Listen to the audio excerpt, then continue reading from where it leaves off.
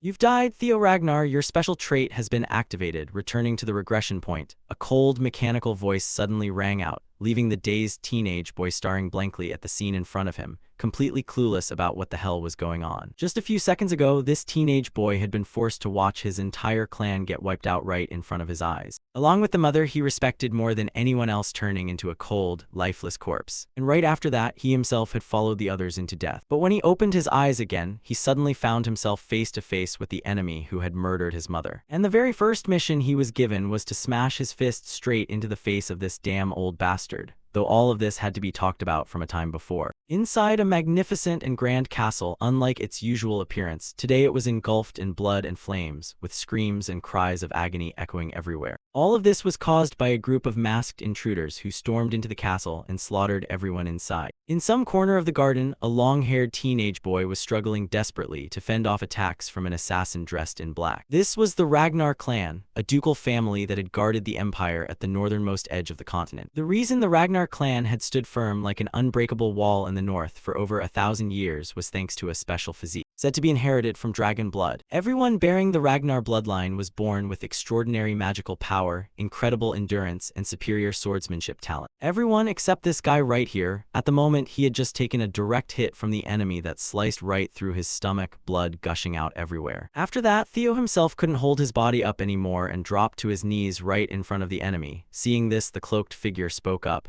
Even at this point, you still haven't learned anything. There are things no matter how hard you try, you'll never be able to do. People call that incompetence. You didn't inherit any talent, even though you carry the Ragnar bloodline. If it were me, I'd be furious too, young Master Theo. As he spoke, he began pulling down his face mask to reveal a very familiar face, making the protagonist's eyes widen in shock. Rendon, why the hell is it you? Theo asked in astonishment. And seemingly showing a bit of pity for the guy about to meet his maker, the old bastard Rendon didn't finish him off right away but calmly explained.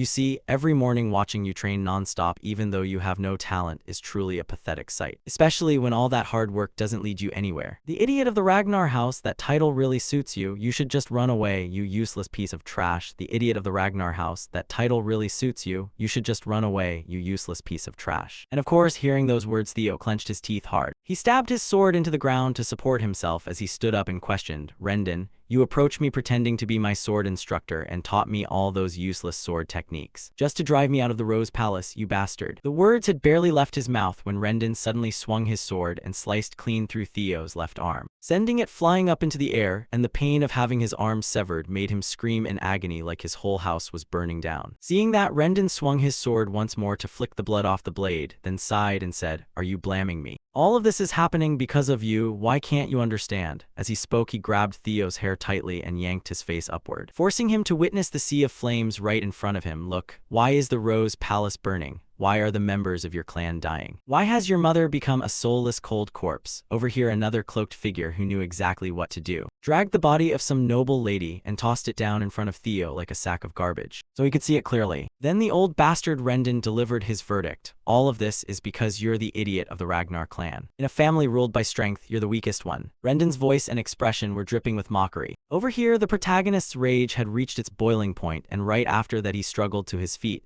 snatched a sword from somewhere and turned to charge at the old man in a blood frenzy. But before he could even carry out that intention, a sword flew in from the distance, piercing straight through Theo's chest, sending his body flying backward. You're talking too much, just finish it already, the cold superior ordered. And beside him, the old dog Rendon immediately put on a servile expression the moment he saw the man appear and said, My lord, you've arrived. What an honor. Paying them no mind, back to Theo, the fatal stab from that sword had started clouding his consciousness. After recalling a few memories, he finally realized this place is finally over. Over? Everything's over, huh? I couldn't protect anyone. I couldn't do anything. Everything's been reduced to ashes. Is this really the end? Talent? If only I had talent too, would things have turned out differently? He thought regretfully in his heart before his consciousness completely sank into darkness. But right after that, a mechanical voice suddenly rang inside his head. Death confirmed. Theo Ragnar, trait activated, returning to the regression point. The voice had just finished. Our protagonist suddenly found himself holding a sword and standing right in front of that bastard Rendon again. Though the scene was a bit different. You look quite tired, young master. All right then, today's lesson ends here, the old man said calmly. Meanwhile, Theo's face was still completely blank, totally lost about what was happening. Seeing that Rendon's tone carried a hint of complaint, where's your mind wandering off to? As for Theo, staring at the sword and the surroundings, he still couldn't piece together what just happened. What the hell, didn't I just die? I must be reliving my life or something. I can't believe the face I'm seeing in this flashback is that hateful bastard Rendon's. Even death is cruel right up to the very last moment, huh? He let out a sigh like he was lamenting his own fate, before suddenly, a blue screen appeared right in front of him that read, "First guidance mission, punch Rendon in the face." This screen popping up out of nowhere made our protagonist even more confused. What is this? Guidance mission to punch Rendon in the face. What the hell is going on? Do people normally get flashbacks like this when they die? I don't think he can see this. The kid thought to himself while glancing at the screen, then turned to observe Rendon's expression. And this weird behavior of his made the old man across from him feel puzzled. "What's wrong with you?" he asked curiously. Without answering, Theo straight up tossed the wooden training sword to the side. "I don't even know what's happening anymore. Maybe this is some gift from the gods giving me a chance to vent my anger before I go. Even if it's a dream, I'm still gonna beat the crap out of him." With that thought, he didn't hesitate anymore and swung his fist, smashing it straight into the face of the person he hated most. But that punch of his was so weak it didn't even make the old man's body flinch. Rendon just stared at Theo with a baffled look, wondering what kind of madness this young master was throwing now. Smashing it straight into the face of the person he hated most, but that punch of his was so weak it didn't even make the old man's body flinch. Rendon just stared at Theo with a baffled look, wondering what kind of madness this young master was throwing now. Before he could even finish the thought, old man Rendon swung his sword and sent him flying like a duck, getting smacked away. "I thought the lesson was already over," the old man frowned and asked. And the pain from that hit helps Theo feel it more clearly. "What the hell is this? I can actually feel pain in a dream," he asked himself. As for Rendon, just looking at Theo's dumbfounded face made him sigh. I understand your disappointment with the awakening ceremony coming up soon, and you still haven't improved despite trying so hard. But I can't forgive a student who dares to rebel against his own teacher, and since you're from the Ragnar clan, you should use a sword, not your fists. I'll see you at the next lesson." With that, he turned and walked off, leaving Theo behind with a head full of questions. "Wait, what the hell is this awakening ceremony?" Theo muttered to himself. Meanwhile, the trainee kids around them, seeing his pathetic state, didn't even bother hiding their snickers. That idiot. Why does he keep disappointing his teacher like that? Is this guy really from the Ragnar clan? He's way too pathetic even compared to some illegitimate child. That's all he can manage even after putting in so much effort. What a disappointment. Mocking voices started ringing out one after another. However, our protagonist didn't pay any attention to those words, because right now he still couldn't tell whether this was a dream or reality. "I don't believe it. The pain I'm feeling right now is so clear, this real sensation. This isn't a flashback, it's real. The awakening ceremony is 2 years from now. That means I've gone back to the past. How is something like this even possible?" Theo thought in shock. But before he could find an answer for himself, the notification screen popped up again, grabbing his attention. "Congratulations, you have completed the first guidance mission. Reward activated, Ragnar's talent. Would you like to accept the reward now, yes or no?" Over here, even though he still had no clue what was going on, looking at the notification, it seemed to be something good. So Theo instinctively reached out and pressed accept. "You have received the reward. All of your stats will increase rapidly, beginning the next mission." At that moment, a burst of light suddenly erupted from Theo's chest, leaving him completely stunned. "What the hell is happening?" Theo screamed inside his head. Time flew by quickly, cutting to a luxurious room inside the Rose Palace, where old man Rendon was also present, talking to someone about Theo's condition. "To be honest, I've never seen anyone as useless as him. But that's exactly why I'm here. This true teacher Rendon will teach the boy everything he possibly can. I'll make him strong enough to participate in the awakening ceremony 5 months from now.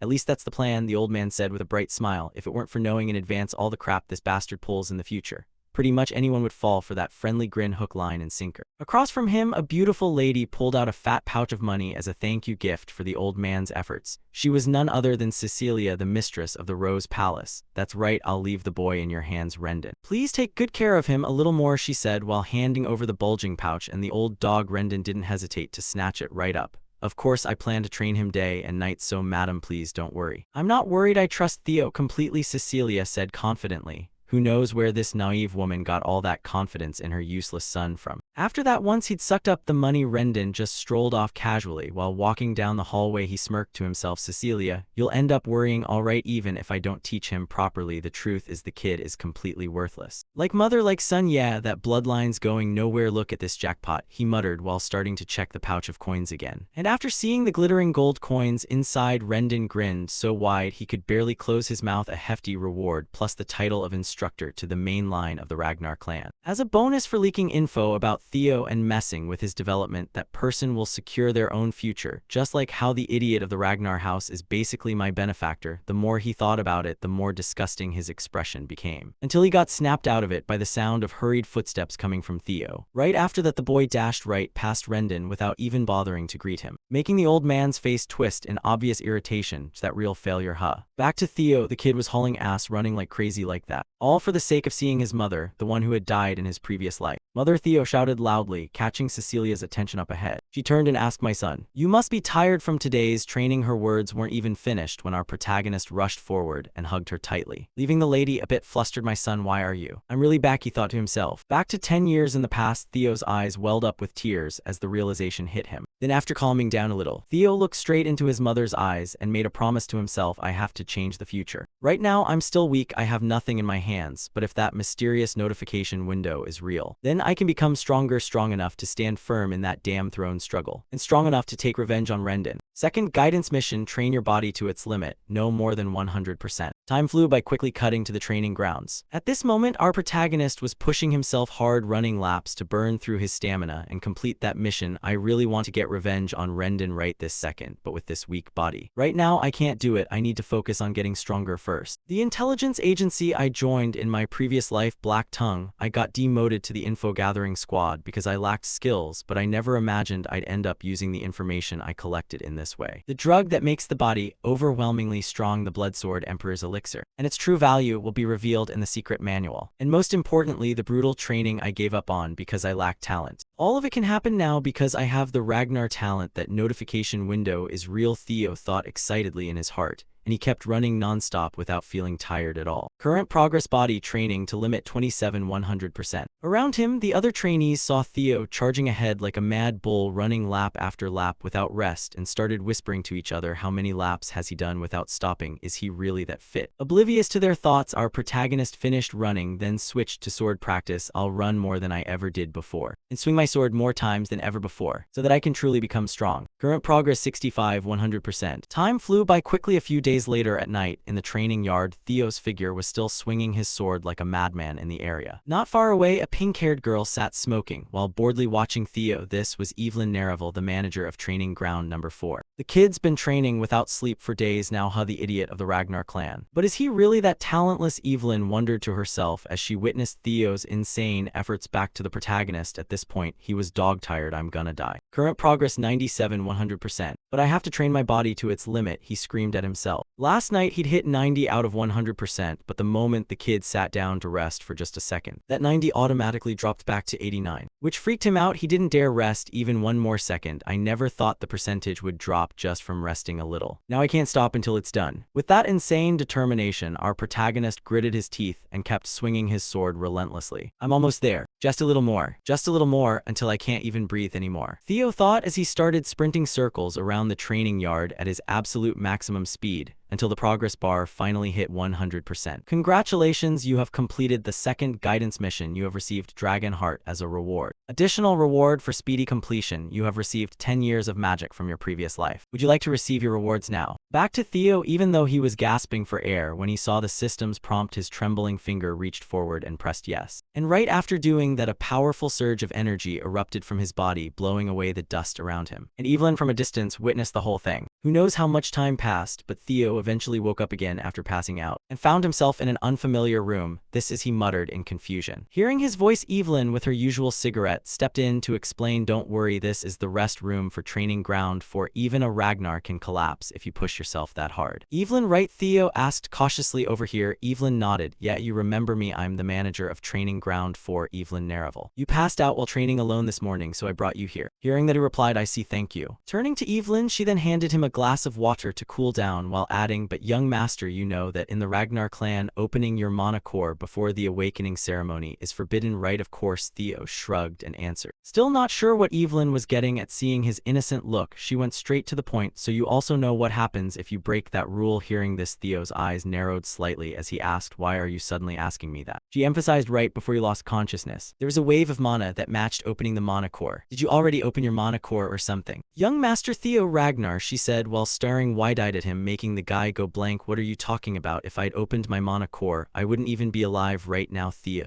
wondered to himself, before he recalled the mechanical system voice that rang out right before he blacked out. You have received the reward. Additional reward for speedy completion. You have received 10 years of magic from your previous life. Thinking about it, Theo started piecing things together. It's the dragon heart. Speaking of the dragon heart, it's a mana reservoir that can be placed inside a dragon's heart. Placing the mana reservoir in the heart makes it work way more efficiently, but humans who aren't dragons have to put it in their lower abdomen, because the human heart can't handle the mana reservoir. That's why every warrior in the Ragnar clan dreams of getting a dragon heart. It's the easy path to overwhelming strength. However, humans have never been able to break through their own limits. But now the dragon heart belongs to me. What an insane mission, reward, Theo thought joyfully, before he felt the cold stare and icy atmosphere coming from the girl in front of him, snapping him back to reality. But thanks to that, I'm now stuck in a really awkward situation. The great swordmaster Evelyn Nerevel, she retired after losing her left arm and became the manager of Training Ground 4. But she used to be the commander of the White Armored Dragon Knights. Her skills were so outstanding that even the demon dragons of the White Armored Dragon Knights admired her, and more than that, she's famous for being extremely principled. She doesn't care about status or power, and she can't stand lies or cowardice at all. There was a time when I was too stubborn, and she gave up being my direct master. In other words, if she finds out about the dragon heart mana reservoir in me, I could get executed on the spot. However, what if she doesn't find out? I can turn this around. Thinking that with 10 years of street smart experience from the outside world, Theo started figuring out how to handle the situation. At that moment, he spoke up, "Can you handle it?" Responding to Evelyn's questioning attitude, Theo's face turned serious as he said, "Are you threatening me just because of your momentary emotion? Are you willing to take responsibility? I am also a descendant of the Ragnar clan. If it's discovered that your suspicion is baseless, this could be seen as insulting the Ragnar clan." Across from him, Evelyn nodded in acknowledgement. "Yeah, that's the rule." "So do you know what the punishment is for insulting a Ragnar descendant?" Theo asked while staring her down. "Execution," Evelyn answered. Hearing that Theo kept pushing his advantage, "Good, you know it, then why don't you just check it yourself?" he said with an extremely challenging and confident attitude.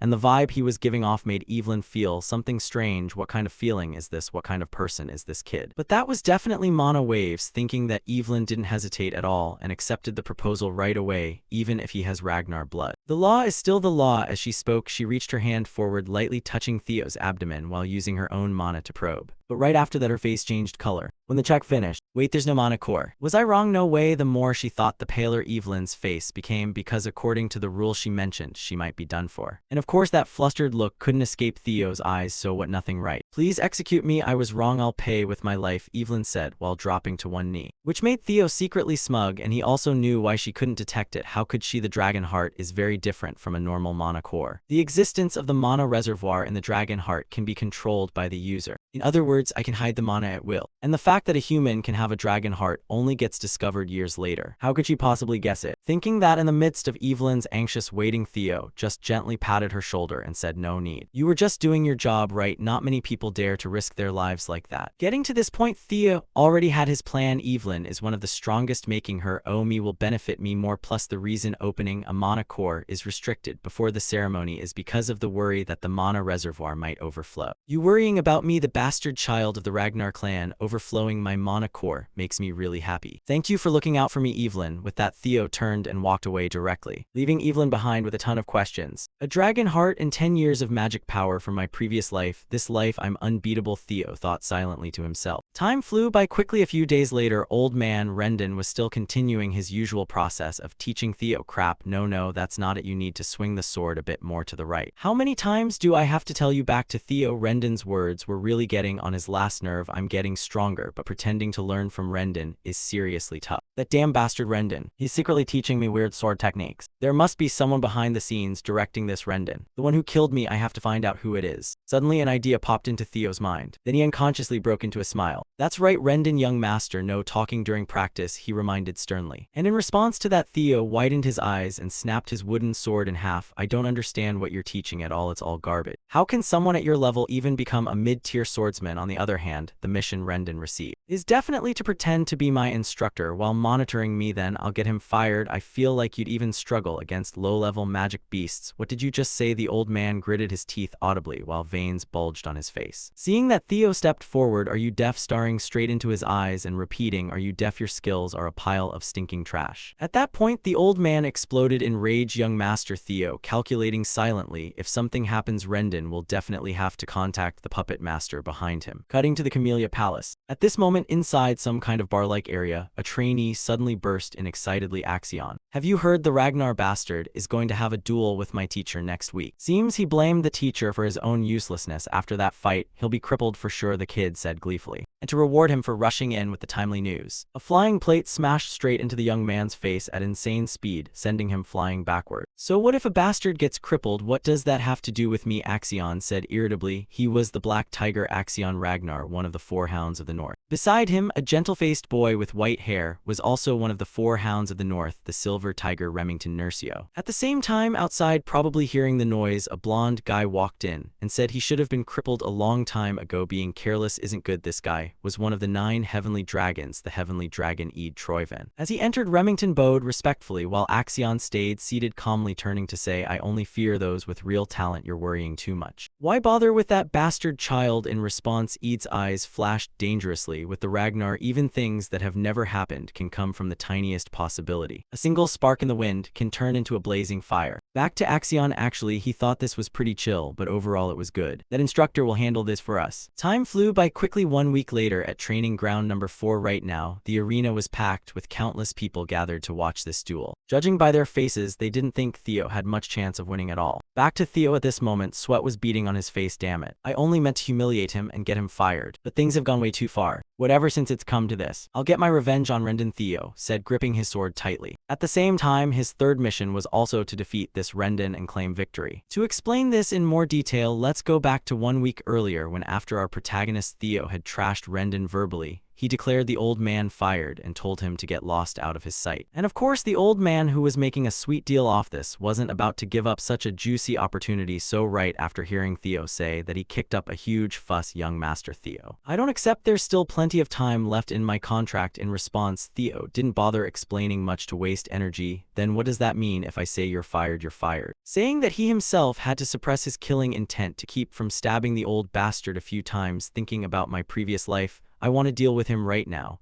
but I'm not confident enough in my abilities yet. First, I'll separate from him and dig up more info about him." Back to Rendon. Seeing Theo speak so decisively with zero room for negotiation, the old man's face wrinkled like an ancient tree. "No way. If I get fired like this, my mission fails. I have to convince him by any means." Thinking that for the sake of his rice bowl, Rendon swallowed his arrogant attitude and turned to beg, "Young Master, please wait. This violates the rules. If I report this to the court." Ignoring the dog barking behind him, Theo just kept walking forward until he received the third mission notification. Guidance mission 3rd, defeat Rendon and win. The sudden notification made Theo's marching steps pause for a beat. At the same time, Evelyn, who had been watching from the side, overheard everything and ran over, suggesting, "Then let's settle this the Ragnar clan way." "The Ragnar way?" Theo asked, puzzled. And she stated it plainly. "The strong decide by a sword duel. No need for court. We just follow the winner's opinion." "Heavens helping me," Rendon screamed internally and quickly agreed. "Great idea." Ignoring his words, Evelyn continued, "The duel will take place 1 week from now. Is that okay?" She smiled, while Theo's face turned pale as death. "Obviously not okay. I still can't beat Rendon in my current state," he thought, while glancing at Rendon's smug look like he'd already won, although that was pretty much true. Back to the present. Up in the stands, the trainees started gossiping about the Ragnar clan's trash. "From what I've heard, he can't even swing a sword properly," the gray-haired guy said.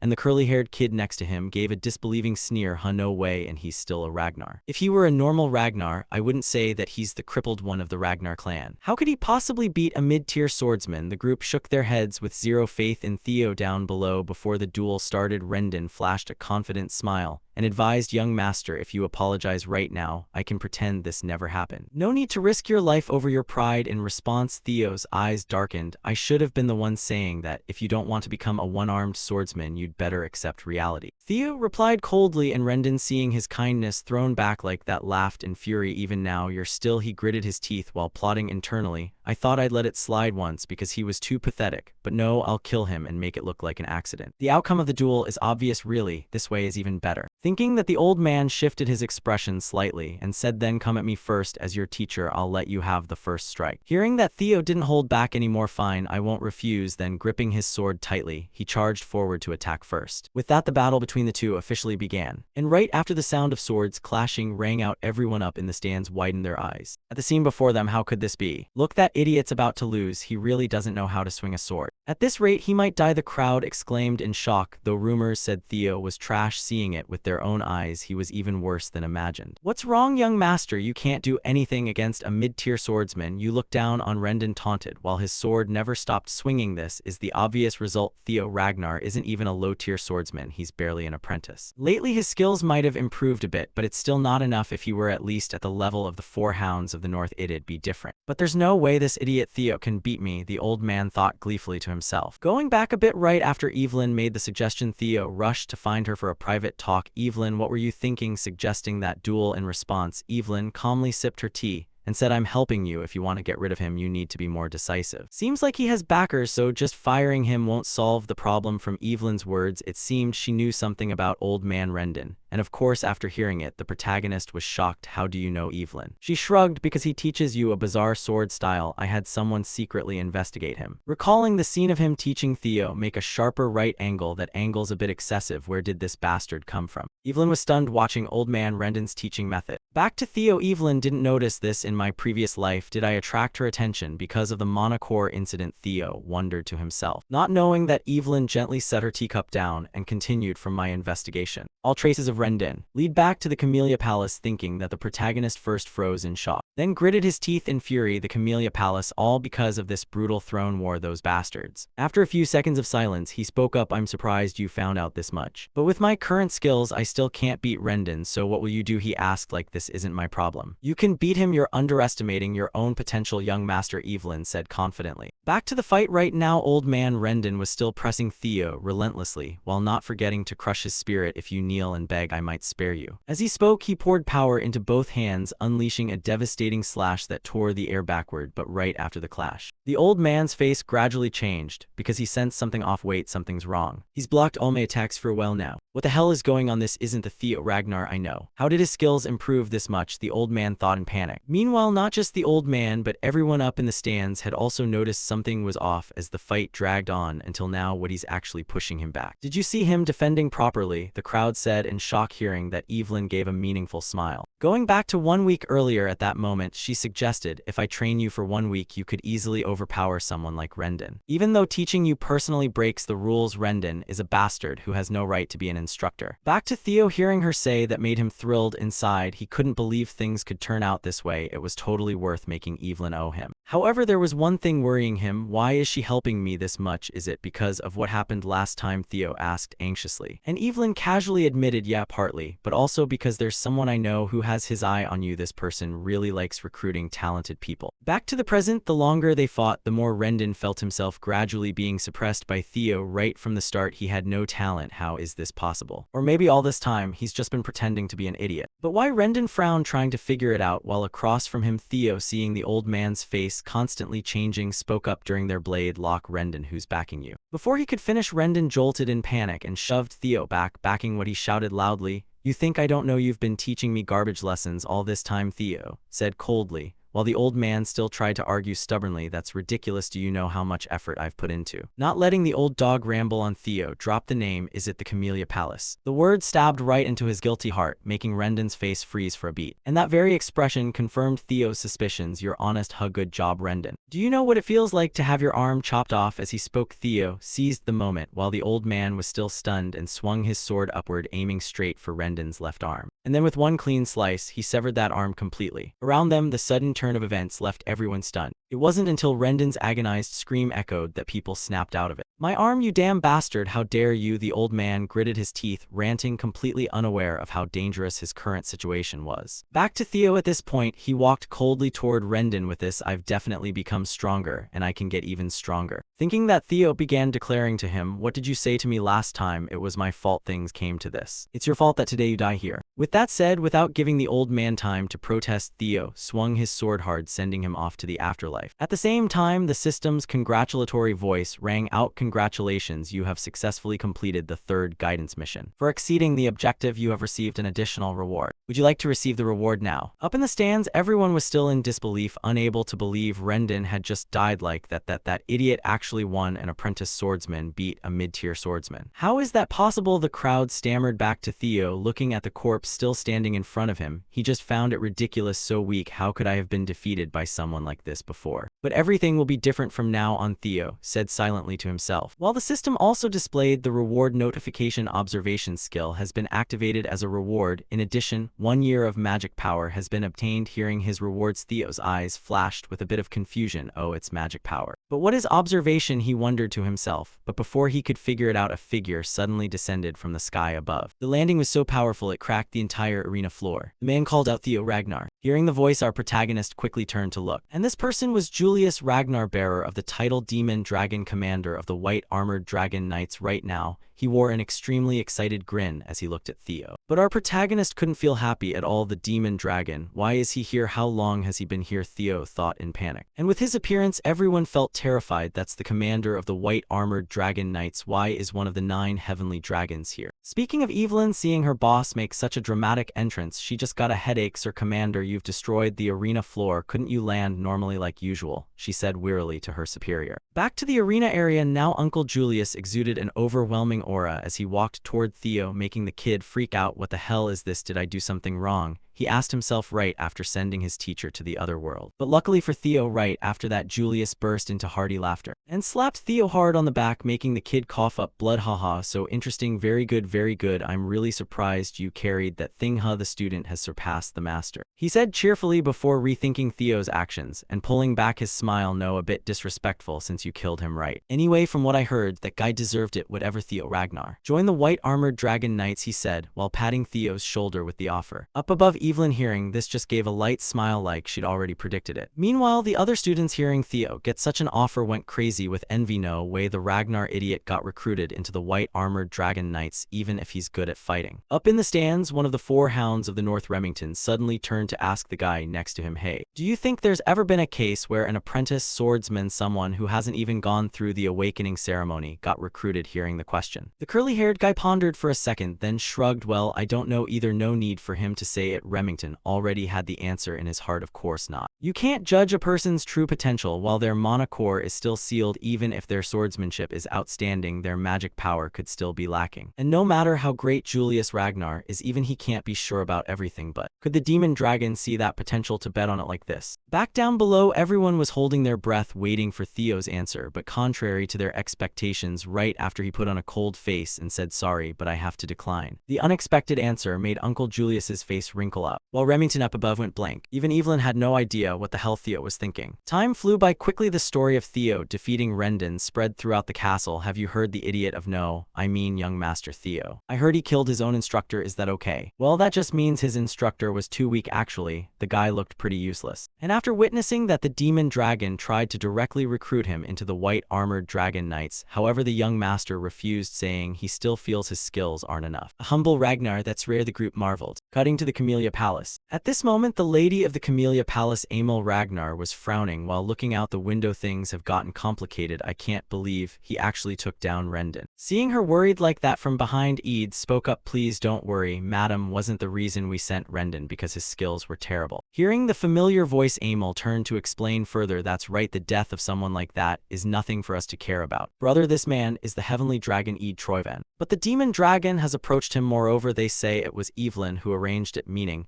we can't even intervene anymore by assigning him a new master. If he starts standing out, controlling the Rose Palace will get harder every day." She gritted her teeth, saying. Meanwhile, Axion, who had just walked in, hearing his mother say that, shook his head in exasperation, standing out. "Why are you worrying so much, mother? The clan head would never care about this. Our plan can proceed normally." Across from him, Emil spoke up, "I know the best way to control the Rose Palace without offending the clan head is to keep the weak Theo, right? That's what you're saying. That guy's still weak. Someone like that can't change much." Evelyn Evelyn and the demon dragon always care about the underdogs, Axion waved dismissively. But Ede's eyes in front gradually turned cold as he reminded Axion. You should have said don't make hasty decisions. Hearing that, Axion suddenly went quiet for a bit. Fine, since mother and uncle are so worried, I'll play with him a little and make him understand his place. As he spoke, the guy pulled out a letter he'd prepared in advance. Back to Theo's position at this point, he just finished training with Evelyn. Good job today, young master, she said while sheathing her sword. Thanks, Evelyn, it's really different learning from a proper teacher like you, Theo smiled, saying. Meanwhile, Evelyn recalled Julius's earlier offer and advised Theo it'd be better if you joined the White Armored Dragon Knights. Why did you refuse that offer? Hearing the question, Theo felt a bit regretful inside. The White Armored Dragon Knights? It'd be a lie to say I have zero regrets. That was my dream in the previous life. However, joining right now wouldn't be good, because there's no reason to limit myself too early. When I think about the privileges given to the top performer at the awakening ceremony, joining the White Armored Dragon Knights can't compare. Thinking that, Theo felt a bit better and smiled, saying, I don't want any special privileges. I still think I'm not good enough. I'm content with you training me until the awakening ceremony. Alright, though the commander will be disappointed. Evelyn gave a faint smile. Over here in his free time, our protagonist also used the observation skill to check the swordswoman's stats. Evelyn Naravel, 24 years old, female, title former vice commander of the White Armored Dragon Knights,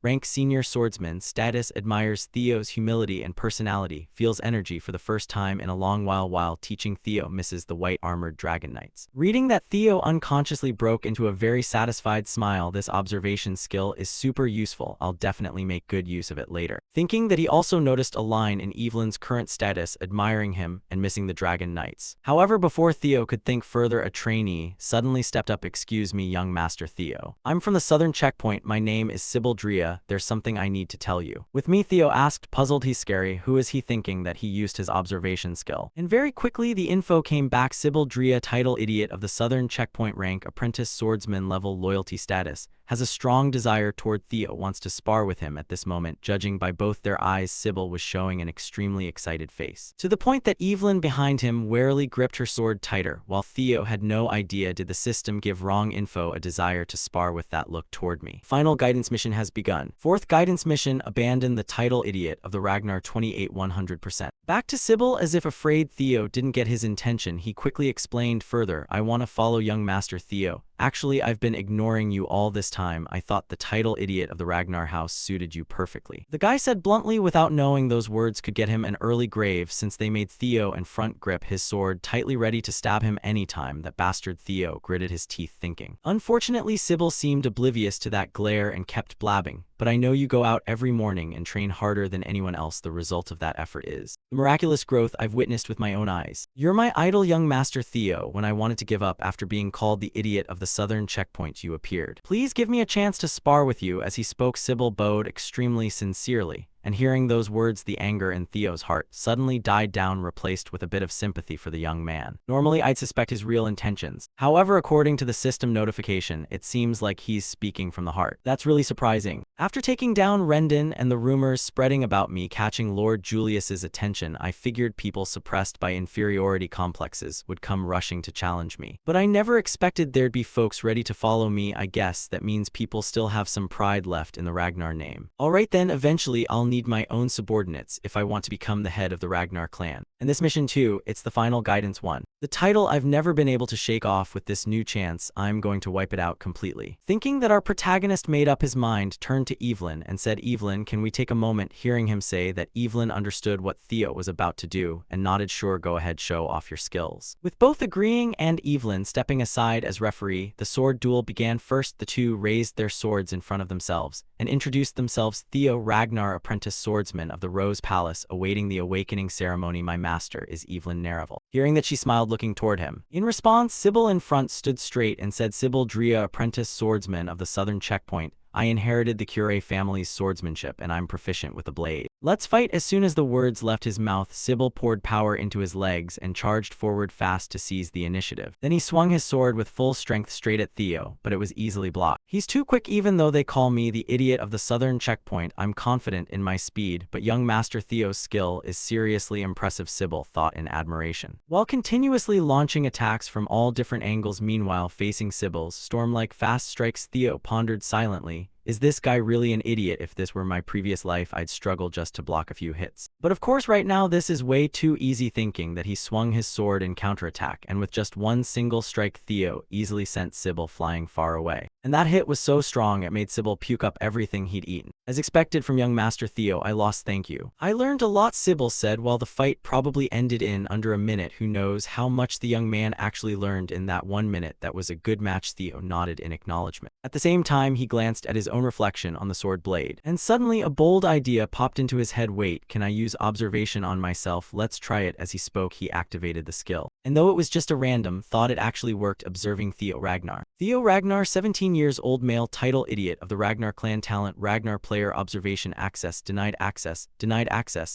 status, eagerly awaiting the awakening ceremony. Level 1 stats, strength 13, agility 14, vitality 12, magic power 190, intelligence 11, luck. Access denied. You have become aware of your stats will now be recorded numerically. Back to Theo. After scanning through the info panel, he couldn't hide the joy on his face. The abilities I have are classified under talent, which means if I keep completing these missions, I can get 4 more. I can even check my own stat values myself. Looks like my high magic power stat is thanks to the magic from my previous life and the dragon heart, but why the hell is luck a negative number like this? Am I cursed or something? Is this why I was so unlucky in my previous life? I need to find a way to raise my luck right away, Theo told himself, because with luck this negative I could run into misfortune at any moment. With that, he zoned out thinking until he realized countless eyes were staring at him, snapping back to reality. He turned to look at the group of people who had come with Sybil. From behind, Evelyn, seeing the scene, already guessed what these people wanted. Even if Rendon was weak, he was still a mid-tier swordsman. Young Master Theo defeated Rendon, and he even got approval from the commanders. In a clan that worships strength, there are 2 reactions from the Ragnar family: either they get jealous of him, or he becomes someone they admire. And the people gathered here seemed to belong to the latter group right now, just as Evelyn predicted. Right after that, the group broke into grins like they'd hit the jackpot. The rumors are true. If I were in Sybil's position, could I have blocked his sword? I feel the same. I want to spar with him too, the group thought, simultaneously staring at Theo with expectant eyes. Over here, Theo saw their hopeful looks and let out a sigh. Then he turned his gaze to a young guy in the group, Ian Lan. Hearing the call, Ian stepped forward, surprised. You know me? Step up and fight me, Theo replied. It's an honor. I'm Ian Nullan, 3rd son of Viscount Nullan.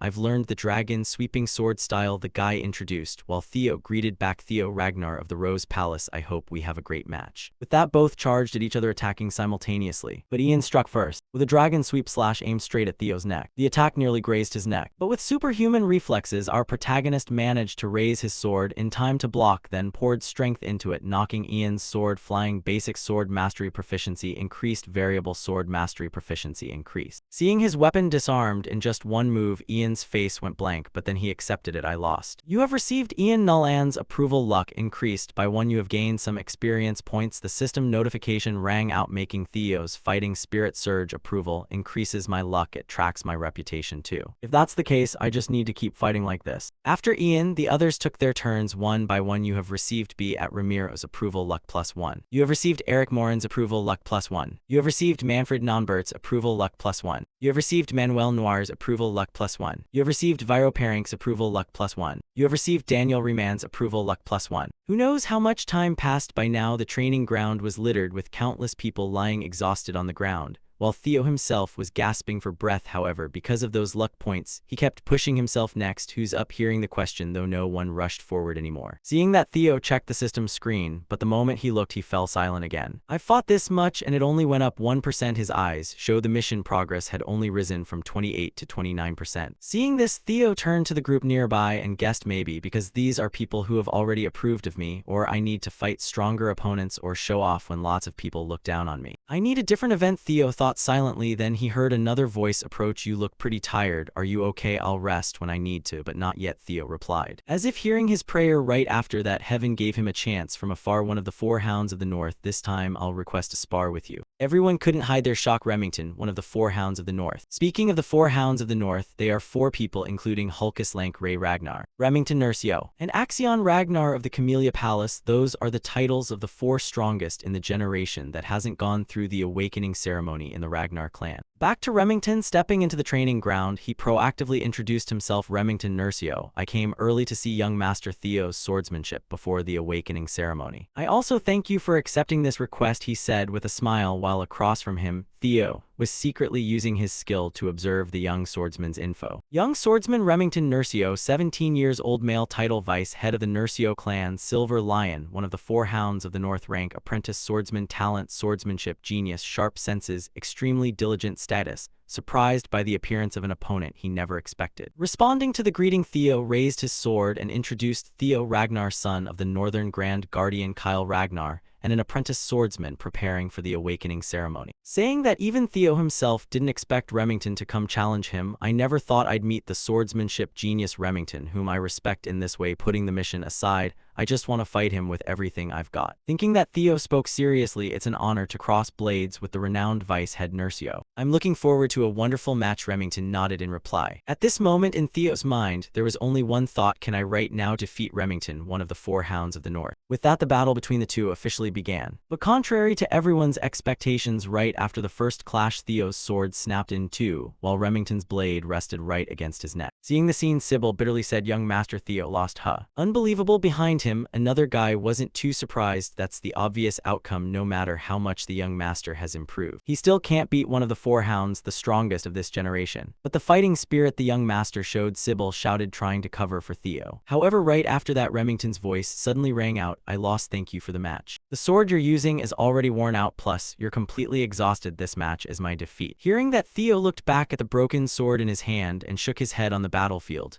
no one makes considerations like that. I lost the moment I lost my sword. With that said, both shook hands cheerfully. "I hope we can have a proper match another time." Remington smiled, saying, "I feel the same," Theo replied. And hearing those words from both of them, the people around admired Theo even more. He got acknowledged by one of the 4 hounds. See, young Master Theo is different. At the same time, thanks to Remington's approval, Theo's mission progress jumped to 35%. Beside him, Evelyn, seeing the result, gave a light smile. Meanwhile, Theo didn't feel disappointed with himself. That guy is really strong. By gaining talent and secrets through these missions, I've become much stronger, way stronger than my previous life. But the moment our swords clashed, I could feel it. I'm still far behind. Too bad the match ended so quickly, but I still learned a lot. Not only did my luck increase by 10, my reputation improved a ton too. Too bad the mission progress didn't rise much, but I can find other ways. What stage will get me the approvals, Theo thought silently to himself. Back to Remington. At this point, he pulled out an invitation card and offered young Master Theo, "Actually, I didn't come here today just to spar with you. I want to invite you to join the Serpent Dragon Society." Over here, Sybil, hearing the name Serpent Dragon Society, gaped in shock. Serpent Dragon Society, that elite social group only the chosen ones can join. And Lord Remington personally came to invite him. Invited to the Serpent Dragon Society, Theo thought in surprise for a moment, then asked aloud, "Can someone like me really join your group? Is so famous?" Theo said worriedly. But Remington quickly waved his hand to explain, "Nonsense, you're more than qualified. Moreover, it's not some super serious group. It's simply a social club for people our age preparing for the upcoming awakening ceremony." "Huh, then why wasn't I invited?" Sybil asked, confused from behind, while the others had already started wiping their tears. Back to Theo with knowledge from his previous life. He knew the Serpent Dragon Society quite well. "I don't know Remington's motive for inviting me, but the Serpent Dragon Society revolves around Axion. It's full of people who look down on me. It's the perfect environment to complete this mission. And it'll let me spy on Remington and the Camellia Palace too. I don't see any reason to refuse this offer." Thinking that with such a sweet deal, Theo reached out, took the invitation card, and nodded, "Thank you. In that case, I'll join." "Oh, he's actually joining the Serpent Dragon Society," someone in the crowd shouted excitedly. While Remington shook hands with a bright smile. "Wise decision. If you have any questions, feel free to ask." The next meeting is in 2 weeks. Behind them, Evelyn seemed to have guessed something and puffed out a cloud of smoke from her cigarette. Time flew by quickly. A bit later at the Rose Palace, in Theo's private room, he hadn't even sat down to rest when his mother Cecilia burst through the door. "My beloved son," she said joyfully. "Oh, mother, I was about to tell you." "Wait, hold on, mother, what's all this?" Theo asked, puzzled, looking at the whole entourage of servants carrying various items standing beside him. And at this point, Cecilia revealed why she'd rushed here. "I heard you were invited to the Serpent Dragon Society. The Serpent Dragon Society that includes Remington, son of that cunning Amel, and talents like him. They even catch the council's attention. Everything from how you dress to how you behave will be scrutinized closely. Mother knows you won't slip up on etiquette, but clothing and demeanor are completely different matters. Luckily, this is something mother can help you with. Don't forget your mother used to be an actress. I'm so happy to help my beloved son," she said, while personally taking out a measuring tape to take Theo's measurements. Back to Theo hearing his mother's words. He thought a bit. The bastard son of a concubine, a commoner mother. Mother always always feels guilty for giving me such a bad title even though it's not your fault. In the cold Ragnar clan, I wonder how hard it must have been for mother to have such a weak son. My beloved son, she said, hugging her child tightly. Your mother believes in you, you can do it, she said with an emotional voice. And Theo gently hugged Cecilia back, comforting her mother. You don't have to worry anymore. Your son is joining the Serpent Dragon Society now, Cecilia said, moved, and with those words Theo silently promised himself he'd crush that pack of dogs barking at him in the Serpent Dragon Society. Time flew by quickly. 2 weeks later, today was the day of the Serpent Dragon Society's party. At this moment, Remington in elegant attire was standing by a carriage like he was waiting for someone. And the person he was waiting for was our protagonist Theo, who was walking out in luxurious clothes with the cheers of the servants behind him. Farewell, young master. You can do it, young master. Endless words rang out, making the guy blush a little in embarrassment. Over here, looking at Theo's new appearance, Remington was stunned for a few seconds. Is that really you, young master? Theo, you look like a completely different person. Haha, even you're teasing me, Remington, Theo replied. Haha, I'm serious, come on in, the young swordsman said, gesturing toward the carriage. Back to Theo. In the past 2 weeks, he'd shown clear physical improvement, which is why his appearance had changed so much. He was right, not only am I taller, my muscles have developed more. This is the result of 2 weeks of hard training. During that time, Remington visited every day now. The two were quite close. Not to mention all the followers I gained there being trained by Evelyn too. I only wanted to teach the young master for a short time. How did I end up dealing with this kind of hassle? She complained, making Theo not know what to say. It really has been an exhausting 2 weeks, he sighed, saying. Then the guy brought up, I heard this is your first official party. Yeah, that's right, Theo nodded, admitting. Seeing that, Remington advised, don't be so tense, I know you'll do fine. The only thing is my friend Axion, he can be a bit mischievous, but actually Axion was the one who gave me the invitation saying he wanted to meet you, so I hope you won't judge him too harshly. He even prepared this whole party just for you. Remington explained, and to someone as experienced as Theo, he knew full well something fishy was waiting for him. But this was exactly what Theo wanted. It wasn't Remington who invited me, it was Axion. Huh. Look at that, everything's going way too smoothly. I'll probably get humiliated badly, then I'm really looking forward to it, Theo replied. Meanwhile, Axion was eagerly waiting for Theo, the idiot of the Ragnar house. I'm so excited to have a new toy, he said with an thrilled grin. Time flew by quickly. Soon enough, the carriage carrying Theo and Remington arrived at the party venue. We've arrived, young master, Theo, Remington reminded him. And the venue was the Camellia Palace. Looking at the place, Theo felt zero goodwill toward it. The Camellia Palace, the ones who instigated Rendon to interfere with my growth, the ones who devoured me, my mother, and the entire Rose Palace. He frowned, thinking, while Remington, unaware of these thoughts, smiled. Let's head inside. Ah yeah, sure, Theo replied, quickly hiding his hateful expression. Over here, as they walked in, Remington said, I heard Axion will personally greet you. He's probably waiting at the entrance, blah blah. Not paying much attention to his friend's words, Theo was focused on wondering what move Axion would pull to trip him up. The reason Axion invited me is easy to understand. Since the idiot of the Ragnar house is rising, he probably wants to crush me. But I didn't come here without a plan. I'll show him who's really stepping on whom. Theo smiled inwardly. At the same time, suddenly he was drawn to a green light flashing from a nearby window. That's the green light of a mission. Is there a mission inside the palace? Theo wondered. However, before he could think further, something came flying toward him from above, accompanied by Remington's panicked shout, young master, Theo. The words barely finished when the sack dropped right down and exploded, showering who knows how much flour. Seemed like this was Axion's first greeting amid the dust cloud. Theo calmly walked out and said, I'm fine, it's just flour. Hearing Theo say that, Axion relaxed a bit, then started yelling angrily from above, what the hell are you doing? Back to Theo, he wasn't too angry because tricks like this were already within his expectations. If this were my previous life, I wouldn't have dodged and would have taken the hit. I thought Remington was in on it too, but apparently not from his look. Remington's current status is confused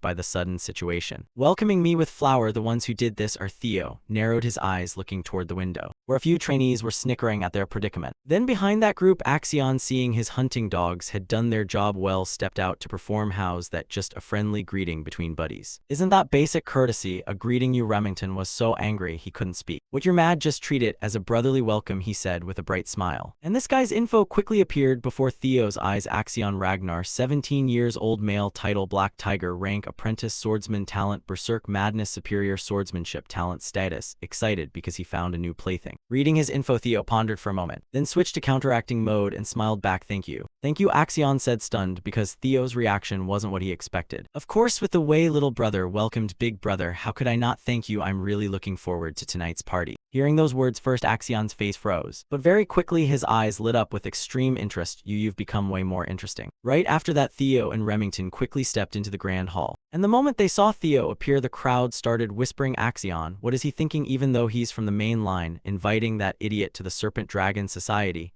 He looks decent, someone said, shocked. Looks like this guy knows about the prank. Didn't you see he's treating him like a toy? Another offered. And of course those words reached Remington's ears, so he turned to apologize to Theo. Young Master Theo, I'm sorry again. They're not usually like this. It's fine. Honestly, I'm even grateful for it. Theo waved his hand dismissively, making the young scholar guy look a bit confused. However, Theo had no intention of explaining much. Just keep talking. You guys need to badmouth me at least this much so I can crush you all later. By the way, that green light I saw from outside seems to be coming from this direction. I'm sure it's a mission, but I don't have any natural way to approach it, Theo thought while casually sipping the wine in his hand. Speaking of Axion, since the earlier prank on Theo didn't work the moment he stepped inside, this little dog rushed over to bite a few more times. So how do you like the party? Seeing him appear, Theo's heart involuntarily pounded a little from the tension. It's Axion, calm down, just stick to the plan. Thinking that, he took a deep breath to steady himself and smiled back. Of course, thanks for inviting me. Sorry about what happened earlier. You went a bit overboard. Will big brother accept little brother's apology? He said while slinging an arm around Theo like they were super close. However, his face looked more like a threat than anything. From behind, Remington immediately sensed the weird atmosphere between the two and spoke up. Axion, however, before he could say more, Theo cut in. Why apologize? I remember you said it was just a greeting, Theo said, turning to look at Axion with cold eyes. And that response once again caught him off guard. What? The guy blurted out instinctively before slapping Theo's shoulder and bursting into laughter. Oh man, look at our Theo. He's so interesting. I never knew you were like this. You've changed so much compared to before. I like you now. Around them, the remaining trainees snickered without hiding it. Look at him. He just stands there grinning like an idiot, a bastard with no background, can't stand against the noble blood of Troyven. Haha. Exactly, even among Ragnar, there are different classes, no comparison between Troyven, the noble Eastern swordsmanship clan, and some random commoner woman. But why is Remington hanging around that idiot? Actually, if you look closely, Remington's a bastard too. Hey, watch what you say, someone quickly warned, since Remington was still right there. Oh right, that's a forbidden topic, they startled, saying. However, those words couldn't possibly escape Remington's ears. Hearing them, he just lowered his head and stayed silent. Meanwhile, Theo knew those words were aimed at him, but now Remington had been dragged into it too. He couldn't hold back anymore. I was planning to observe a bit more, but this won't do. Thinking that, Theo shrugged off Axion's arm and said, Axion, I should greet my friends properly too, right? Then under everyone's puzzled gazes, Theo calmly picked up a bottle of wine and walked toward a blonde guy. What, did I say something wrong? He sneered. And the reward for that answer came right after Theo smashed the bottle straight over his head, shattering it into pieces. While the blonde guy rolled on the ground screaming, clutching his head. You bastard, how dare you, he threatened. But before he could finish, Theo kicked him hard in the jaw, sending the guy's whole body flying backward. Bastard, I just gave you a little greeting, saying. That was a bit much, don't you think? Around them, the sudden brawl immediately drew everyone's attention. What just happened? What's going on? Is Theo really that stupid? Back to Remington, the protagonist's unexpected action made him worry for Theo. Young Master Theo isn't the type to do this. Wait, is it because of me? Remington thought in shock. Back to Theo, his punishment of the blonde guy wasn't over yet. I've greeted him properly now. Should I say goodbye properly too? As he spoke, he grabbed the guy's wrist while planting his right foot on his forearm. This was an extremely dangerous position, because if Theo applied just a little force, the arm would be done for. Wait, the blonde guy yelled, but it was too late. Because right then, a sickening crack rang out in the stunned eyes of everyone present. And that action pushed Theo's mission completion progress up to 59%. Done. Theo brushed his hair back confidently. Anyone else want to say hello? At the same time, out of nowhere, 4 knights rushed in, surrounding Theo from all sides and immediately pointed their swords straight at him. The crime of harming a young master must be paid with death. They threatened Theo as if it were only natural, unaware that their action was putting them in danger, exactly as planned. This is exactly why I came to the Serpent Dragon Society, a place full of enemies, Theo thought silently, and asked aloud, who is this guy? The third young master of the Hanavi clan, young master Ian Hanabi. Oh, one of the 6 clans supporting the Ragnar family, the Hanavi clan. But so what? In his heart he thought, these guys won't just stand by when the idiot they've always looked down on suddenly acts up. The dogs of one of Ragnar's vassal clans dare threaten me. Can you take responsibility for those words, you insolent bunch? Theo glared, saying. With that, a massive pressure erupted from Theo's entire body, making the knights' faces turn deathly pale. Only now did they finally realize how stupid their action question was, what is this pressure? Is that idiot really a Ragnar? Thinking back, this guy does have the right to inherit the throne. He's direct bloodline of the Ragnar clan. Moreover, Ragnar is the Lord of the North and rules over the 6 snow clans. Declaring death to that bloodline is a crime that could lead to the annihilation of an entire clan. This is bad. We thought he was just an uneducated fool, but now it's too late. We'll have to apologize first, they thought silently. However, before they could beg for mercy, Theo said coldly, kill them. The words barely left his mouth when from above several sword shadows shot down at blinding speed, and before the 4 knights could even comprehend what was happening, their heads were already taken care of, so the guys didn't even get to gasp before meeting the Grim Reaper, and the one who acted was none other than Evelyn. Around them, the crowd, seeing her appear and instantly deal with the insolent knights, gaped in shock, while Theo's mission progress jumped to 70%. Back to her done, she turned to ask Theo, when did you notice I was following you? Oh, that's obvious, he shrugged, replying while thinking. I don't know why, but with her following me, I can turn the tables without worrying about anything. To explain this, let's go back a bit earlier when Uncle Julius met Evelyn privately popping open a bottle of wine. He said, I thought you said you wouldn't take disciples anymore, so is your new swordsmanship disciple satisfactory? Across from him, Evelyn, seeing the uncle barge into her house uninvited, complained, don't you have anywhere else to go? Before you retired, you were always out. Haha, my recent joy in life is making things hard for you, so what's your answer? The uncle said cheerfully, while Evelyn's eyes stayed glued to the bottle, reminding him, hey, that one's expensive. Ignoring her complaints, Julia straight up chugged half the bottle, so what's your answer? Seeing the big guy down half the damn thing in one go, Evelyn just sighed and answered, since it seems like if I don't give you an answer, you'll camp out here. Fine, whatever, he's far exceeded my expectations. When it comes to attitude and talent, he's the best among everyone I've ever taught. Hearing that, Julius's eyes flashed with surprise, and he asked, huh, Axion went through your hands too, but this guy's the best. That's right, in terms of potential, I mean his potential has surpassed even young Master Axion's. This isn't empty talk, Evelyn said with dead serious tone, and as longtime friends, Julius knew Evelyn wasn't joking, because with her 2 eyes she sees everything clearer than me. Then why has he been hiding his strength all this time? A person can't change so suddenly, Julius said, letting out a loud burp.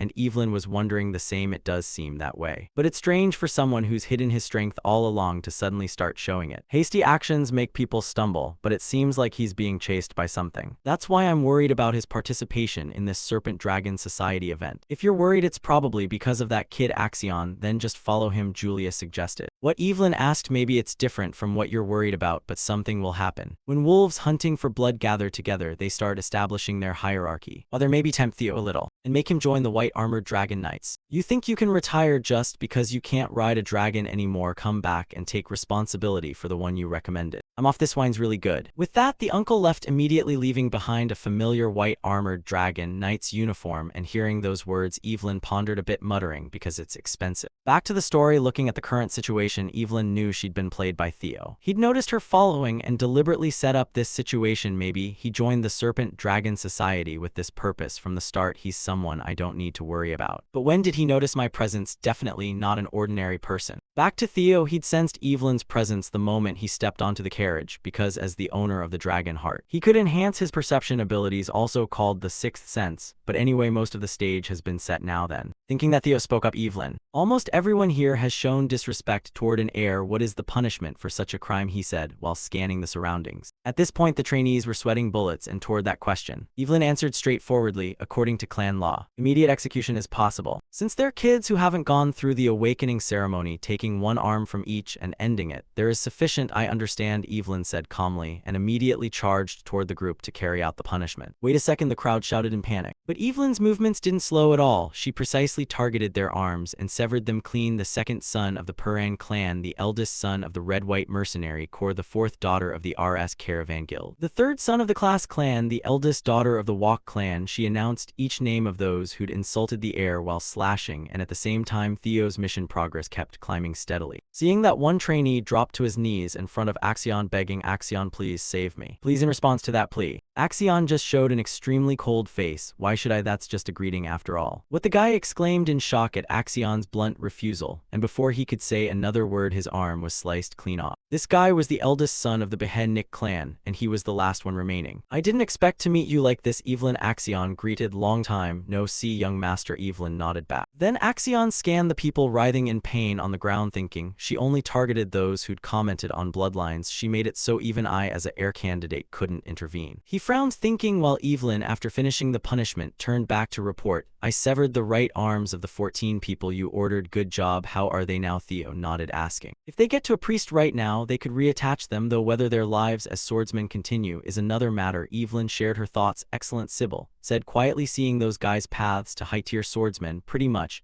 ended at the same time. Remington, seeing everything wrapped up, rushed over, asking young Master Theo, "Are you alright?" From behind, Axion, witnessing the scene, laughed out of sheer rage. "Haha, Theo, Ragnar, the idiot of the Rose Palace, has really changed. I want to trample you," he thought silently. Meanwhile, after teaching the trash here a lesson, Theo left that suffocating area. "Let's go, Evelyn." Remington. Then as he passed Axion, Theo lightly brushed against him and smiled, saying, "Fun party, Axion." And with that lesson taught to the group, Theo completed the 4th guidance mission, abandoned the title Idiot of the Ragnar 100%. "See you later." His voice carried full mockery. "Congratulations, you have completed the 4th guidance mission along with Evelyn. All guidance missions are now complete. No one will call you the Idiot of the Ragnar anymore. The mission is done, but my real revenge is just beginning." Receive the reward, Theo thought silently, and the reward for this mission was experience growth potion. Effect increases level by 5, requirement under level 30. Time flew by quickly, cutting to the Camellia Palace. At this moment, Amel and Ede were hearing reports from their subordinates about what happened at the Serpent Dragon Society. And of course, that woman Amel could hardly believe her ears. "Say that again." "Axion got taken down by that idiot Theo," she said, dazed. Meanwhile, Theo, along with his followers, was celebrating somewhere else. Haha, to celebrate young Master Theo's explosive debut at the Serpent Dragon Society. "Cheer!" Sybil shouted loudly. Looking at the group's excited state, Theo gave a light smile, something he'd never felt in his previous life. Back to the Camellia Palace, after hearing what went down at the Serpent Dragon Society, Amel immediately summoned her useless son Axion and slapped him hard across the face.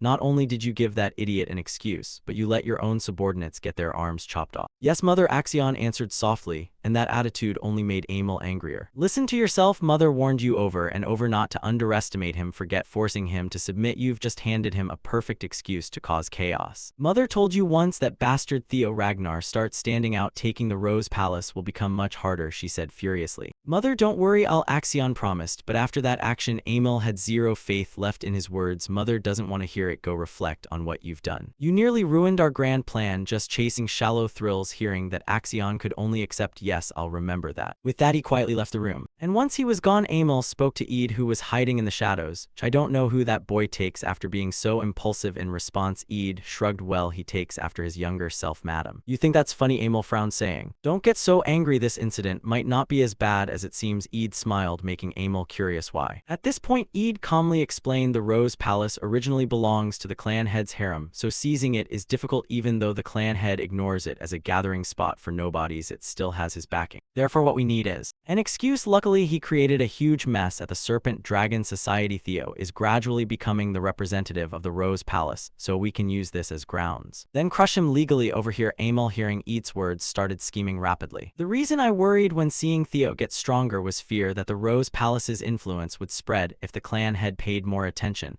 But by using Theo, who's growing more powerful, if we from the Camellia Palace use proper legal procedures to eliminate them, the Rose Palace will have no choice but to submit to Troyvan. We can manipulate them without effort." She smiled inwardly, then folded her fan. "So how long to prepare?" Amel asked eagerly. "We're already fully prepared. Tomorrow morning, when you wake up, you'll hear wonderful news. So tonight, enjoy your bath and sleep well. I even prepared a scented candle from the southern Argon volcanic region." As he spoke, he took out a small wooden box. And in response to that gift came a passionate hug from Amel, as expected from my brother. "That's why I can't help but love you," she said in a way that made it feel like Theo's father might have unknowingly grown horns, and whether that Axion even carries the Ragnar name becomes a big question mark. Back to Theo's group party, while everyone was still toasting, Remington quietly sat beside him and said, "Actually, I was pretty shocked. I didn't know you cared about me that much, young Master Theo." Beside him, Theo, hearing Remington suddenly ramble like that, was puzzled. "Huh, what are you talking about?" "I'm talking about the Serpent Dragon Society," Remington replied. And hearing that Theo already knew, this guy was starting to get drunk even though he'd only been drinking orange juice. Ignoring Theo, Remington continued thoughtfully, "While you endured insults about yourself, the moment they started slandering me, a friend, you stood up without hesitation to protect me, young Master Theo. I couldn't do anything, it's embarrassing." Saying that, Remington turned to look at Theo with admiring eyes. Exactly, the more I look at him, the more surprised I am. He endured being looked down on, seen as a useless bastard, but eventually became strong moreover. Even against opponents he couldn't beat, he had the unbreakable will to win completely. Against the Camellia Palace, where no one dared oppose, he drew his sword without hesitation. All for me. The more he thought, the more Remington couldn't hold back his emotions, his eyes starting to well up. At the same time, the notification screen popped up reminding the current status of the white-haired young man, deeply moved, believing Theo cares greatly about him. Looking at that notification, our protagonist broke into a sweat. Haha, seems like he misunderstood something. He laughed awkwardly inside. Meanwhile, Remington came to an important decision. The clan ordered me to build a friendly relationship with Axion, but I have different intentions, I thinking that. Remington turned and said loudly, "From now on, I want to follow you, young Master Theo." Around them, everyone hearing that proposal cheered wildly. As expected, the strong stick with the strong "you two are awesome." In response, Theo quickly raised his hand to stop. "No, wait, I think you're misunderstanding something." But before Theo could finish, Evelyn's voice suddenly rang in his head. "Just go along with what he thinks. This misunderstanding isn't necessarily bad. Besides, perhaps everyone just wants to get along with you, young master." Hearing her say that, Theo was a bit surprised. Then he could only sigh, "I'm not special. It's all thanks to this system window, whether returning to the past, gaining the Ragnar clan's talent, or becoming this strong. I wonder what this is. At first I thought it was fragments of regret, but looking at how detailed it is, I don't think so anymore. I have a vague feeling like I've encountered this before, but whatever it is, it's helping me, so it doesn't matter. The Serpent Dragon Society incident ended. My level also increased. Seems like each level up gives points to boost stats, so I think I can freely enhance my abilities. Terrifying. I'm scared of the brilliant future this stronger me will bring." The guy fantasized while giggling, making Evelyn behind him shiver a little. "Alright, first I should prepare for the Camellia Palace's counterattack," Theo reminded himself and spoke. "Remy, by the way, can you help me with something?" "Of course, young Master Theo, just tell me." "Ah, but earlier you called me Remy so intimately," the young swordsman said excitedly. But not wanting to waste time, Theo took out a piece of paper he'd prepared earlier and said seriously, "The battle for the throne between me and Axion will intensify soon. To prepare for that, please help me." The sudden request made Remington drop his carefree attitude. Meanwhile, our protagonist, when making these requests, had already calculated ahead. In the future, Remington will become head of the Nursio clan, and their forces are strong enough to rival the Ragnar clan. I should seize this chance to pull Remington to my side. Take it, Remington, Theo thought silently. Back to the young swordsman after about 3 seconds of slight surprise. He happily took the paper and said, "Alright, I've sworn to follow you, young Master Theo. If there's anything I can help with, no matter what, I'll do it." "Thanks," Theo replied softly, "but earlier you called me Remy so intimately," Remington reminded once more. However, before he could finish, suddenly from outside came a loud shout, "Theo, Ragnar!" The shout made everyone turn toward the outside. Then at the main door, several knights in golden armor marched in. They were lost swords, paying no mind to those around. The leader immediately locked eyes on Theo and pulled out an arrest warrant. "Theo Ragnar, you're under arrest for threatening and assault." "What nonsense!" Evelyn exclaimed in shock, seeing the group barge in aggressively. But as if he'd predicted this, Theo turned to everyone. "It's fine, stay calm." Then he carefully examined the warrant, muttering, "Let's see. It's a real arrest warrant. The ink isn't even dry, yet they must have been in a real hurry." "Let's go," he said, extending both hands forward after verifying the warrant's authenticity. And the leader quickly slapped cuffs on Theo's wrists and led him away. "Young Master Theo," the group called out worriedly. And in response to their words, Theo just turned back with a smile, making both Remington and Evelyn startle. Then Remington looked at the paper in his hand as if realizing something. At the same moment, back at the Rose Manor, Lady Cecilia had just received the news from the butler that Theo had been taken away. What? Where did they take Theo? "The courthouse." As soon as she said it, her legs gave out completely and she sank to the floor, startling the old butler, who quickly called out in worry, "Madam." "Oh, I'm fine, but what exactly are they accusing the boy of?" Cecilia asked again. "It seems to be related to the Serpent Dragon Society. They're charging him with inciting rebellion." The butler stammered out the words, and this news left Cecilia utterly shocked. "You really think they'll actually bring this to trial?"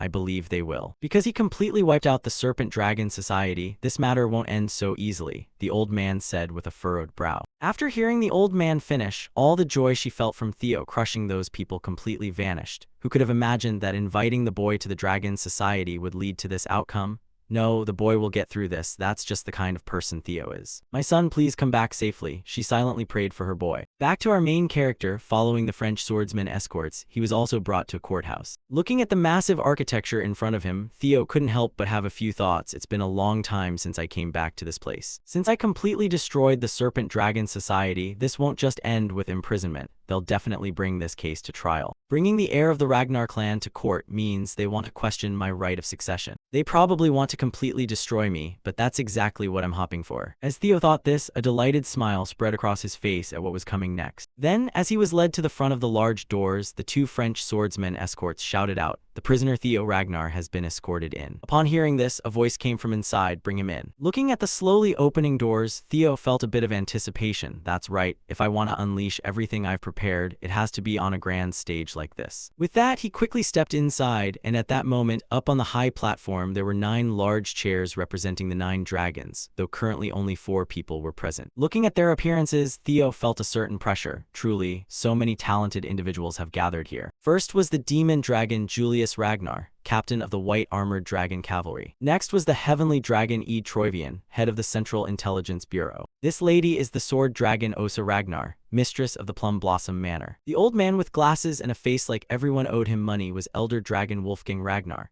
chairman of the Wolfgang Council of the Ragnar clan. Scanning them all, every single one was a heavyweight, 4 of the 9 dragons protecting the Ragnar family. If this were my previous life, I'd probably be suffocating from the sheer pressure, Theo thought to himself. Then, from above, after seeing him enter, the bespectacled old man Wolfgang spoke up, "Theo Ragnar." "Yes, Chairman, I didn't expect to meet you here," he nodded while a soldier beside him removed his handcuffs. Wolfgang, the chairman who valued bloodline above all, to him a bastard like me must be utterly repulsive. He didn't even bother hiding his disgust, Theo silently assessed, and just as he thought, the old man cut him off without giving him much chance to greet. "Enough with the long-winded pleasantries. You already know why you've been summoned here to answer for your crimes, correct? The Byron clan, the Starrett Merchant Guild, the Red and White Mercenaries, and even the Hanavi family, because of your foolish actions, all of them are now screaming to sever ties with the main family. Can a bastard like you bear the losses you've caused? That's why I'm holding you responsible for dragging the honor of the Ragnar clan through the mud," the old man said, his face flushed red like he was ready to fight at any second. And in response to these words, Theo simply nodded in agreement right away. "Yes, everything you said is completely correct. I was far too careless. I should have cut off their heads instead of just their limbs," Theo said in a cold voice. And that statement made the group above flinch in surprise. "What?" Continuing on this side, Theo added, "They were our subordinates. The master grants them land and honor, and in return subordinates offer loyalty and their lives. That's the way of knights. Yet they dared to threaten their own master. If I'd known they were this insolent from the start, I would have beheaded them right away. They deserve punishment, and the principles of knighthood must be restored. How could I stand by and watch the honor of the Ragnar clan, maintained for over 1,000 years, be trampled like this?" Theo spoke with such powerful conviction that it left Ede and Wolfgang speechless. Meanwhile, Uncle Julius over here cracked a wide grin, impressive, as expected. This won't end with some ordinary punishment. As for old man Wolfgang, after a few seconds of being stunned by the protagonist's words, his face twisted into a scowl as he shouted, "You dare mock me with such flowery rhetoric." Before he could finish, Lady Osa on the side spoke up, "I've heard your opinion, and logically speaking, you're right. However, no matter how powerful the Ragnar clan is, it's not invincible. If we don't listen to the voices of our vassals and knights, we will collapse. Because you can't rule this world with brutality alone," the lady said gently. "Yes, I'll keep that in mind." Theo nodded in response while secretly breathing a sigh of relief inside. The chief wife of the clan leader, the strongest swordswoman in the north, the sword dragon. Fortunately, she doesn't seem hostile toward me. But why would she? Theo furrowed his brow, thinking back to some future event. Unaware of his thoughts, up above Lady Osa continued, "I hope you understand that the punishment you're about to receive is justified. May I ask what that punishment is?" Theo asked back. And to that question, old man Wolfgang answered, 3 months of house arrest. But the awakening ceremony is only 2 months away. Theo countered, making the bespectacled old man slam the armrest in fury. "How dare you say that?"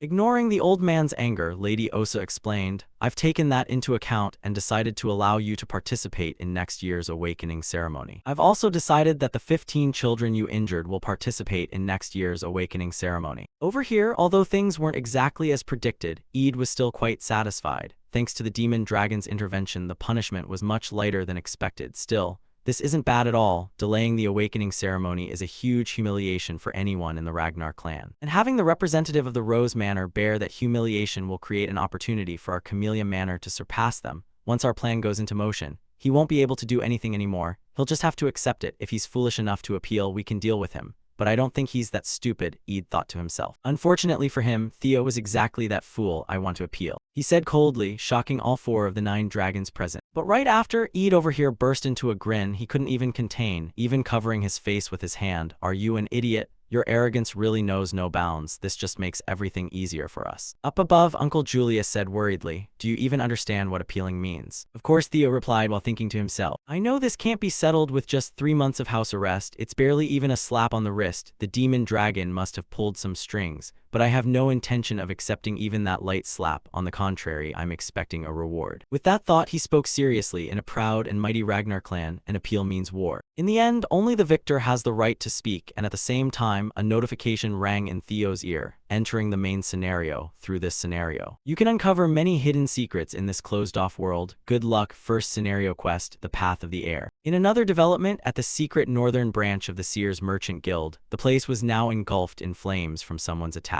And after the last soldier fell under the assault of the cloaked figure, a voice suddenly came from behind, so they really were hiding here. Just as young Master Theo said, the voice belonged to Remington, and the cloaked figure was none other than Evelyn. It seemed this was the task Theo had asked Remington to handle earlier. Looking at the box in his hand, he shook his head and said, the Troivian Camellia Manor has completely collapsed. Back at the courthouse, after hearing Theo's proposal, old man Wolfgang was slightly stunned before asking to confirm. You're trying to turn something that could be resolved with 3 months of house arrest into a war. You're truly arrogant. Do you really think one person can stand against the forces of 15 clans? In response, Theo bluntly shut the old man up. That's something I have to handle myself. In cases with such a massive power disparity, isn't fighting through a representative battle the normal way? He said while turning to look at the group. Normally, an appeal means deciding winner and loser through war. However, when war is practically impossible due to overwhelming power difference, each side sends a representative, and the victor is decided in a one-on-one sword duel. That's the representative battle, which means the defendant's representative will be Theo, while the plaintiff's representative will most likely be Axion. If that happens, Theo will almost certainly lose, but then why would he choose this path? Does he have some scheme? If he thinks Evelyn or I will step up as his representative, he's dead wrong. Julius furrowed his brow, wondering what the hell the kid was thinking. Back to the protagonist unaware of his uncle's thoughts, he continued with the rules. We'll decide the representatives and hold the representative battle in 1 week. What do you all think? He said while observing their expressions. Meanwhile, Ede over here wasn't worried at all because he figured Theo was counting on the demon dragon or Evelyn to represent him.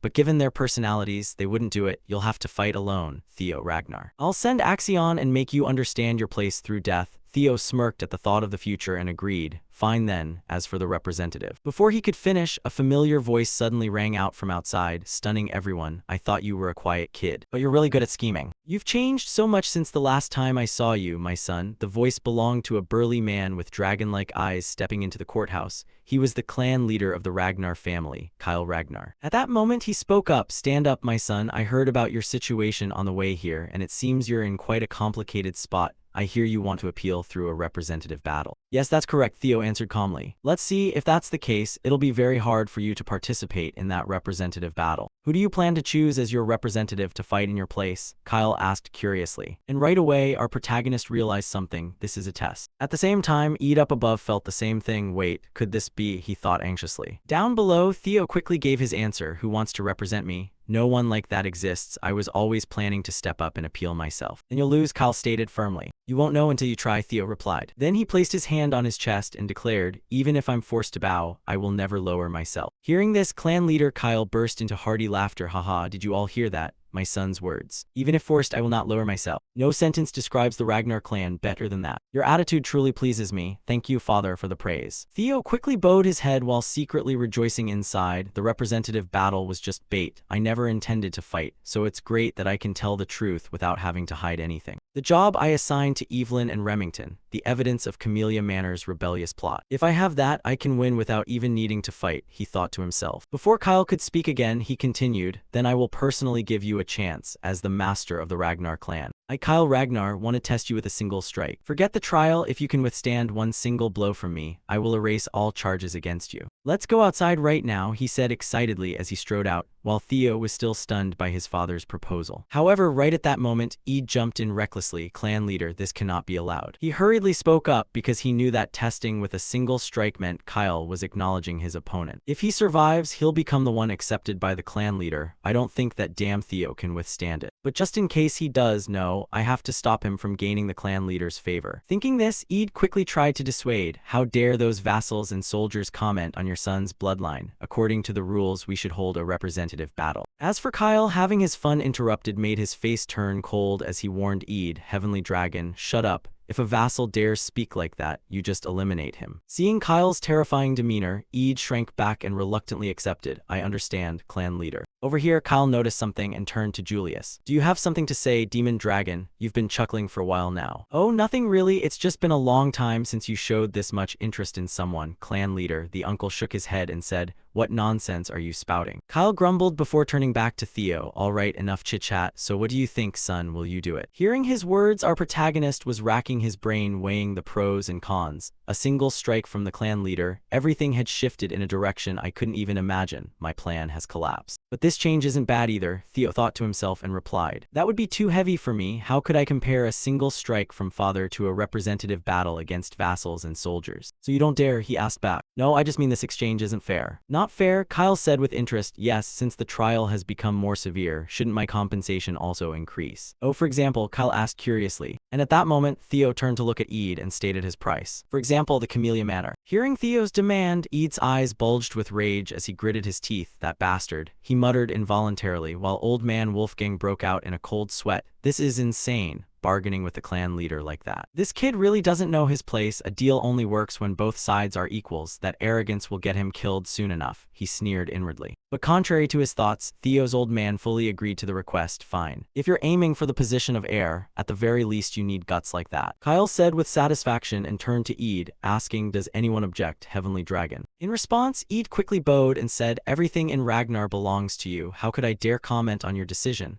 Seeing no nonsense attitude from him, Kyle nodded in approval below. Good, then prepare the arena immediately. I will test Theo Ragnar right here, he said as he turned and left. Time passed quickly, shifting to the training arena. At this point, both father and son Theo had armed themselves with swords. While the 4-9 dragons watched calmly, only Eid felt irritated that things weren't going according to his calculations. Damn it, the trap I set to catch Theo has turned into a stage to elevate him. He gritted his teeth thinking before reassuring himself, no need to worry. Even if that brat has gotten stronger, there's no way he can withstand a blow from the clan leader. Even high-level swordsmen would struggle. Theo will die here, he has to die here, Eid screamed inwardly. Turning to Theo's side, Eid's intentions were written all over his face, making him notice immediately. I guess that's what he's thinking. Too bad for him, that won't happen. Thanks to the reward from the guidance screen, Theo smiled secretly to himself. As for his old man Kyle, with his keen observation, he quickly noticed something unusual about Theo. Did he take some elixir while I wasn't looking? No, even if he did, such a rapid change would. Whatever, I don't really care how the kid got stronger. After all, you're still my blood. Hearing him say that, Theo broke out in a cold sweat. He really trusts me. Even the 9 dragons didn't notice. Putting that aside, as if he couldn't hold back from giving his son a proper thrashing, Kyle continued, so are you ready? Yes, sir, Theo said seriously. Normally I'd use the greatsword, but since you don't know how to use mana yet, I'll use this rusty sword instead. Any objections? He asked while looking at the sword in his hand, and of course Theo wasn't dumb enough to make it harder on himself. Of course not, father. Alright then, let's begin. As Kyle spoke, his entire body erupted with unmatched aura, directed straight at Theo. And only when feeling this aura firsthand did the protagonist realize just how incredible his old man was. Holy crap, releasing pressure like this just with battle intent, he thought shakily to himself. Across from him, Kyle was surprised to see his son still standing after taking his aura. I'm surprised you're still on your feet. Of course my strength stat has nearly tripled. The reward I got from completing the guidance, the experience boosting elixir, using it leveled me up and I dumped all attribute points into strength. Pushing my strength stat up to 52, this feeling is pure freedom. Leaving the mundane behind and stepping into the extraordinary with this power. I can block one strike from father, Theo confidently told himself. At the same time, he gripped his sword tightly. Simultaneously, Kyle had closed the distance to Theo, raising his sword high and slashing down with full force. Meanwhile, the protagonist widened his eyes, using every sense to observe Kyle's incoming attack. I see it. I can see it, he murmured. Next, a massive explosion rang out, cracking the entire floor into countless pieces. And after waiting for the dust to settle, Kyle turned to look at Theo and broke into a satisfied smile. It's been a long time since I found a worthy son, the uncle admitted, while Theo's sword had shattered into pieces from that single blow. Then, as per the agreement, Kyle turned to declare to the others, Theo Ragnar has proven his innocence through his will. This trial is concluded. At the same time, as Theo fainted while still clutching the sword hilt, the system notification rang in his head. You have completed the emergency quest. One strike from Kyle Ragnar. You have received inventory access as a reward. You have received the green key as a reward. Shifting to some palace after who knows how long, the protagonist slowly woke from his daze and asked, where am I? Beside him, Lady Camellia heard his voice and quickly grabbed his hand in panic. You're finally awake, my precious son. You passed out. Do you know how terrified I was hearing that you got hit by the clan leader's sword?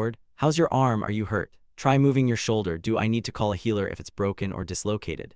She said with tears welling up, while Theo beside her quickly reassured her, seeing her so frantic. I'm fine, mother. Please calm down. But where am I exactly? In response, Uncle Julius outside saw him awake and came in to inform, by the clan leader's order. The former mistress of Camellia Manor, Axion, and the intelligence chief have all been expelled. That means Theo widened his eyes asking, and the uncle smiled brightly. That's right. This is Camellia Manor. Scenario updated. First scenario quest, The Path of the Air. Take over Camellia Manor and uncover its secrets. Camellia Manor takeover 1-1 secrets, not 1-1. In another development, at some corner of the palace, that woman Amel had received the news and was being ordered to relocate, but unable to accept the outcome. She started fuming. Why should I, the rightful owner of this palace, be forced to leave my own property? As she spoke, Amel stomped her foot in frustration, leaving the guards beside her awkwardly trying to calm her. Lady Amel, please calm down. We beg you to stay calm. From afar, Heavenly Dragon Eid, witnessing this scene, fell into a slight contemplation. Then he turned to remind Axion beside him. Axion. Yes, Uncle, Axion replied. You must kill Theo Ragnar, he said coldly. Yes, I was planning to cut off his arm during the awakening ceremony. Axion stated his intention, but that still wasn't enough to satisfy Eid. No. His head, you must take his head, Eid said in an icy voice. It seemed hatred had completely clouded the man's reason. Back at Camellia Manor. While wandering around exploring the palace, Theo reflected on everything that had happened. Things were unfolding completely differently from his original plan. But this outcome was far better. He'd secured Camellia Manor without even needing to play his trump card. On top of that, he now had a second special privilege, the inventory, as he thought to himself. And right away, a simulated inventory screen appeared in front of Theo. He reached into the screen and pulled out an apple. I have no idea how stuff like this even exists, but it's definitely going to be super useful. And there's also this green key, Theo said as he took out a key from the inventory and looked at it with delighted eyes. This is the green key, miscellaneous item effect.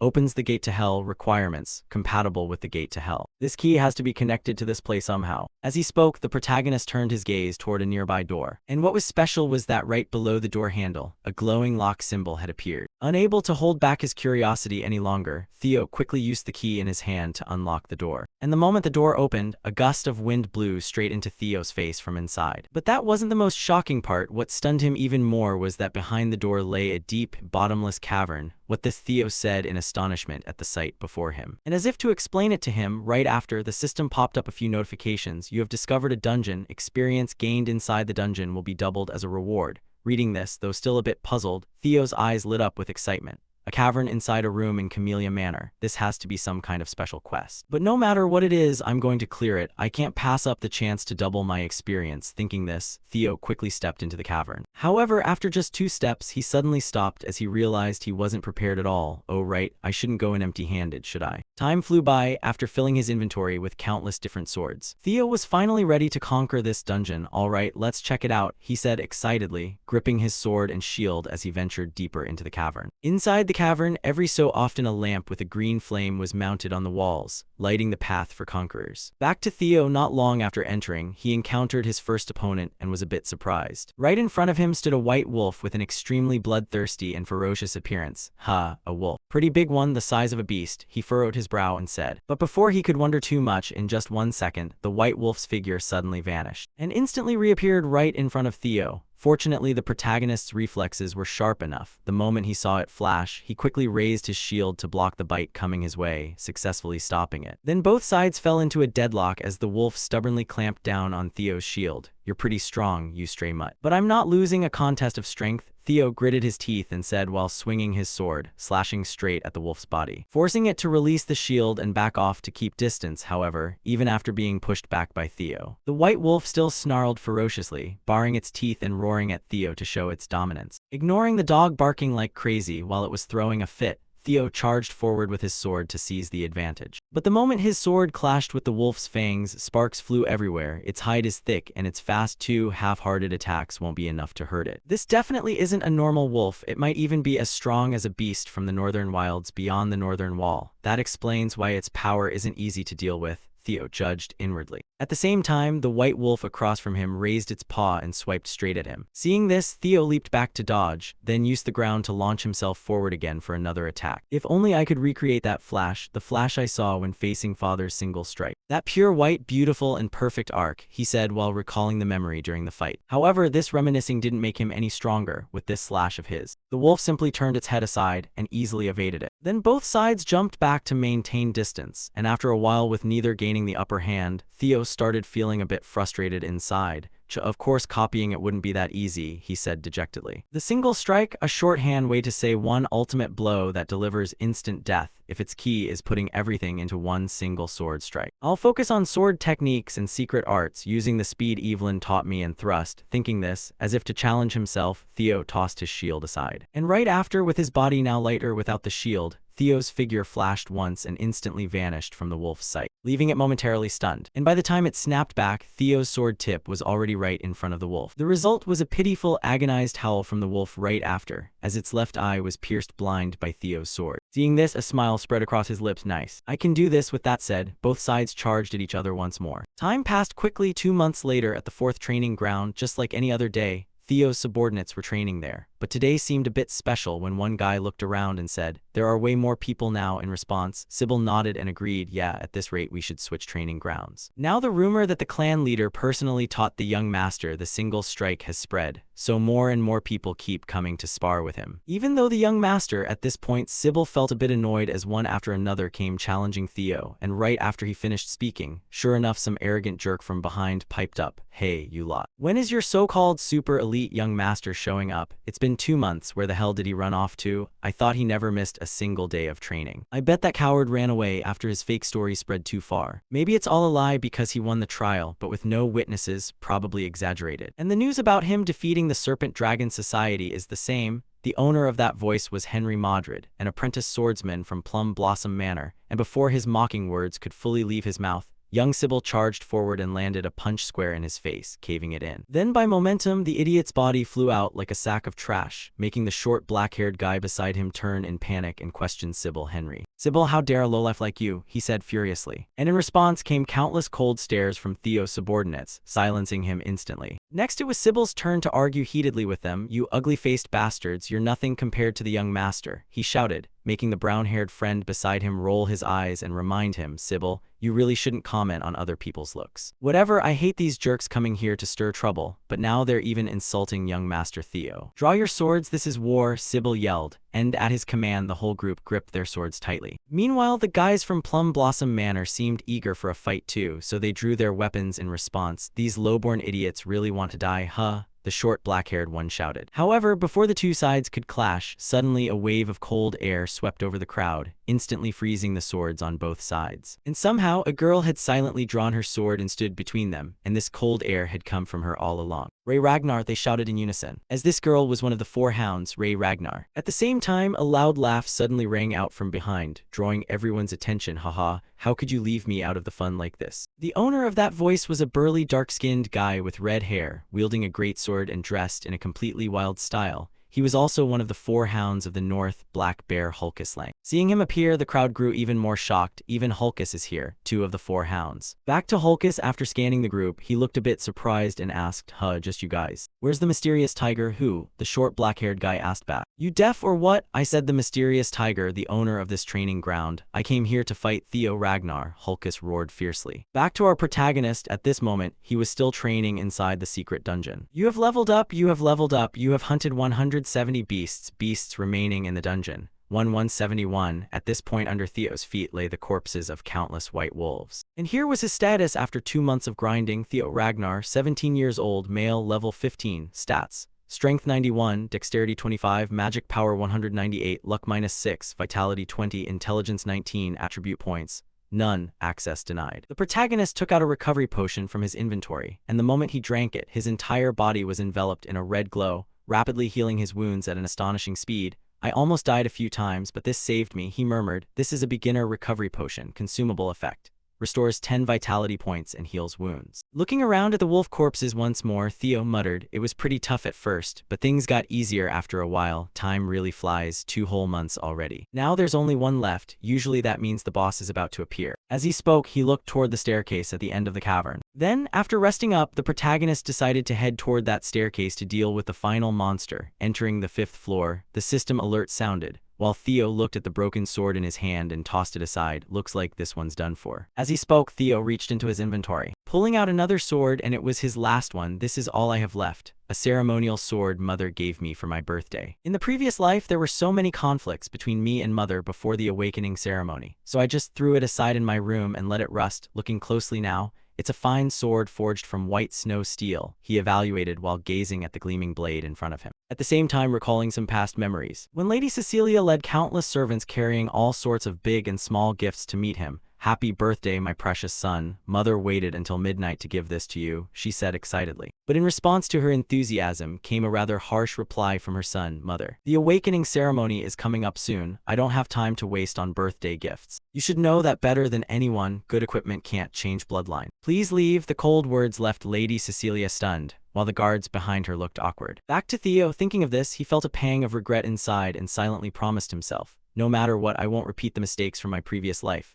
With that, he quickly headed toward the end of the cavern, and to keep him from going in unprepared, the system kindly reminded, "This is the boss room. A powerful beast will appear, please be careful." The notification had just ended when Theo spotted his final opponent. It was a massive dragon sleeping ahead. The only thing was it seemed to have no wings. A dragon. "Oh no, it's just a low-grade dragon," Theo murmured. But a dragon is still a dragon. He couldn't rush in recklessly without a proper strategy. They say the Ragnar clan are descendants of dragons, and the boss of this strange quest is a dragon. Is this just a coincidence? I don't know anymore. But one thing's for sure, I need to defeat this thing to complete the quest. But can I even win? It's still a dragon after all. Thinking this, Theo assumed his thrusting stance. Because he wanted to try using his strongest attack, I have to test the flash strike I practiced on those wolves. It might not match Father's dragon flash yet, but if I make full use of my dragon heart, I can inflict serious damage on it. As he spoke, Theo entered his highest state of focus, then immediately poured every ounce of strength he had into charging straight at the dragon with blinding speed. At the same time, the dragon suddenly snapped its eyes open as it sensed the danger. But it was still a fraction too late, because right after, its right eye was blinded by Theo's piercing sword thrust. Looking at the dragon howling in agony in front of him,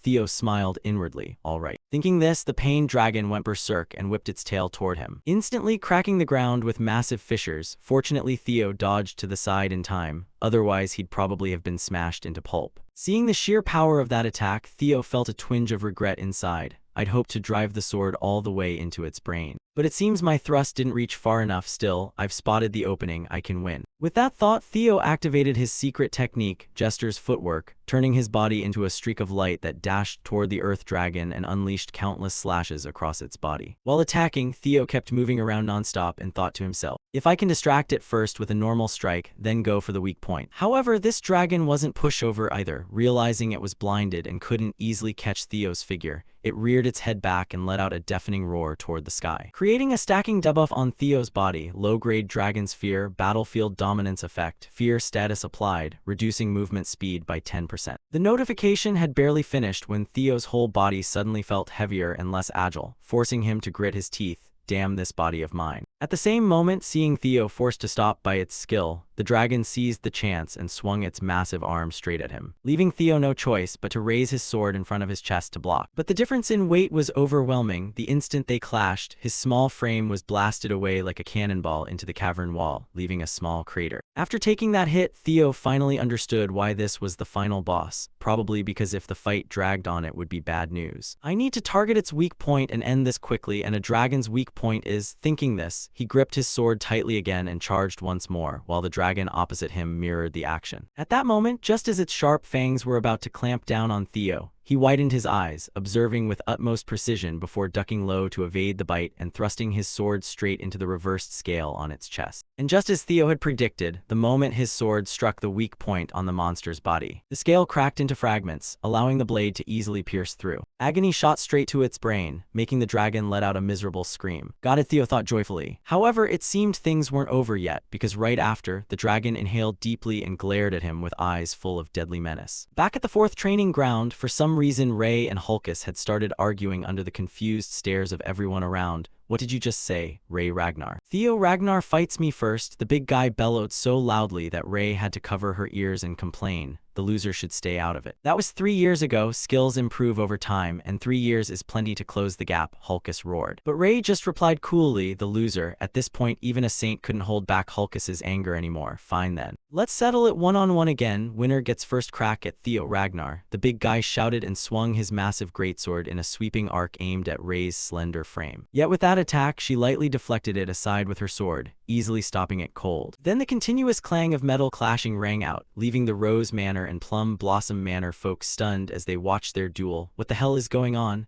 I don't know, but I'm scared, Henry stammered. And right as the fight was building to its climax, young Remington rushed in to break it up, blocking both their attacks with his drawn sword and scabbard. If you want to fight, do it somewhere else. This is young Master Theo's territory. I won't allow you two to cause trouble while he's away, the Silver Tiger warned. But upon seeing him appear, Sybil's eyes lit up with excitement as he turned toward him. Oh, it's Remington. Perfect timing. I've been wanting to spar with you too. Hey, Hulkus, didn't you hear me? Remington grumbled. But right after, all three suddenly froze as they sensed an intense aura heading their way. What is this killing intent? Remington wondered inwardly. Then all three turned toward the source of the pressure, where a dark figure was slowly approaching the group. This pressure, what's going on? Remington said in confusion, while Hulkus broke into the widest grin imaginable. Finally, the man himself has arrived, Theo Ragnar. At this moment, Theo was unleashing the low-grade Dragon's Fear skill to blanket the entire training ground. Back a few minutes earlier, finally, due to the severe wound at the reversed scale, the monster had died with its tongue lolling out. The moment it collapsed, the system's final congratulatory message rang out. Congratulations, you have successfully hunted a low-grade dragon. Over here, seeing it finally down, Theo let out a long sigh of relief. It started thrashing wildly when I hit the reversed scale. I really thought I was done for back then. Luckily, over time, it wore itself out. After all, the reverse scale is its weak point. As he spoke, he flopped exhausted onto the dragon's body. While the system notifications kept coming, you have obtained low-grade Dragon Fang. You have obtained low-grade Dragon Claw. Low-grade Dragon Fang material type effect.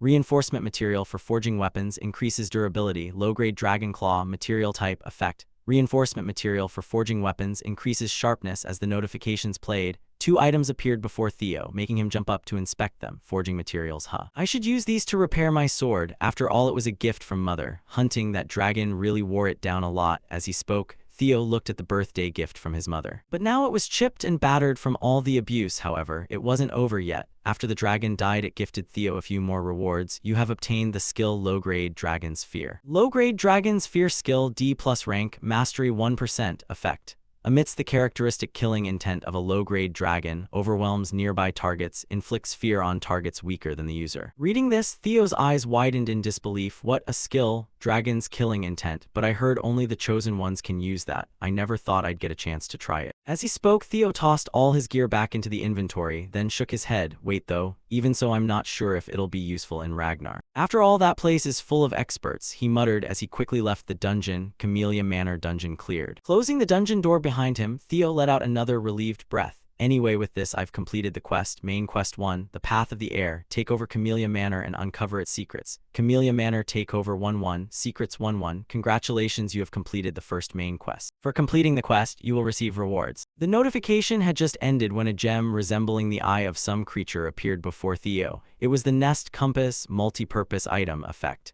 Guides the holder toward the nest. Looking at the description, Theo's eyes filled with curiosity as he brought it closer to examine. Nest Compass, what is this? Could it be related to the next quest? Well, I'll just keep it for now. As he spoke, he casually tossed the reward into his inventory, then staggered toward his room. I should head back and rest. I'm dead tired, he said while breathing like he was on his last legs. But before he could take more than a few steps, a maid rushed up from behind. Young Master Theo, I finally found you. There's an urgent situation. Hearing the call, though Theo felt utterly exasperated inside, he still turned back to see what she wanted. Seeing his bloodied state, the maid froze in shock. Oh my God, look at you. Where have you been? She exclaimed, but Theo had no time for explanations, so he just asked, It's nothing, so what's going on? Hearing this, the maid remembered her purpose and hurriedly said, There's a brawl happening at the 4th training ground. Back to the story, that's why Theo appeared at the training ground and began using the low-grade Dragon's Fear skill to cover the entire area. Get lost, I need rest, Theo said irritably with eyes like someone who hadn't slept in 3 days. And under this overwhelming conqueror's haki of his, a bunch of Plum Blossom Manor trainees couldn't withstand the pressure, foaming at the mouth as they collapsed unconscious. Turning to Hulkus, seeing the trainees dropping like flies, made him even more excited. Haha, such overwhelming killing intent. I knew it. I had a feeling you'd be interesting. You're mine, Theo Ragnar. Let's see how strong you really are. As he spoke, the big guy gripped his broad greatsword and charged at Theo with full force. One might think this strike would at least give our protagonist some trouble, but in reality it was the complete opposite. The moment Hulkus lunged and swung, Theo casually swung his own sword at the same time and instantly sent the giant body flying. In the stunned eyes of everyone present, my attack got blocked so easily, not just him. Even Theo himself was shocked I blocked it. Across from him, after being sent flying in one hit, Hulkus felt his pride wounded and went full berserk mode, charging again. No way I'm backing down, Black Bear Hulkus Lank. He's always considered the weakest among the 4 hounds of the north because he lacks skill variety and isn't the smartest. But as a member of the Lank clan, he's never been bested in raw power. That was what Hulkus prided himself on before meeting Theo. At this moment, the big guy charged with his sword raised for an overhead cleave. Try blocking this, Theo Ragnar. He roared, and facing the attack, Theo's eyes turned serious. Instead of blocking head-on, Theo used his sword to redirect Hulkus's blade, letting it slide along his own as he parried it aside. Then, while Hulkus was still recovering his sword to defend, Theo didn't hesitate and unleashed a lethal slash straight across the young man's stomach. I blocked it and even countered. All that leveling really paid off, Theo smiled inwardly. Seeing his efforts bearing fruit while on Hulkus's side, after taking a critical hit to the gut, he rolled over and passed out. Looking at the bloodied state of the Black Bear youth, Theo let out a heavy breath. I swung with full power without realizing. Luckily, Hulkus is known for his durability, so he only fainted. Around them, Sybil's group stared blankly for a few seconds after seeing Hulkus go down before Theo. Then they erupted in cheers. Wow, young Master Theo defeated the Black Bear. He took down one of the 4 hounds with a single strike. Over here, seeing them making such a fuss, Theo quickly said, "Hold on, Hulkus is still alive." The words had barely left his mouth when his sword suddenly let out a cracking sound. And right after, in the delighted eyes of the crowd, the blade snapped clean in two. "Wait, the sword mother gave me," Theo said in shock, while the people around who didn't understand just saw their young master break his sword and cheered even louder. Wow, as expected of young Master Theo, he even snapped his sword in one strike. "Hey, why are you all so happy about this?" Theo shouted in frustration. Meanwhile, Ray behind him, watching the crowd cheer for Theo, fell into quiet thought, recalling some distant memory from the past when a little boy asked her, "Who are you? Why are you wandering around here? Aren't you cold? Let me put this on you. Oh, you're still cold. This won't do. Better come to my house first. When the snow stops, I'll take you back." As she spoke, the little girl wrapped her scarf around Ray and led her by the hand home. Remembering that memory, Ray unconsciously broke into a faint smile and turned to leave. In that fleeting moment, it seemed Remington caught that smile and froze. Did she just smile? Ray Ragnar smiled. The silver-haired guy thought in astonishment, feeling like he might be seeing things. Right after that evening at Camellia Manor, a celebration banquet for Theo was held. "Congratulations, mysterious tiger, young master. Congratulations, you did great. You've trained incredibly hard this whole time. Now just keep up the momentum until the awakening ceremony. You can do it," the servants said joyfully, seeing their young master achieve such results. And the happiest of all was none other than Lady Cecilia. To celebrate her son, she brought out a whole basin of abalone, placing it in front of Theo and feeding him like a machine. "My son,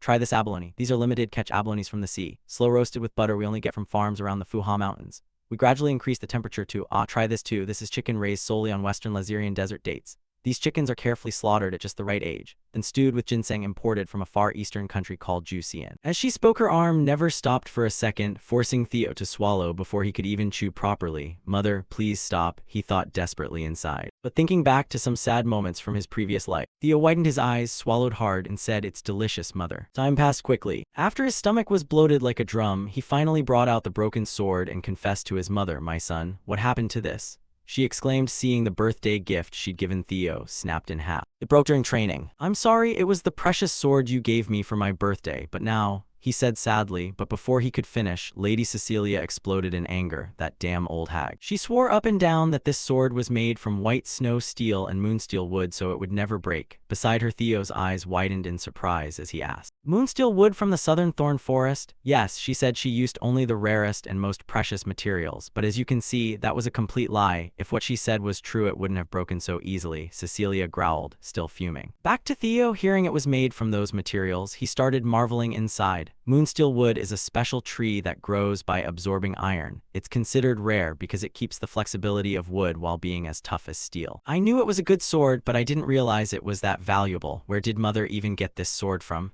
he wondered inwardly. Meanwhile, Lady Cecilia seemed to have made up her mind and shouted, "This won't do. Mother is going to confront her and get answers. This time she'll make a perfect sword for you, my son." Seeing his young mother's fiery determination, Theo looked bewildered. I'm fine really. I can use another sword. Hearing this, Lady Cecilia shook her head to correct her son. No way, people are finally recognizing your true worth. We need to prepare more carefully than ever, especially now. And besides, the awakening ceremony is less than a week away, right? I can't let you go to the ceremony with an old sword. Speaking of which, let's go right now. As she spoke, she strode out the door, leaving Theo dumbfounded. Mother, where are you going? To the best forge in Winterra. Pasquare Forge, Cecilia said with a smile. Back at the Basque Forge, one of the 3 major weapon production workshops in Winterra, its reputation was tied to its colossal scale, more like a factory than a traditional smithy. But that wasn't all. The most striking thing about Basque Forge was its master, a figure ranked special by the intelligence agency, and a blacksmith bearing the title of Master Craftsman, a title held by only 2 other Ragnar artisans. People also called her the goblin incarnate of capitalism. The demon blacksmith Curson. At this moment, both mother and son Theo had arrived here to meet this master craftsman. Upon seeing them, Curson's expression turned to astonishment. Oh, look who it is, Curson said in surprise when she spotted Cecilia. Meanwhile, Theo himself was even more shocked. He never expected to meet this person. But why does mother know the demon blacksmith? He wondered inwardly, while Cecilia, seeing the elven aunt still fiddling with her pipe irritably, said, you still haven't quit smoking, huh? Beside her, Theo's eyes nearly popped out hearing his mother call Curson mother. He turned toward Curson. In response to Cecilia's words, the elven blacksmith waved her hand dismissively. Mother, please, I'm sorry, dear customer, but our mother-daughter relationship ended the day you decided to leave. Without paying any mind to those words, Theo behind them was still frozen in his own thoughts. I always thought mother was an orphan with no family. But now you're telling me the high elf Curson is mother's mother. Wait, so that means I have a quarter elven blood? Is that why I'm so handsome? Theo thought, getting so excited his face flushed red. Unaware of her grandson's wild thoughts, Curson didn't want to waste time and got straight to the point. So what brings our dear customers here today? In reply, Cecilia tossed the sword straight at her and demanded return a defective product. Across from her, Curson caught the sword irritably. What defective? Ha, how dare you call a sword forged by my own hands defective? Before she could finish, the elven aunt's voice stiffened. The moment Curson drew the sword from its sheath, only the hilt remained. This is, she said in shock, having just confidently vouched for her own sword, only to be slapped in the face, while Cecilia continued complaining, if it's not defective, then what is it? Hearing this, Curson pondered for a moment, then turned back to ask, who used this sword? My son, of course. Who else? That child behind you, Curson said, glancing toward Theo. Hey mother, watch your words. That's the genius who will rule Ragnar from now on, Cecilia reminded her again. Meanwhile, Theo, seeing his grandmother notice him, politely greeted Theo. Ragnar of Camellia Manor, it's an honor to meet the renowned master of Pasquare Forge. In response to her grandson, Curson nodded in greeting. Yes, I've heard of you. She raised you well, but back to the main issue. Did you really use this sword? Yes, that's right. Is there a problem? Theo asked back. I already told you it's defective, Cecilia complained. Next, Curson's eyes showed a thoughtful look as she spoke to both of them. This will take a while. Follow me inside. Even though they didn't quite understand what Curson intended, both followed the elven blacksmith into the forge. As they walked, Theo turned to ask his mother, what exactly is your connection to the demon blacksmith? Beside her, hearing this, Lady Cecilia no longer hid it, just as you heard. So she really is your mother? Theo asked in shock. I didn't know, because you rarely talk about the past. But even though it was only for a short 6 months, she was the foster mother who took care of me. Cecilia smiled and explained more specifically. This instantly shattered all of Theo's illusions about his elven bloodline. Oh, so she's your foster mother? He thought, a bit disappointed inwardly. Unaware of her son's thoughts, Cecilia continued gazing fondly at Curson's back. Ahead, mother loved everything she considered beautiful, whether jewelry, music, theater, or even people. That's why she took me in as her foster daughter. She must have liked me a lot. Ahead, hearing these words, the elven aunt turned back, a bit embarrassed. HMPH, enough about the past, it's pointless. Haha, I bet mother doesn't really think that. Cecilia covered her mouth and teased, making Curson huff and turn away in irritation. Back to Theo next, he asked curiously, so why did you leave this place? Then about that, Cecilia began to explain. However, before she could say much, Curson ahead answered for her. The girl left on her own, saying she'd become the wife of the Ragnar clan leader. I never thought she'd willingly go to that miserable place. Truly foolish, but credit where it's due, she managed to survive that long. Curson grumbled. Meanwhile, the young mother was still lost in her own delusions. The clan leader is just too handsome and masculine. He loves me so much. Over here, unaware of just how much Cecilia adored Kyle, but the fact that his daughter ran away to chase her love still left Curson endlessly annoyed.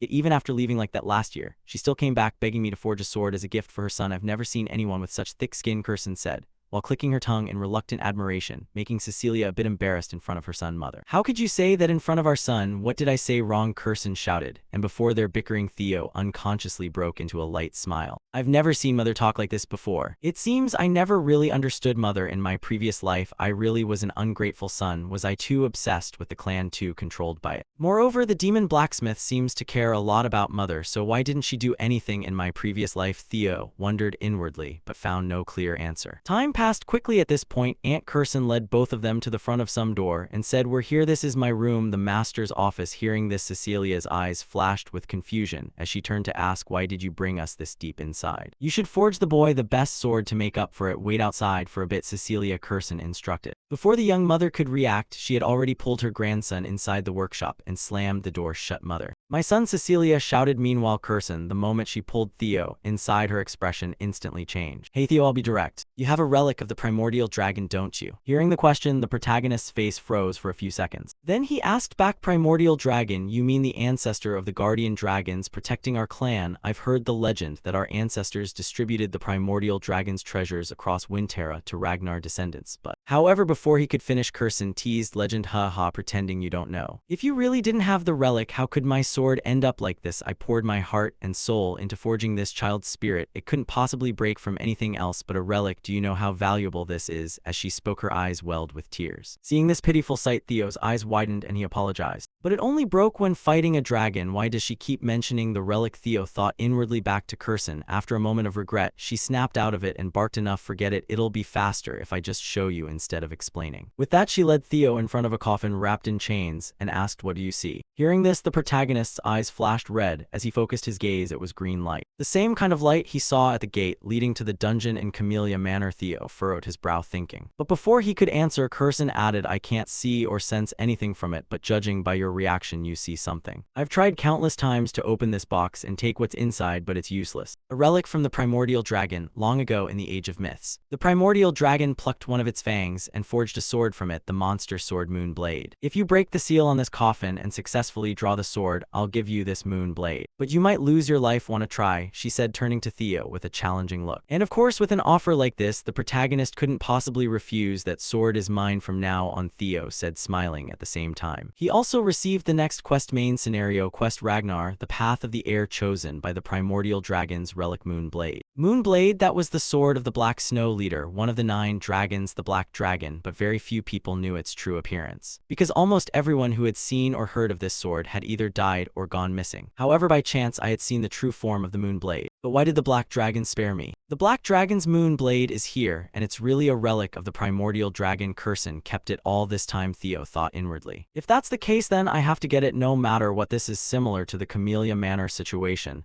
Then, with this green key, thinking this, Theo took out the key from his inventory and began using it to unlock the coffin's lock. The moment he turned the key, something strange happened. Suddenly, the coffin itself emitted a beam of light, and all the chains wrapped around it automatically loosened. Then, before the two could observe what was inside, the coffin itself began emitting black smoke, sucking Theo inside. What's happening? He choked out. Then Theo's vision slowly changed to the scene of Rose Manor, engulfed in flames. Rose Manor, why am I here? Oh right, I forgot I was too weak. Because of that, I need even more power to defeat Rendon and crush Camellia Manor, Theo told himself inwardly. At the same time, while his memories were still somewhat hazy, behind him, the massive silhouette of some crow appeared, extending its sharp claws and beak toward Theo. However, right at that moment, the protagonist noticed this black crow sneaking up on him, so the instant it attacked, Theo spun around, grabbing its beak tightly, making its face freeze in shock. Next, Theo looked at the crow and tasked manipulating others' minds by exploiting their thirst for power. No wonder you're a monster sword. In response, the crow's eyes flashed with anger. You insolent human, how could you? Before it could finish, the protagonist explained, I've long overcome the despair you once showed me. Fool, do you think I'd be tempted by your mediocre power when I have quests to complete? What are you saying? Let me go, human, the crow screamed while struggling desperately to break free, but Theo's hand clamped like a vice on its beak, leaving it unable to move. Turning to Theo while holding the crow, he also took the chance to closely examine its form. You're completely different from the griffin I recall you were at least 10 meters tall. Now you're barely my height. Perhaps because you've been sealed for too long, Moon, but either way this benefits me. You're mine now, Moon Blade. As he spoke, the guy raised his fist, preparing to use pure physics to discipline this griffin, making the griffin hurriedly call out for peace. Hey, let's talk civilized, it cried out in panic. Turning toward the outside upon hearing Theo's screams, Cecilia rushed inside, and upon witnessing the protagonist lying motionless, their Lady Cecilia's eyes welled up with tears. "My son, please wake up," she said while shaking Theo's body, but it had no effect whatsoever. With no other choice, Cecilia turned to look at Curson and asked, "Mother, what is this? Why is my son like this? I told you to forge a sword for him. I never asked you to do something like this to the boy," she shouted, while Curson's eyes also showed worry. "The monster energy has linked with his meridians. I've never seen anything like this before. Since he possessed a relic, I thought everything would be fine. If anything terrible happens to my son, I will never forgive you," Cecilia said in an extremely furious voice. But fortunately for both of them at that moment, Theo's hand began to move and tightly gripped the sword in his hand. Then suddenly countless black energy bands like whirlwinds appeared around him, slowly converging at Theo's chest and slipping straight into his body. Once this was over, Cecilia anxiously called out once more, "Theo." Hearing his mother's call, the protagonist slowly opened his eyes, making her overjoyed as she hugged her son tightly. "My son," Cecilia said while shedding tears. Meanwhile, Aunt Curson, seeing Theo safely awake, also breathed a sigh of relief inwardly. "Looks like I worried you a lot. I'm fine, no need to panic," Theo reassured her. At the same time, the system's final congratulatory notification rang out. "Congratulations, by hunting a griffin, you have successfully completed the second scenario quest. Reward obtained, Moon Blade." Hearing this, Theo finally paid attention to the sword in his hand and thought, "I'm really lucky the griffin was easily defeated because it had just been unsealed. And also because its psychological attack no longer works on me." The guy sighed at his negative luck stat, but it still helped him this much. However, the rewards weren't over yet, because right after Theo heard even better news. By absorbing monster energy from the Moon Blade, your mana has increased significantly. Plus 30 mana, your mana has exceeded 200. Your mana has begun to possess divine power. Divine type special ability, effect body enhancement, mana recovery 1.5 per second.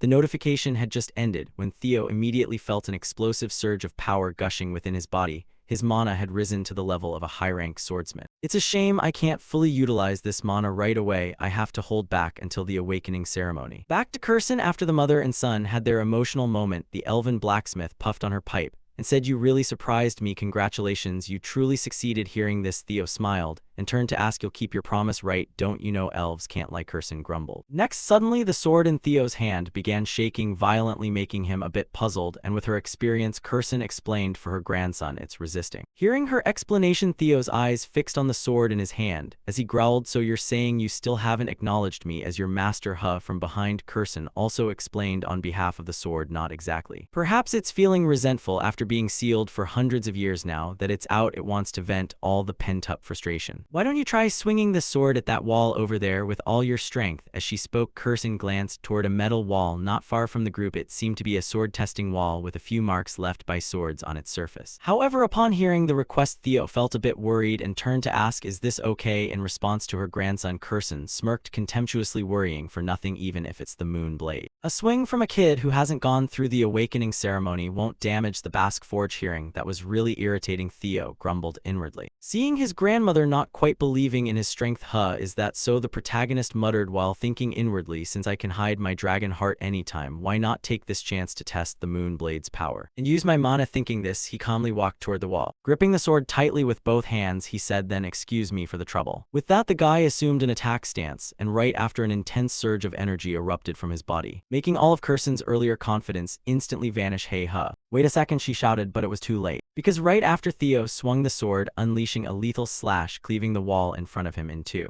Or rather, not just the sword-testing wall, but an entire section of the workshop was sliced apart, making Lady Cecilia's eyes behind him sparkle in disbelief at the scene before her, while Aunt Curson's eyes also sparkled, but in a regretful way. "My workshop, my money!" Curson shouted loudly upon seeing the massive hole Theo had created. Patching this mess up would cost who knows how much of her money. Ignoring this, Theo began looking back at the sword in his hand in shock. "This thing is probably a bit too dangerous. It absorbed all my mana." Just as he thought this, suddenly Curson appeared in front of Theo, reaching out to touch his abdomen to check, since when she's so fast, Theo thought in a daze. Meanwhile, after checking, Curson could only force a wry smile. "Good heavens, you really have zero proficiency in magic. You really did this just relying on the blade's sharpness, huh?" With that, Curson turned to look at Theo and confirmed in her mind, "This kid is a genius." And this genius is my grandson thinking. This countless complicated math formulas began appearing in the old lady's head. Alright Theo Ragnar, from now on, I will be your sponsor. You just need to soar high and show the world your skills. You'll become a living billboard for Basque Forge. As she thought, her eyes had already turned into dollar signs. Mother, I can see money in your eyes, Cecilia reminded from behind, making the aunt startle a bit. After that, having obtained his new sword, both mother and son bid farewell to Curson and quickly boarded the carriage to return to Camellia Manor. And before leaving, Theo also handed over the fang and claw from the earth dragon he had obtained earlier back to Curson. Consider it compensation for the wall I destroyed. Use this to repair the wall, a trophy from a dragon. He must have gotten it when obtaining the relic. HMPH, my daughter really raised an excellent son, Curson said with a smile while puffing out a long cloud of smoke. However, right as she turned around suddenly, a voice rang out from above. Long time no see, demon blacksmith. The somewhat familiar voice made Curson narrow her eyes and turn her head. Why are you here? Following her gaze at this moment, that voice was coming from atop some crow. Time passed quickly. 5 days before the awakening ceremony. At this time, Theo was still actively training hard with Evelyn to improve his skills. And the more they fought, the more surprised Evelyn became. Your swordsmanship has become much stronger and more agile, Evelyn praised. It's great to hear Master Evelyn praising me, Theo said with a smile. Meanwhile, the group of trainees, seeing Theo sparring head-on with Evelyn, were practically stunned, speechless. On the other hand, Evelyn was delighted to have trained such a disciple. It's been half a year since the young master started changing, and now he's strong enough to push me back. Moreover, if in a few days he awakens his mana, that will be the birth of a monster. Thinking this, Evelyn stopped the training session and said, you're doing very well. You could aim to be the top of the awakening ceremony, young master. I'll pray for your success, she said with utmost sincerity. Turning to Theo, he didn't forget Evelyn's teaching efforts and thanked her. Thank you. It's all thanks to you, Evelyn. If I become the top, I'll mention your name in the speech in front of everyone, the guy promised. But this promise didn't seem to make Evelyn very happy. Why would you? She asked, puzzled. Meanwhile, some other trainees, hearing Theo talk about mentioning names in the speech, also volunteered. Oh, me too, young master, please mention me too. The enthusiastic group made Theo both delighted and annoyed. Gosh, being loved by so many people is really troublesome, he said with an extremely smug face. Alright, I'm off, he waved his hand and said. Time passed quickly. Scene shift to the central headquarters. Today was the day of the awakening ceremony, so Theo had dressed up nicely and arrived early. Theo Ragnar of Camellia Manor, he announced to the gate guards. The awakening ceremony is an important annual event for the Ragnar clan. Every participant hopes to achieve good results at this ceremony, and as swordsmen of the Ragnar clan, this is the first place they can receive recognition and honor. Because the entire Ragnar clan is watching, including the clan leader, the 9 dragons, and even the former clan leaders of the 2 previous generations, Lady Hilda Ragnar. Looking at the youthful woman seated on the chair, Theo truly found it hard to believe his eyes. The more he looked, the less she seemed like someone 150 years old. Anyway, it's a relief that she's here to attend. Up on the high platform, after seeing all the trainees had gathered, the referee, swordsman Dragon Gate, Valhalla Ragnar, struck the gavel beside him hard and shouted loudly. Attention, we will begin with the preliminary test. The preliminary test requires grasping a sword placed on the ground and leaving a mark on the steel wall with your abdomen. To inform you, the wall is forged from white snow steel. Ordinary steel swords cannot scratch it at all. But everything changes if you infuse mana into the attack. I will distribute Soma to you. 1 Soma will provide you with 10 years of mana. It's a kind of elixir that will help you open your mana meridians. Swallow the Soma and open the mana meridians in your dantian. Only then can you cut the white snow steel wall with these swords. The depth of the cut will determine your result. From now on, participants whose names are called will take a Soma and step onto the platform. First participant, Theo Ragnar, step forward, he shouted loudly. And upon hearing his name, the protagonist confidently stepped forward, receiving the elixir from a soldier's hand, while thinking, in my previous life, Axion was the one at the top. But this time it won't be, he told himself. At the same time, the 3rd scenario quest was also issued by the system. The winner of the awakening ceremony becomes the top of the awakening ceremony leaderboard. At this moment,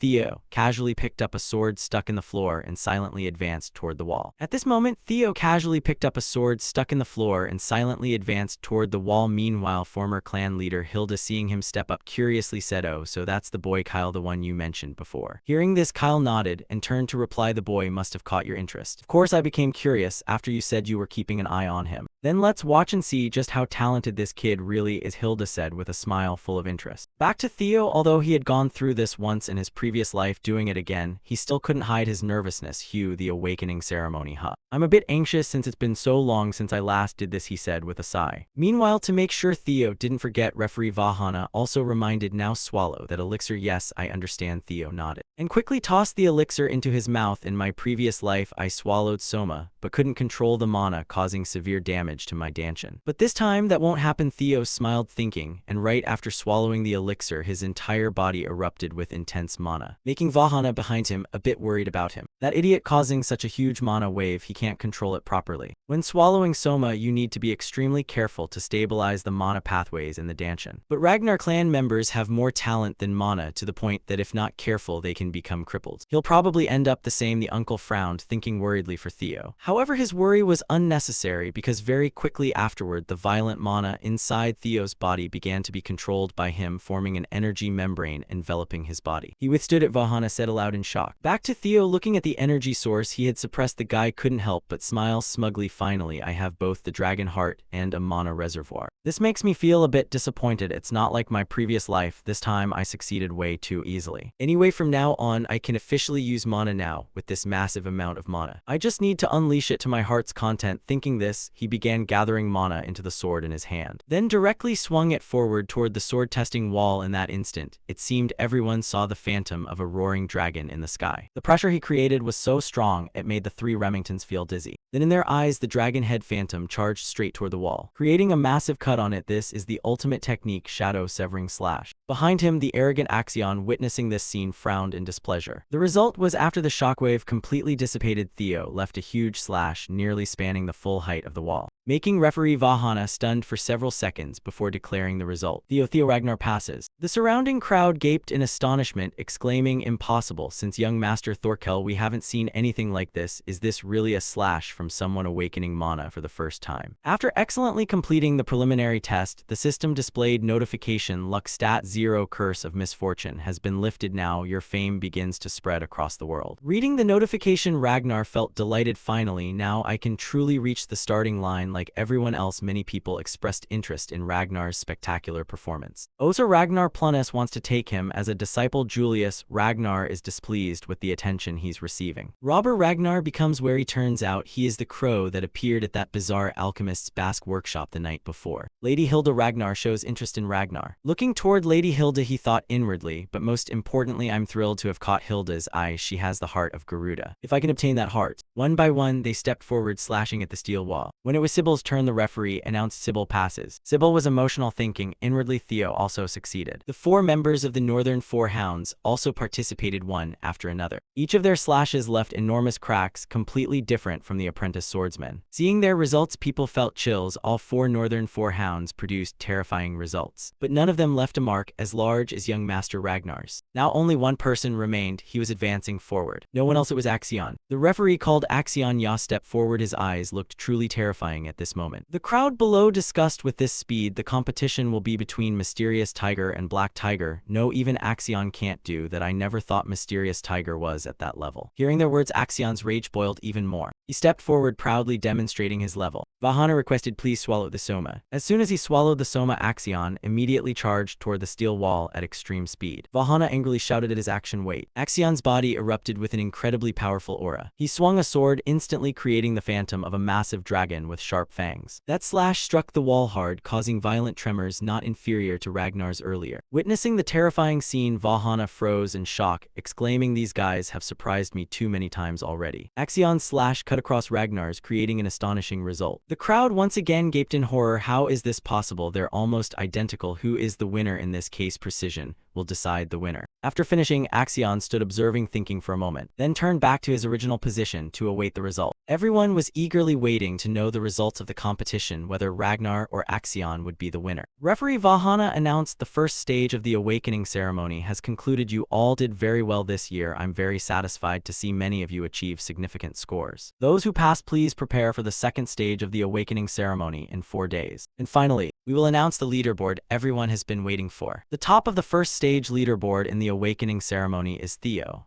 in the first awakening ceremony. The person ranked first is Theo Ragnar. He stood there stunned, unable to believe he had actually taken first place. The referee announced his score as 10-10, magical technique, speed control, nothing was wasted. The result left the crowd in shock as they kept shouting names. Axion. Axion isn't first, Axion lost. Even the depth of the sword mark is almost the same as Lord Theo's. What? Similar to Lord Thorkel's. Theo Ragnar is now one of the top 5 candidates considered the closest to the position of heir. The referee announced second place is Axion Ragnar. Regrettably, he also achieved a perfect 10. But the length of his sword mark was shorter than Theo Ragnar's, so he was ranked second. At this moment, he was furious beyond words. Third place Remington Nazio, fourth place Ray Ragnar, fifth place Hulkus Rank, sixth place Erica Rang, 32nd place Lizzie Zigger, 33rd place Rico Edit, and 87th place is Sybil Drea. Everyone performed very well in the first preliminary round. The second awakening ceremony will be held 3 days from now at the Eastern Mountain Range. All 87 outstanding participants this time prepare thoroughly. Alright, today's ceremony concludes here. Returning home, they held a celebration banquet for Theo Ragnar's victory. Congratulations to the top 2. This is the true power of our training grounds. Cheers to Theo and Remington. Theo raised his glass thanking everyone for their congratulations, but this isn't the end yet. Our goal is to conquer the second awakening ceremony together. Theo put his arm around Remington, then said, "We'll claim both top spots." Evelyn was also present, joining the celebration with everyone. She sent her congratulations to both of them. "You two will definitely do it. Congratulations on taking first place, Theo Ragnar. I'm happy your hard work paid off. But at the same time, I feel ashamed for falling so far behind." Seeing Remington look dejected, Theo humbly said, "Hee, this time I just got lucky with friends' rankings don't matter, right?" Hearing him say that, Remington felt somewhat comforted inside. "Thank you, Theo, the heavy feeling in me is gradually lifting." The two clinked glasses, toasting their close friendship. "We'll give it our all in the second ceremony." Scene shift to the Eastern Mountain Range, where snow-covered peaks stretched endlessly. Theo Ragnar had arrived here. He walked forward step by step while saying, "I took first in the first awakening ceremony. In my previous life, that was an achievement I never even dared to dream of. Even though this wasn't a real battle, beating Axion is something I still find hard to believe." Theo Ragnar clenched his fist tightly, but this is only the beginning. Taking down Randon before was just a small matter. My real enemies are Axion and the Heavenly Dragon. I'll use every plan to repay them tenfold for what they did to me in my previous life." He reached into his pocket, pulled something out. It was the compass he received from the previous quest nest. Compass, a multi-purpose item that guides the holder toward the nest. The compass was pointing toward the Eastern Mountain Range. In the second awakening ceremony, I'll find out what the nest really is. Suddenly at this moment, he noticed someone behind him. Immediately he vanished, making the other person confused and exclaim, "Ha, who is it?" Before he could react, Theo Ragnar's sword tip was already at his throat. "Who are you?" He panicked. Wait, please calm down, I'm not suspicious. "I'm Gatsby Yachten from the Wind Sword Unit. My captain watched the awakening ceremony and sent me here." Theo finally breathed a sigh of relief. "A scout, huh? I guessed as much, but I didn't expect them to be this fast." Theo Ragnar asked him specifically what it was. He said, "Theo has been offered the opportunity to participate in the unit entrance exam." Theo spoke up, "Not scouting, but requiring me to take a test." "That's right, you must know the reputation of the Wind Sword Unit, just being invited." Before he finished, a voice rang out from afar. "I think the entire Wind Sword Unit is a bunch of idiots." The newcomer was a girl with a great blade on her back. She said, "Prince Theo Ragnar isn't like those fools." Yachten, hearing her, spoke up. "What did you say? Who are you to talk like that?"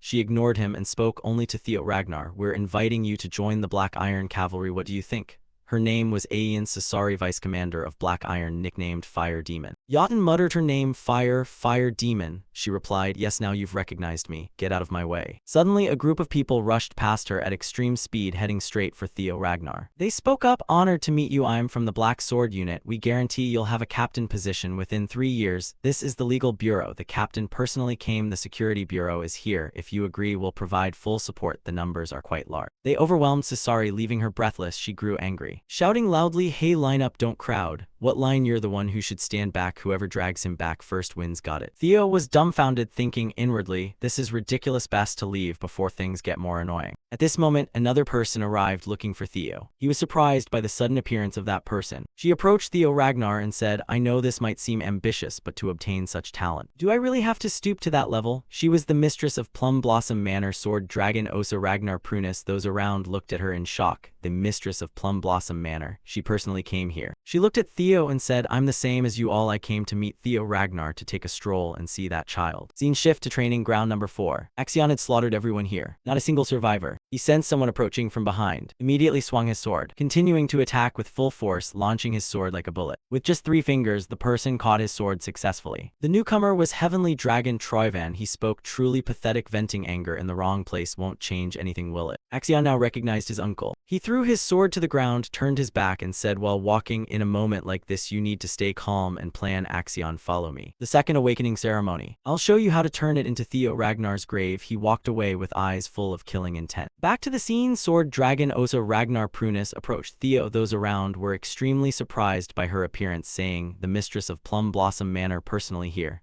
This makes our side look too weak. Fire Demon Ayan Sasari shouted loudly, Mistress, please wait. Before she finished, a sphere of power enveloped the two of them. Inside, impossible, the space has been disconnected. Could she be planning to personally teach him? The sphere gradually vanished into space. Theo Ragnar had now stepped into the Sword Dragon's spatial imprint. The two looked at each other. He thought inwardly, I've entered the imprint of Plum Blossom Manor's mistress, a space completely isolated from the outside. I never thought I'd witness something. I've only heard about it. Seems my reputation has truly taken shape now. Sword Dragon spoke at this moment. The Dragon Lord will surely be furious, but who can stop me when I want to give someone a gift? Theo asked, puzzled. A gift. She drew her sword and said, the Dragon Lord's sword is very strong, like dragon breath falling from the sky, burning everything to ashes. The space immediately transformed into a poetic flower-filled forest. But I'm different from him. I infuse my sword with countless transformations. Theo watched her in a daze. The dragon I pursue is one that contains every possible transformation. As soon as she finished, Plum Blossom Manor's mistress unleashed her techniques continuously, teaching Theo Ragnar. Theo Ragnar watched her every move intently, trying to absorb everything into his mind. All within a single breath. I call this Plum Blossom swordsmanship, the first reign of heavenly flowers. Theo Ragnar hearing her speak. His hands and feet trembled as he thought inwardly, unbelievable, 120 steps and sword techniques all in a single breath. Could the Dragon Lord really have to retreat before her swordsmanship? If I can combine what I've just seen into a single slash and unleash it all at once.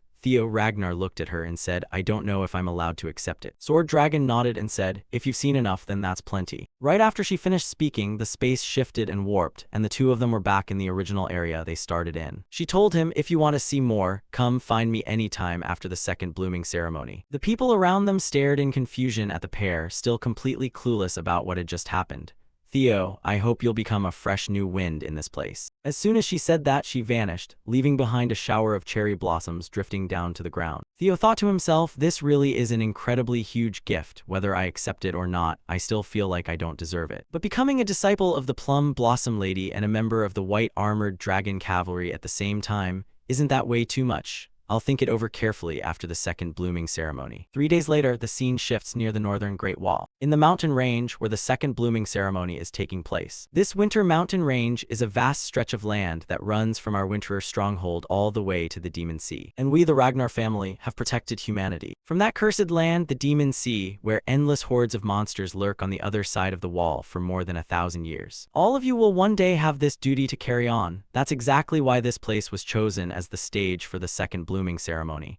The one speaking was the overseer of the second blooming ceremony, Senior Swordmaster Jackie Ragnar. However, as apprentice swordsmen, none of you are allowed to step into the Demon Sea. The trial area is strictly limited to inside the Great Wall. Be careful, don't cross the boundary into the Demon Sea. The test is very straightforward. Over the next 15 days, hunt beasts from the Winter Mountains and collect the bells tied around their necks. The bells come in 7 colors: red, orange, yellow, green, blue, indigo, and violet. The higher the color in the spectrum, the higher the points and the stronger the beast. In particular, the beast carrying a violet bell is at a level none of you can possibly defeat. But taking it down would give you an absolutely staggering amount of points. You're free to use any method you want during the test, as long as you bring the bells back before time runs out. Theo Ragnar thought to himself, no restrictions on methods, that means it's allowed to steal prey or bells from others. He's openly encouraging conflict, but that's just the survival rule of our world. Finally, Jackie Ragnar said, we've set up supply outposts at various spots to keep monsters from breaking through. Supplies are hidden in those safe zones, so use them wisely. Now the test begins. Everyone scattered after hearing the overseer's command. He thought to himself, since the test lasts 15 days, securing supplies is top priority. We need to stock up first and make sure we support young Master Theo. The black bear charged forward excitedly, shouting, "This is gonna be fun, really fun." Axion recalled the instructions his uncle had given him. "Stick to the plan, Axion, and that place will sooner or later become Theo Ragnar's grave." Sword Dragon followed behind Axion, keeping a close eye on his actions. Theo Ragnar started moving, with someone trailing behind him. The person called out, "Young Master Theo." It turned out to be Remington. He looked at Theo and said, "You once said we're friends, right?" Theo asked, "What's up?" Remington replied, "After thinking it over for the past 3 days, I realized I see you as both a friend and a rival. So I've gotten ambitious. I really want to surpass you, young Master Theo." Hearing that, Theo Ragnar gave a small smile. "I get that feeling. I see Remington as a friend and a rival too." Remington burst out laughing. "Haha, that's such a relief. I was worried I was the only one thinking that way. That's why I can't hold back in this second blooming ceremony. That's what I wanted to say." Theo Ragnar wished him well, then good luck to you. Right after Theo spoke, Remington left the spot. Theo thought to himself, the fact that Remington set me as his target, could anything be more exciting? My heart's racing, I've gotten a lot stronger now. Anyway, let's put the emotions aside for now. First things first, find the dragon's nest. With that, Theo pulled out the dragon compass and held it in his hand. The dragon nest compass is a special artifact that guides its holder toward a dragon's lair. The compass immediately spun and pointed the way for Theo Ragnar. The direction it indicated was the eastern mountain. Inside that mountain was a cave emitting the green glow of a quest, the very place Theo Ragnar was heading toward. At that moment, on the edge of the winter mountain range, Theo arrived at the spot guided by the dragon compass. He said, "It's definitely around here somewhere. I didn't expect it to be hidden under all this snow. Wait, do I really have to dig through this whole pile? Yeah, I probably should have brought a shovel. Using my sword to dig feels kinda weird." Theo drew his sword and muttered, "Well, if you don't have teeth, chew with your gums." As soon as he finished speaking, Theo swung his sword, sending electric sparks flying and blasting the snow pile in every direction, revealing a clearing with just trees and a cave entrance. Theo lowered his weapon and said, "All right, you guys can come out now." One of them stepped forward chuckling, "When did you notice us? We thought we were tailing you perfectly in secret." Hearing that, Theo looked surprised. "You guys, what are you doing here?" The fat one in the trio spoke up, "See, I told you idiots you were too loud. We're screwed. I think this kid's way stronger than we expected. Nice to meet you, number one." The three were the infamous Buck Mountain thugs, Hai Cow and Lun, the bandits of Buck Mountain. They were the ones who massacred civilians under the guise of accidents during missions, the dark consequence of Theo Ragnar's relentless pursuit of overwhelming power. Especially, Theo could never forget the Buck Mountain Village massacre. Back then, he worked with Huxial and resolved the case, so he knew better than anyone just how horrifying it truly was. Officially 761 dead, plus another 220 missing. The terrifying part was that none of the victims could be identified, because every single one had their heads crushed beyond recognition. Theo looked at them and thought, "I was planning to deal with these scum sooner or later because of their vicious nature, but now I have to face them like this, and they've been tailing me."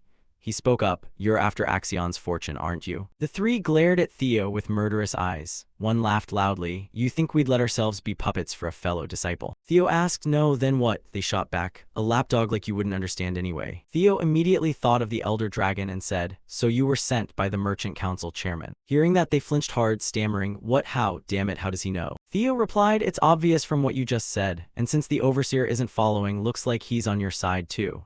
Realizing Theo had figured them out, they sneered. "Look at you, pretty sharp for someone like that." Cow asked Hai, "Are we in trouble?" Hai answered, "Nah, he's as good as dead anyway." Hai grinned smugly and shouted at Theo, "Nothing satisfies me more than ruining pretty faces like yours." Theo stared at him with cold, emotionless eyes. Before the three thugs could even move, Theo's technique closed in on them at blinding speed. The scene happened so fast they couldn't react, their eyes wide with shock and terror. In an instant, the strike took one arm from each of them. That single slash shattered the surrounding rocks and earth into ruin. Theo Ragnar said in an icy voice, "I'm not going to be like you guys. Instead, I'll leave your heads intact." With a second slash, Theo Ragnar took their heads clean off, killing them before they could even close their eyes. And just like that, in a matter of moments, he swiftly cut down the three arrogant thugs. Theo said aloud, "Guess since they're still young, they were that hard to handle." He thought to himself, the heavenly cherry blossom technique from the plum blossom lady after 3 days of practice. I can finally pull it off 3 times in a row by drawing curves with circles and arcs, allowing flexible transformations and applications. Of course, I can't do 120 consecutive ones like she can. He grabbed each severed head and said, "Time to clean up their mess. I need to figure out how to get into the basement." With that, Theo tossed their heads down the mountain. As he turned away, a strange sound came from below. Theo wondered, what's that noise? He approached and looked down to find a hidden staircase. The system displayed a hidden quest: find the invisible staircase and explore the green actions, discovering the entrance. Theo jumped down to continue uncovering whatever secrets lay hidden inside. At the same time, Robber Ragnar was silently watching Theo Ragnar from behind. Current number 1, Axion Ragnar had captured 41 demons with a team of 21 people. Number 2 was Remington Ragnar. In the Demon Dragon meeting room, a soldier spoke up. What about Theo Ragnar? In the Demon Dragon meeting room, another soldier asked, what about Theo Ragnar? He reported Theo Ragnar currently has 0 demons and no teammates. Hearing that, the Demon Dragon looked shocked and said, what? I bet he's either hiding or setting up an ambush. Sword Dragon spoke softly. If it's just a guess, that means there's no confirmation. Yeah, that's right. The Elder Dragon thought to himself, just because he stood out in the first round doesn't mean he'll shine in the second. Maybe he'll hesitate when facing real combat. He laughed out loud and said, haha, especially since he's just a bastard child. In his mind he thought, looks like those thugs did their job right. Heavenly Dragon looked at him and transmitted his voice. Could the upper council be involved in this? The Elder Dragon replied, yes, I couldn't give any advance warning.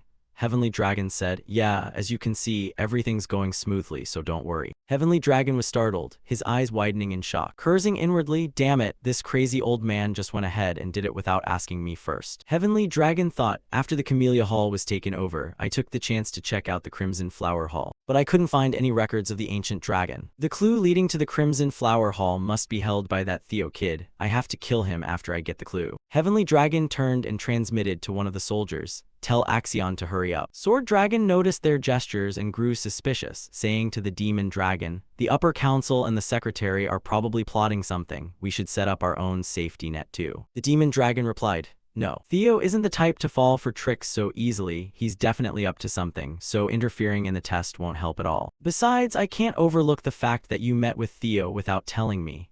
Sword Dragon chuckled and said to him, when it comes to that matter, is Theo's feelings the most important thing? Back with Theo Ragnar, he was gradually venturing deeper into the mysterious cave. In front of Theo were piles of eerie, dried-up skeletons. Theo walked past each one and said, these have incredibly strong mental attack traps. Ordinary people would lose their minds completely.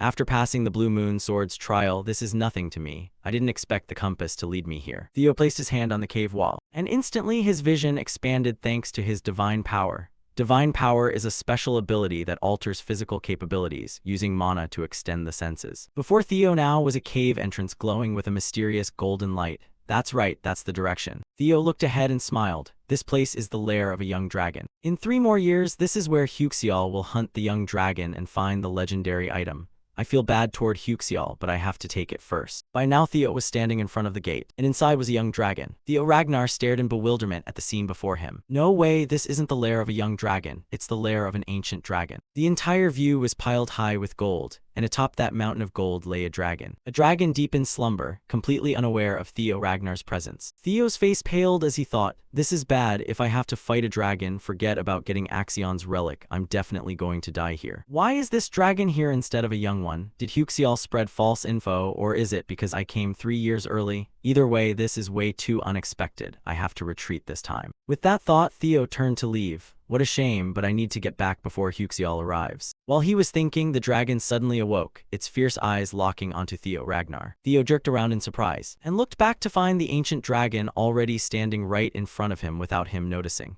It gazed at Theo and said, you are the first chosen one after a very long time. Its name is the ancient dragon Roadbroke. I am Roadbroke. Its eyes brimmed with killing intent, its form truly terrifying. The one your Ragnar lineage calls the guardian dragon god, the master of the winter mountain. Hearing that, Theo's eyes widened in shock, his mind flooded with question marks. Theo immediately knelt, bowed his head and said, greetings to my ancestor. Roadbroke looked puzzled, tilting its head. Ancestor. Theo explained, isn't the guardian dragon god the companion of our ancestor Sigurd, and also the mother of Friedreif? The dragon understood and said, oh, it seems that little rascal Friedreif has been spreading nonsense. The truth is Sigurd and I were once companions, but that was only out of respect for the one who signed the soul contract. We never had any emotional bond from the start. How could a human possibly be a life partner to a dragon? Theo stood up, looked at it, and asked, so the rumor that our family lineage carries dragon blood is just propaganda? Roadbroke replied, yes, exactly. Through the contract between me and Sigurd, dragon blood was passed down. Theo stammered as he tried to ask more, but was cut off. That's enough greetings. I will now begin the guardian dragon god's duty with the chosen ones. From this moment on, I, Roadbroke, will uphold the original oath and allow the chosen to face my trial. Allowed 3 questions, Theo Ragnar froze at the ancient dragon's words. Theo was thrilled and thought to himself, it's not a combat situation. Thank goodness, my goal is to stand at the peak of Ragnar, and to do that, I need to understand Ragnar more deeply. I have to make the most of this chance to gather as much information as possible. Outside, Axion was still relentlessly hunting down beasts one after another to collect the bells around their necks. With just a single slash, the beast fell easily under his blade. The bell he obtained this time was a green one. He stepped forward, picked it up, and said, "That makes 57 now." Then he tossed it to the soldiers trailing behind him and asked, "What's the latest on Theo Ragnar?" They answered, "Still no word on where he's hiding. Maybe he's scared to face the monsters, haha." The one speaking was Bang, Axion's ally along with Orion Gardner. He looked at Axion and thought to himself, he takes down monsters that easily. Axion really is impressive. I have to stick close to him no matter what happens. Even if he gets stronger, he still lives like an idiot. Axion suddenly lifted him up and said, "You don't know because you've never been strong. Have you ever seen me fear anything? With power, you fear nothing at all." His eyes filled with murderous intent, he growled, "What are you scheming?" Axion's fury terrified him and he screamed, "No, I'm sorry." One of the soldiers approached and said, "Pardon me, Lord Axion, there's a message from above, urging you to carry out the plan quickly." Only then did Axion release him, dropping him, and replied, "Got it. Tell my uncle to stop rushing me. The one who wants to kill that bastard the most is me. I'll strike him the moment he shows up."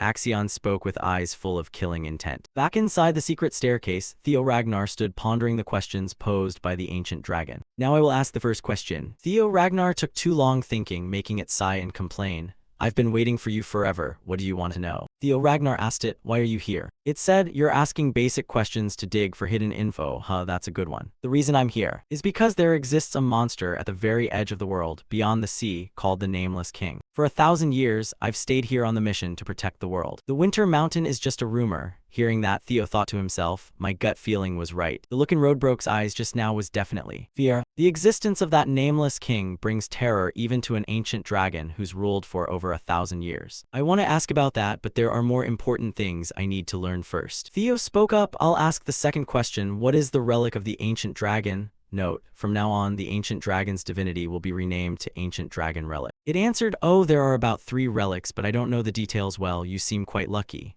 Theo asked, "There are 3. Theo thought to himself, one is the Camellia Hall dungeon, the second is the Moon Sword, so what's the last one? That's the Ancient Dragon Relic, the result of the Ancient Dragon's soul being split into 31 parts, given to humanity to protect you from the Nameless King. The Ancient Dragon Relic has no fixed form. It can be an item, experience, or even a strange phenomenon." Theo was stunned by what it was saying. Then he recalled his own memories and realized, the final relic I have is regression, so it's me. If this happened because of the ancient dragon Roadbroke, that makes sense. But something feels off. There's always an ancient dragon relic guardian protecting the ancient dragon relic, but there wasn't one in my previous regression. Theo continued asking, "I'll ask the final question, why was I chosen?" Theo looked at it and thought, why would someone as mediocre as me be chosen to fight the Nameless King? The ancient dragon approached him and said, "I'll answer you with a question. What do you think? You're the only one chosen." Hearing that response, Theo froze for 5 seconds, breaking out in a cold sweat. "I'm not the only one, it's the relic choosing." Theo Ragnar began to speculate. Eid Kursin, Black Dragon, they know about the relics and want to collect them. If they were also chosen by relics, maybe they received these messages too and have also regressed. I'm one step closer to the truth of the world, but everything just got way more complicated. The fact that there's a nameless king, even ancient dragons fear. And now there are other regressors besides me. The ancient dragon said, "Now I've answered your 3 questions. The task is complete, so I will grant you your reward." Theo replied, "Oh right, I came here to take Axion's relic. But I've changed my mind. I need something much bigger, something that can't even compare to a single item." At the same time, the system announced, "Congratulations, you have completed the hidden quest. The reward is the opportunity to claim the ancient dragon's treasure hoard." As you can see, this lair contains all kinds of treasures gathered from across the world. Precious gems, relics, elixirs, skill books, weapons. Whatever you desire, it's here. Choose anything you want, and I will grant it to you. So what do you desire? Theo got excited, boldly shouting, "I want Roadbroke." The ancient dragon was stunned by his words. "What, you want that?" It roared in anger. "It seems my reputation is truly eternal. What an amusing joke. Now tell me seriously, what do you really want? Say it again." Theo said firmly, "I already told you." His answer left it speechless. "You just said that, were you really not joking, but serious?" Theo said sternly, "Exactly, I'm dead serious. I want the dragon Lodbrok." As soon as he finished speaking, it let out a furious roar, its aura forming a shockwave blasting forward. It was enraged. "You insolent brat," it bared its jagged fangs, bellowing, "are you trying to seize all my treasures and knowledge with just a few words?" The dragon's released aura carried the terror of the guardian dragon. Theo Ragnar coughed up blood, but he had to stay resolute to the end. without hesitation. He activated the low-level Dragon Fear skill to counter Roadbroke's power. It shouted, "You fool, do you really think a mere inferior dragon skill can stand against me?" Theo, mouth full of blood, yelled right in its face. "You, the guardian dragon, declared that I could take any treasure of yours. You never said Lodbrok couldn't be one of them." He thought to himself, this is a gamble where I've bet my own life, but if I win it, the reward is absolutely worth it. He looked at it and thought, the guardian dragon once stood with our ancestor Sigurd to build the Ragnar family. Nothing proves legitimacy more than becoming her companion. That way, the past I've lived through won't repeat itself and the Ragnar clan won't be destroyed. This is an opportunity I can't pass up. Theo shouted again, "Please grant me Lodbrok, you've already sworn your sacred oath. So stand by now, fight alongside me." Its eyes fixed on our protagonist. Seeing the image of the Ragnar lineage's ancestor come alive, his aura was strikingly similar to that man from long ago. The great dragon sighed and relaxed. "Very well, I accept." The aura around its body began to steam and dissipate, transforming into human form right in front of him.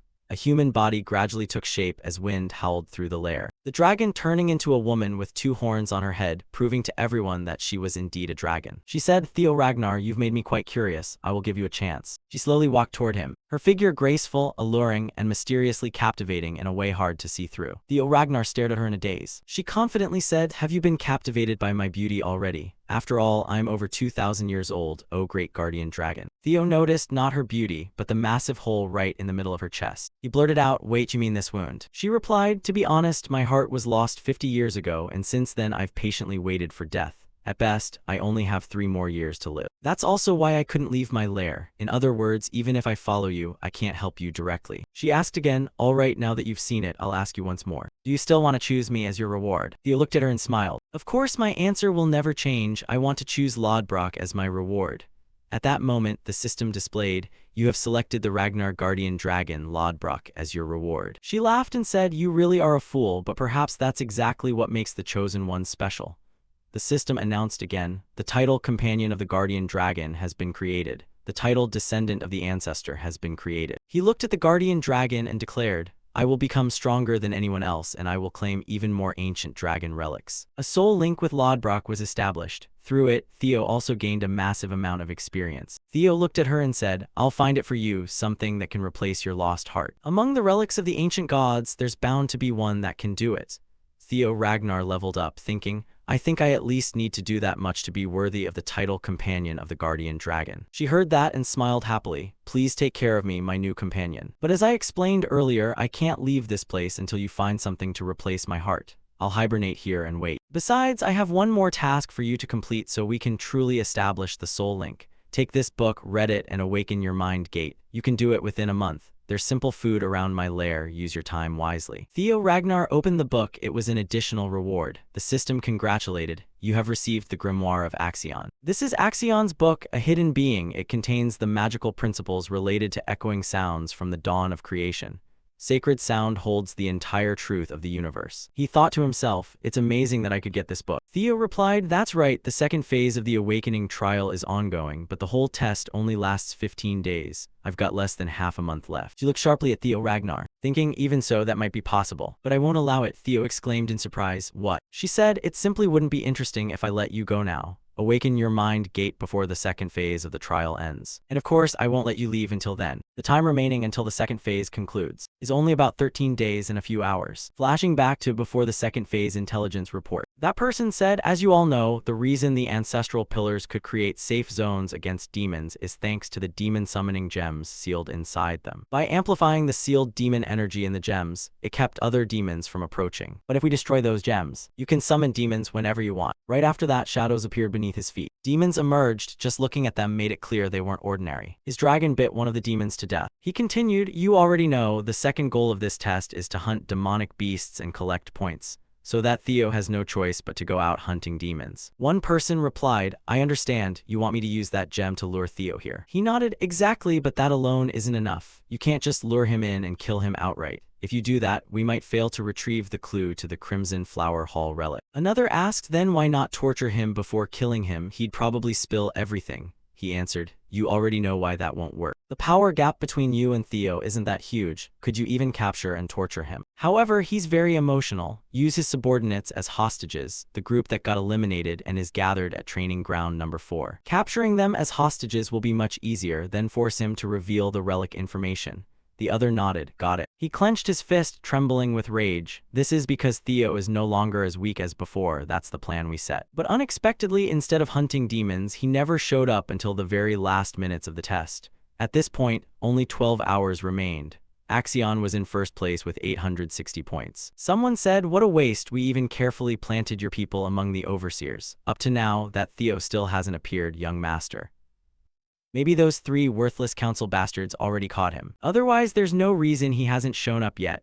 This was Phillips, a disciple of the Plum Blossom Hall, a second-stage swordsman, currently ranked 7th with 446 points. He sat pondering, then glared at the other. "You're supposed to be one of Plum Blossom Hall's brightest talents, yet your vision is this poor. Now I understand why the Plum Blossom Hall master pays more attention to Theo than to you." Philip scowled in irritation. "What did you just say?" "Damn it, I'm out here helping him catch that Theo guy, and he still mocks me, this bastard." He was furious. At that moment, Axion spoke up. "Enough already, I didn't expect much from you anyway. That damn Theo Ragnar, if you won't show yourself, I'll force you out." His face twisted into a vicious grin. "The Dragon Scale Society people and the Plum Blossom Hall people are all here. Everyone, follow me, it's time to go hunting. We'll wipe out every last one of those eliminated losers at training ground number 4, kill them one by one and see if he shows up." This scene was accidentally witnessed from afar by someone. That person was Ray Ragnar, a second-stage swordsman, currently ranked 3rd with 561 points. Somewhere else, a group was taking down demonic beasts. One of them was a low-grade ice lizard god. These were the subordinates following young master Theo Ragnar. One said, "We finally took it down, finally got a demonic beast and snagged a golden demon bell." Another chimed in, "See, I told you if we teamed up we'd pull it off. I've got to brag about this to Lord Theo." These were all people Theo cherished. But one looked worried. "Guys, there's only 12 hours left until the second phase ends. No idea where young Master Theo is. He hasn't shown up since the test started." Another comforted him. "We've gathered a ton of supplies for him already, so don't worry. He's probably aiming for something way bigger. He must be doing something more important than just hunting beasts like this. Let's keep collecting stuff and hand it over when we see him." One nodded. "Yeah, probably, since just surviving gets you through the second phase, rankings don't matter that much, right?" Someone else said, "Sure, but I still really want to see young Master Theo take first again. He promised he'd mention me too." Another laughed. "Yeah, he said the same to me." While the two were chatting, a sharp sword suddenly pierced straight through Sybil's heart. "Ha ha ha, you guys are killing me." The attacker was Orion Gardner, ranked 14th with 173 points. The others shouted, "Sybil, that's the Dragon Scale Society. What the hell is this?" Orion laughed. "What do you think it is? You're just sacrificial lambs meant to summon out that precious young master you all worship. We're dying to meet that damn young master of yours too, so don't blame us for playing dirty." At the same time, back in Lodbrok's lair, she said, "This is quite a surprise. You actually managed to open your mind gate in less than half a month."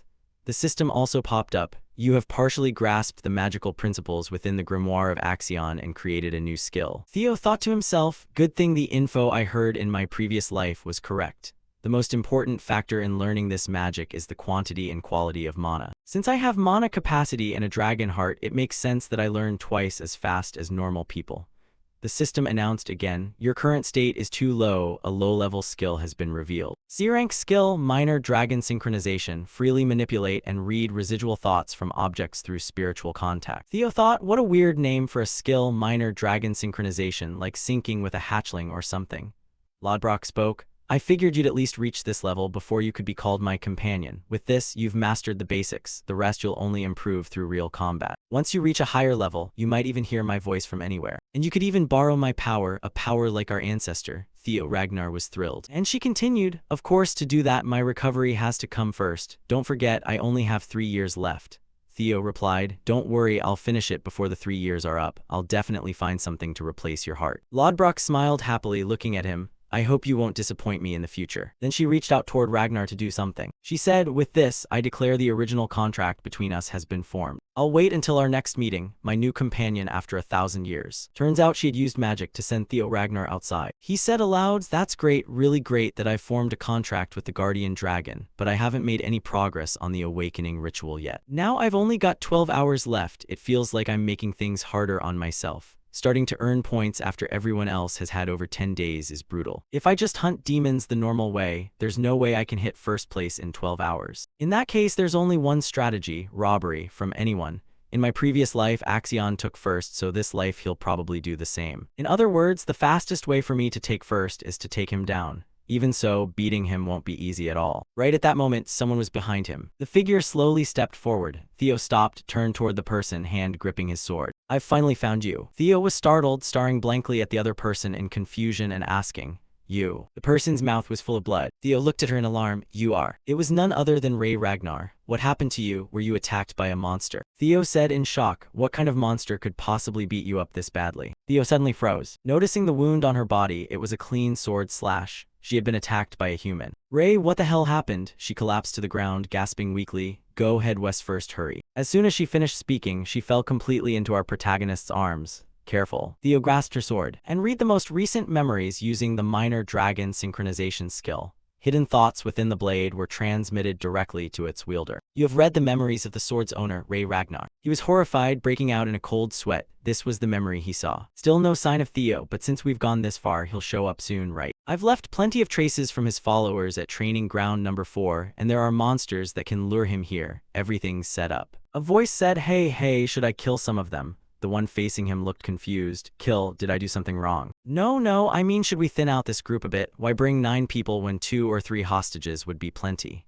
Another voice replied, "You mean these guys? Go ahead, feel free to kill a few." At that moment, Ray Ragnar couldn't stand by and watch anymore, so she stepped forward. "What's going on here?" "Ray, you're trying to stop me. This isn't right, you're crossing the line." Axion replied, "Whether it's crossing the line or not is my business, not yours. I don't want things getting more complicated. Go your own way and stay out of mine. Everyone here is Theo's friend, let them go." She drew her weapon. Axion sneered coldly, "So that's how it is." His eyes turned icy. "You're actually siding with that guy." Right after Axion spoke, Ray charged at him with her sword. He stood his ground, slowly drawing his own blade as a deep crimson killing aura radiated from him. Clang, one clash, the light from the impact lit up the sky. Somehow no one could be seen anymore. Ray Ragnar was knocked back, coughing up blood. Clearly no match for him. Notification: due to insufficient status, some thoughts could not be read. Seeing the scene, Theo Ragnar felt horrified. "What the hell is going on? Why is Axion holding 4 of my teammates hostage?" Ray Ragnar was stunned. "How do you know that?" Theo grabbed her shoulders and shouted, "Tell me right now what happened while I was gone." Ray gritted her teeth and said, "From the moment the test started, Axion has been doing everything to capture you. But since he couldn't find you all this time, he went after your teammates to force you out."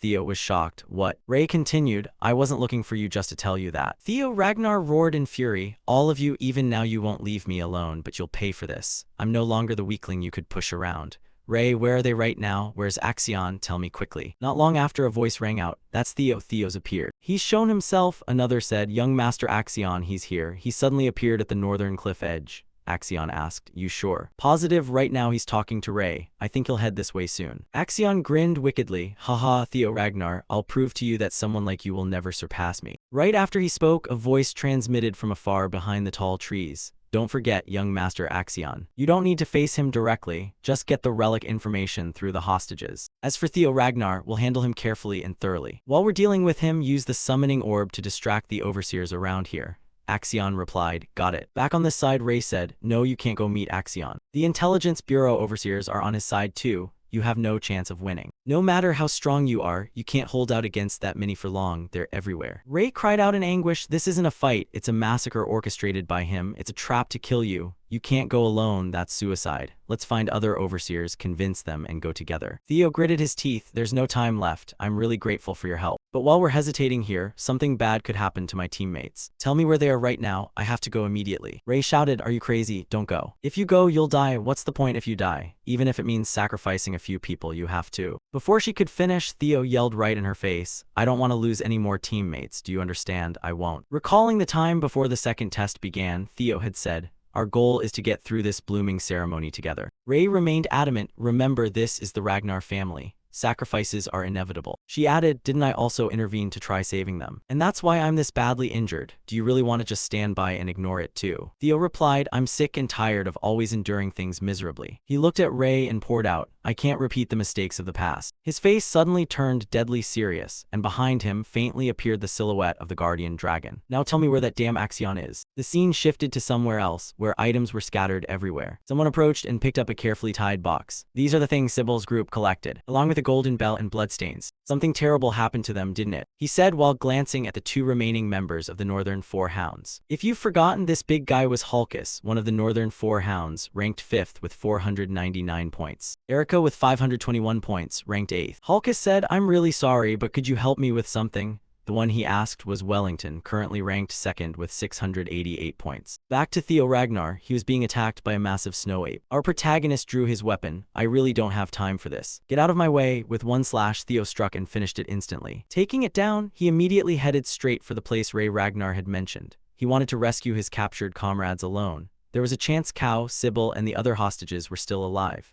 Eid was the one guiding Axion, so he probably arranged everything to kill him cleanly without causing chaos. Since this was during the test, the path to Axion was blocked by many large snow apes. He couldn't take a detour, as that would waste too much time. The fact that overseers were with Axion was proof they were Eid's people too. One slash from Theo quickly cleared the pack of apes without taking much time. Ordinary monsters simply couldn't trouble him anymore. Those overseers were definitely planted by Eid to kill me, and they'll cover up Axion's abnormal behavior. Even so, I have to act faster because Axion is the most unpredictable variable. But thanks to that very variable, I'll be able to catch Eid. Theo leaped up, spinning a sharp blade, and drove a straight thrust into its skull. No matter how big and tough, one hit like this was game over. "Ray Ragnar," he said. "Yes, Theo, from childhood you were always like this. Let's head home first." She stood up, recalling memories of their childhood together. Then she tried to run after him. "When we were kids, you saved me from freezing to death. This time I'll help you." Wherever she went, blood trailed behind. Her wound still hadn't stopped bleeding. Back with the people captured by Axion, they were being brutally beaten by him. Then Axion stomped hard on Sybil's head, pressing it firmly into the ground. "I already told you. If you don't shut up, I'll kill you. Didn't you hear me, or are you not afraid of death?" At that moment, the overseers transmitted from afar. "Young Master Axion, don't forget the Intelligence Bureau Chief's advice. You can't change the plan on your own." HMPH, Axion was annoyed but complied. He sheathed his sword, then sat down right on top of Sybil. He sat there staring ahead, where the overseers were watching. 4 prosecutors have been sent to kill that Theo. Does that mean my uncle doesn't believe I can beat that useless Theo? He thought angrily to himself, how could that idiot be so highly regarded by my uncle? He trembled with rage. Right then a foot stepped forward, and seeing who it was made, these guys panic and shock. Axion immediately changed his attitude right after that. "You finally showed up, Theo Ragnar." The one who arrived was our protagonist, his body covered in bloodstains that sent chills down anyone's spine just looking at them. His gaze shot out, locking intensely on his teammates, seeing them in such a pitiful state, clearly having been brutally beaten. Theo shifted his eyes to the right, where Axion's followers stood, having massacred so many people, including those who wanted to kill him. Theo just gave a light smile, his eyes ice cold, radiating killing intent. In front of him was an entire gang. Axion spoke up, "You kept me waiting way too long." Theo looked toward Sybil lying unconscious, his anger making his hands and feet tremble. Axion stood up, hand resting on his katana, just about to charge when the overseers reminded him. He stopped. "You must already know the situation before coming here, right, Theo Ragnar, so I'll get straight to the point. If you want to save your friends, then you have to." Before he could finish, Theo cut in.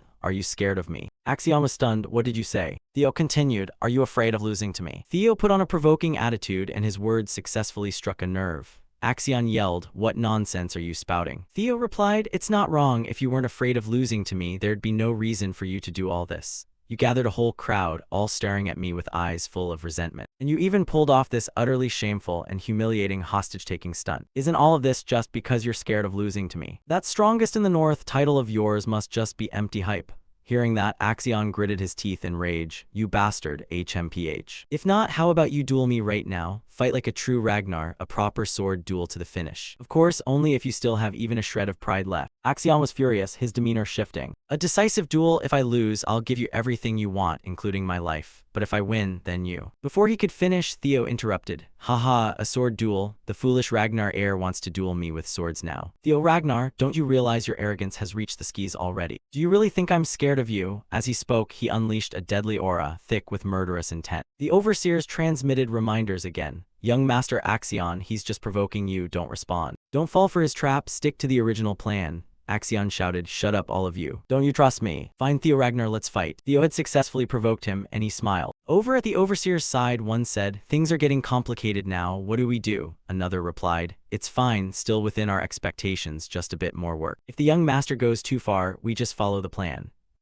Back with them, Axion declared, "This is a proud Ragnar decisive duel. No one interferes until it's over. You don't touch the hostages either because they're part of my bet with him." As soon as Axion finished speaking, Theo Ragnar accelerated and charged straight at him. Clang, a single spark flew. Though a bit surprised, Axion still easily blocked that one strike from our protagonist. The collision created a trail of sparks etched right onto the blade. Theo said, "Thanks, but stop wasting time already, come at me." Theo spun his body, built momentum, and swung his sword in a powerful reverse slash from behind. Axion closed the distance in a flash, and the two swords clashed again, grinding and screeching against each other. Axion spoke up, just as expected from some lowly move made by the son of a concubine. The force from both of them radiated outward, sparks flying far with every colliding strike.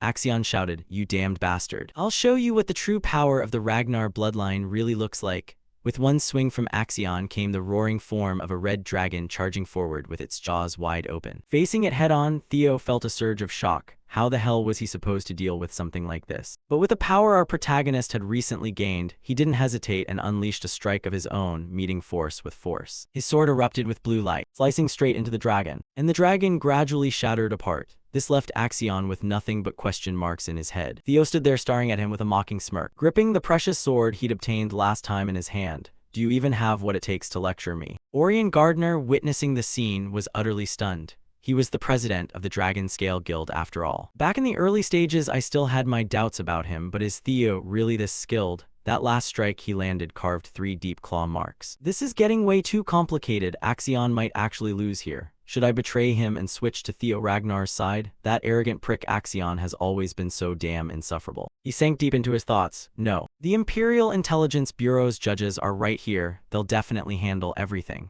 All I need to do is focus on distracting the other judges. Right after that, he turned and shouted loudly, "Dragon Scale Guild, scatter from this place. We don't want to get dragged into this mess. We'll move out individually and leave. Let Axion deal with it here." The scene cuts back to when Axion was still a small child. An adult said, "Axion, you absolutely must seize the Ragnar throne for your mother and your uncle, for the prosperity of the Troyven family. The name Ragnar is just a shell for you. You are truly a Troyven, do you understand?" At that moment, Axion gritted his teeth, looking truly shocked. He leaped up, shouting loudly, "Theo Ragnar." He unleashed a powerful downward slash. Theo raised his sword to block. Clang, sparks flew. Axion ground his teeth furiously, while Theo just kept smiling like there was nothing difficult about it at all. "Thanks for acting exactly the way I expected." A report came in. Theo Ragnar has finally shown himself. He's facing off directly against Axion. "Haha, it's over. You finally made your move, Theo Ragnar. I knew you were still safe and sound." Another voice, "What? That guy wasn't taken care of by the others. So he's still alive, thank the heavens. I really don't know what he's been up to all this time, but my plan can finally get started now. Once Axion gets the performance data, the elite swordsman I've selected will personally chop his head off." At that moment, another update arrived. Theo Ragnar and Axion are currently locked in a one-on-one duel. Hearing this caught him completely off guard, his eyes shifting as his plan went completely off track. What the hell? Over here, the battle between the two of them was incredibly fierce, more than 50 exchanges and still no clear winner. Every sword strike they unleashed was ferocious, aimed straight at the other. He's too strong, he's improved at an insane speed. But there's no way he can be this fast. Axion had already taken a wound across his face, his eyes locked on Theo Ragnar with pure killing intent. He watched every single movement Theo Ragnar made. "I've already read all the moves of this trash." He hurled his sword forward with full power, sending it flying straight toward Theo, who was now in grave danger. It was the sword-throwing technique. Theo suddenly recalled his own death in his previous life, and that move looked exactly like the technique Axion was using right now. Axion sneered, "You should know that using a secret technique with predictable motions only lets your opponent read your next move." After he finished speaking, he was stunned. Blood already flowing, dripping from the tip of the sword onto the snow. Theo had blocked it, he'd caught it directly with his bare hand. "So it was you. You're the one who killed me in my previous life." The person Theo Ragnar has been investigating all this time is Axion. He's the one who ended Theo Ragnar's life. "You're the bastard who did that." Theo's eyes glazed over with murderous rage, a twisted, delighted grin spreading across his face. "The moment I died, I was destined to die without ever knowing who burned down the Crimson Flower Hall. Because back then I had no power. Luckily, that scum just revealed his face to me, so now I know who he is. Thanks to Evelyn's investigation, I discovered the deep connection to the Camellia Hall. So the most logical conclusion is that the ones who killed me back then were people from the Troyven clan. And among those Troyvens, there was one who used a rare technique, the sword-throwing technique, and that was Axion Ragnar. Only someone insanely arrogant would dare use a move that so easily leaves you without a weapon. Before this, I wasn't 100% sure it was you, but now that I've seen it with my own eyes again, this time I'm 100% certain." Theo Ragnar, furious, crushed the sword in his grip. "Back then and even now, why the hell do all of you bastards want to kill me so badly?" Axion froze at the sight. He just crushed the sword barehanded. "What? This isn't anything like my previous life. This time I'll save myself and all my comrades." Theo gripped his sword tightly, his eyes razor sharp, suddenly more serious than ever before. floor. With that said, he hurled Axion's sword right back at him, the blade flying like an arrow straight toward Axion's face under the force of Theo's throw. Axion barely tilted his head and dodged it effortlessly, then mocked,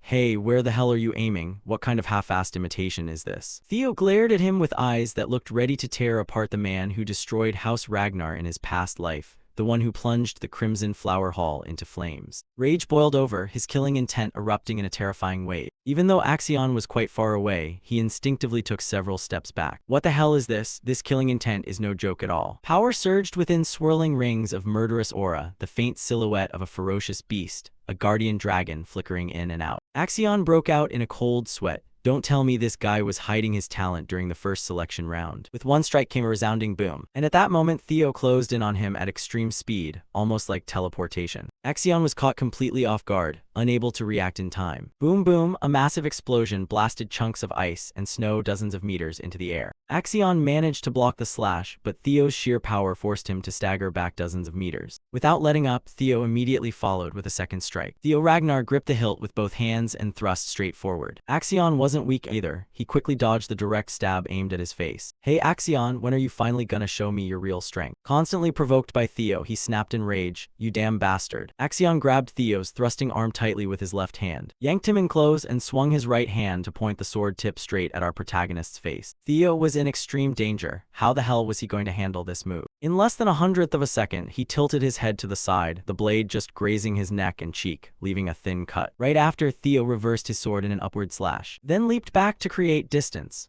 Both of them were unleashing incredibly lethal attacks in a fight so fast that the other rookies couldn't even follow their speed. Theo stopped and took up a defensive stance while Axion watched his every tiny movement. Suddenly, he vanished right in front of Axion. What kind of technique is this with such terrifying speed? Like a bolt of lightning, Theo Ragnar closed in on Axion with sword in hand, and with one strike he directly disarmed him, knocking the weapon away. In a cold voice he said, "Axion, do you know what it feels like? The feeling of getting stabbed right through the gut." The words sent chills down the spine, his killing intent thick and heavy. Theo held his sword, aimed straight at Axion's body, and thrust downward with full force. Switching over to the other side after examining the traces on the ground, Remington gave his assessment. "These aren't claw marks from a beast attack, this is evidence someone dragged them away. The only person with enough guts to pull this off is Axion."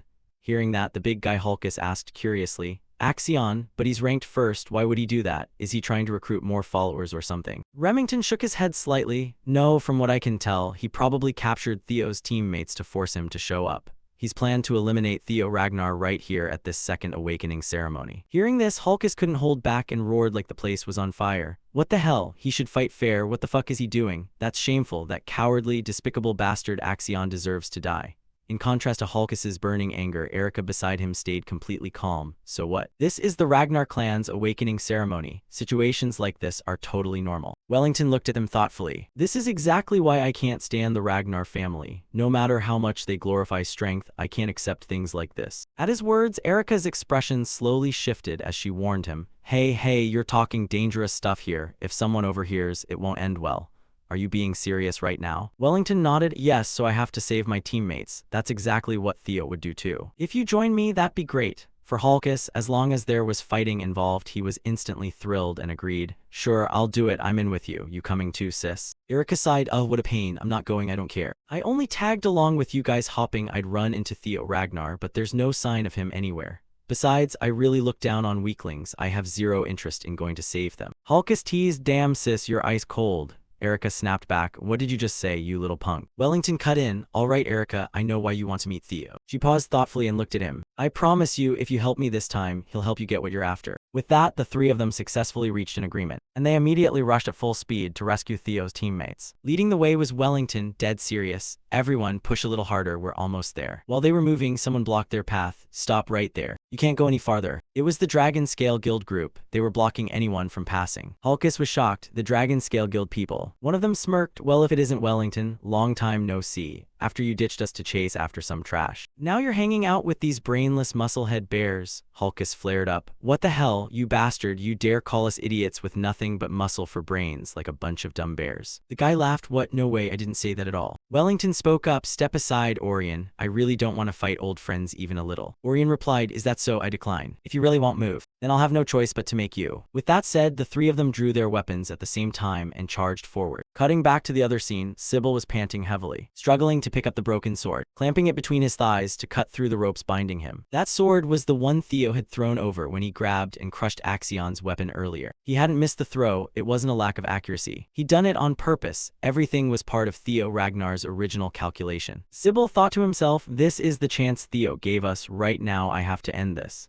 He started putting all his strength into sawing through the ropes. From a distance, it was clear that the downward thrust Theo had made was blocked by someone. We could see that now there were 3 people involved. What kind of new variable was this? While Axion was in danger, a stranger appeared, intercepting that sword strike. He was probably one of the overseers Eid Troiven had planted. He said, "You've finally shown up," Theo thought to himself. "I'm sorry, young Master Axion. I'll take my punishment after the awakening ceremony ends." This guy was the high-rank swordsman overseer, Liam Troiven. He swung his sword and sent Theo Ragnar flying backward, then shouted loudly, "Everyone escort the young master now." Right after he charged forward, attacking relentlessly, "My lord, young Master Axion, you've fought enough. Leave the rest to us to clean up. We picked up the sword you dropped." Axion took his katana, gripping the hilt tightly. Axion looked toward the 2 who were clashing. That guy was a high-rank swordsman with real power, launching ferocious, deadly strikes at Theo. One clean hit and it was over. Theo Ragnar was basically completely outmatched, overwhelmed to the point where he could only desperately defend. In a split second, he spotted an opening. His eyes shifted instantly, and he swung his sword, clang, one clash, sparks flying between the blades. Liam blocked it effortlessly, then immediately countered with a powerful downward chop. Theo raised his sword to parry. "I really have no choice but to admit it. Not only young Master Axion, but even the high-rank swordsmen he brought today aren't weak at all." His eyes locked on Theo Ragnar as he thought, "He's no match for me. The only chance is right now while no other overseers are around.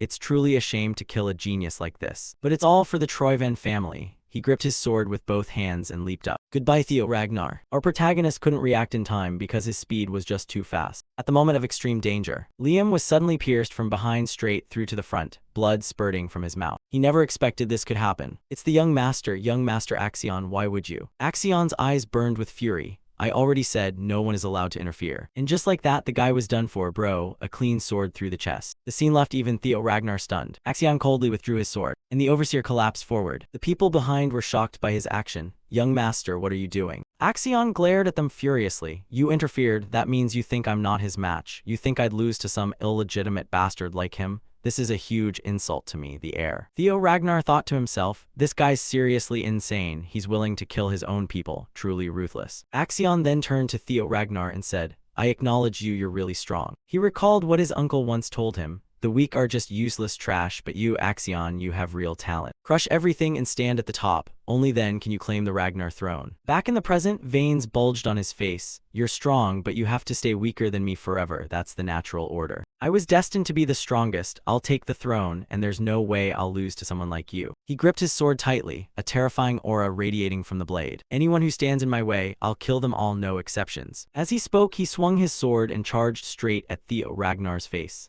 Our protagonist narrowed his blood-red eyes and stared him down. Boom, one slash shattered the ground into pieces, clear sword energy ripping through. He was surprised to see only rubble in front of him. Theo Ragnar was gone. He was up above. Theo Ragnar had jumped high to dodge, weapon in hand, ready to face him again. Using the momentum of his fall, Theo Ragnar unleashed an incredibly powerful downward slash with the razor-sharp Than Ngu Y letter 1E C7 TKI letter 1E BFM in his grip.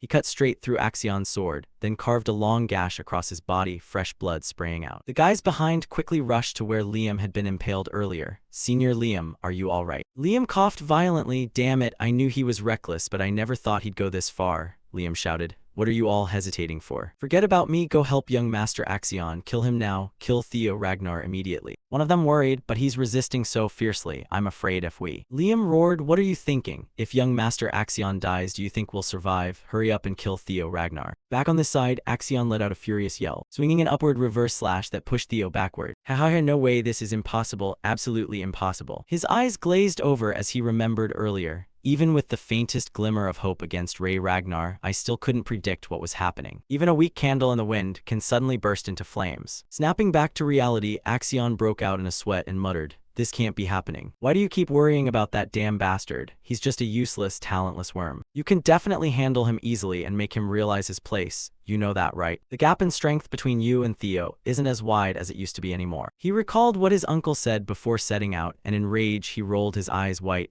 Trash like you can be torn apart and killed in an instant. I am Axion Ragnar, the one destined to rule the North and the rightful heir to the Ragnar throne. He charged forward like a ferocious beast unleashed from its chains, attacking Theo Ragnar once more. Facing Axion head-on, Theo showed zero fear. You talking about that damn throne? Because of your ambition, do you even know how many of my people have died? If you won't give up that obsession, I'll crush it myself with my own power. He gripped the Than Nguy letter 1 EC7 TKI letter 1 EBFM tightly, and channeled every ounce of power he had, pouring everything he'd learned into this one strike. The form of a guardian dragon faintly appearing along the blade, thick sword aura swirling around it. He roared loudly, "Dragon Claw." Axion was horrified at the momentum of that strike. His eyes said it all. "I'll become even stronger and wipe out anyone who dares threaten my clan." Axion's red dragon was shattered into pieces, and everyone around them stared in stunned silence. That one slash from our protagonist sent shockwaves so powerful that even Wellington felt it clearly from afar. Axion's mouth hung open. He took the full force of that strike with no way to counter. The two stood about 2 meters apart, Axion clutching his broken sword in hand, frozen in place. Then boom, a earth-shaking impact. His body was sliced clean across by Theo Ragnar's sword aura, and our protagonist claimed his head. The shockwave from that single dragon claw move didn't stop there. It rippled out hundreds of meters behind, kicking up clouds of dust and snow. Axion dropped to his knees, streams of blood dripping onto the snow-covered ground. And he breathed his last, the end of an arrogant, overconfident fool, his severed head tumbling through the air several times, before thudding down to the ground. Theo stepped forward and kicked the head of the man who'd killed him in his past life, Axion. He stood tall like a war god, the proud stance of the victor, a gentle breeze blowing through his long hair, making it flutter lightly. Liam stood frozen for 5 full seconds. Young Master Axion is dead. After decapitating Axion in that previous clash, Theo's blade was drenched in blood, which dripped steadily onto the still furious face of Axion's severed head rolling across the white snow. The overseers around them, witnessing the scene, couldn't believe their eyes. Liam's eyes widened in sheer horror, fixed on Axion's mangled corpse as he stammered, "Why, young master?" At this point, he was like a cornered dog with nowhere left to run. Liam roared in fury, "Kill him for me, hurry up and kill that bastard now." All 4 overseers charged forward without a moment's hesitation. Theo remained standing there, completely unshaken even as enemies burned with intent to take his life. His face stayed calm, a faint smile lingering on his lips that hid the growing worry scorching his mind. "Looks like I'm in deep trouble now. From here on out, it's all just one big gamble. Even at my absolute best, it'd be tough to hold off 4 high-rank overseers, let alone in my current state where everything feels even more hopeless." His stamina had hit its absolute limit, and his mana was nearly depleted after that last attack. His eyes locked intently on the overseers rushing toward him, their sharp blades aimed straight at his neck, brimming with killing intent. But hasn't it been about time for him to show up already? From behind came the sound of hurried footsteps rushing in, and it was Wellington's group. They'd broken through the Dragon Scale Guild and arrived just in time to help. Theo's eyes widened in shock. "You guys." Right in front of Theo now were 3 people desperately holding back the overseer's attacks. Turning toward Theo, he asked in confusion, "How did you all get here?" Wellington glanced back and replied, "We're saving a teammate in danger. Isn't that just the obvious thing to do, young Master Theo?" Erica chimed in beside him with a grin. "In real life, you look even more impressive than I imagined." "Damn it, Theo, this is the first time I've met someone as strong as you. No way you're dying here." Theo's freed subordinate stood up and joined the fight. "We'll back you up with everything we've got, young Master Theo. We can't just run away after causing all this trouble." Wellington's sword clashed powerfully against one of the overseers. He shouted, "Direct interference from overseers is strictly forbidden. You know, intervening personally in a candidate's fight is a grave crime, right?" His eyes were stern, his voice cold and resolute. Hearing that, the overseer's face twisted in panic, and he immediately transmitted a message to the leader. "Lord Liam, what do we do now? This has gotten way too serious. Should we just eliminate them all?" "Please give the order." Liam struggled to stand with his severely wounded body, his face darkening in utter despair. "We're finished. We couldn't find any information about the Crimson Flower Palace relics. We couldn't even take out Theo Ragnar. And young Master Axion has fallen here too. Right now, the situation is beyond salvage. There's no way to recover or fix this failure. So the best course of action now is..." His voice rang out with menacing finality, like a man with nothing left to lose. "Kill them all." We'll claim an abnormal monster wave, and mana outburst occurred, leading to the deaths of all candidates on site. "That's the best cover we can pull off now." As he spoke, he pulled out a pouch filled with monster seeds. "If I make it look like an accident, it'll erase any trace linking back to the Troyven family." With that, he immediately dumped a bunch of monster seeds from the pouch. 2 level 5 monsters should be enough to pass this off as an accident, right? His subordinate, though stunned in shock, quickly adapted and followed the command. "Yes, my lord. Everything is for the Troyven family." As he spoke, he hurled the monster seeds toward the battlefield. But life isn't a fairy tale. From behind, a fatal stab came flying in, piercing Liam's body once more and making him cough up blood. Getting stabbed in the back like this must sting like hell. With a cold expression and overwhelming presence, the attacker barked, "Liam, what the hell are you doing here?" It was the Dragon Armor Cavalry Overseer Selp, with Overseer Aaron right behind him. They were joined by Overseer Natasha from the Plum Blossom Hall and Sally from the Waterwheel Hall. Liam, taking the direct stab, sprayed blood everywhere. Damn it, why does one after another keep showing up to block my way? He collapsed to the ground, dying in utter frustration and rage. Selp warned the three remaining, "You lot stay right there. If you value your lives, surrender quietly. Or if you want to end up like Liam, go ahead and keep resisting." They all glared at Theo with seething hatred, but at this point, none of them could touch him anymore. After seeing the overseers arrive, Theo fainted from exhaustion, but Ray caught him just in time. "Wow, you really know how to time your entrances, huh?" Theo thanked her for stepping in to protect them, but Ray shot back, "Theo, that was way too reckless. Why'd you push it this far?" Theo's gaze shifted toward the three captured overseers, and Axion's headless corpse. Suddenly, Wellington rushed over. "Young Master Theo, what you did was insanely dangerous. Why didn't you call me for help?" Erica and her sister came up to brag a bit. "Hey, I helped you out there, don't forget it, got it? Theo, you're not allowed to die until we have our rematch." Even the subordinates Theo had saved came running with tears. "Young Master Theo, you went this far to save us. Even if we die, we won't regret it." Theo leaned into Ray's embrace and whispered, catching her by surprise, "This is the kind of strength I'm chasing." Hearing those words, Ray felt like she hadn't misjudged him after all. "Oh, by the way, mind picking up those bells for me? I still need to snag first place." She smiled secretly to herself in quiet happiness. "You really haven't changed at all from back then." The scene shifts back to the main castle manor, where the higher-ups were listening to the latest battlefield report. Ead's face showed utter shock, as if he couldn't believe what he'd just heard. The soldier holding the report was trembling with surprise too. Every face in the meeting room filled with doubt and confusion over the new information. "Axion is dead." Ead's eyes burned with insane hatred. Everything he'd planned had failed, and now he'd even lost his beloved grandson. Finally, the closing ceremony of the Second Awakening ritual had arrived. All the surviving candidates gathered in one place, with murmurs and whispers spreading around them about the brutal test they'd just endured. A leader stepped forward to declare the end of the exam. "Everyone, you've worked hard. And based on what you've accomplished, I hereby announce that the Second Awakening ceremony has concluded." That was Feral Ragnar, the Nine-Dragon Ascendant, one of the 9 most powerful and influential figures in the Ragnar clan. Seeing him, all the candidates stared in awe and amazement. Is that really Lord Ascendant, the man who rarely shows himself? Why is he here? Out of the 87 candidates, 45 had successfully passed the Awakening test. Not a bad survival count. Truly, the talents of this batch are the best in history, especially the top scorer's points. They're impressive. His eyes narrowed meaningfully, and a direct gaze landed on Theo, making the boy quite startled to be under such scrutiny. All those who have passed the second maturity ritual will be promoted from apprentice swordsman to beginner swordsman. You can take pride in that. Now, as qualified Ragnar swordsman, you're officially permitted to act as such. Everyone here has been approved. With that said, I'll now announce the scores for the second maturity ritual. First place, Theo Ragnar, 1121 points. Hearing the result, those around him were stunned. Sure enough, it's Theo Ragnar, 1000 points. He had 0 points until near the end. How is that even possible? Hey, haven't you heard? He defeated Axion and took the top spot. Theo's face remained calm despite the waves of gossip surrounding him. From up high, the Nine-Dragon continued reading the list. Second place, Remington Nasio, 926 points. Third, Erica Lank, 843 points. Fourth, Ray Ragnar, 789 points. Fifth, Hulkus Rank. 45th, Ian Lehman, 28 points. That's everyone who passed. You've all worked hard. However, the ceremony isn't over yet. There's still the final part, the third awakening ritual. His eyes turned icy and extremely stern. Those who have earned the right to participate in the third awakening ritual, raise your hands. Remington asked, "Did you collect enough of them? I see quite a lot, but I don't really get what they mean." One by one, Remington raised his hand, followed by Erica and Ray, who had also gathered enough and managed to decipher them. Finally, Theo slowly raised his hand, a quiet affirmation of his top position. Farrell explained, "The hidden piece of the second maturity ritual is the attribute-based breathing technique. Candidates had to collect magic sprouts engraved with random passages and comprehend them. Collecting them is extremely difficult, but understanding them is exponentially harder. That's why they're called hidden fragments.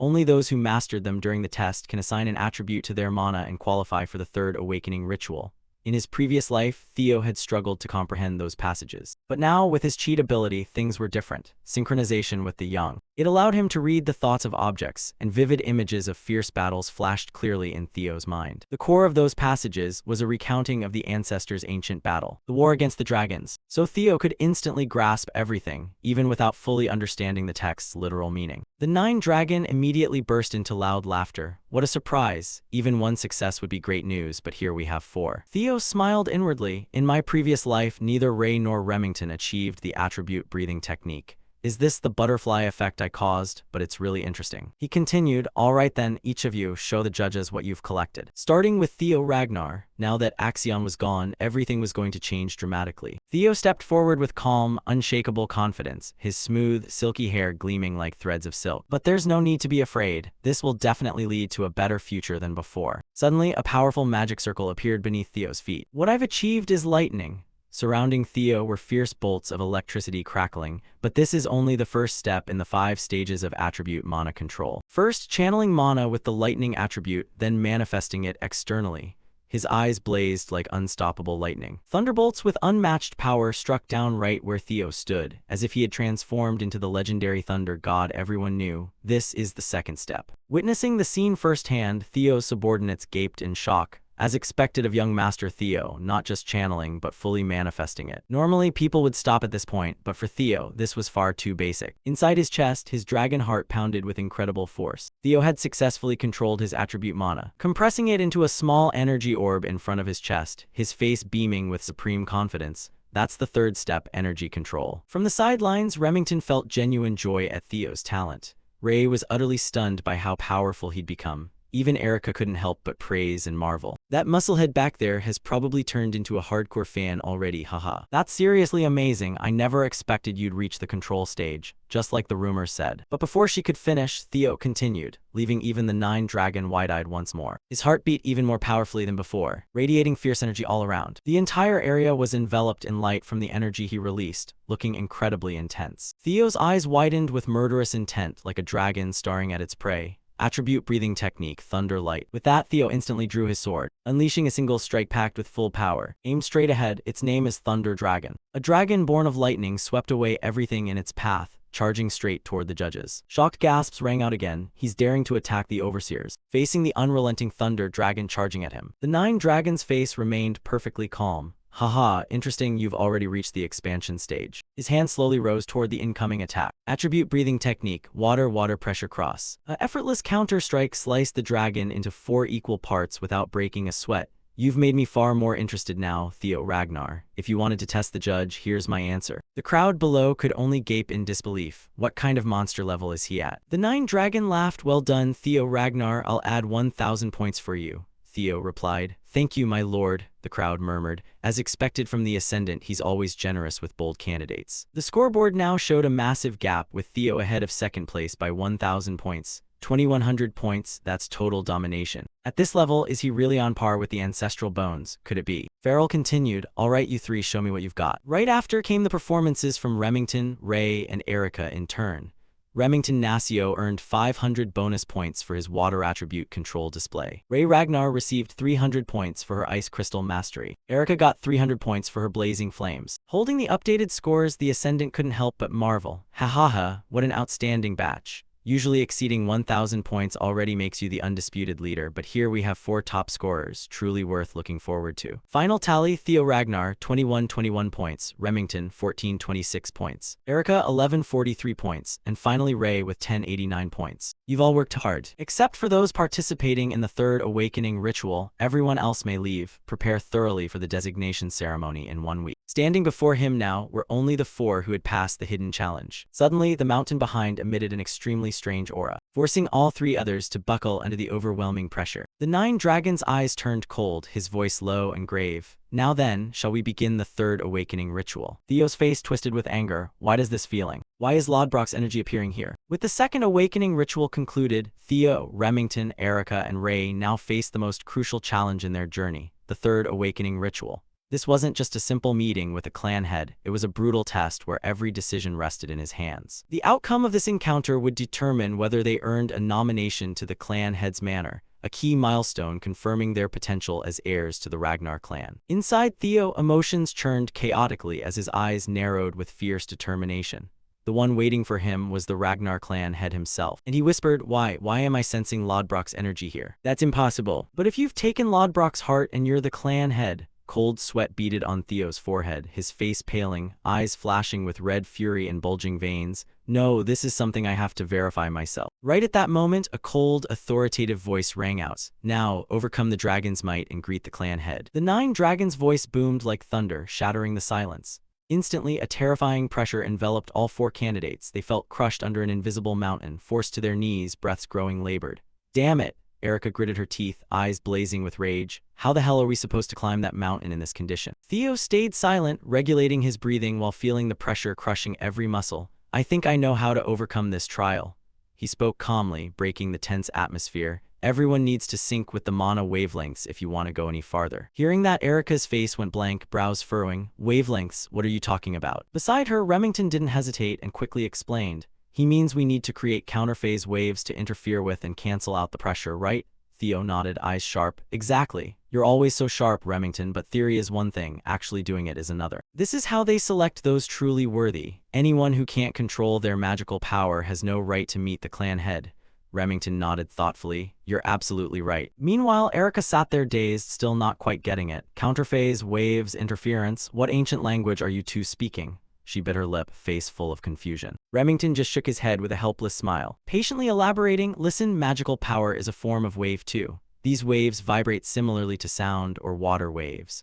The clan head's aura creates specific mana wavelengths. To overcome the pressure, we generate an opposing magical wave to neutralize it. Got it? After the simplified explanation, Erica's eyes lit up. So you're saying I just need to create a magical force that counters this pressure, right? Remington nodded, pretty much. But instead of thanks, Erica yelled in frustration. You muscle-brained, rule-obsessed idiot. Why didn't you explain it simply like that from the start? Remington shrugged with a light chuckle. I just helped you figure it out and now you're yelling at me. Ray, though not joining the argument, had already realized what she needed to do. Erica kept ranting. Exactly, you're just a walking rulebook. Are you really only 17? You talk like some old geezer. Despite the ongoing bickering between Erica and Remington, Theo remained fully focused on controlling his mana. Powerful yet fluid streams of mana flowed out, forming a stable energy field around him. Both Erica and Remington stared in astonishment at what was happening. He's already done it? Theo not only neutralized the clan head's pressure but did so with such finesse and mastery that it commanded respect.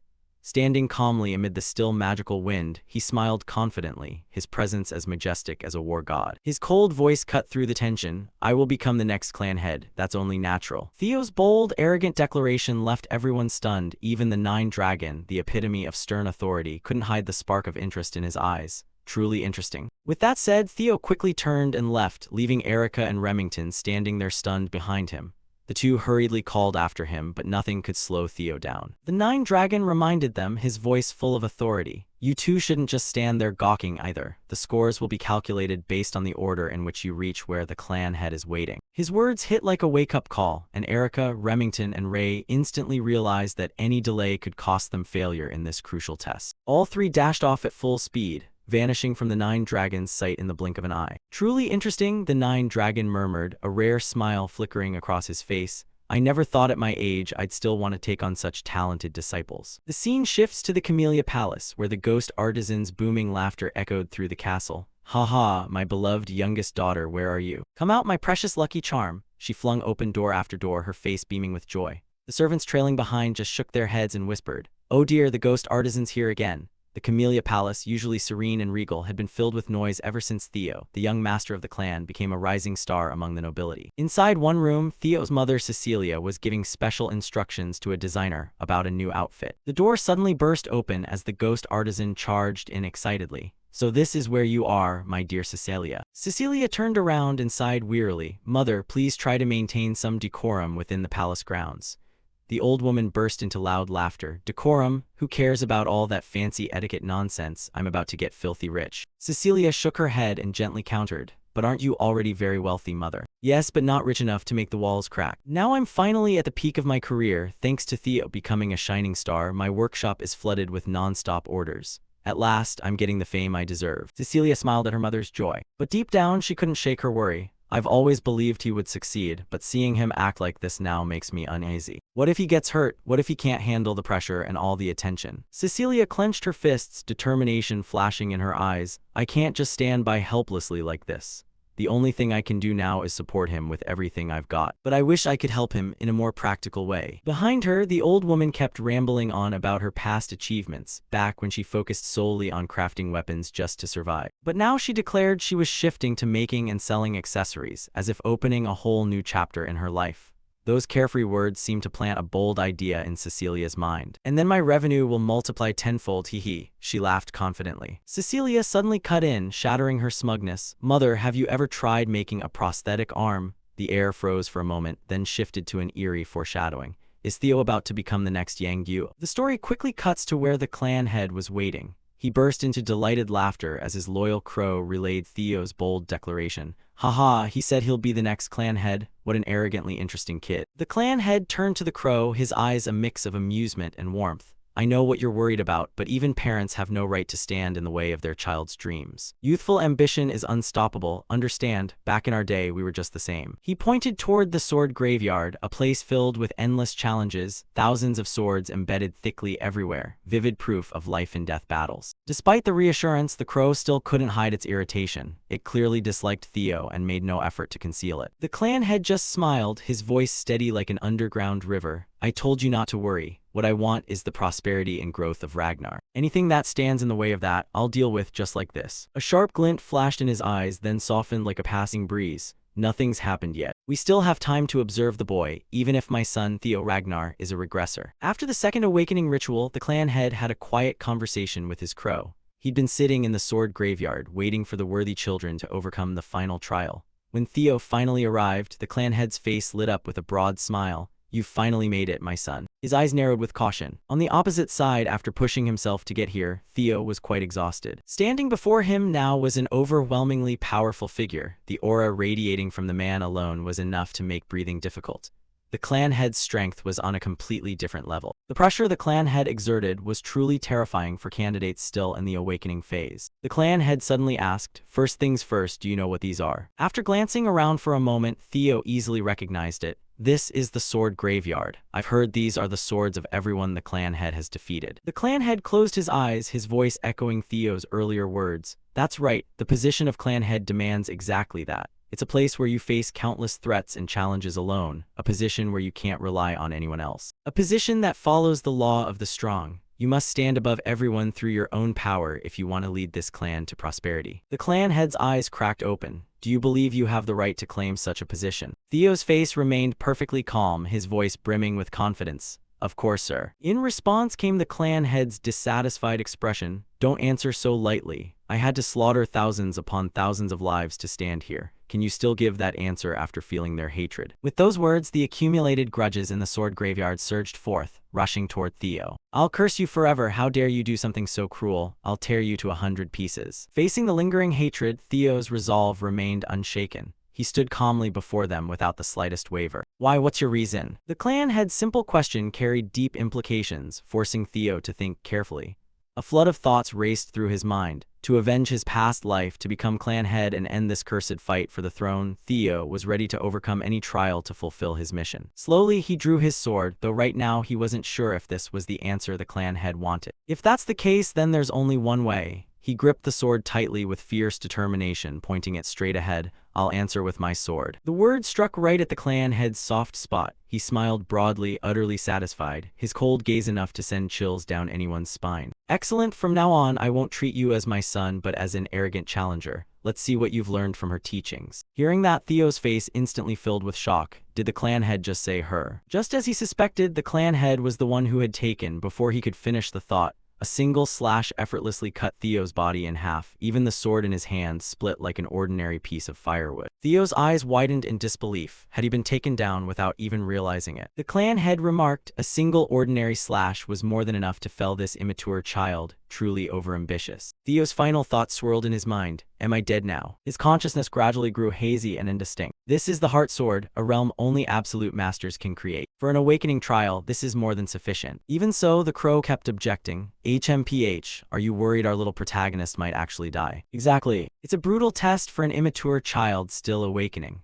Only those with unbreakable will and determination can escape the heart sword. But if his resolve is only half-hearted, then it's better he dies here as an empty husk. That way, I won't have to deal with a regressor who could only bring harm to the clan. Inside the heart sword, Theo's soul floated in some undefined void. I'm dead. I guess it's normal to get taken out by someone as strong as the clan head, right? This time, Theo felt no regret like before. He'd done everything he could. He'd secured the Camellia Palace, avenged Randon and Axion, the ones who'd betrayed him in his past life. Everything had just been a stroke of fate's luck, but at least this life had been far happier than the last. Maybe this is the end of the journey. Hands clung to Theo's drifting soul, trying to drag him down and extinguish all hope. Time to rest now, huh? Pieces of his soul faded into nothingness, leaving nothing behind. Suddenly, a bird appeared from somewhere and spoke. Hey kid, that's enough, get up already. If you're going to collapse over something like this, then you might as well have let me swallow you back then. Those words acted like a stimulant, snapping Theo awake. His determined eyes returned. You're right, thanks. Once again, his hands gripped the sword, but everything felt different this time. Theo couldn't let this be the end. After struggling so hard to reach this point, how could he give up now? He'd promised himself, even if this body shattered, even if this soul was crushed, his unbreakable will would never vanish. This second chance at life was for revenge. A single slash infused with all his power and unyielding fate, built across 2 lifetimes, was unleashed straight ahead. It acted like a key, guiding him out of the darkness. The heart sword's barrier officially shattered, and Theo returned to the world he desired. The sword in his hand swung down, proving the path he'd chosen, one full of thorns and hardship. On the opposite side, the clan head slowly approached his son. Satisfaction clear on his face, eyes filled with expectation for the future. Well done, you've passed. Those words marked the conclusion of this grueling awakening ritual. The scene shifts to the day of the nomination ceremony at the clan headquarters. After resting, Theo arrived here with his sister and said, "It feels so crowded here, it's making me a little nervous." Beside him, Erica quickly teased, "What, you're all grown up and still acting shy like a kid?" He shot back angrily, "I'm not being shy, it's just that there are way too many powerhouses here. Unit commanders, the 9 Dragon, the former clan head, and even the current one." Hearing that, Erica shrugged casually. "Yep, total kid. Relax, no one's gonna be interested in someone who didn't even achieve attribute breathing like you." Huh, what did you just say? He gritted his teeth in frustration, but couldn't do anything to this fiery woman. "Can't you just tell me, what exactly did you get from the clan head in the 3rd awakening ritual?" Her response was still that indifferent face. "That's a secret. You don't need to know. You're so stingy. If it were my Theo, he'd have shared it already." Hearing that, Erica felt a twinge. "My Theo? Are you delusional or something? What the hell are you talking about? You know a soldier's life means becoming a sword for the Ragnar clan. We have to bet our lives on Ragnar. In that case, I want to serve a cool, strong lord with all the power, personality, and ambition. Only Theo Ragnar fits that perfectly. I'm betting my life on him. So that's why I call him my Theo." "Huh, so he already agreed to that?" Hulkus replied with a deadpan face. "He has to agree, so I'm planning to join the same unit as him. I don't know why, but the clan head said he won't bring Theo to the clan head's manor, so I can follow him into some unit instead." From the stands above, a drum sounded, signaling the start of the ceremony. "Attention, everyone, the nomination ceremony will now commence. The top performer of the awakening ceremony, Theo Ragnar, please step forward." Around Theo now were cheers and shouts of encouragement from all directions. He'd successfully won over the crowd. Standing in the vast plaza under a clear blue sky, a place his past life self wouldn't have dared dream of, Theo's face radiated joy, his eyes filled with belief in a bright future awaiting him. "This time, I won't let things end in regret." Up in the stands, Evelyn looked overjoyed. "Everyone's watching you, young Master Theo. Where will you choose to go?" She'd be thrilled if he chose to join the White Dragon Cavalry, but Evelyn knew that was just a selfish dream. "Congratulations on achieving the highest overall rank, Theo Ragnar. Your extraordinary abilities across all fields are something for other candidates to aspire to. Now, your choice is." Before the words could finish, Eid Troiven stood up, shocking the announcer. He was one of the Heavenly Dragons, the director of the Central Intelligence Bureau. Eid Troiven's sudden move left the candidates below stunned. What's he doing? Is he trying to avenge Axion? No way. Even the clan head was closely watching Eid's every move, and the unit commanders didn't take their eyes off him for a second. "Central Director, I don't know what your intentions are, but please sit down." Ignoring everything around him, Eid spoke calmly. "Theo Ragnar, the Central Intelligence Bureau." Theo's face showed suspicion. A heavenly dragon, he's likely still reeling from Axion's death. But even he wouldn't dare cause trouble at the nomination ceremony. Contrary origins, however, Eid's warm smile and gentle voice contrasted with everyone's expectations. "I'd like to offer you the position of Deputy Director of the Central Intelligence Bureau. What do you think?" In Theo's past life, he was seen as a failure, so his top ranking after the awakening ceremony was extraordinary. Even among the Ragnar family, he was always at the bottom. It seemed a new dragon had just awakened its hidden power. His rise to the top was a story that shook many apprentice swordsmen, a journey so many envied and dreamed of achieving. Even if he'd grown stronger, who could have predicted he'd kill Axion? They say he even took down an overseer. If no one had intervened, did he really have that kind of power? They said Theo completely dominated Axion. These stories spread like wildfire through the clan, and more people began to admire and want to follow Theo. It was truly a positive shift. Now no one looked at him with disdain anymore. Instead, their gazes were filled with envy and admiration. Theo was no longer the Ragnar clan's failure. He'd claimed first place in the awakening ceremony. A system notification sounded. Congratulations, you've completed the main storyline mission, Victor of the Awakening Ceremony. Your reward is 1 ether core. The reward has been stored in your inventory. Theo glanced at the system panel, curiosity on his face. Oh right, I had a mission. What's an ether core? Since it's a long-term mission, it's probably something really good. Suddenly, Eat's voice broke through, interrupting his thoughts.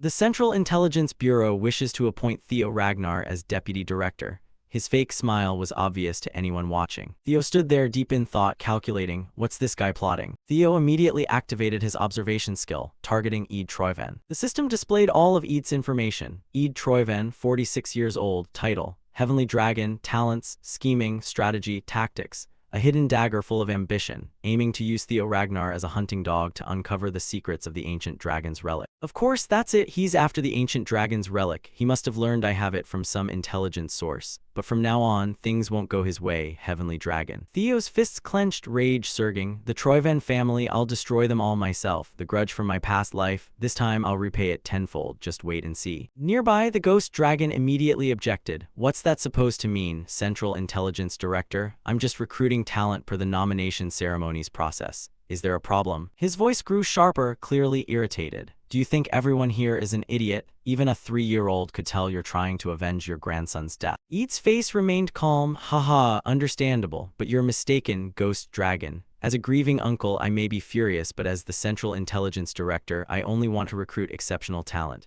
What's wrong with that? Hearing this, the ghost dragon gritted his teeth in anger. This venomous snake, he's only out for his own gain, even after his grandson's death. Both paused as the judge below spoke up. I understand your desire to recruit outstanding talent, but please wait until the process officially begins. He turned back down and addressed Theo. Now, Theo, have you made your decision? Actually, I haven't fully decided yet, so I'd like to hear the reasons from everyone first. Does anyone here have an offer for me? A sly smile spread across Theo's face, his eyes full of calculation as they drifted toward the 9 dragon. From the high noble seats, a woman's hand rose, kicking off a series of enticing offers. It was Osa Ragnar Prunus who spoke. Theo, I want you to become my disciple, and I promise you the position of Young Lord of the Plum Blossom Palace. Hearing this, the crowd below erupted in excitement. Young Lord of Plum Blossom, the palace head has no children. Does that mean they'll adopt Theo Ragnar? If that happens, he'll become the heir to the Sword Dragon, one of the most powerful sword techniques among the very top. Even Remington couldn't hide his amazement. 2 of the 9 dragons have made recruitment offers. That's seriously impressive, young Master Theo. Erica added, with this, other team captains and leaders won't dare speak up. Suddenly, a giant bird silhouette appeared in the sky, its voice booming.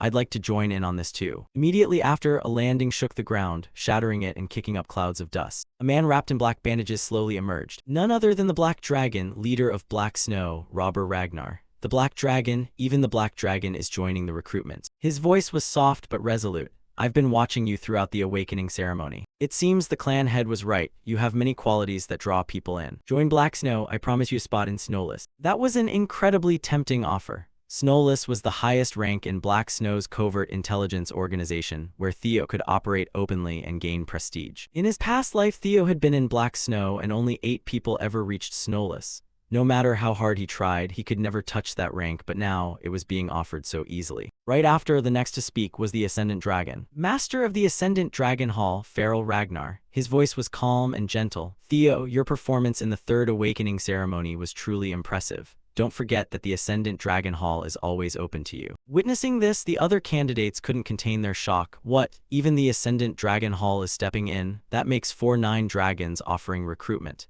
It's not over yet, you're forgetting one more. That was the Ghost Dragon, captain of the White Armor Dragon unit, Julius Ragnar. Despite the incredibly tempting offers from other units, the Ghost Dragon's face remained cold and stern. The White Armor Dragon unit offers Theo Ragnar a position. no special privileges. Huh, why is he so stubborn about this? As expected of the captain, he believes proving yourself is the true honor, not meaningless privileges. I genuinely want to recruit you into the White Armor Dragon unit, but I won't offer any special treatment. That'd be unfair to other members. The only thing I can give you is my full support to develop your strength and make you the strongest, worthy of a Dragon Knight's honor and pride.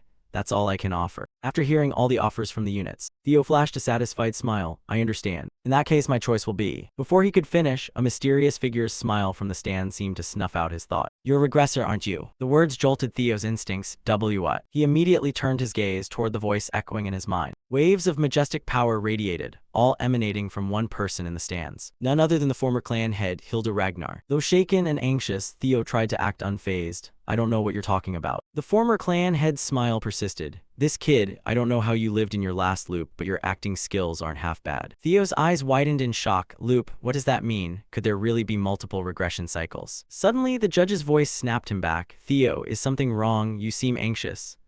Could I have a moment to organize my thoughts? Of course, it's a big decision, but don't take too long. Back to the conversation, the former clan head continued via mind transmission. No need to hide it, I'm a regressor too, but my designated loops are over. A chaotic flurry of thoughts raced through Theo's mind. So she's regressed multiple times before. How's that possible? If so, how many regressors are there? My opponent now is a former clan head. It's better to answer honestly and ask the questions I have. Theo's first question to Hilda, does a loop mean you can regress multiple times? HMPH, you don't know anything, do you? So the clan head didn't tell you. Well, that makes sense. He despises regressors. It's surprising he's even let you live. What could those brutal trials I went through be because he hates regressors? The former clan head's face remained calm, her smile smug. Looks like you've got a lot of questions, but we don't have much time now. If you want to know the secrets of this world and the clan, come find me after the ceremony. We'll settle everything then. Theo stood there deep in thought, silent, not saying a word. During the third awakening ceremony, the clan head hadn't provided any answers, only showing him the heart sword. He was someone who hated regressors. If so, the aura Theo felt from him back then and the stolen heart of Lodbrok led to one final explanation. The clan head was the one who took Lodbrok's heart, because she was an ancient dragon who accepted ordinary regressors. No human could ever defeat an ancient dragon. That was simply impossible, but the clan head was truly an extraordinary existence. He was the only one capable of such an unimaginable feat.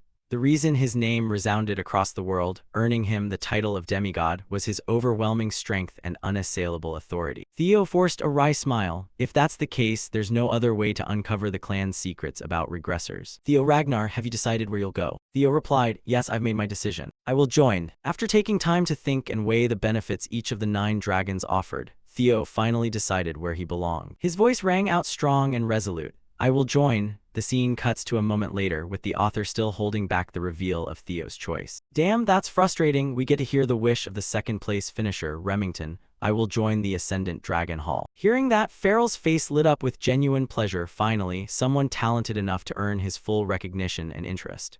From this moment, Remington officially became the disciple of one of the 9 dragons. The reason he chose that place was probably because they shared the same water attribute. It's pretty straightforward. In his previous life, Remington didn't stay with the Ragnar clan. Instead, he returned to his own Narcio family to build his strength.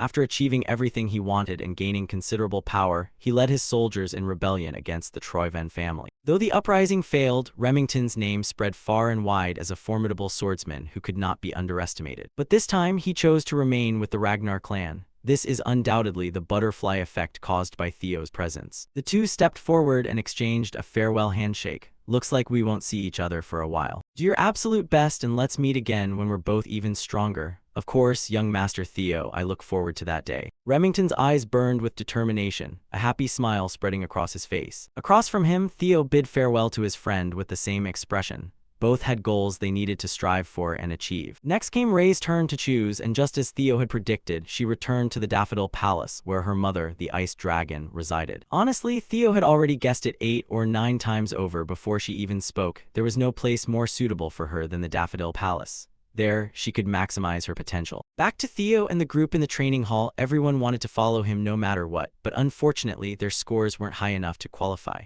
Even Theo felt regret at parting with his loyal subordinates, but it was fine. As long as they remained within the Ragnar clan, they'd meet again somewhere down the line. That wrapped up the main content of this year's nomination ceremony. The event came to an end. Everyone, you've worked hard, return to the units you've chosen. From this moment forward, give everything you've got for the dreams you pursue and for a brighter future. While Theo was still lost in thought, a familiar voice suddenly called out, snapping him to attention. Hey Theo. I didn't expect we'd end up in the same unit. It was Hulkus and Erica both had joined the same unit as Theo. It really wasn't a coincidence at all. Hulkus walked over with an awkward grin while Erica beside him just sighed at her foolish little brother. Well, at least Theo's got some new friends now. Theo stepped forward, his face bright with excitement and joy. Great to see you both, Hulkus, Erica. I'm truly grateful for your help in the second round. You guys really came through for me big time. Yeah, don't forget that, Erica said, blushing slightly for her strong people were incredibly attractive. I really like you too, young Master Theo, Hulkus quickly jumped in, and you like strong people too. Both burst into loud laughter at Theo's bewildered expression. These siblings are so weird, but why are they suddenly so into me? Just then, a soldier in the unit shouted,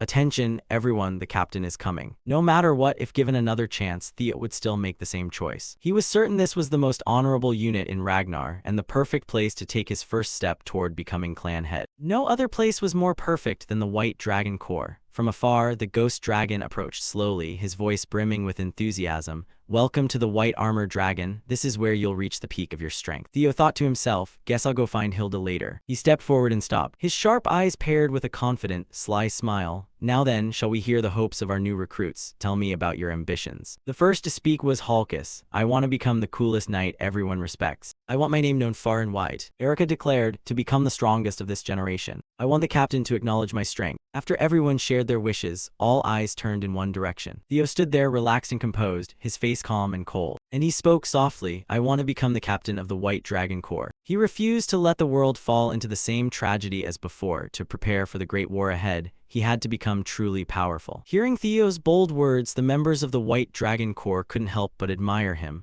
That guy got guts, saying something like that right in front of the captain without hesitation. Feeling the immense potential in this batch of recruits, the ghost dragon laughed heartily. Ha ha ha, excellent, you all have big dreams. If that's the case, then you've come to the right place. No matter why each of you joined the White Dragon Corps, there's only one thing you need to remember here. The ghost dragon clenched his fists, his voice firm and resolute. Every drop of blood, every bead of sweat from all of you will write Ragnar's history. Today's hardships will become tomorrow's honor, so never let your shield break or your sword bend. Your comrades will guard your back, so guard theirs in return. We are a powerful unit because of our unity and resilience. So never give up, because at the end of a path paved with sweat and tears, even blood, lies the honor of a mighty swordsman of the Ragnar clan. The rousing speech ignited the new recruits with inspiration. Welcome to the White Dragon Corps family. From this day forward, I will guide you on the path to becoming strong. Right after he finished, a dragon descended from above behind the ghost dragon, shattering the ground and creating an epic, cinematic scene. Seeing a real dragon, the recruits were stunned. Is that a dragon? The captain's partner. The ghost dragon's voice rang out with joy and excitement. This is my partner, Gulla, the leader dragon of the White Dragon Corps. In the sky above, more dragons slowly approached. They were the other members of the White Dragon team, ready to greet the new recruits. One by one, they landed with tremendous force. Now, climb onto the backs of your seniors' dragons. Hearing that, the recruits' faces went blank. We're riding dragons right now. With that, the ghost dragon leaped onto Gulla's back. The official initiation ceremony begins now. It's time for you to find your own partners. Everyone, gather at the dragon's lair. I'll teach you the first lesson of the Dragon Knight Corps there. Instantly, Gulla stomped, launched into the sky, and spread its wings, soaring toward the lair, leaving behind a group of dazed recruits and the newly arrived seniors. Theo and his friends' faces were filled with curiosity and excitement. This is what a real Dragon Knight is. Now I'm going to have my own dragon. This is way too awesome. Suddenly, a familiar voice spoke up beside him, catching Theo completely off guard. Let's go too, young master. So you finally chose to join the White Dragon Corps. Honestly, I'm really happy about that.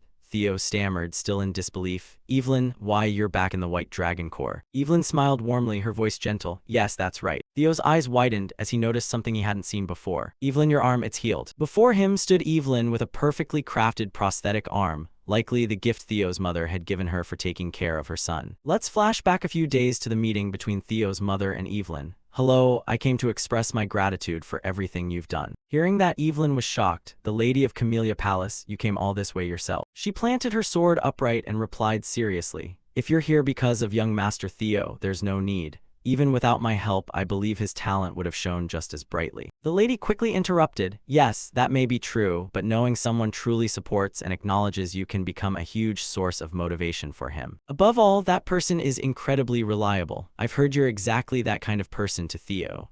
Around them, the trainees who overheard were stunned. Even the experienced Evelyn felt flustered, stammering shyly, "No, I'm just a retired swordsman. I even lost an arm. How could I possibly help the young master?" The lady gently stopped her. "Please don't belittle yourself like that. Sometimes the light that guides someone out of darkness doesn't realize how brightly it shines. You are that light. Instead of empty words of thanks, I'll help you shine even brighter in this vast world." Back to the present, Evelyn had received a priceless gift she never dared imagine. "Thank you, young master. I heard you were especially concerned about this, right? Thanks to your help, I was able to return to the White Dragon Core. Truly, I'm so grateful." Hearing that, Theo looked confused, still piecing it together. "I should have handled this sooner. Looks like Mom took all the credit for herself. She really hasn't changed from my past life. Thanks, Mom." "I, Evelyn, swordsman of the White Dragon Core, swear eternal loyalty to you, young Master Theo. I will be your sword forever." Theo's face lit up with happiness, a wide smile spreading across his lips. "Thank you, Evelyn, it's nothing. Please guide me well." Right after, the two headed straight toward the mountain range, the dragon's lair of the White Dragon, to find their partners. All around, the area was shrouded in floating clouds and flocks of dragons flying from afar. This was the lair of the White Dragon, home to the wyverns. As you know, the White Dragon Corps carries out missions alongside wyverns, so the initiation ceremony is held here. Theo gazed at the vast space, his heart racing with excitement. "If I can't find a partner here, that means I can't join the White Dragon Corps, right?"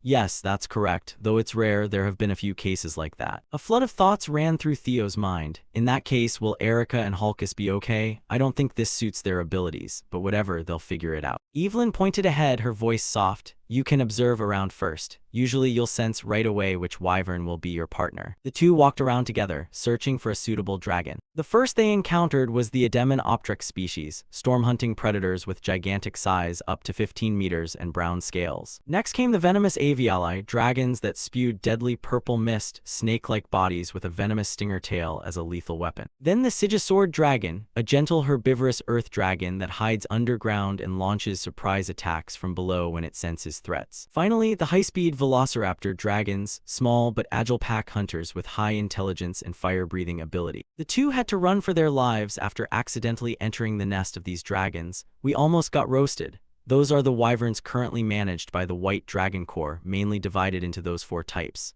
"So, have you sensed anything with any of them yet?" Theo looked puzzled. "Sensed? Not yet." Theo had his eye on one particular dragon before coming here, but he couldn't find it. Recalling memories from his past life after the cataclysmic dragon war, a mutated wyvern had invaded the White Dragon Corps lair. Alone, it massacred hundreds of carefully raised wyverns. Its name was Shadow Black Dragon. That day, 8 villages were burned to ashes and dozens of swordsmen slaughtered. No one could take it down quickly.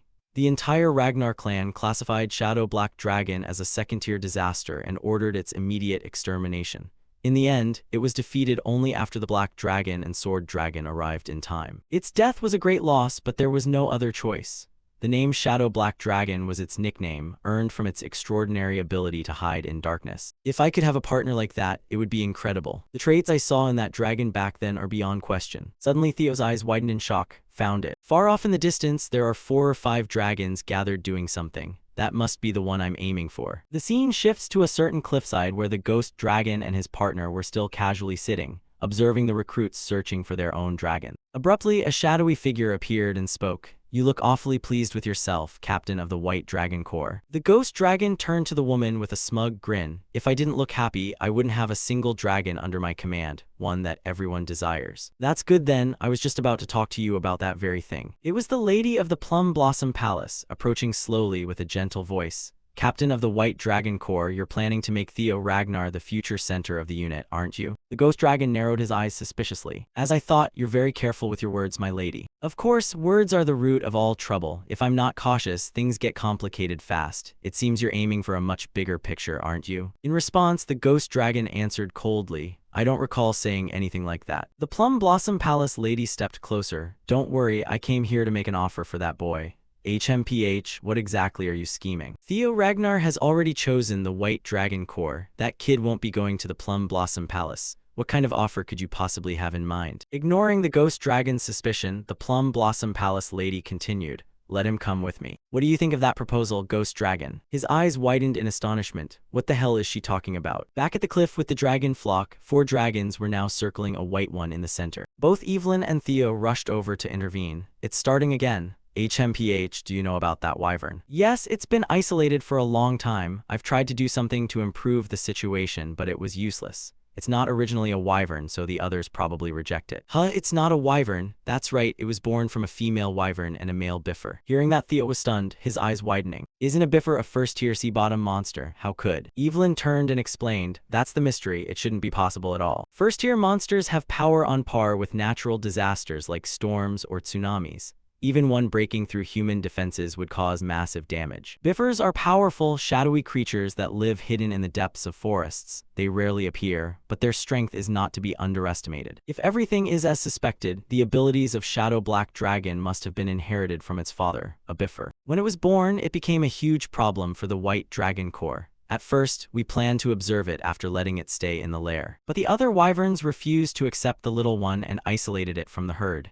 Still, that wasn't a good solution, so we've been very worried. Feeling a shared sense of fate with the dragon before him, Theo felt a pang of sympathy. It's being rejected just for being different from the others. What's the little one's name? Its name is Umbra. In an ancient language, that name means shadow. Theo's smile shone brighter than ever, giving him even more reason to choose this little one as his partner. Shadow, huh? That's a really cool name. Theo spun around, ready to leap straight down, startling Evelyn. Young master, what are you doing? Looks like I've found my partner. With that, he jumped decisively, ignoring her protests. What do you mean? I'm going ahead. Theo plunged straight down without hesitation. He had already made up his mind. From above, Evelyn still didn't fully understand and called out, Young Master Theo. As he fell, Theo thought to himself, this time I'll give you a different life, Umbra. A different life, just like the one I have now. A massive explosion rang out as Theo crashed straight into the cliff, dramatically rescuing his future partner in an epic display. He reached into his inventory to pull something out. Immediately, Theo hurled several short swords forward. His eyes widened as he activated his synchronization skill. You can use psychokinesis to move designated targets. The short swords he threw were instantly enveloped in powerful energy sources. Theo stomped the air to propel himself forward like a master cultivator, resembling sword flight. Every movement was incredibly fluid and agile, his strides long and graceful through the air like a true master. Each step wasn't just precise but carried terrifying power. At his age, few could achieve such feats. From behind, Evelyn, witnessing everything, was utterly shocked. My God, when did he learn psychokinesis? The way he uses it, I've never seen anything like it. His growth speed is unbelievable. On the cliff, Umbra was still surrounded and threatened by the 4 dragons. It roared furiously as if shouting at them, get lost. The scene before him stirred memories of Theo's own past. In his previous life, he was constantly mocked and belittled. Is he really a Ragnar? Haha, so pathetic, truly the son of some ordinary woman. Those contemptuous words echoed endlessly in Theo's mind, reminding him never to repeat the same mistakes. Theo quickly gathered his swords, lightning characteristic of his power crackling from them. His eyes widened, breath ragged as he activated his strength. Breath of the Thunder Dragon. The swords transformed into powerful lightning bolts. They shot toward the enemies at blinding speed, unstoppable. When the swords converged, their power multiplied exponentially, forming a dragon seal, strong enough to drive away the entire group of dragons. After all 4 flew off, the swords embedded in the ground still crackled with residual lightning, even though the attack had ended. There, Theo's feet slowly touched down, his voice calm and gentle. They ran off after just a little scare. Those dragons are nothing but cowards. Theo quickly approached, concern on his face. Are you okay? One would think Umbra would be grateful to its savior, but no, Umbra turned its gaze toward him, eyes full of suspicion and wariness. Before Theo could say anything, Umbra flapped its wings and flew away, leaving Theo stunned.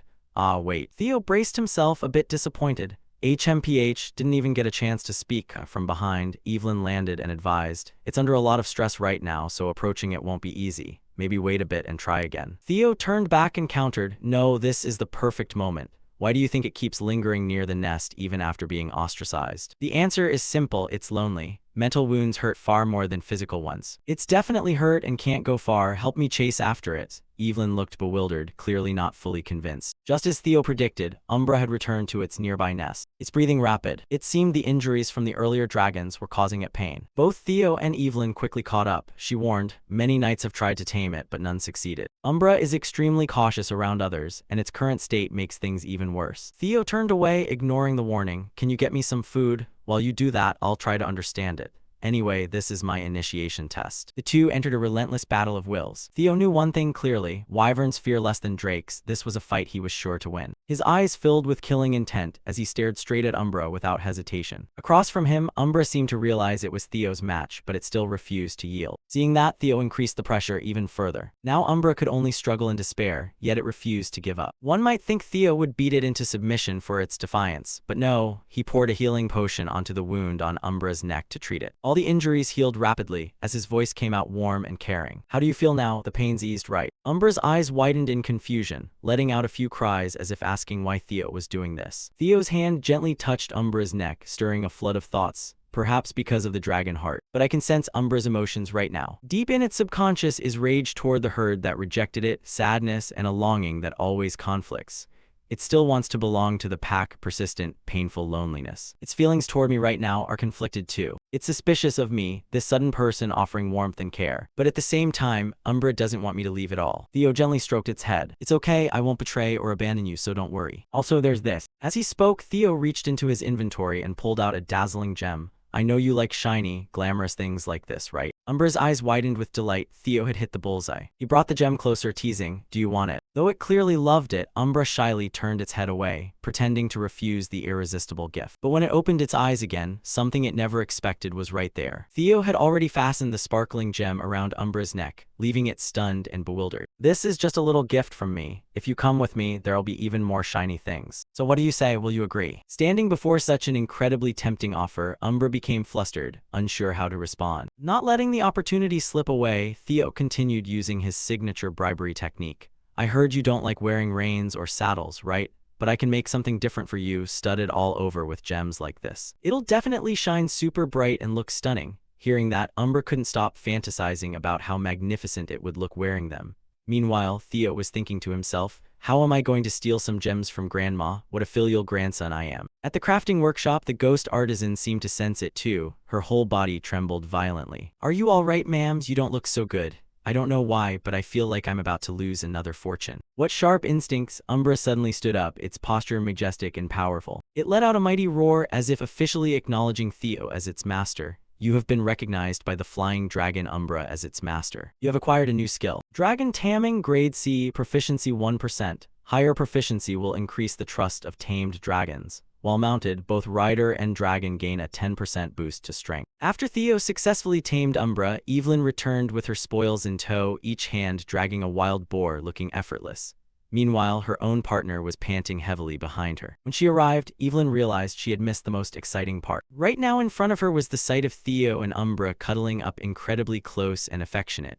Evelyn was overwhelmed, speechless. How did you manage that? That little one has never opened up to anyone before. Theo turned toward her with an incredibly happy smile. Oh, you're back, Evelyn. The two had a short conversation afterward. Seeing Umbra eating heartily, Theo said, it really likes that. Thanks for bringing those two boars, Evelyn. Still in shock, she asked urgently and seriously, how on earth did you tame Umbra? HMPH, it was simple really. I just took care of its psychological wounds. Once Umbra's heart wavered, the gift sealed the deal. As long as the wounds are healed, anything can happen. Hearing that, Evelyn still couldn't fully comprehend it. She was so astonished by the person in front of her that she couldn't speak. You want me to eat that? It's fine, I've eaten enough. Eat as much as you want, no need to save any for me. Evelyn closed her eyes, a smile spreading across her lips. As expected of young Master Theo, not only can he win over people's hearts, but even wyverns fall for him. You always manage to surprise me, young master. She clapped in congratulations for Theo. Umbra has acknowledged you as its partner. When a flying dragon willingly lowers its head for you to ride, that's the ultimate sign of trust. Suddenly, Evelyn's voice turned urgent. Wait, no, what are you doing all of a sudden? Across from her, Theo replied calmly. HMPH, Umbra told me to climb on. No way, even though it's accepted you as its partner, you haven't trained in flying yet. Plus, riding a dragon without reins or a saddle is extremely dangerous. If you take off now, that's the fastest way to get yourself killed. Hearing that, Theo just flashed a confident smile. It's fine, I have my own way. With those words, Theo immediately activated the dragon taming skill to compensate for his lack of riding experience. Umbra flapped its wings powerfully, soaring straight into the sky, leaving Evelyn watching from below. Haha, this is really interesting. Alright, I get it. You want to show me something cool, right? Let's go. Sitting on Umbra's back, Theo's face was filled with pure joy, but memories from his past life flooded back once again. Something doesn't feel quite right. How could a pure dragon like Umbra end up becoming such a terrifying demonic monster monster known as Shadow Black Dragon.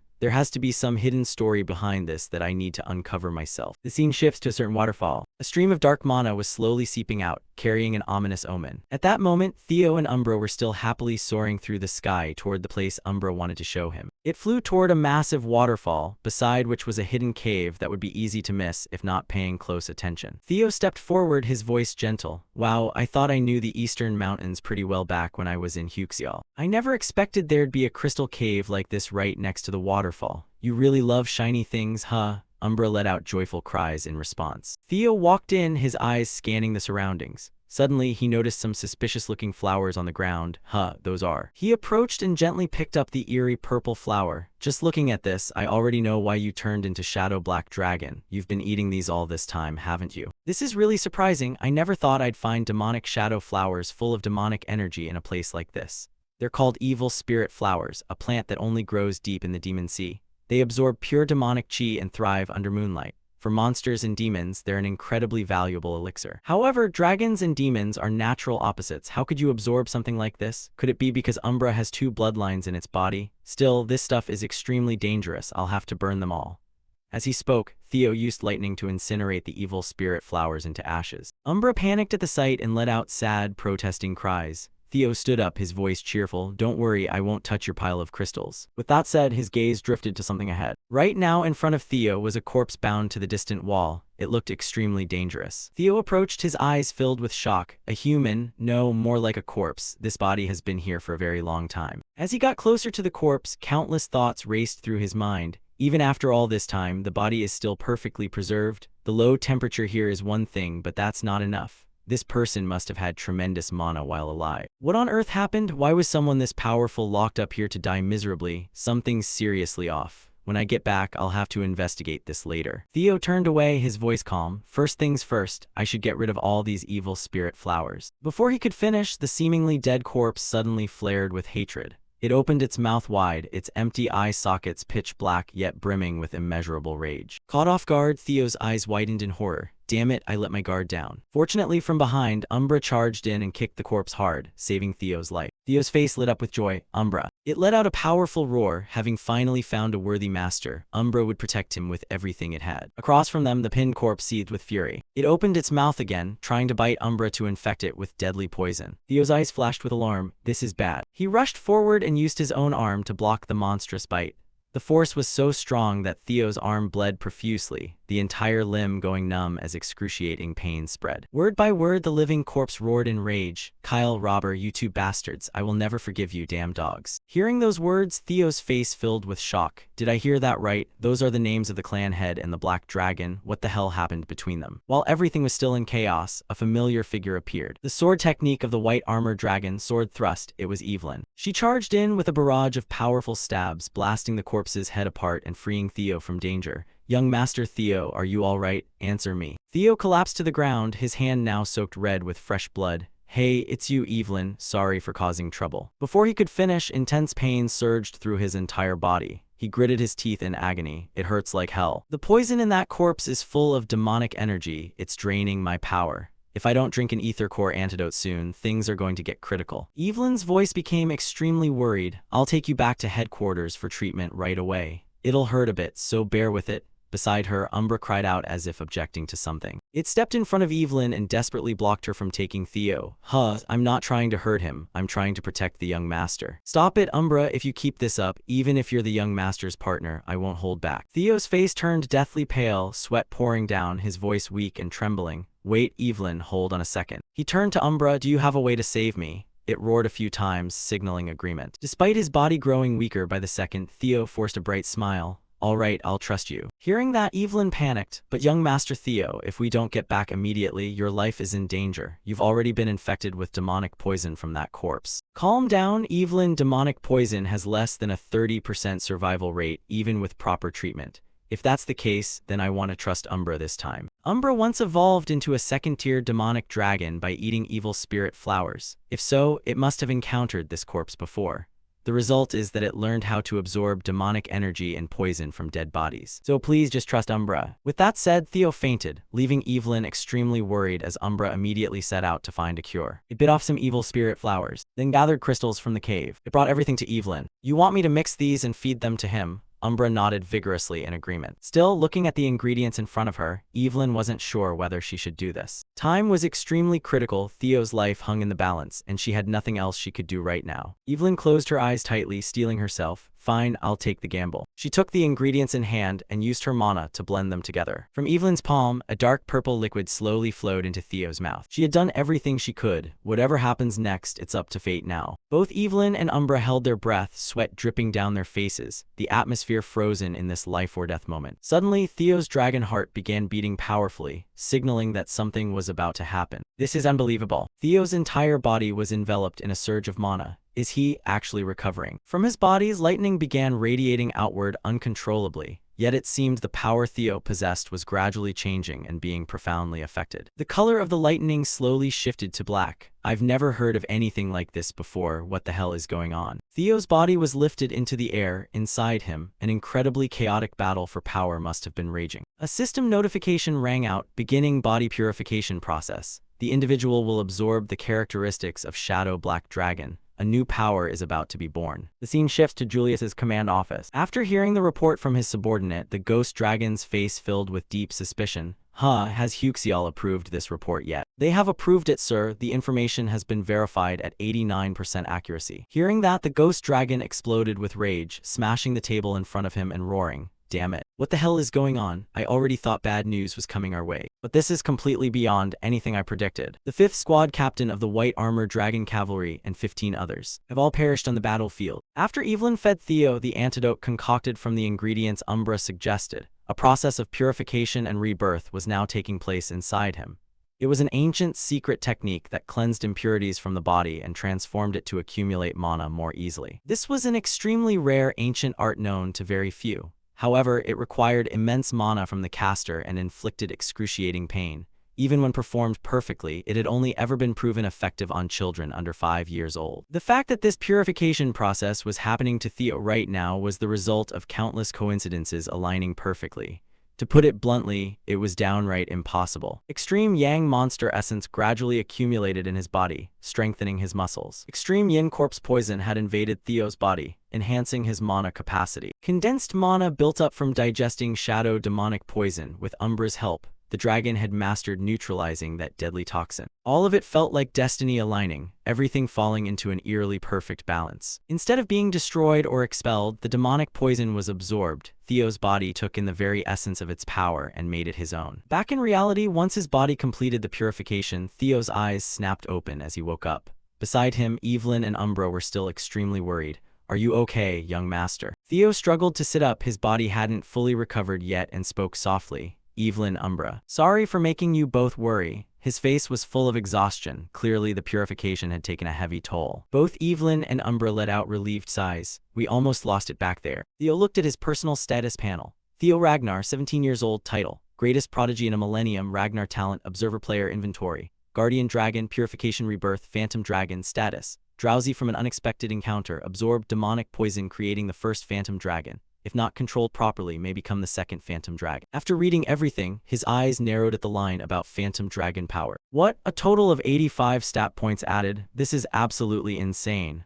The crystals in this cave were pure condensed energy. Their power had diluted the toxicity of shadow demonic poison, and they even acted like a healing medicine. Theo looked at Umbra, inwardly amazed. I'm so lucky I trusted him. The Ragnar physique was already perfect. Now with the added purification rebirth and phantom dragon traits, what could be better? Theo clenched his fists with determination. My growth speed from now on is going to be unimaginable. But first, there are still a few more important things. He stood up slowly and walked toward the corpse that had bitten him earlier. The crucial question was, who the hell is this old monster? Hearing that, Evelyn quickly stepped closer to examine it further. Her eyes locked onto something. HMPH, what is it, Evelyn? Young master, there's something engraved on the wall. Are these diary entries? But carving such intricate words into the cave wall like this isn't easy. This person must have been a true master. I was defeated by Kyle and Robber. Now I must hide here to prepare for revenge, but my body is now. Reading up to here, memories from earlier flooded back into Theo's mind, finally confirming what he had heard. My body is decaying at an alarming rate. Was it because Robber damaged my mana core? The shadow demonic poison I absorbed is probably what's killing me day by day. My consciousness is fatting, demonic nature is slowly taking over everything.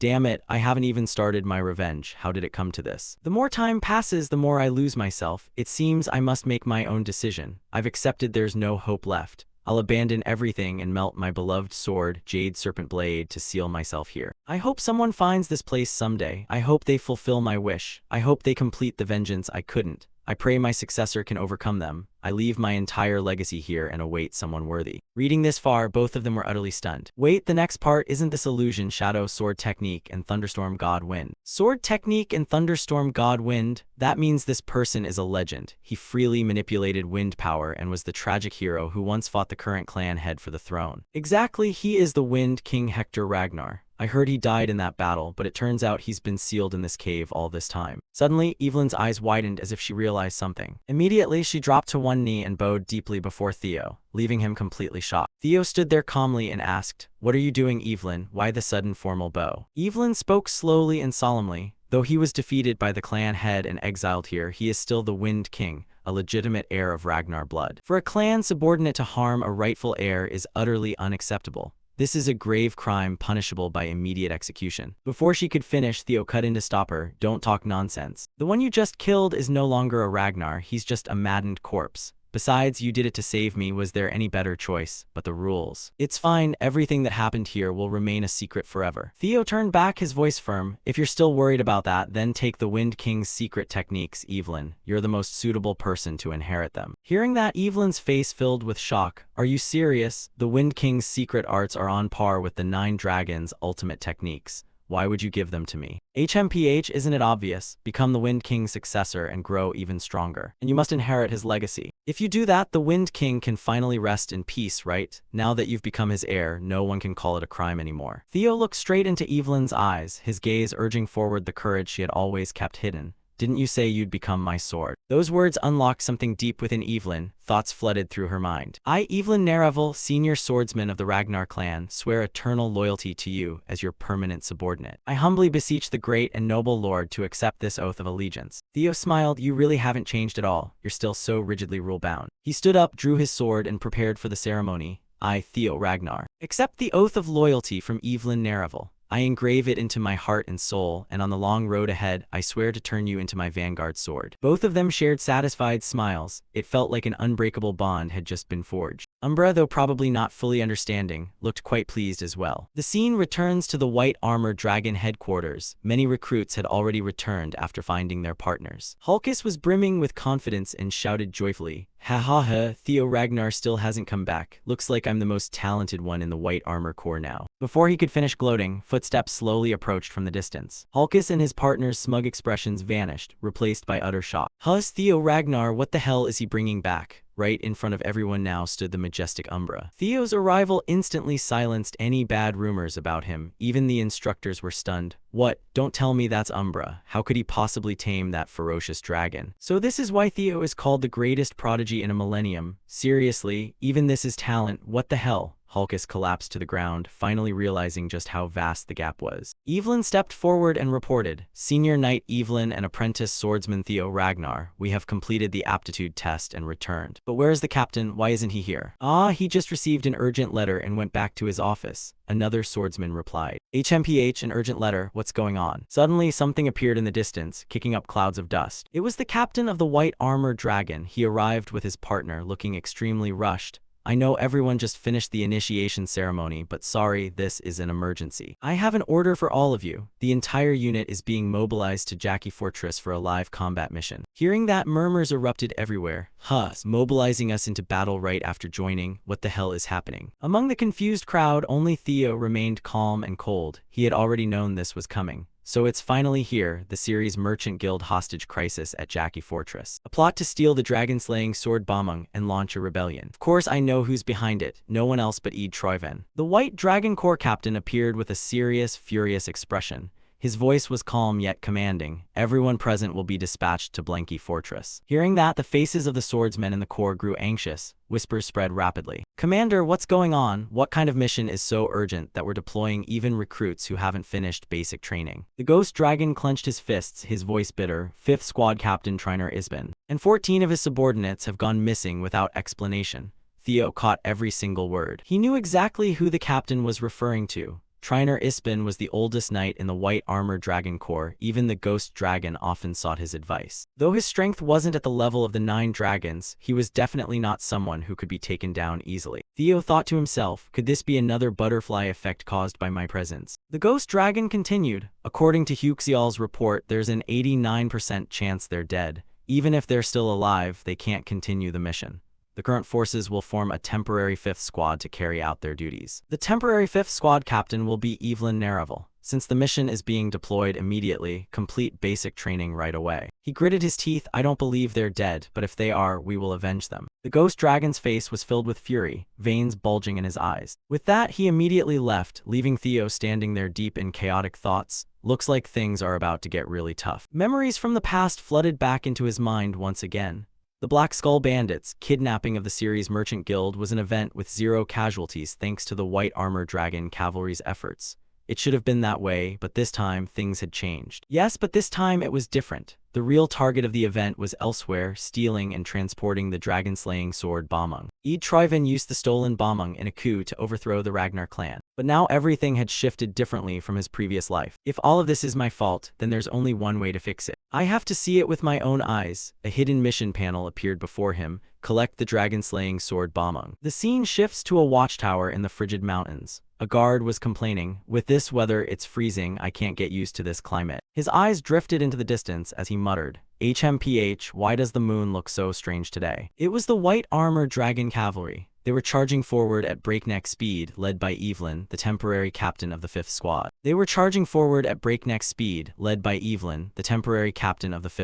He immediately leaned forward and shouted down below, it's the White Armor Dragon Cavalry, they're coming, sound the alarm now. Before he could finish, a devastating strike slammed into the guard's face, sending him flying without even a chance to scream. Dust and debris exploded from above as Evelyn ordered. Quickly drop the bombs, don't give them time to react. A barrage of bombs rained down on the fortress without mercy. The entire battlefield was now covered in a storm of explosions, earth and stone torn apart, smoke and dust blanketing everything. The enemy leader quickly ordered his soldiers, everyone, get inside the walls, don't die pointlessly. Before the words could fully leave his mouth, high above, a shooting star streaked down. It was Evelyn and the Night Corps. She effortlessly slammed the idiot's head into the ground. Now is the moment of purification. She pointed her sword forward, her voice clear and full of power. Kill them all for me. Instantly, every swordsman charged forward with absolute confidence, swords gripped tightly, eyes burning with determination. Show them all the price of daring to touch the White Armor Dragon Cavalry. We'll turn them into a costly lesson for any fool who thinks of opposing us. The entire fortress was now engulfed in smoke and flames. Even from far away, the scale of destruction was obvious. While the battle raged fiercely, somewhere else, a soldier clutching the dragon-slaying sword Bamung had escaped safely. Damn it, they said they'd handle the cavalry. If I'd been even a second slower, I'd be dead. He looked at the sword in his hand with glee. But whatever, I just need to deliver this and my job's done. After that, I'll head somewhere remote and live the rest of my life in luxury. Before he could finish fantasizing, a blade silently sliced across his throat, sending him to his final rest. It was a swordsman in a black cloak, clearly the mastermind behind everything. He calmly wiped the blood from his sword, his eyes cold and ruthless. How's the goods? A subordinate respectfully presented the dragon-slaying sword. Here it is, my lord. He took the precious blade, satisfaction evident on his face. Excellent, this is exactly what we needed. He turned and ordered his men. We've secured the objective, prepare for the next phase of the plan. Yes, sir. Now only one final step remained. As he spoke, he glanced toward the burning castle. I'll wipe out every last insect. Behind him, soldiers slowly pushed forward massive cannons. It seemed this was the trap he had set from the beginning. Back at the fortress, the White Armor Dragon Cavalry had completely taken control of the situation. All resisting soldiers were carefully bound. Haha, that was way too easy. You were right, everything went too smoothly. Theo's eyes narrowed with suspicion. It's hard to believe a squad led by a veteran like Triner Isbin was wiped out by these guys. Not to mention, he slowly lifted the commander's head and activated synchronization to read the memories. He knew they'd stolen Bamung, but he never saw it with his own eyes. What the hell happened between them? The small fry don't matter, but how could even the fortress commander know nothing?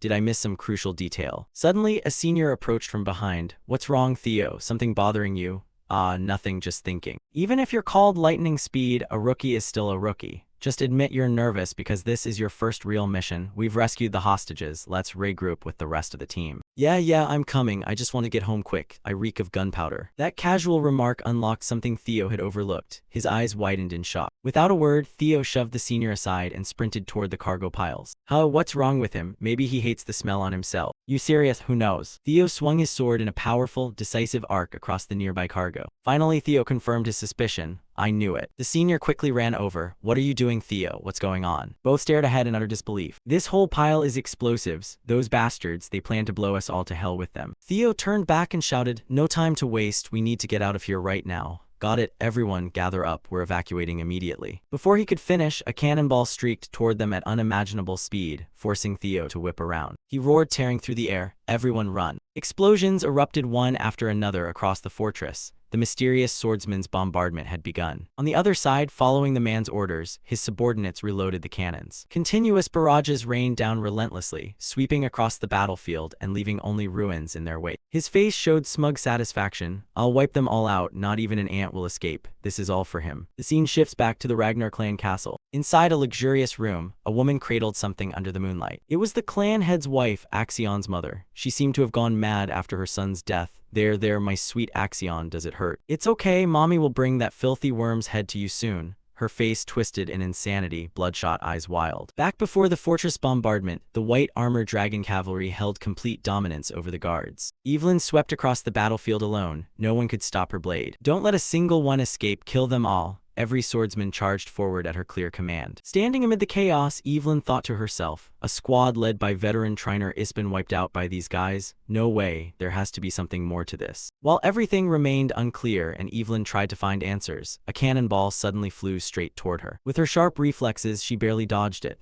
Captain, are you all right? Though unharmed, her cloak was scorched. Evelyn's expression tensed, sweat dripping down. This is insane. She pointed her sword backward and ordered, it's large-scale artillery fire. Everyone, take defensive positions. Hearing that, not just the white armor dragon cavalry, but even the fortress guards fell into chaos. They fled instinctively to save themselves. Unfortunately, a cannonball slammed straight into one guard's face. He didn't even have time to scream. The fate of side characters, At that moment, Theo's swordsmen rushed over to regroup. Captain, how's the situation over there? Evelyn turned and replied, you came at the perfect time. This is heavy bombardment. We need to get out of here fast. If we don't, everyone dies. Theo agreed. Understood. Head to the outer wall in the opposite direction of the artillery. Before he could finish, a system panel suddenly appeared. You have unlocked the mind gate, activating full brain food processing function. Seeing that, Theo was stunned. A new skill unlocked at a time like this. It boosts thinking speed and eliminates doubt, a vital skill on the battlefield. Instantly, his eyes were flooded with information. Maps and fortress structures appeared before him, as if reminding him of something. Now it was information processing time. He'd use everything he had to choose the optimal path. While still analyzing, Evelyn ran up and grabbed his shoulder. Why are you standing there, young Master Theo? We have to escape now, snap out of it, or everyone's in danger. In response, Theo quickly grabbed Evelyn's hand. She was shocked, unable to understand. What are you doing? We really don't have time. Theo's face turned serious, mixed with worry. No, we need to go deeper inside.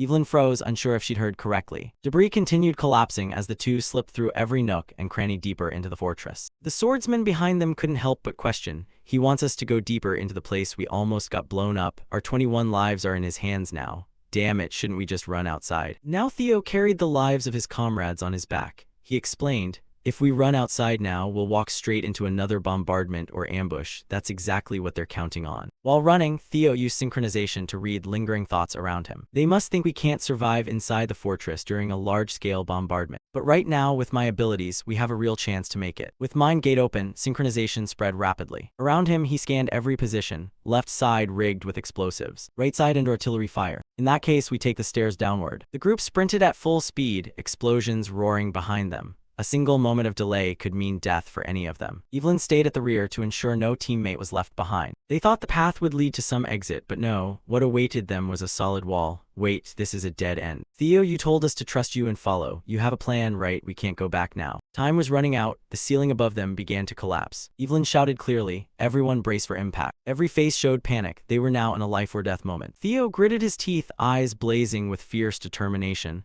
I won't let anyone die in a place like this. His body erupted with power. He was betting everything on his decision. The entire fortress was swallowed in flames, completely collapsed under the mysterious swordsman's bombardment. He stood there, eyes cold, observing everything. Report, Commander, all artillery has expanded its range. He slowly drew his sword and spoke. Always keep this in mind. This is revenge for young Master Axion, so we must act with utmost caution. No mistakes will be forgiven. Whether they're crushed or not, bring me their heads. Beneath the rubble, something struggled to rise. It was the white-armored dragon cavalry. They had survived the collapse. I thought we were dead for sure. Just as expected, Theo, you really had a plan. You destroyed the floor at the last second before the bombardment hit. If not, we'd all be gone by now. While they celebrated their survival, enemy guards suddenly rushed in from somewhere. What? Who are you? How did you get here? Theo stood up, dazed. Black Skull remnants. Why are they here? We investigated this place before and found nothing. Before he could finish, what appeared before him left Theo stunned. Behind the guards, slowly coming into view, no one else but the 5th Squad Captain, Triner Ispin.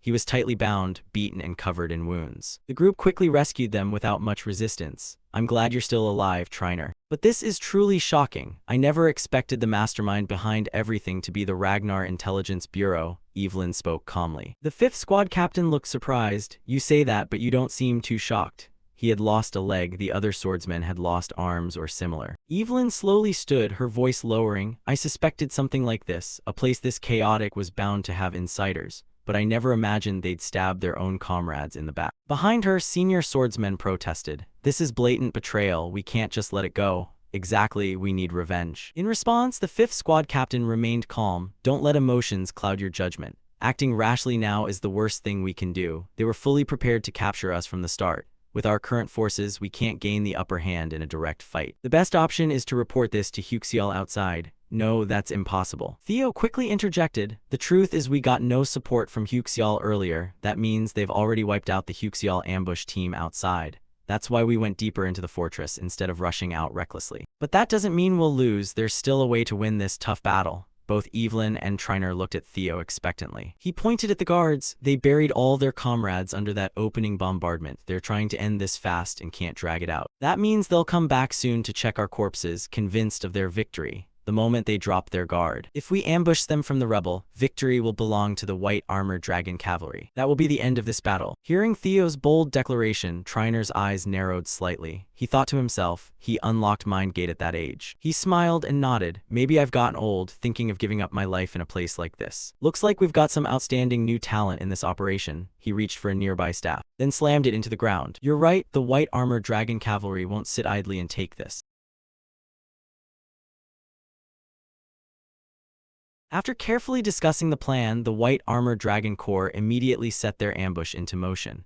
The enemy soldiers were scattered across the battlefield, searching through nothing but rubble and debris. They scoured every corner, hunting for the bodies of Theo and the white-armored dragon swordsmen. One fortress guard, caught in the earlier bombardment, lay dying on the ground, gasping out feeble cries for help. Save me. Please, just this once. In response came only the ruthless coldness of the enemy commander. Without hesitation, he stomped down, crushing the defeated man's head underfoot. Fresh blood sprayed everywhere, splattering across his own face. He turned and barked, "Subordinates, have you found anything yet?" "Not yet, sir. We're still searching. We've cleared the west side and are moving to the east." Hearing that, suspicion flickered across his face. No unusual reports from the outer ambush team either. That means they definitely haven't escaped yet. He walked among the scattered corpses, but something's off. Why haven't we found a single body from the white-armored dragon corps? Wait, everyone stop. Has anyone seen even a trace of them? Before he could finish, from the piles of rubble, the swordsmen burst forth with decisive, lethal strikes. Heads rolled, stomachs were pierced, bodies dropped before they even understood what was happening. Even the commander's position had an ambush lying in wait. A sword erupted from the ground beneath him, aimed straight at his throat. It was Evelyn. She thrust without mercy. Fortunately, his sharp instincts allowed him to narrowly dodge. Though a scar now marred his eye, it was far better than a blade through the skull. Instantly, he drew his own sword and blocked. In the face of this sudden reversal, the honed instincts of a high-ranked swordsman remained completely intact. Evelyn kicked hard against his body to gain distance and leap back. A direct thrust came straight at her, but with her agility, Evelyn flipped several times through the air and evaded effortlessly. Each leap and twist was like a dancer performing mid-flight. graceful, unpredictable, and deadly. She landed lightly on the ground, only a few steps away from the commander. He immediately roared, "It's an ambush. The enemy is the white armored dragon corps. Everyone prepare for battle." Behind him, despite the warning, the situation had already spiraled out of control. Thanks to the terrain and their pre-planned ambush, the white armored dragon swordsmen easily overwhelmed their foes. One by one, enemies fell swiftly. Most didn't even realize what hit them. Theo swept through the battlefield alone. Unless something truly unexpected happened, this victory would undoubtedly belong to the White Dragon Corps. Evelyn gripped her sword tightly, voice thick with fury. "I had hoped it wasn't the Intelligence Bureau, but it seems I was wrong. According to Ragnar law, traitors are to be executed on the spot." She raised her blade high, eyes devoid of mercy as she stared down her opponent.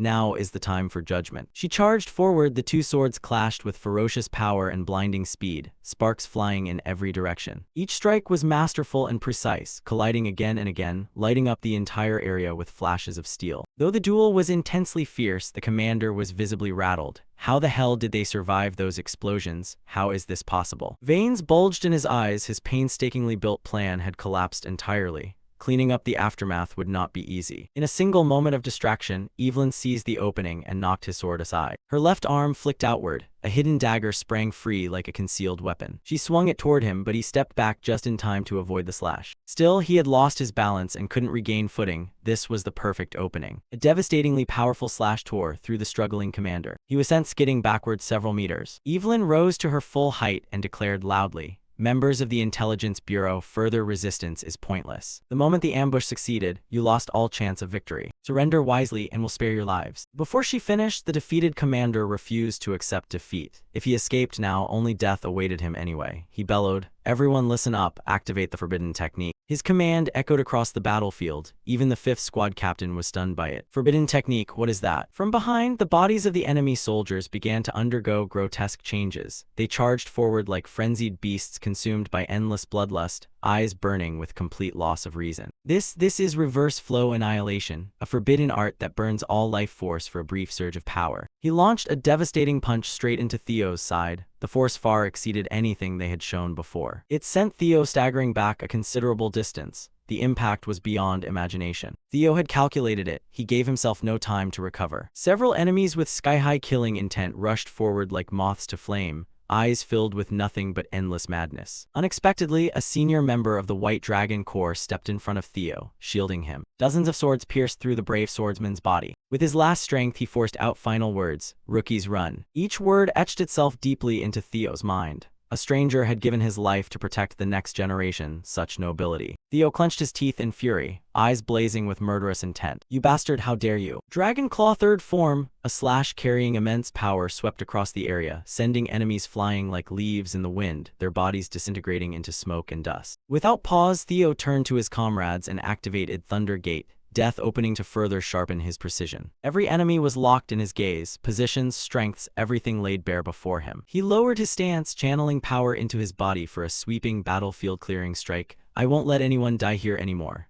Dragon Claw third form. Hundreds of sword strikes roared across the field with pinpoint accuracy, weaving together into massive walls of death. Everywhere they passed, only corpses and shattered remains remained, limbs scattered, leaving behind a tragic, ruined scene shrouded in smoke and dust. When the smoke finally cleared, the marks left on the ground were perfectly square and strangely beautiful. The commander, though still alive, was utterly horrified. How could he neutralize reverse flow annihilation so easily? "My entire force has been wiped out. No, this can't be. I won't let that bastard live." With that, he charged straight at Theo without hesitation. The senior swordsmen in the Corps, having witnessed that earlier strike, couldn't hide their astonishment. "Theo, when did that kid learn to do something like that?" "I don't know either, but looks like we've got to step up our game." After unleashing that sweeping strike, Theo's body ached intensely. "I forced Thunder Gate to amplify my power, but it seems it's still a bit too much for me right now." From behind, the commander had also activated reverse flow annihilation. He charged with suicidal intent. "Theo Ragnar, I'll drag you down to hell with me no matter what." Theo turned back, eyes filled with alarm. His mana core is distorting, no way. The commander's face had lost all reason. He was clearly intending to self-destruct. But things were never that simple.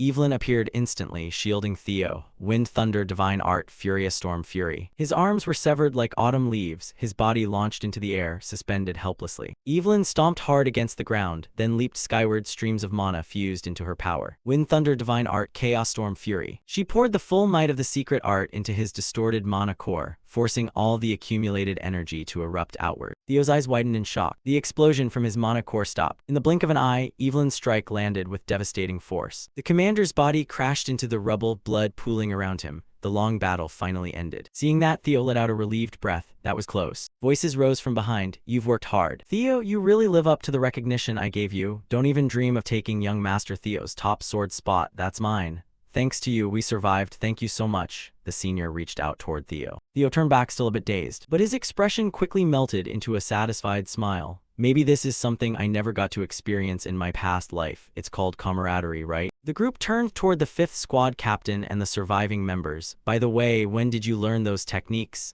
That's something you shouldn't know about. You might get in trouble. The whole group embraced tightly, filled with camaraderie. The scene felt strangely familiar. It was likely the beginning of a truly formidable corps. Watching the sight, the 5th squad captain felt a warmth in his heart. Perhaps this is the new generation that will carry the burden of the White Dragon Corps. The long night had passed. Once again, a brilliant dawn rose over the land. After the failed campaign to eliminate Theo in the previous chapter, the atmosphere inside the Crimson Flower Palace was now extremely tense. Axion's mother was being lifted into the air by the throat. Her face twisted grotesquely, tears streaming as panic consumed her. No one else, it was Ed Troyven. He was furious beyond measure over what had just happened. You damned wretch. He hurled her to the ground, voice thick with rage. How dare you do something like this without informing me? From afar, a subordinate rushed over in worry. Master. He stared at the paper on the table and spoke coldly. Where did you get the nerve to steal my seal? Kill that bastard Theo Ragnar and the white armored dragon cavalry. You dare say that? Do you even realize what you've done? Ed Troyven threw the scroll in front of the Crimson Flower Palace lady.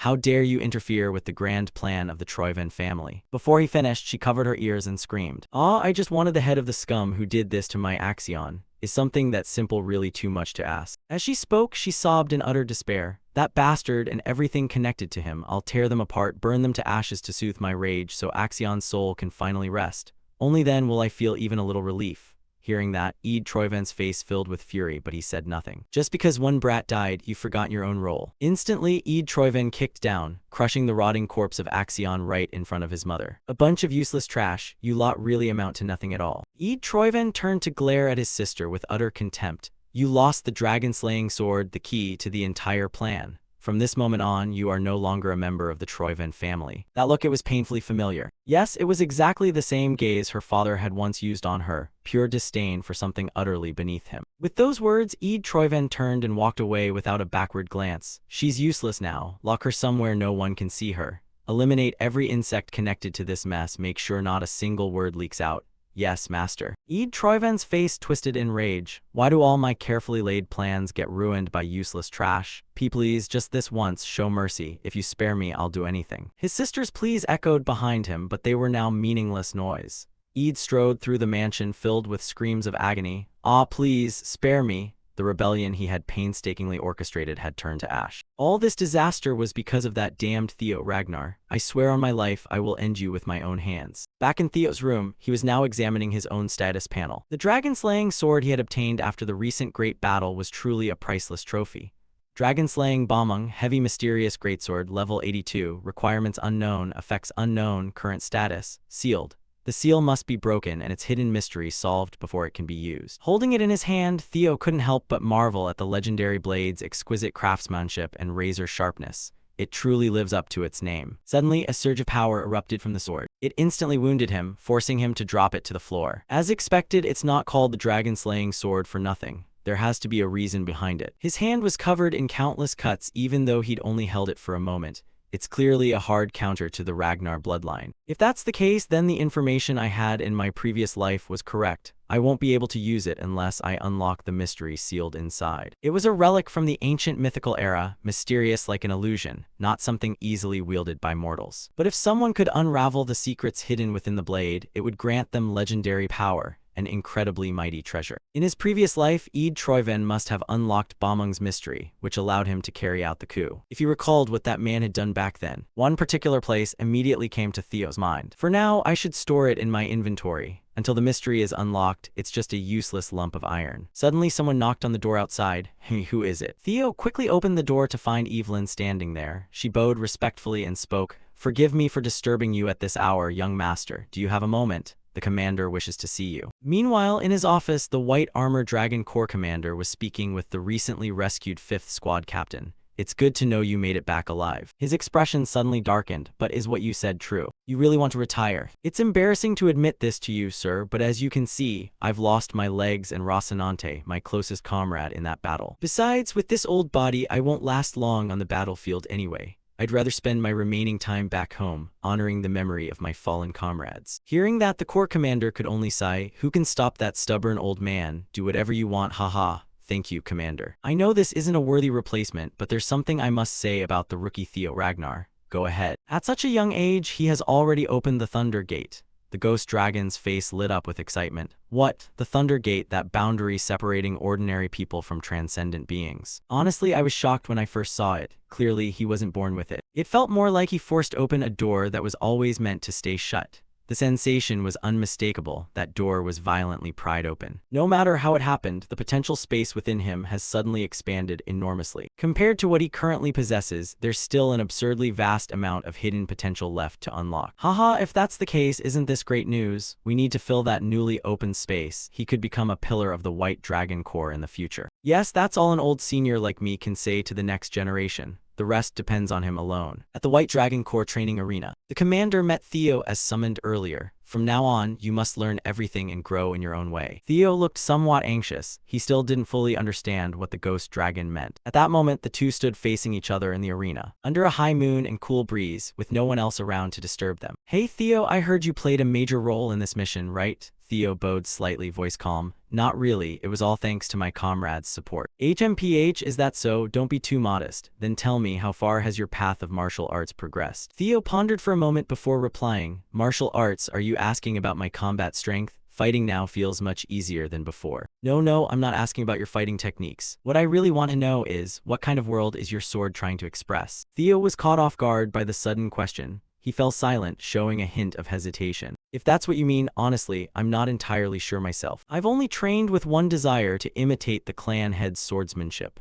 The ghost dragon nodded in satisfaction and drew the sword from his back. That's how everyone begins. Instantly, the ghost dragon unleashed his domain. Waves of aura exploded outward, carrying an overwhelming pressure that was nearly impossible to resist. The entire surrounding space was quickly engulfed in the crimson color of blood. The river beneath his feet became a literal sea of enemy blood. So this is the ghost dragon's domain. Theo recalled the images from the Second Awakening. It was completely different from the domain the sword dragon had once shown. What he just said, could it be that this world is shaped by each individual's martial path? Every word from the ghost dragon carried terrifying pressure. My sword represents the demon. A terrifying pillar of power shot straight into the sky. If it were an attack, no one could possibly stop it. Theo tried to observe closely everything happening before him. So this is the ghost dragon's power. Without wasting more time, the ghost dragon began unleashing a series of his techniques. Each slash carried destructive power capable of annihilating everything. They were exquisite, masterful, and flawless in every strike. Every swing of the sword displayed accumulated experience, the crystallization of countless life-or-death battles, forged by constantly pushing forward, breaking every limit, even at the cost of life itself. Theo's eyes widened. He couldn't tear his gaze away from these perfect sword paths.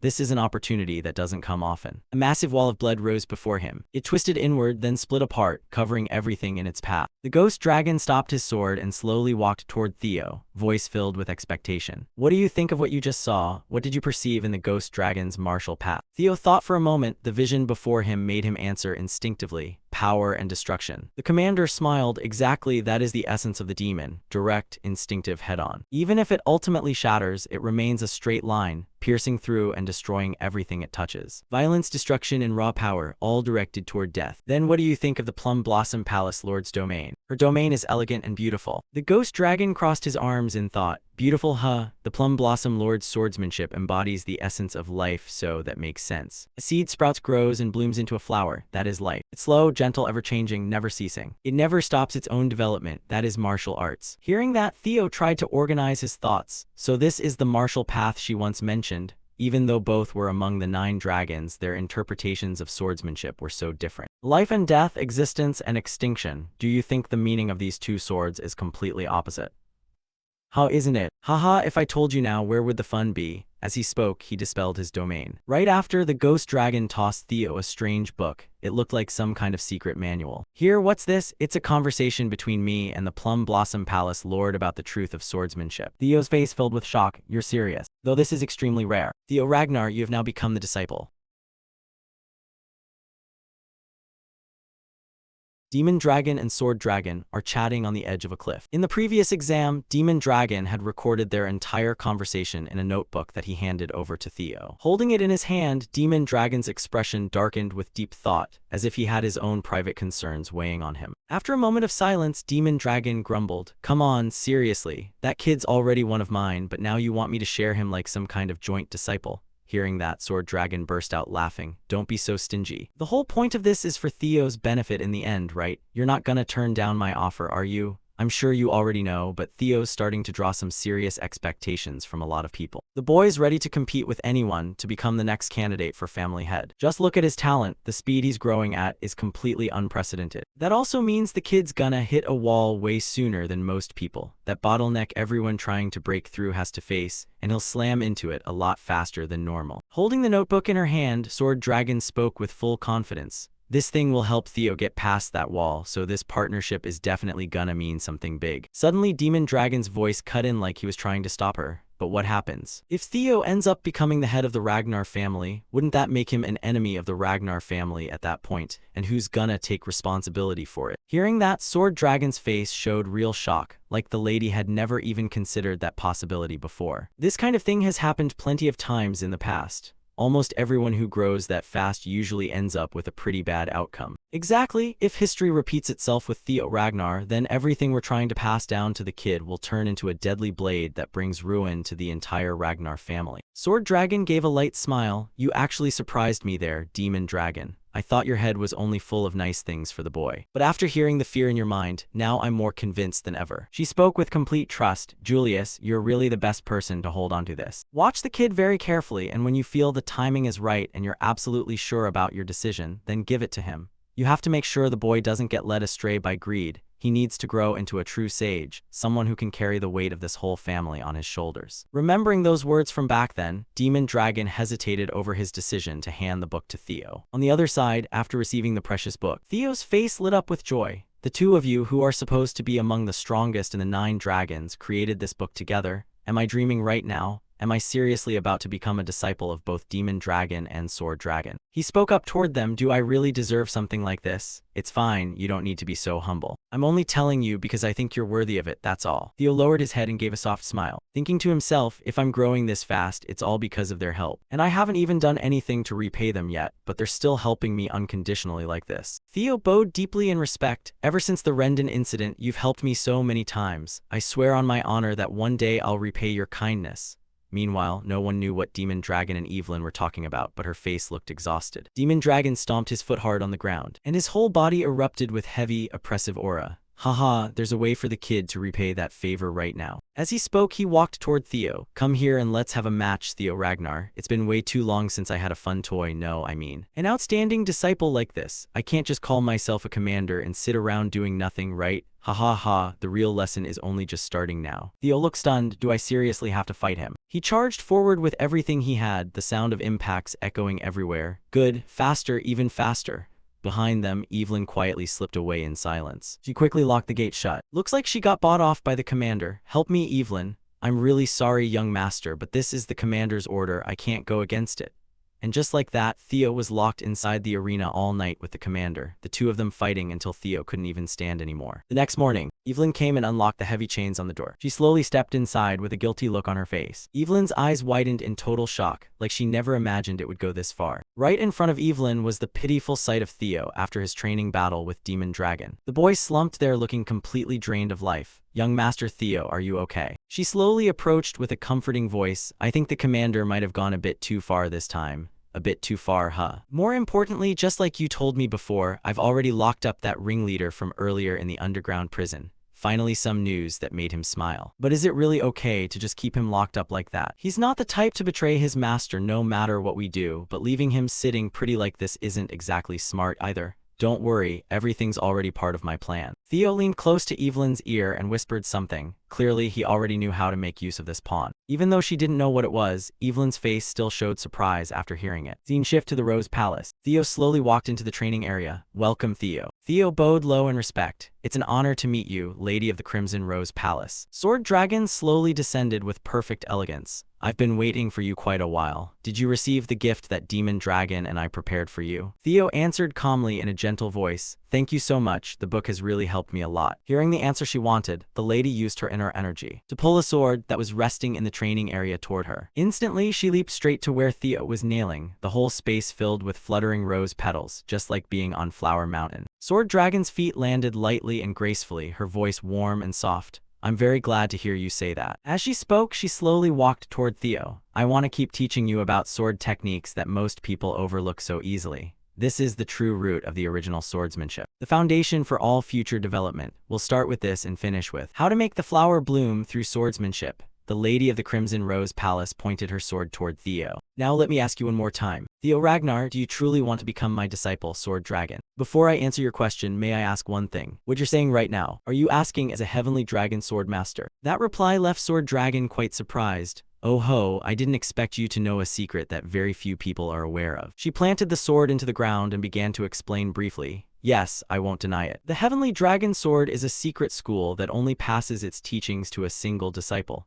I'm the only one who inherited it, and I am the Heavenly Dragon Sword Master. You want to know my real intention for wanting to take you as a disciple, right? I'm sorry if I made you uncomfortable. It's fine, I won't blame you for something like that. Honestly, I don't have any deep ulterior motives. From the technique that makes plum blossoms shine to the Heavenly Dragon Sword's worldly grace. Right from the beginning, I planned to pass it all on to you. Theo's face filled with shock, speechless.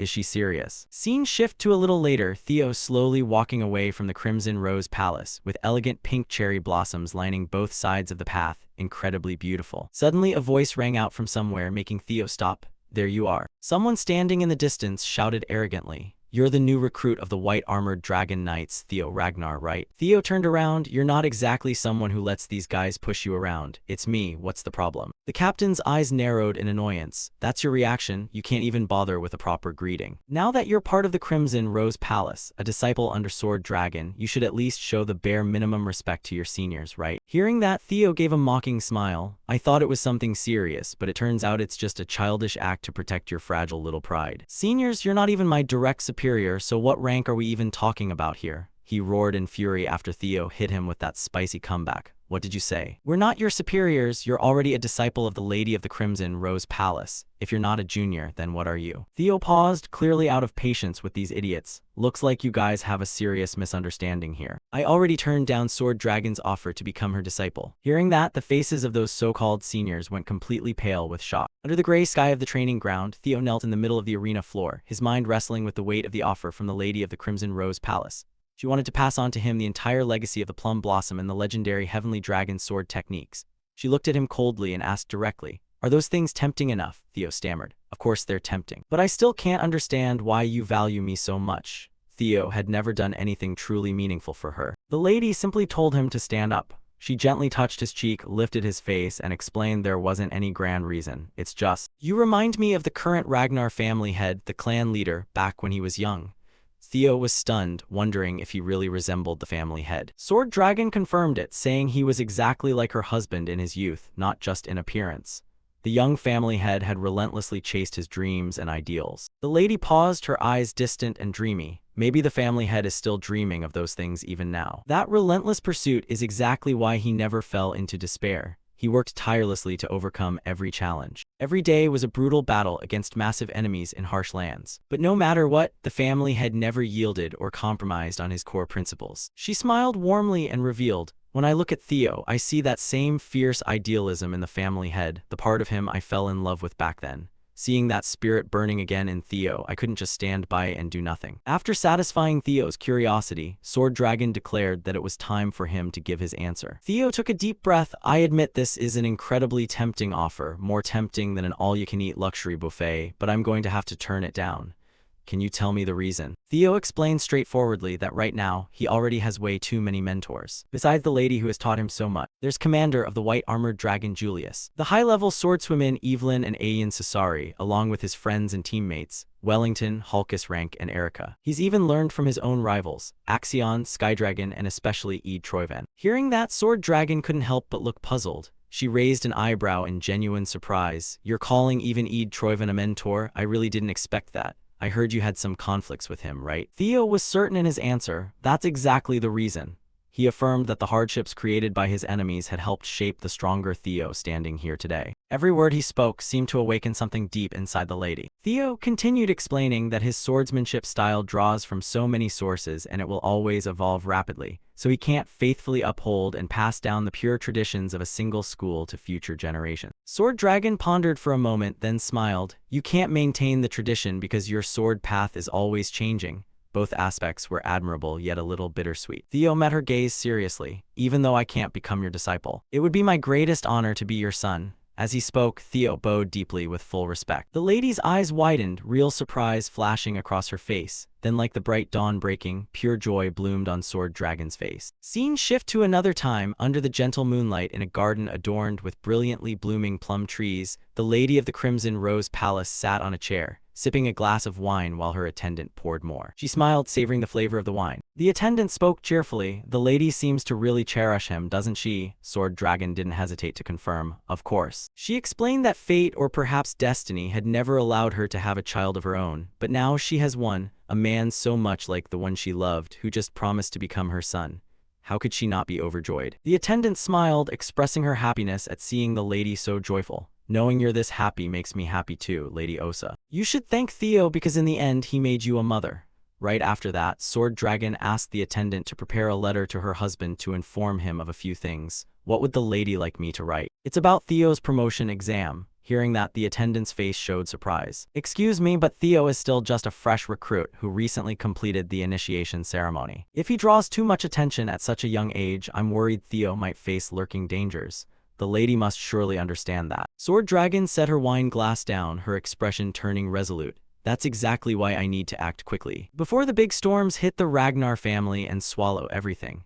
I want to give Theo as much power, knowledge, and support as possible because he will be the key to this family's future. Deep beneath the white armored dragon headquarters, in a cold underground prison, the captured commander Sigurd slumped against the wall, heavily chained at the neck and limbs. He had already lost one arm. His remaining eye widened as the sound of footsteps echoed louder and louder down the corridor. A cloaked assassin wearing a cold mask and sharp claws stood outside the bars. Sigurd recognized his visitor and spoke, finally here. The masked assassin advised Sigurd not to hold resentment. Everything is according to his will. I would never question anything he does. He pulled up his collar and ordered the assassin to kill him immediately. The assassin hurled daggers straight at the prisoner without hesitation. Everyone thought the crucial lead had been severed, but no, right as the daggers reached Sigurd's throat, streams of green energy appeared from nowhere and shielded him with solid barriers. The assassin stepped back in shock. What is this? From above, Evelyn swiftly smashed through the ceiling and leaped down. She dashed toward him with her voice ringing out. I've been waiting for you here for quite a while, you little rat. The assassin hissed, realizing who she was, but it was too late.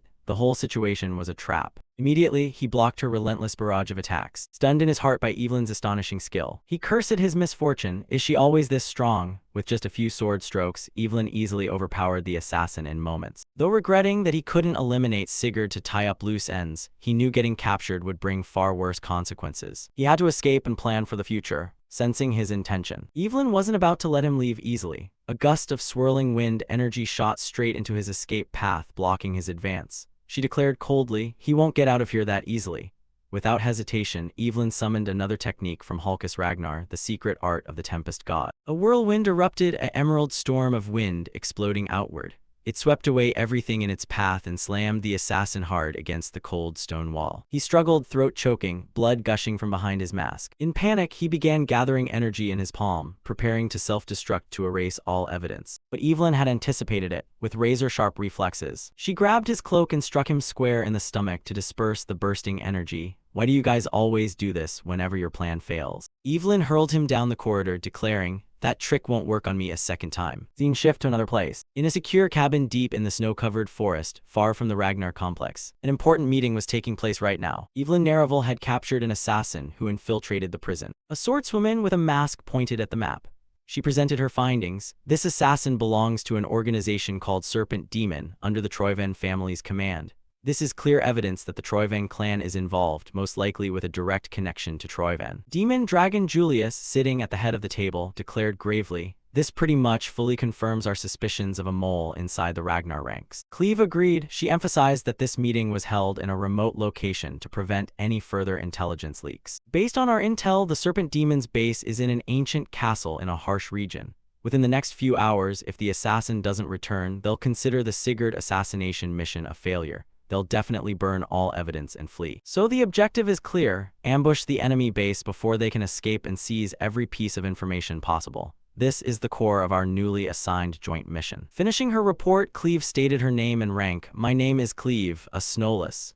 Hearing that, Theo couldn't help but be shocked. He never expected to meet a spy of this level here. Demon Dragon cleared his throat and added one final point. This mission will also serve as Theo Ragnar's official promotion exam. Both Cleve and Evelyn looked surprised. Theo himself wondered if he was really ready for such a challenging promotion test. Julius sighed and confirmed, Theo meets the criteria, but be warned, this isn't a path of roses and glory. In this mission, every challenge is tied to blood and real danger. The difficulty of Theo's promotion exam has been significantly increased. Even though promotion tests are normally adjusted to rank, assigning a mission that could spark an internal war as a test for a mid-level swordsman is extremely rare. Demon Dragon leaned forward, revealing, I know Theo ordered Evelyn to monitor the prison because he predicted an assassin would be sent to kill the prisoner. Evelyn coughed lightly, looking quite awkward. Since Theo had initiated this chain of events, Demon Dragon demanded he see it through to the end. Theo apologized for acting on his own initiative. He accepted the apology, but warned, even as the heir, acting without consulting superiors is unacceptable. Now that things have come this far, Theo must complete the mission flawlessly. He leaned in, grabbed Theo's collar, and knocked his head lightly with a firm voice. Pass the exam and officially get promoted to mid-level swordsman. Then you'll have the right to take on solo missions. Got it? Yes, sir. Theo regained his composure, affirming with a resolute tone. A faint smile appeared on his lips as he realized this whole situation was revolving around him more than he thought. Suddenly, a familiar blue screen appeared in his vision. Quest number 4, Dark Ties from the Previous Life. Objective: this is your chance to sever those dark connections from your past life and stop their sinister schemes. Theo reflected on the notification, wondering if some invisible thread had bound him to these people across timelines, leading to all this chaos. Noticing his distraction, Cleve asked, is something wrong? Theo Ragnar, no. He answered with a determined gaze, I won't just do this mission, I will complete it at any cost. Good, if you're ready, then let's get started. It's time to put an end to everything. The snake hunt officially begins. In the forest where a palace loomed in the distance, surrounded by dense woods, Evelyn and Theo crouched low to the ground, hiding in the shadows. Cleve turned back to face them, her voice serious and urgent. There's a chance there's a snake in our own team, so this mission is limited to just the 3 of us. You 2 who are already involved, and me. She narrowed her eyes, speaking with firm confidence. Our target is an assassin organization. As swordsmen, we'll have the advantage in direct combat, but we're at a disadvantage in numbers. She glanced toward the assassin's hideout in the distance, the weight of the mission clear in her voice. No matter what happens, never let your guard down. Theo nodded, full of determination. Understood. Scene shift inside the assassin's hideout, where 2 figures hunched over a table, examining documents. One of them squinted at the papers, tone urgent. We've finished sorting all the documents. Yeah, let's leave as soon as he gets back. But how long has he been gone? About 2 hours, he should be back soon. While the conversation continued normally, from the corner of the room, a small orb rolled in out of nowhere. Before the assassins could react, the orb released thick smoke that engulfed the room in seconds. One assassin's eyes widened in shock, covering his mouth to stifle panic. This is an ambush. Before he could finish, a figure emerged from the darkness, moving at supernatural speed. She flashed through the room like lightning and killed them all, each strike precise and ending everything with graceful motions.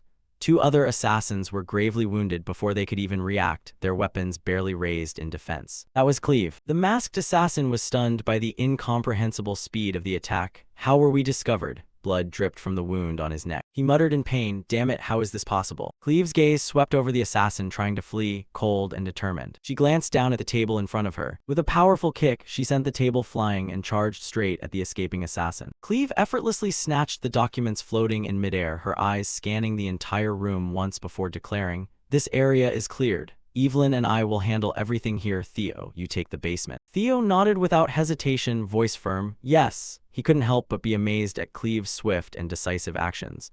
She had taken down 3 assassins in the blink of an eye. Wasting no time, Theo rushed down to the basement, ready to eliminate any enemies lurking there. His mind raced with details from the earlier meeting. If the blueprint is accurate, the stairs to the basement should be straight ahead. Determination drove his steps. But as he neared the entrance, his thoughts were suddenly interrupted. Theo didn't notice a tripwire stretched across the ground. His foot caught it. Before he could realize what was happening, Theo's eyes widened in shock. An arrow shot straight at him, missing his face by mere centimeters. His body reacted on instinct, gritting his teeth. He tilted his head at the last second, dodging the arrow by a hair. But before he could regain balance, multiple arrows rained down from every direction, aimed straight at Theo. Theo realized the danger lurking, his attitude shifting instantly.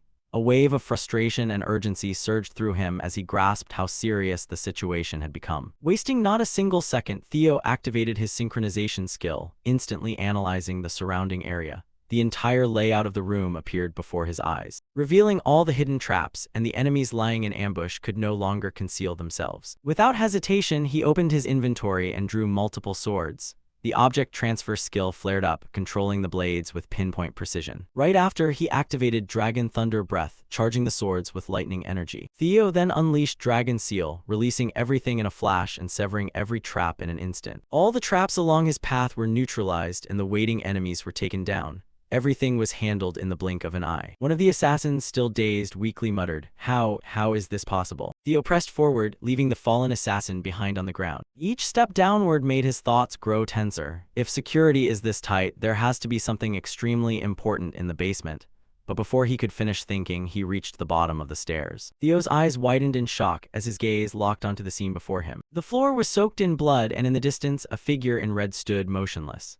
The moment the man sensed Theo's presence, he spoke with twisted excitement, his voice laced with dark delight. "Oh my, I can smell the stench of corruption all the way over here. I can't believe a massacre is happening right in the middle of this sacred prayer." The man wore a hood that obscured most of his face as he turned to face Theo. The aura radiating from him was overwhelmingly powerful and terrifying, like that of an evil priest. Behind him, piles of skulls lay stacked, and a grotesque symbol drawn in blood was clearly visible on the wall. "You're quite the impatient believer." Theo gritted his teeth, his heart pounding with tension. A name echoed in his mind, the Demon Holy Church. Memories of the Demon Holy Church flooded Theo's mind, sending a chill down his spine. The Demon Holy Church. An apocalyptic cult proclaiming the end times were near, and that a savior would descend. A fraudulent religious organization that specialized in luring the gullible. His thoughts darkened. They're the ones behind the Great War that destroyed an entire empire. The evil priest grinned widely, looking at Theo with gleaming eyes. "You seem to know who I am." He spread his arms wide, his voice filled with joy at being recognized. Theo's expression grew even more strained, sweat beading on his forehead as the weight of the situation pressed down on him.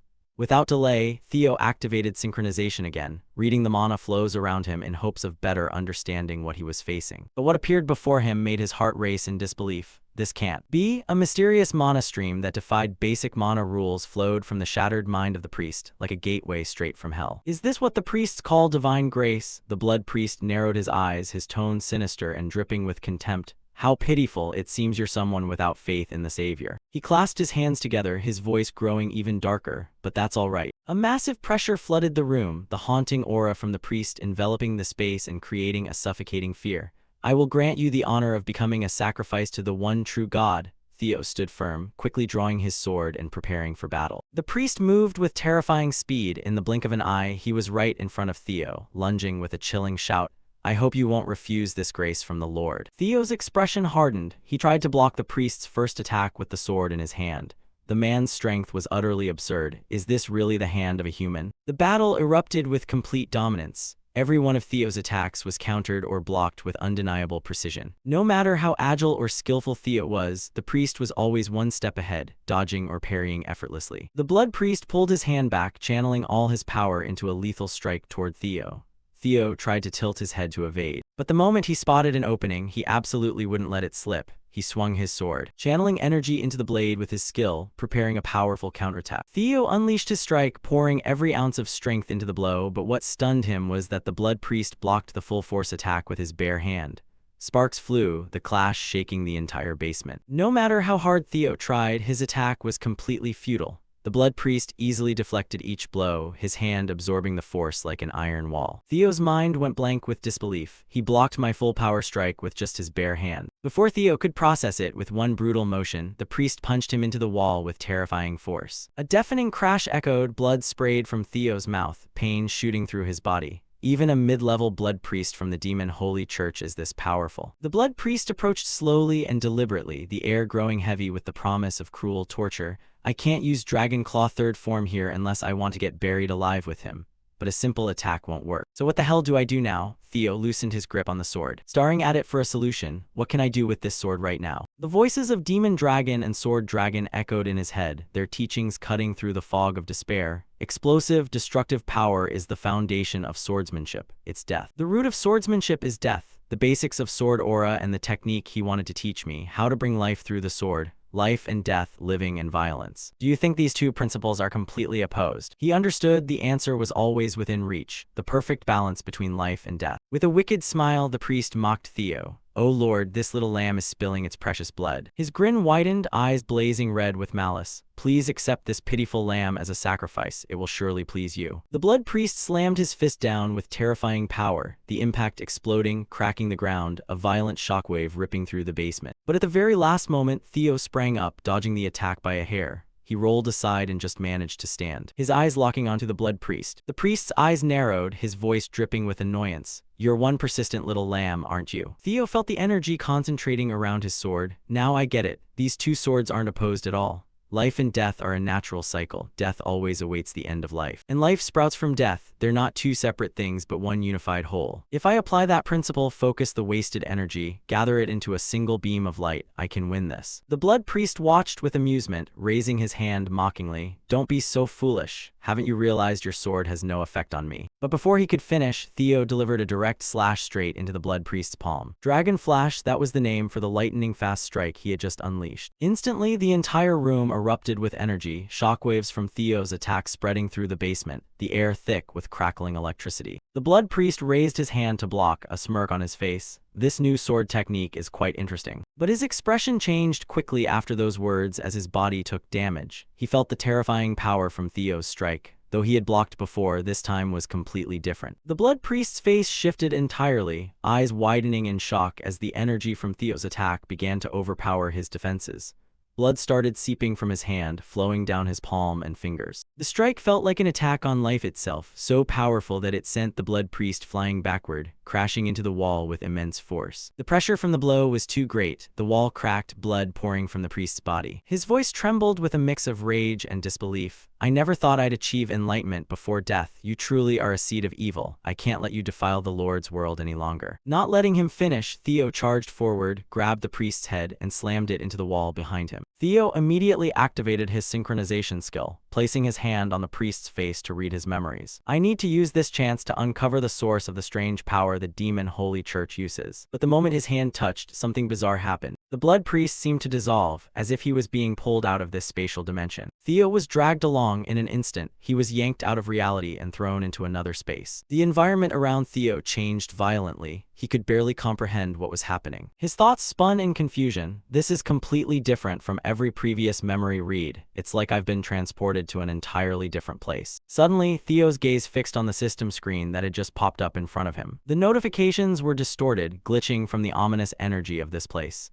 He tried to make sense of it, but before he could fully process, multiple warning windows appeared in rapid succession. One was a red alert. "Warning, you have encountered an enemy far above your level. Please run." Theo's expression froze, the warning sending chills down his spine. What the hell is this? But before he could think further, the atmosphere shifted abruptly. An oppressive pressure squeezed Theo from every direction, the crushing weight making his presence shrink under its absolute power. A voice echoed, shaking the space. "Who are you?" The voice roared, the pressure intensifying. "What are you?" Theo's vision blurred from the force, but he fought to stay focused. A colossal eye appeared before him, opening wide, an evil, vast gaze locking onto him. The eye was so enormous that Theo looked no bigger than an ant in comparison. The voice boomed louder, more ferocious, shaking Theo to his core. "How dare you disturb my slumber?" A gigantic creature materialized before him, its form immense and constantly shifting, with countless eyes staring down at Theo. Theo's mind reeled as he found himself in a twisted, alien realm dominated by this horrifying presence.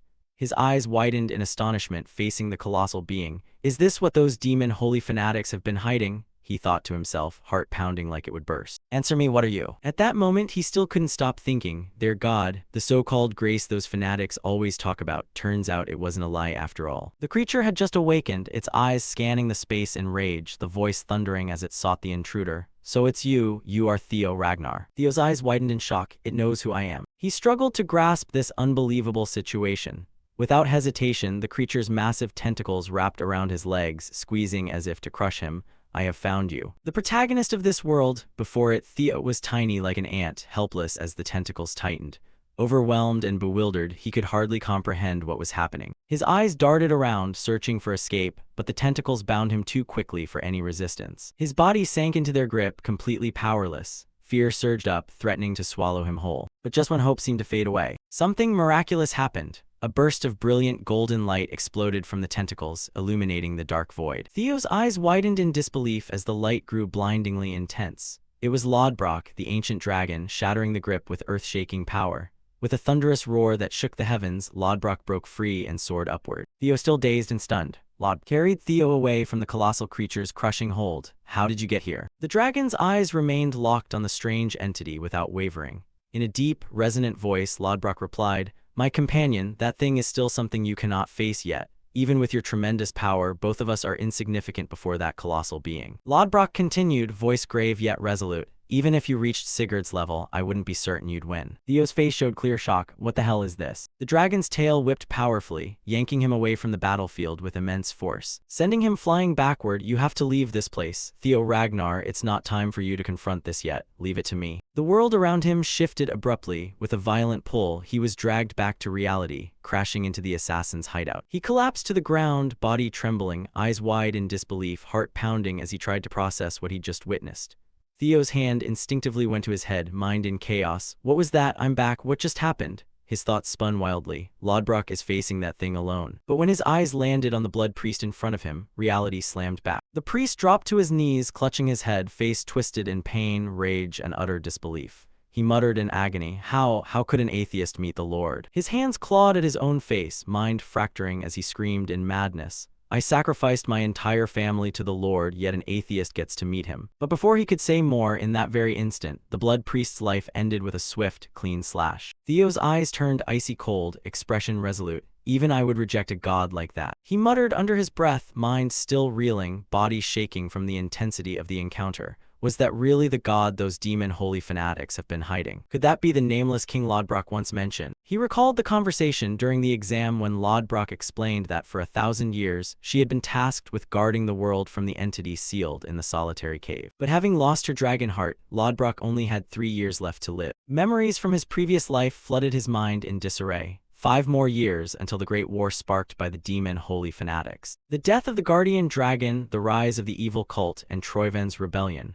All these consecutive events can't possibly be coincidences. A sharp pain stabbed through his head, making him clutch it tightly. Everything is connected. He staggered, body weakening from the mental strain, but before he could collapse, Evelyn suddenly appeared, catching and supporting him. "You did great, young master." Her voice was full of pride and resolve. Soon after, Cleve descended into the basement, eyes narrowed as she scanned the surroundings. Her gaze quickly settled on Theo and Evelyn. "I rushed down here because I heard there was a hidden priest, but it looks like that's no longer necessary." She glanced over the scene, eyes lingering on the priest's corpse. "He took down a priest on his own." Evelyn and Theo turned to Cleve as she spoke, voice brimming with pride. "You're truly amazing, Theo Ragnar," she said, eyes shining with admiration. "I can't believe you defeated a priest single-handedly. You don't need to prove anything more." Scene shift as the three gathered around a table, examining the documents. Cleve's voice grew serious as she checked. "I think this is all the documents they had, just reports, nothing usable as solid evidence." Theo stepped forward, holding a box with a contemplative look. "I found this in the basement, take a look." Evelyn's eyes sharpened with gravity when she saw the box, recalling the memory of retrieving it with Remington on the young master's orders before the awakening ceremony.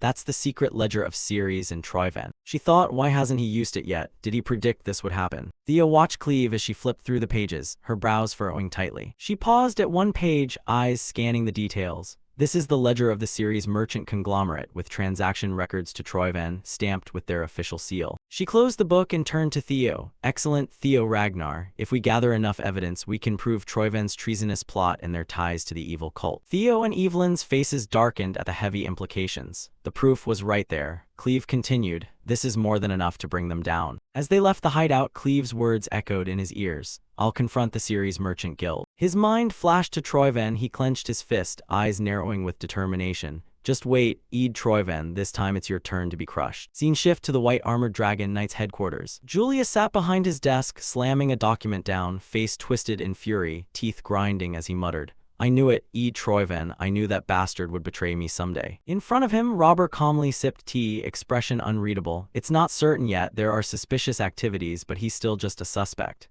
Julius crumpled the paper in his hand, voice full of frustration. You think I'm an idiot? Robert didn't blink, face still calm. The Black Dragon has shown me this, meaning it goes beyond mere suspicion. This isn't just a hunch, stop guessing pointlessly. Julius's face darkened further. From your reaction, you must have known and ignored it anyway. Robert gently lifted his teacup, took a sip, then suddenly changed the subject. Theo Ragnar, I heard from Cleve's report that he single-handedly took down a priest without any help, right? Julius's eyes widened in shock and disbelief. Now's not the time for that. Robert enjoyed QU letter 1EF7 Long's reaction and teased further. That kid suits my Black Snow far better, let him go to me. Julius looked openly annoyed. Why are you always like this? Robert narrowed his eyes, voice serious. Outstanding reasoning, perfect analysis and planning skills. From just one small clue, he pinpointed the key issue. It's almost like he was trained in Black Snow's way. It's as if he has prior experience. Julius waved it off dismissively. Anyway, I've already chosen him, so hands off. Hey big bro, you and Lady Osa Ragnar really act like bandits. Robert set his teacup down, expression suddenly solemn.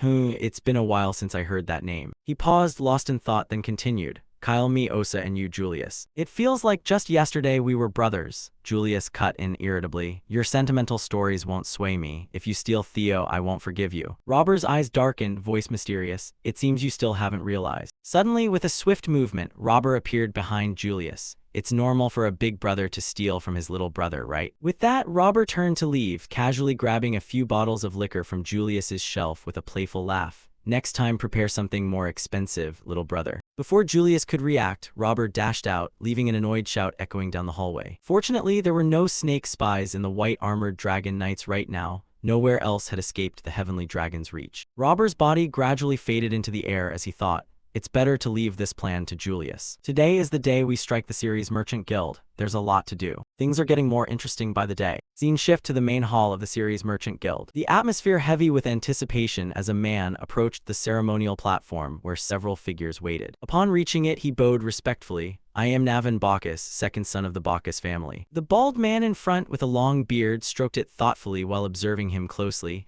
I am Quadrac Sears, leader of the Ceres conglomerate. He replied. I formally propose a marriage alliance with the Bacchus family. Quadrac gestured toward his daughter. She bowed gracefully and spoke calmly. I am Lily Ceres, fourth daughter of the Ceres family. The atmosphere grew solemn as Quadrac continued. From now on, the Bacchus and Ceres families will be bound by marriage. The two of you will forge a lasting union. With a subtle smile, Quadrac thought to himself, finally, I've achieved it. He glanced at the emblem on Navin's chest, noting its prestigious design, the mark of a noble family. This is just the beginning, House Ragnar, you who always look down on us. His smile widened, eyes narrowing with satisfaction and malice. Soon, we'll have our rightful revenge. Behind him, a bald man stood silently, face flushed red with rage, fists clenched tightly, eyes cold as he watched the ceremony. His mind grew darker. How dare that merchant mention my family in front of House Bacchus? He hissed inwardly, one of the 6 great noble families, yet treated like this. His body trembled with fury, but he forced himself to hold back. I have to endure. With the dowry from this marriage, I can save the family. His expression darkened further, thoughts turning bitter. Who cares about that bastard child anyway? Meanwhile, Navin Bacchus stood confidently before Quadrac Series, a smirk tugging at his lips as he recognized the old man's obvious intentions. So predictable. He thought, eyes narrowing as he analyzed the situation. These merchants really think they can help us. He glanced at the other series members, each face revealing malicious schemes. They think they're gaining an advantage. But they're blind to the bigger picture. They don't even know their own guild is being used as collateral. Anyway, I don't have much time left to live. His smile turned dark as he contemplated the gradual downfall of the series' merchant guild. He extended his hand toward Lily, voice gentle. "It's a pleasure to meet you, Lily. I'll treat you well as Ceres' son-in-law and as your husband." Lily stood before him, face stiff with distrust, only suspicion in her eyes. She crossed her arms, narrowing her eyes at Navan, voice firm. "How can you prove it?" Navan looked momentarily flustered, but quickly flashed a sly smile. He chuckled softly, realizing her intent, his expression softening as he replied, "It seems you already have a plan. My family is bankrupt, and even I'm being sold off in marriage. But if you, my bride, wish it, I can offer you the daughter of House Bacchus." The bald man, witnessing the exchange, nearly exploded with rage, eyes flashing with fury. "Damn bastard child, what the hell does he think he's doing?" Lily slowly rolled up her right sleeve, revealing a scar on her arm, her voice trembling with rage as she shouted loudly, "Bring me the head of Theo Ragnar, the one who did this to my arm right here." Navan's smile widened, eyes narrowing with intrigue. "She's asking me to publicly kill the heir of another family." The murmurs from the large crowd grew louder, shock evident in their voices. Quadrak Ceres, Lily's father, stepped forward, placing a hand on her shoulder and whispering, "Lily, I told you not to say such things in public." Lily bowed her head in silent acceptance, then suddenly turned back, her face lighting up with excitement. Seeing Navan standing there with a confident smile and determined eyes, he stood tall, voice serious and authoritative. "My young bride wants it, so I'll bring his head to her." Outside, the sky blazed with the silhouette of dragons circling above the city. People looked up in astonishment, voices full of confusion. "What is that? I think it's a wyvern, right?" Before they could comprehend, the dragons began descending and 3 figures leaped from their backs. "What? People are jumping down!" Shouts of surprise echoed across the square. With an earth-shaking boom, the 3 landed perfectly, striking heroic poses. The crowd froze in stunned silence, eyes widening as they recognized the emblem on the flag. "That's the Ragnar crest." The realization sent chills down spines. The flag wasn't just cloth, it was a declaration of war. Cleve, face stern, planted the Ragnar flag into the ground, her voice low but commanding, ringing out over the crowd. "From this moment, we will deliver justice in the name of Ragnar." She paused, eyes sweeping the crowd. "We have discovered that attackers on Ragnar are deeply connected to the Ceres Merchant Guild. The investigation begins immediately to trace acts of treason. Anyone who obstructs will be considered complicit and executed on the spot." The crowd gasped in horror, faces tense, breaths caught. "Execute on the spot." Someone whispered. Cleve's voice rang out again, echoing into the guild building. "If you claim innocence, allow Ragnar forces to investigate." Inside, Quadrak Ceres felt his blood run cold, face twisting, jaw clenched. "Damn it, they've figured everything out. No, impossible, I have to stay strong, no weakness." As Quadrak tried to compose himself, the bald man stepped forward, voice heavy with worry. "Treason, what is this about, Ceres?" Outside, the voice cut sharply, unrelenting. "Quadrak Ceres, come out now." Inside the building, sweat poured down Quadrak's forehead, the pressure crushing him. In panic, he began clawing at himself but quickly suppressed it, focusing. "Clan leader, what do we do now?" Quadrak clenched his fists, face contorted in fury, roaring, "Don't joke around. A single piece of paper can easily be forged." His eyes burned with rage as he shouted loud enough to carry outside. "Someone is framing us, no matter how dirty your tricks. How Ceres will prove our loyalty to Rey Ragnar. Your lies will soon be exposed. Ceres soldiers, eliminate anyone who dares disrespect Ragnar, anyone who dares point a blade at Ragnar and the loyal." Tension hung thick in the air as both sides prepared for the storm about to erupt. Hearing the guild leader's words, the bald man's face tightened with anxiety. He placed a hand on Quadrak's shoulder, voice low and worried. "Lord Ceres, do you mean you won't cooperate with their investigation?" Quadrak jerked his hand away, face darkening as he snarled, "This wedding is off." He pointed directly at the bald man, frustration clear. "You're truly foolish. Do you think we'll let you leave after everything that's happened? The charges emerging are treason, do you understand?" Quadrak leaned in close, inches from the bald man's face, teeth grinding, smile devoid of warmth. "You, a member of the 6 Pillars, should know exactly what treason means. Did you think I'd face this alone?" Glancing out the window at Cleve, Evelyn, and Theo standing firm below, Quadrak's eyes darkened. "Think about it. If they had solid proof, there wouldn't just be 3 people down there. An entire army would blot out the sky." Confidence returning, Quadrak turned to the bald man and his entourage. "Got it. They're not even certain of their evidence. If we hold them off this time, we'll come out clean." Before the bald man could reply, a sharp voice cut in.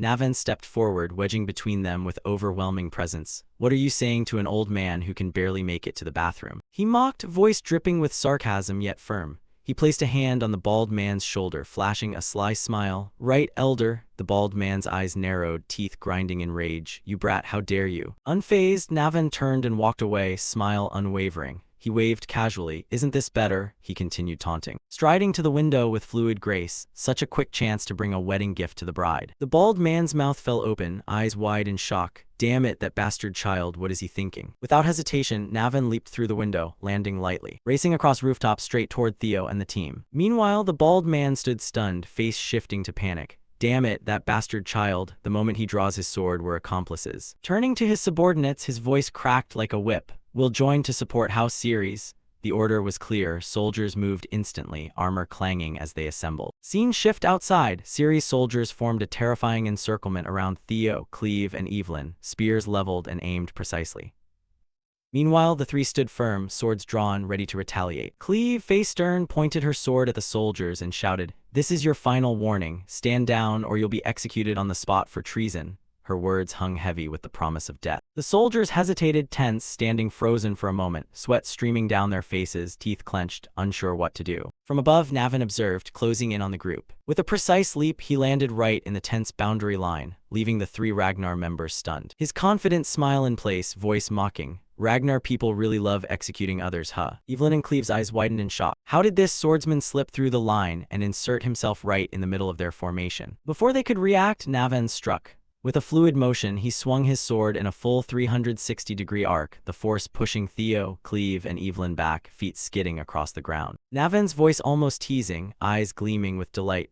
A pleasure to meet Ragnar's entourage. Especially you, Theo. Never thought I'd say this on our first meeting. Theo's eyes widened, heart nearly stopping as he recognized the man before him. No way, it's really him, he thought. Memories crashing in like a train. In the Great War, the one who caused chaos for Ragnar alongside Ceres and Troyven, the sword demon Navin Bacchus, second son of House Bacchus. Navin smirked, face smug, pointing his sword straight at Theo, voice dripping with mockery. "I'll take your head." Theo's heart pounded, barely processing the situation, as Navin charged at a paralyzing speed. The power and precision of the attacks far surpassed anything he'd faced before. The sword demon moved like a phantom, a streak of death. "I have to use knowledge from my past life." Theo's mind raced as he blocked another strike. This was the moment. Resolute, he shouted to Evelyn and Cleve, voice firm despite the chaos. "I'll handle this guy." Evelyn's eyes widened in disbelief. "Young master, that guy is." Before she finished, Cleve cut in calmly but resolutely. "It's fine, trust him. The others are probably destroying evidence right now. We can't wait any longer. We have to end this fast." Blocking another blow, his body screaming in protest. "I'll catch up with you later." Navin's laugh echoed, dark and provocative. "I don't mind if they interfere, but are you sure? Even looking like this, I'm pretty strong." Theo gave a faint smile despite the danger. "I could say the same." He muttered, eyes narrowing at Navin. "Can I ask you something?"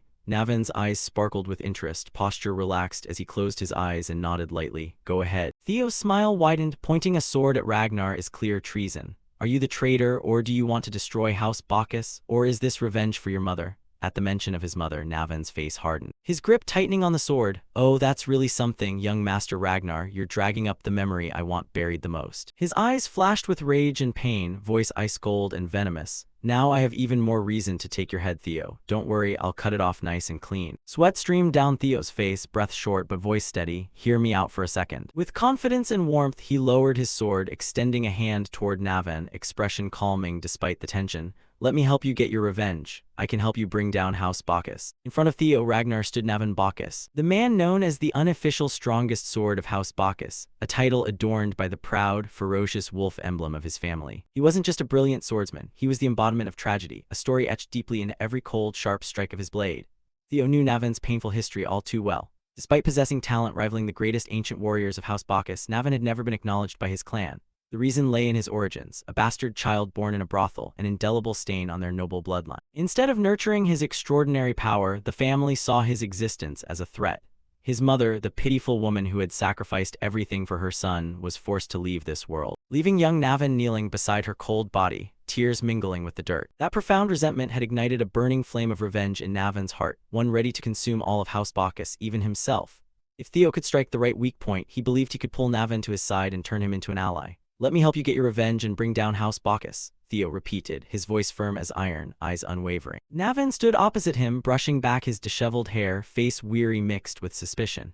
He let out a soft chuckle, voice low but laced with mockery. I don't know where you got your information about my mother, but one thing is certain. Before the words finished, Theo's eyes tensed like a drawn bowstring, bracing for an attack ready to pierce through anything. Without hesitation, Navan swung his sword, unleashing a long-range slash that tore through the wind, hurtling toward Theo at terrifying speed.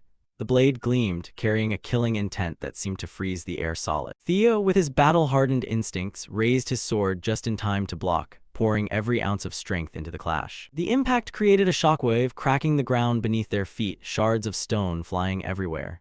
The sheer force of Navan's strike pushed Theo back, his feet skidding across the broken earth, leaving deep furrows. Navan stood motionless, face cold as ice, voice dropping low. I have no reason to accept your offer. Even without your cooperation, House Bacchus will fall for treason anyway. Theo listened, eyes narrowing as the truth hit him. That's right, even without my help. House Bacchus will destroy itself, but you, Navan, you'll vanish along with them. Navan sighed, rolling his eyes with casual indifference, voice almost bored. Pointless worry, I have nothing left to regret in this world. I don't mind disappearing with that cursed family. But before he could finish, Theo's voice cut in sharply. That's dragon vein fever, right? A disease that appears when a young body can't handle overwhelming talent. If treated early, it can be easily cured. But if the golden window is missed, it becomes a terminal illness, cruelly shortening lifespan. Navan's head dipped slightly, jaw clenched tight. Theo's words stabbed straight into the deepest wound in his heart. House Bacchus didn't treat you in time, so your remaining lifespan is. Theo trailed off, but Navan interjected. 5 years, exactly what I'd expect from a noble young master. You've dug up every filthy detail of my past, haven't you? Without another word, he charged forward, rage exploding through every sword strike, each one carrying lethal killing intent. But knowing my illness changes nothing. Today, right here, House Bacchus will vanish and I'll die as Navan. Their swords clashed, the sound piercing like thunder, sparks flying brilliantly through the air. The blow was so powerful it knocked Theo back, but he quickly regained balance, smile never fading. What if I can cure your illness? Navan froze, eyes flashing with confusion. Nonsense, dragon vein fever has no cure. He unleashed a barrage of attacks, each slash tearing at space itself, forcing Theo into a desperate defense. Theo blocked them all, but Navan's power kept pushing him back. Yet Theo's eyes still burned fiercely, mind racing with past life memories. In my previous life, the cure for dragon vein fever was discovered. Right after his death, an arc reactor-like device was the key to solving it all. Right now, only I know that secret. He stood firm, voice brimming with confidence. No, it can be cured. His smile turned into an arrogant smirk, eyes narrowing and glinting red in the dim battlefield light. I'm absolutely certain. Navan stood stunned, eyes wide, mind reeling as he tried to process the words. Theo pressed the advantage, reminding Navan that House Bacchus would fall even without his cooperation. Just like you said, House Bacchus will vanish even if you don't team up with me. But if you take my hand, even if House Bacchus disappears, you can live on as a hero, one who helped House Ragnar fight the rebellion. Won't you trust me just once? Navan stood frozen, eyes locked on Theo's outstretched hand. His mind churned with a storm of doubt and faint hope. Is it really possible? Can dragon vein fever actually be cured? The thought gnawed at him, igniting a fragile spark amid the darkness of despair. Scene shift to another corner of the battlefield, where Ceres soldiers were loading massive siege crossbows, aiming enormous spear-like arrows straight at Evelyn and Cleve. The ground trembled as the volley launched, arrows ripping through the air at deadly speed. Cleve darted forward, hand outstretched, catching one arrow mid-flight and tossing it aside like harmless driftwood. Beside her, Evelyn deflected another with her sword, steel ringing out, her movements graceful yet powerful. She sighed softly, muttering, "This is starting to get annoying." Cleve narrowed her eyes, irritation clear in her voice. Yeah, really annoying. She glanced toward Theo, frowning. Is he still not done? Evelyn turned, searching for Theo's figure amid the dust. It looks like they're talking about something. Cleve lost patience, slamming the captured arrow into the ground. Eyes darkening as she surveyed the chaotic battlefield. HMPH, can't I just kill them all? The thought lingered. But Demon Dragon's earlier warnings held her back. Memories of the previous conversation flashed through her mind. Robber Ragnar sat across from her, opening a bottle of wine with a relaxed smile. Don't act unless you can handle the consequences. Our priority is evaluating how far his potential goes, so recruit him early. Cleve stood before him, face serious. You mean I should just observe? Robber nodded. Exactly, he took down a blood priest, but you didn't witness it firsthand. That's why we need confirmation. Our mission is to accurately assess those who will lead Ragnar's future. Remember that gathering more evidence is Theo's role in this operation. He still had doubts, but asked, what exactly is the limit of the if necessary you mentioned? It involves dark magic, right? I'll allow intervention at the level of oversight and above. Back in the present, Cleve sighed inwardly. She knew Robber would complain if she intervened at this level of threat, but the thought of delaying and missing her break made her furious. With immense power, Cleve blocked the arrow volley, shockwaves rippling across the square, debris flying everywhere. Evelyn, startled at Cleve's sudden shift, suddenly noticing Navan raising his sword as if to attack. Is the young master losing to him? But Theo acted first, rushing after Navan with a joyful expression. Both of them flashed past her, leaving Evelyn stunned. Navan had now joined their side. He charged forward, blocking the Bacchus subordinates attacking Cleve and Evelyn. His swordsmanship was like a deadly dance, blade flashing through the dust and smoke. He bowed slightly, voice carrying a hint of apology. Sorry for my earlier rudeness toward you too. Does this action earn forgiveness for my initial discourtesy? Navan grinned, eyes brightening. Now we're on the same side. A system notification appeared, clear and exhilarating. Hidden quest completed. You have successfully recruited the sword demon Navan as an ally. The battle's momentum reversed in an instant. Navan became a whirlwind of destruction, tearing through the Bacchus soldiers' ranks, leaving them screaming in despair as they tried to stop him. He leaped onto a massive siege crossbow, causing the soldiers to panic and shout instinctively. But it was all too late. With a few precise slashes, Navan shattered the siege weapon, ropes snapped, wood splintered, explosions echoing like thunder. The Bacchus subordinate leader looked up at Navan silhouetted against the smoke-filled sky, roaring in fury. Navan, you betray the family that raised you. How dare you turn your sword against your own clan? Navan landed lightly, retorting with mocking tone. Is there really a family that would accept a filthy bastard child? He charged forward, sword gleaming, ending the enemy with a clean, decisive slash. Evelyn watched Navan, eyes full of admiration. He really is someone who can stand shoulder to shoulder with the ancient god young master. She turned to Theo. How did you convince him? Theo replied simply, voice calm. I just promised him what he wanted. Don't stand still, we should follow. Navan, it's time to capture Quadrex series. Inside the chapel, Quadrex stood by the window, watching his forces being pushed back step by step. A subordinate rushed in, voice trembling as he reported the dire situation.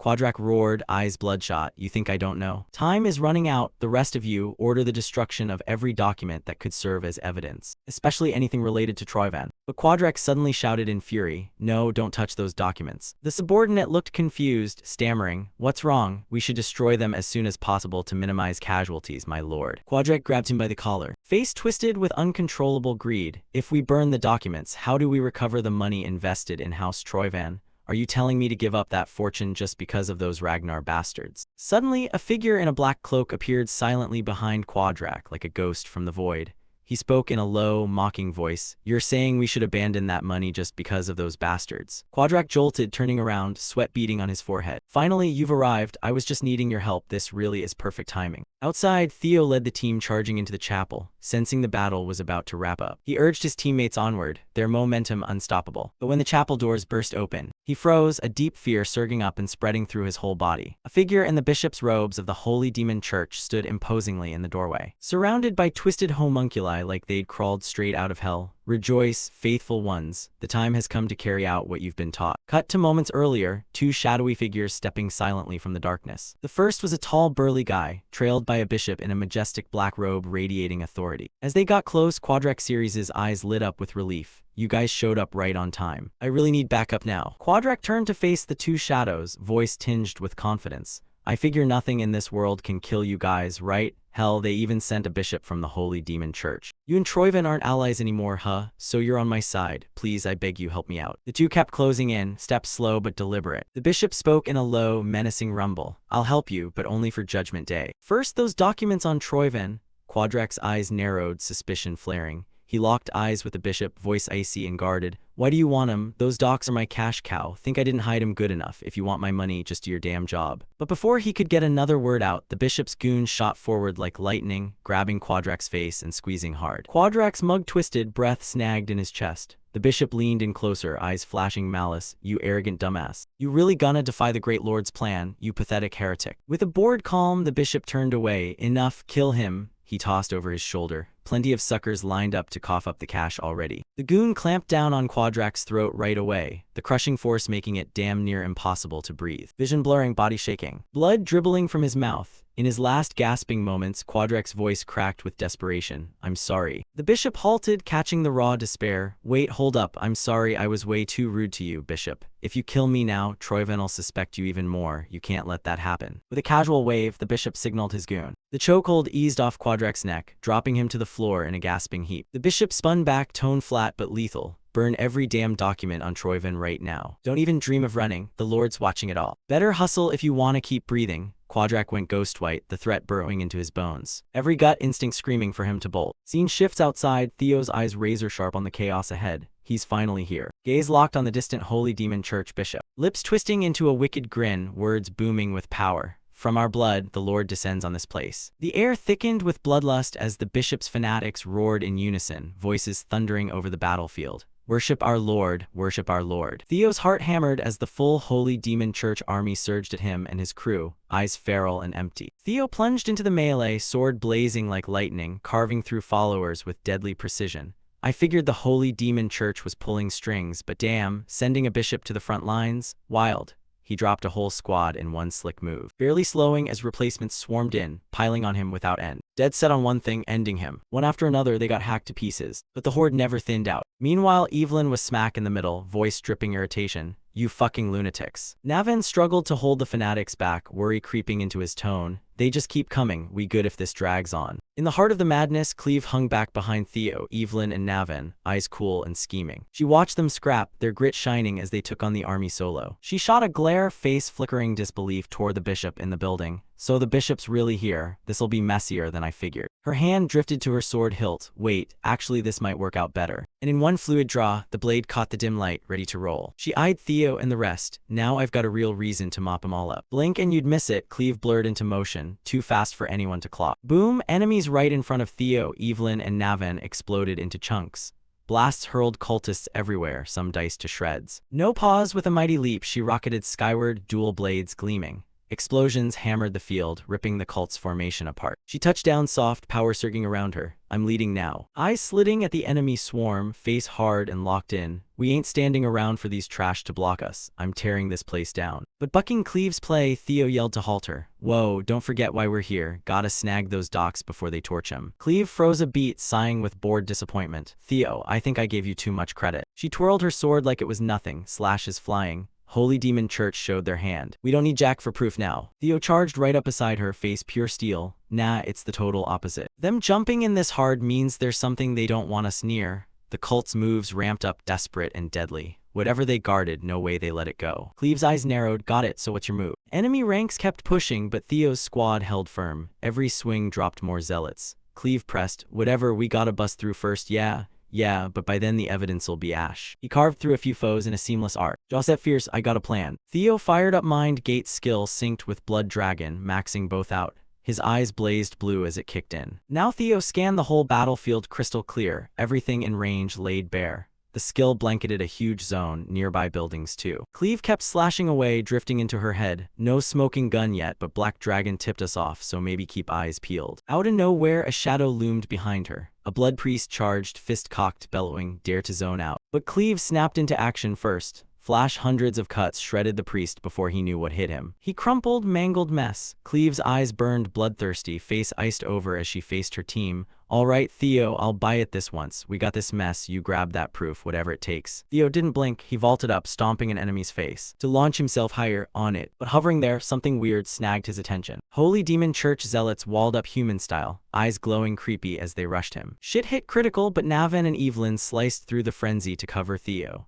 Navan's special lit up blue fire while Evelyn unleashed Storm God, a vortex skill crackling green energy. Their combo attack shredded the lines, paving Theo's way. Navan beamed and hollered, "Path's clear, master, go get him." Evelyn fired back, eyes icy, tone pissed. Since when you tight with a young master to call him that? Blood Dragon Sync still humming, he popped his inventory, summoning a bunch of swords via remote control. Theo levitated him midair, hopping blade to blade with killer agility. Soaring by, he glanced back at Navan and Evelyn, grinning thanks. Appreciate it, you too. Done talking, Theo hit Thunder Dragon speed for a burst, weaving attacks like a ghost toward the building. Brain locked on the mission, they ain't handing a big op like shredding top secret docs to randos. If anyone's running it, it's some high up commander. Enhanced scan sweeping the building, something pinged. I zeroed in on a silhouette. Grin spreading wide, gotcha now Quadrak. System window flashed in his sight, clue to past life's evil, chance to settle old grudges, thwart their plot. Back to the fight, both touched down on the battlefield, moves sleek and lethal. The second their feet hit dirt, enemy heads rolled, blood splattering everywhere. Navin cocked his head with an even smugger grin. "Let me introduce myself, I'm Navin Bacchus, the first sword of my master." Hearing that, Evelyn gritted her teeth, pissed. "First sword, you're taking your jokes way too far." Unfazed, Navin shot back with a playful tone. "Judging by your reaction, you must be the first sword. Guess I don't gotta worry then." Navin's gaze flicked to Cleve, the one shredding enemies with killer sword strokes. His voice softened. "If she's the first sword, I'll happily be second." Feeling stabbed, Evelyn narrowed her eyes, rage flaring. "You saying you're better than me?" No hesitation, Navin charged, sword gripped tight, eyes blazing red with excitement. Damn right. His blade whipped up, slicing through a few foes like butter. Evelyn froze as his sword halted inches from her throat, perfect control. Navin grinned smug. "Lucky we're on the same side, huh? How about this? Whoever drops more cultists is the top sword." Evelyn sighed, annoyed. "I'm on a mission, not playing your dumb games." Navin burst out laughing, thrilled. "Scared you'll lose?" That hit Evelyn's last nerve. In a flash, she parried his sword with expert skill, eyes burning determination. Navin stunned by Evelyn's sudden shift. Before he could react, Evelyn pierced dozens of cultists sneaking up behind him. Precise, deadly strikes at insane speed. No stopping, Evelyn blasted past Navin. Lightning fast, unleashing storm god in a whirlwind that swept enemies away. "Let me show you why I'm the young master's top sword. Better not regret those words." Navin snapped back confident, hands clenching his sword. "Can't wait." Both dove into the cultists with fierce rivalry, refusing to lose. Scene shifts to a quiet city corner. Empty streets, total contrast to the central chaos. A lone tavern appeared, dim torchlight casting long shadows on the walls. Inside, a secret passage led to the basement. Quadraxeres approached, sweat beading on his forehead, heart pounding. He took a deep breath, unlocked the hidden door, lock clinking in the silence. Torch lit, illuminating a small room with a wooden chest in the center, surrounded by shelves crammed with books. No delay, he went to the chest, trembling hands flipping it open. Inside, docs he'd slaved to collect, proof on Troyvan. Mind racing with what went down. "Just torch this and I'm done. That'll cut my trees and wrap some slack." But doubt held him back, torch shaking as he eyed the massive value. "Do I really gotta burn all this? It's insanely valuable and irreplaceable. Especially the deals I cut with Heavenly Dragon. I gotta reclaim it all, no matter what." But the bishop's warning echoed in his head. "Don't destroy these docs and death's unavoidable." He sighed bitterly. Better this than dying. He dropped the torch, watching flames drift toward the docks. But right before it hit, a black lightning bolt flashed, energy flooding the room. A shadow zipped by Theo, lightning quick, snatching the torch midair before it wrecked everything. Quadrack whipped around, eyes wide in horror at him. "Theo Ragnar, how the hell'd you get here?" Theo's eyes burned bloodthirsty, voice low but commanding. "Looks like your fourth daughter's arm wasn't enough, huh?" Quadrack paled, blood trickling from mouth and nose. He forced a shaky smile. I'm sorry, I'll do anything, just spare me." But mid-sentence, Theo's sword swung, black lightning trailing, cloaking the blade and lopping his head clean off in a blink. Quadrack's head hit the floor with a gruesome thud, body collapsing before it registered. Theo's face twisted, furious, voice icy and ruthless. "Traitors to Ragnar get one end, execution." Done. Theo quickly checked the docs. System chimed, "Congrats, quest complete. Past life's evil karma settled." Flipping through, Theo wondered, "This worth mobilizing the whole Holy Demon Church? The secret ledger I gave Cleves enough to nab Troyvan, but that's not all. Even with Heavenly Dragon ties, Troyvan House could ditch him in a pinch. So need full proof to bag not just Eid Troyvan but the whole damn clan. With these docs I can drag them all down." Eyeing the massive bookshelf, Theo felt beat. Everyone's key evidence. What do I grab first? Gaze swept up, locking on a book titled Rose Palace Investigation Report. Theo cracked it open, first line chilling him. This is. "Watch out for Black Dragon surveillance hunting relics." Troyvan's handwriting. "So far, 2 relics found. I suspect the rest are hidden in Rose Palace." Reading that, fists clenched, rage. Relics in Rose Palace? What the hell? All the discrimination, false charges, my bullshit past life end starts here. Per their plan, Theo Ragnar had to go down. Fury scorched him, eyes blazing hate. All for some relic maybe stashed somewhere. He roared, crumpling the page. "Eid Troyvan, you bastard." But Theo reined it in quick, snapping the book shut. "Airing these reports now changes Jack. I'll get revenge slow but sure." Eyes locked on 2 glowing cubes on the shelf, poolsing ancient energy. "To spice things up, I'll snag the 2 relics you busted ass for." Touching them, system pop. "You've discovered 2 ancient dragon relics." Cut to Merchant Guild HQ, air thick and tense amid clashing swords. Holy Demon Church forces still dominating, but Navin and Evelyn held firm, backs together. They dropped countless cultists, but the fight dragged. Navin panted, body bruised and bloody from non-stop brawling. Evelyn caught her breath, breaking silence sharp. "I remember you now, Navin Bacchus." Holy Demon cultists unflinching, advancing with murder in their eyes, no breather for the duo. Evelyn swung, dropping another, tone dead serious. "Last year, second in Awakening right, then poof, gone right." Navin, drained but slashing fast to fell cultists, smirked. Honored you remember Evelyn. Charging another foe, he yelled determined. But not chit-chat time now. Keep this up, I'll be top swordsman. Suddenly green energy exploded midfield. Navin froze as it swirled into a massive vortex, wiping everything. Navin gawked in awe, he eyed Evelyn. She met its stern eyes flashing green. This move, we're tied. Navin gasped, nodding respect. Yeah, agreed. But as Navin dropped guard, a huge shadow blitzed at insane speed. The bishop's burly goon gripped his war mace, winding up. Navin eyes widened at the overwhelming aura, but dodged sideways last second. Mace smashed ground, cracking it wide, fissures spreading. Giant rose, eyes red furious. Don't celebrate yet. You punks think you can wreck the great spirit god's plan. Navin smirked, facing him. Finish this guy, Evelyn. She narrowed eyes, nodding. Good call, we'll settle it with him. No more talk, both charged the giant in blazing auras. Evelyn wrapped in brilliant green determination. Navin glowing blue, focused sharp and will unbreakable. But as the giant swung back, a new shadow dropped from above. High-ranking white-armored dragon knight on dragonback landed. Dragon dove fast, claws snatching and slamming the giant flat. Navin and Evelyn halted, backing off. Dragon talons dug deep, pinning him with shockwaves rippling the field. Dust cleared, revealing the giant crushed immobile under dragon. White-armored dragon member, blonde guy stepped up, grinning pleased. How's that, Lieutenant Evelyn? Good timing. Navin and Evelyn stunned and pissed. Yelling in unison, how dare you steal our kill? Both fuming, eyes aflame. Guy paled, flustered, thought I was helping. Suddenly sky darkened as dragon swarms appeared. Full white-armored dragon knights rained on rooftops, diving in. Impact crushed cultists instant. Another high rank bellowed orders crisp. All squad, 5th company white-armored dragon knights, engage, wipe every merchant guild and holy demon church member. White-armored troops surged, obliterating all. Dragons fire-blasted foes, spewed poison choking them, or shredded like paper with claws. Battlefield drowned in fire toxin screams. Inside Merchant Guild HQ, air somewhat calmer. Bishop sprawled on floor, dozens of weapons skewering him, blood pooling. Despite mortal wounds, he smirked satisfied. I truly hope the new sun rises on a blood-red sky, that the true end comes. Help them resist temptation and embrace our worship. God's blood guides us, may survivors find peace. Cleave nearby, drained but aloof. She rolled eyes, sighing sarcastic. That scheming crap ain't my style, after all that frenzy. She glanced at the bishop, his body shredded by swords, limbs hacked off, but he kept that maniacal grin, like the weight on his soul was finally lifted. Scene shifts outside, now weirdly quiet post-battle. White-armored dragon knights set up temp claim booths, crowds lining up long to report damages. Evelyn stood in the chaotic fringe, bombarded by questions. A guy with a report stepped up. Can I bounce now? Evelyn visibly pissed. Yeah, flash your merchant guild card and you're good. Damage comp? Claims desks far left. Chaos ramped up. White-armored members hustled back and forth, yelling orders. Captain, need that report. Another voice boomed. Hurry, bring it here now. Someone chucked a report at Evelyn. Scrawled bold, someone ate the flying dragon's cargo. Who the fuck? She snagged another from a soldier. Captain, overtime for this crap. Evelyn gritted her teeth, eyes clenched shut in rage. Suddenly she lost it, eyes fiery slits, veins bulging on forehead.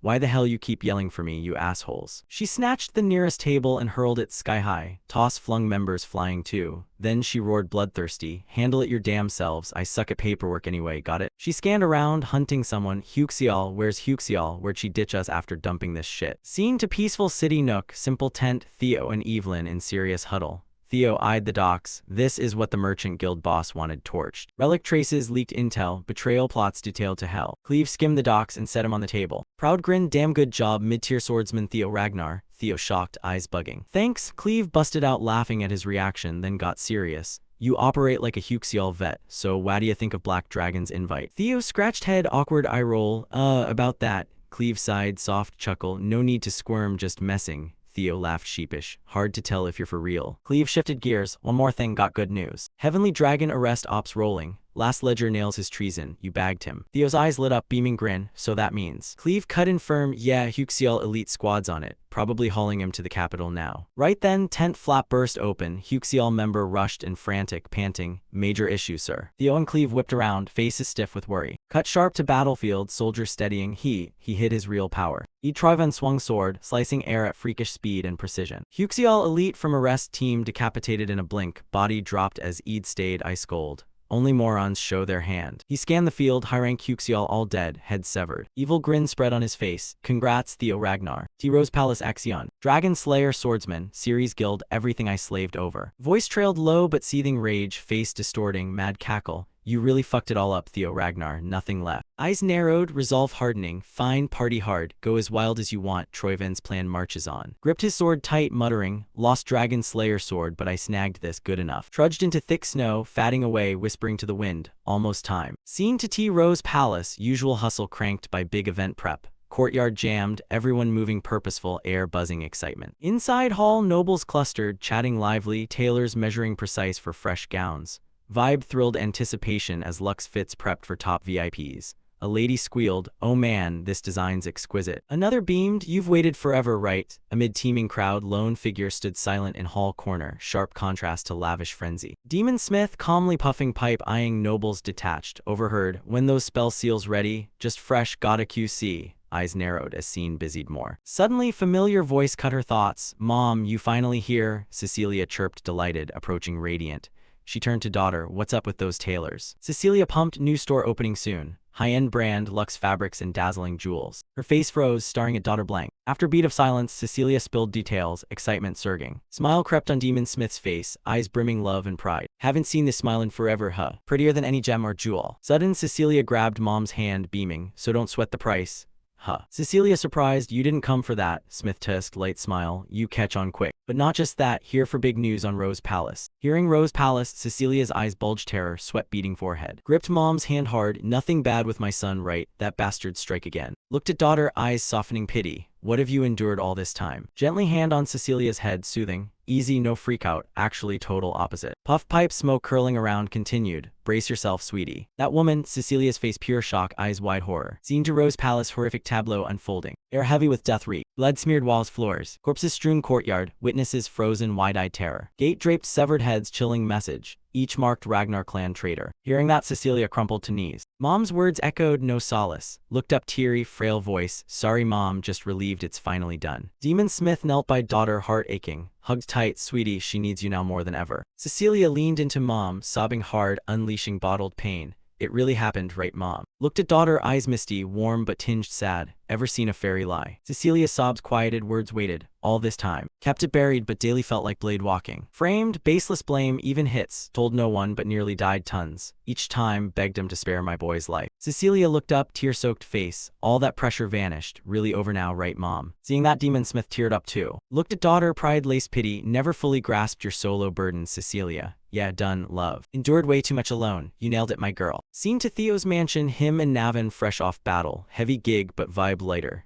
Navin, signature nonchalance first. Heard your big time now, huh? Theo pouring tea, cheery smile. Later than I figured, all squared away. Navin sprawled on sofa, chill. Huxial said shut up, but you know right. Spot on House Bacchus collapsing. From the top, signers lose titles minimum. Deserve it for their crap, House Bacchus kaput. But Theo not satisfied, that enough. Navin surprised, what do you mean? Theo locked eyes, confident. Navin, I nominate you House Bacchus head. Navin stunned, what me? Theo hand slammed table, determined. Everyone else stripped titles, you're the takeover guy. Be my muscle in the Troyven War ahead. Navin briefly shocked, but snapped back nonchalant. Troyven War, this kid's eyed that from go. Theo sipped tea, confident smile. Power grab between us now public. Troyven War unavoidable. Troyven and Demon Church linked to Heavenly Dragon revolt confirmed. So what's your northern plot? Everyone's tense, basically war declaration. Navin pensive, yeah, post-Troyven cult exposed, they won't chill. Lounged back, easy grin. For a doomed guy like me, war small potatoes. Don't I need action? Theo grinned at that. Instant, Theo pulled something, plopped before Navin, shocking him. What's this? Told ya I can cure you. Handed paper, ether core fever cure formula, and ether core key ingredient. Not public yet, but fevers from internal mana chaos. This neutralizes yours. Navin floored, mind spinning, unreal. Figured half cure to leash me. Theo baffled, what? Navin dead serious, give me all I snag and split. Theo unfazed, if you bolt, cool. Power fixation breeds trouble, we're both victims. Eyes flared, voice soft firm, don't wanna rule by force. Building trust, not crush or threats. Navin stunned at the depth. What I want ain't crush or force, but trust. Short laugh sigh, meant not to lowball you for youth, but damn, naive romantic. Theo grins, no team up then. Navin eyed tea, reflection mulling. Finally sipped tea. Set it down. Quick stood. Drew sword, knelt it before. Solemn, I House Bacchus hid Navin Bacchus. Swear to be Theo Ragnar's sword. Theo beamed, pleased with his score. Navin back nonchalant, that do it. Theo raised cup, cocky, way more. After Navin dipped. Theo solo in hall. Musing, Troyven War. Faster than last life by miles. Eyed relic laden table to self. No sweat, all on track. Hand on relic, first pop this treasure chest. Notification, side quest conquer 2 relics, obtain progress, 02. Theo decided it was time to open the treasure ring he'd gotten. he recalled the relics he'd absorbed before. The little dragon and the griffin, along with the immense power they'd granted him. The thought of the power this new relic might bring filled Theo's mind with excitement. He quickly slipped the Mimao ring onto his finger. A system notification flashed up. The scenery around him shifted as Theo was teleported into a new dungeon. Theo found himself standing in a barren landscape, with sand and rocks stretching endlessly. He realized this was a desert, a place he'd only seen in books. The scorching heat hit him immediately, making Theo wonder if anything could survive here. A blue screen appeared announcing that Theo had entered the Guardian's territory. The objective was simple yet challenging: survive the next 72 hours. He was stunned at the idea of enduring 3 full days in a place so hot he felt like he might melt any second. The ground beneath Theo's feet started shaking violently. Something massive erupted from the dunes, sending sand flying everywhere. Theo could only think that this was totally insane. The system announced the boss's arrival, a desert worm. Its body was gigantic, like a dragon of death. The monster let out an annoyed hiss, identifying Theo as an intruder. With a deafening roar, it charged at him, mouth wide open, revealing its terrifying razor-sharp teeth. Theo quickly tried to escape. He spun around and unleashed Dragon Gate Thunder Guardian straight at the beast. A bolt of black lightning struck the creature's head, but it only cracked its armor, not even leaving a scratch. Theo's face filled with shock. Dragon Gate barely scratched it. Before he could think, another attack came flying. Golden lightning crackled across the worm's body. With crushing force, he gritted his teeth in frustration, realizing the problem. This monster shared Theo's lightning attribute, making his attacks almost useless. It was like trying to put out a fire by adding more fire. The monster's emotionless voice echoed, "Intruder, die!" The worm roared, firing a blast of lightning energy straight at him. Luckily, Theo dodged just in time. He watched the beam carve a trench in the sand, which scared him pretty bad. Damn, it just wrecked my escape route. The worm burrowed back underground, then burst up right under Theo's feet, mouth agape with its toothy maw. It slammed into where he'd been standing, obliterating everything in the area. Theo had to keep leaping backward to dodge its relentless assaults. He landed and slid across the sand. His body was starting to feel the strain, breaths coming in heavy gasps. Theo checked his mission timer, only 5 minutes in and it's already like this. I can't last 72 hours like this. He knew he couldn't hold out. That sandworm was too hard to hit when it kept burrowing underground like that, and his lightning skills weren't working. This terrain gave the enemy way too much advantage, but that sparked an idea in Theo. Maybe he could turn the terrain against it with this. Theo quickly rummaged through his inventory and pulled out another relic from his previous mission, the Ice Flower Butterfly relic. He wondered if he should use it right now. It was a gamble, but he felt it was worth a shot. He tried activating the relic to enter its dungeon. A system panel chimed, Ancient Dragon Clan Relic Ice Flower Butterfly equipped, teleporting to the 3rd dungeon, but then, a red notification flashed in front of Theo. The system blocked him, stating he couldn't start a new dungeon mission while one was active. Just as expected, not everything went according to plan. Right then, the world itself started cracking. Frosty fissures spread across the desert sky. An unnatural blizzard raged, tearing a rift between dimensions. The system warned of an anomaly, 2 dungeons attempting to invade each other through the icy rift. A massive golden eye peered out as the Ice Flower Butterfly dungeon's boss appeared. A dragon with elegant white butterfly wings emerged from the storm. Its body wasn't huge, but its beauty and majesty far outshone the sandworm. Its gaze was icy cold, freezing breath filling the air. It spoke, its voice carrying ancient, dangerous power laced with chill. It's been a while, Chosen One, you just did something pretty reckless. This was the Relic Guardian Dragon Fairy, its power saturating the with glittering razor-sharp ice shards. It fixed its gaze on Theo and declared coldly, "You'll pay for your arrogance." A barrage of ice shards flew straight at Theo. At unimaginable speed, their path curving like they had GPS locked on. Theo did his best to block with his sword swings, luckily avoiding injury. He cursed at his situation, never imagined it'd turn out like this. Stuck between 2 guardians at once. This was the result of the gamble Theo had taken. He sighed thinking, he should have just tried to tough out the 72 hours, that might have been better. He really should have picked endurance, but with things this far gone, Theo had no choice but to try surviving. But contrary to Theo's thoughts, the sandworm's attack flew straight at the Dragon Fairy Guardian. It let out an incomprehensible screech after the surprise hit. "What are you doing?" The sandworm guardian replied dryly, "Intruder, kill all." Hearing that, the Dragon Fairy agreed. 2 guardians can't coexist in one place. Theo stared in confusion, not getting what the hell was happening. They're attacking each other, both charged in fury. "Die, sandworm." "Intruder, I'll kill you." A system notification popped up, 2 ancient relics clashing for dominance. The scene shifted to the battlefield, where the massive desert worm roared ferociously as it lunged at the Dragon Fairy. The ground quaked under the clash's power. As the sandworm charged at horrifying speed, jaws wide with massive teeth aimed at the Dragon Fairy, but the dragon's shimmering shield held firm against the brutal strike. Theo watched from the sidelines in awe at the chaos unfolding. The air crackled with massive lightning bolts, the ground trembling from the battle's might. He muttered to himself in shock and worry. Just thinking about jumping in there is terrifying enough. Theo glanced at his sword, a strange black energy starting to emanate. The black energy coalesced into the form of a griffin, ready for battle. Theo grinned, eyes sparkling with anticipation. Looks like you're itching to tear into something, huh, Moonblade? The battlefield turned into a chaotic arena as the sandworm and dragon fairy collided viciously. Massive sandstorms whipped through the air while ice and lightning attacks filled the sky. Each clash shook the earth. Theo stood firm, unfazed by the surrounding destruction. His voice steady as he watched the epic fight. Hang in there a bit longer, looks like they're almost done. As the battle raged on, the sandworm's attacks began overwhelming the dragon fairy's defenses. Lightning bolts struck the dragon, shattering its protective shield. A particularly powerful bolt of lightning struck the dragon guardian's wing, tearing through its fragile structure. The dragon guardian let out a pained roar, blood pouring from its mouth as it hung suspended in the air. Unable to maintain balance because of the wound, the dragon guardian crashed to the ground with a thunderous explosion. Dust and debris settled, the dragon guardian growling slowly as it struggled to stand up. But the desert worm showed no mercy. It gave the dragon no chance to recover and charged forward with murderous intent. The dragon guardian, sensing the relentless pursuit of the worm, narrowed its eyes in pure irritation. Then, in a decisive moment, it unleashed its true power. The entire battlefield was enveloped in a fierce radiant aura as a massive snowflake-like shape bloomed outward from the dragon guardian. Instantly, enormous ice spikes erupted from the ground, surging upward at terrifying speed. There were so many and they came so fast that the desert worm had no way to dodge them. The ice spears sliced through the air, slamming into the colossal monster with brutal force. One spike drove straight into the worm's mouth, shattering its teeth. Blood gushed from the wound as the worm roared in agony, thrashing violently. Even wounded, the gigantic beast refused to submit. With raw primal strength, the desert worm crushed the ice spear in its jaws, pulverizing it with absolute power. Both injured guardians stood drenched in blood and exhausted, staring each other down, neither showing any sign of backing off. Hatred and determination burned fiercely. With a primal roar, the desert worm charged again, clamping the dragon guardian between its massive jaws. The dragon guardian gritted its teeth against the pain, retaliating by summoning even more ice spears, stabbing into the worm's body with unrelenting force. Despite the continuous assault, the desert worm tightened its grip even harder. The creature's roar became a symphony of pain and fury. Yet the desert worm still refused to let go, its jaws clamping down with greater force. Watching the ferocious battle unfold, Theo saw the dragon guardian's desperate situation as his perfect opportunity. Without hesitation, he charged forward, sword gripped tightly in his hand. Determination etched clearly across his face. The dragon guardian spotted Theo advancing, with his sword aimed straight at them and could hardly believe its eyes. Theo swung his blade back, voice booming with authority. You'll be the first one. Theo swung the sword forward, a massive surge of green energy exploding from the blade, tearing through the air and piercing the desert worm's body.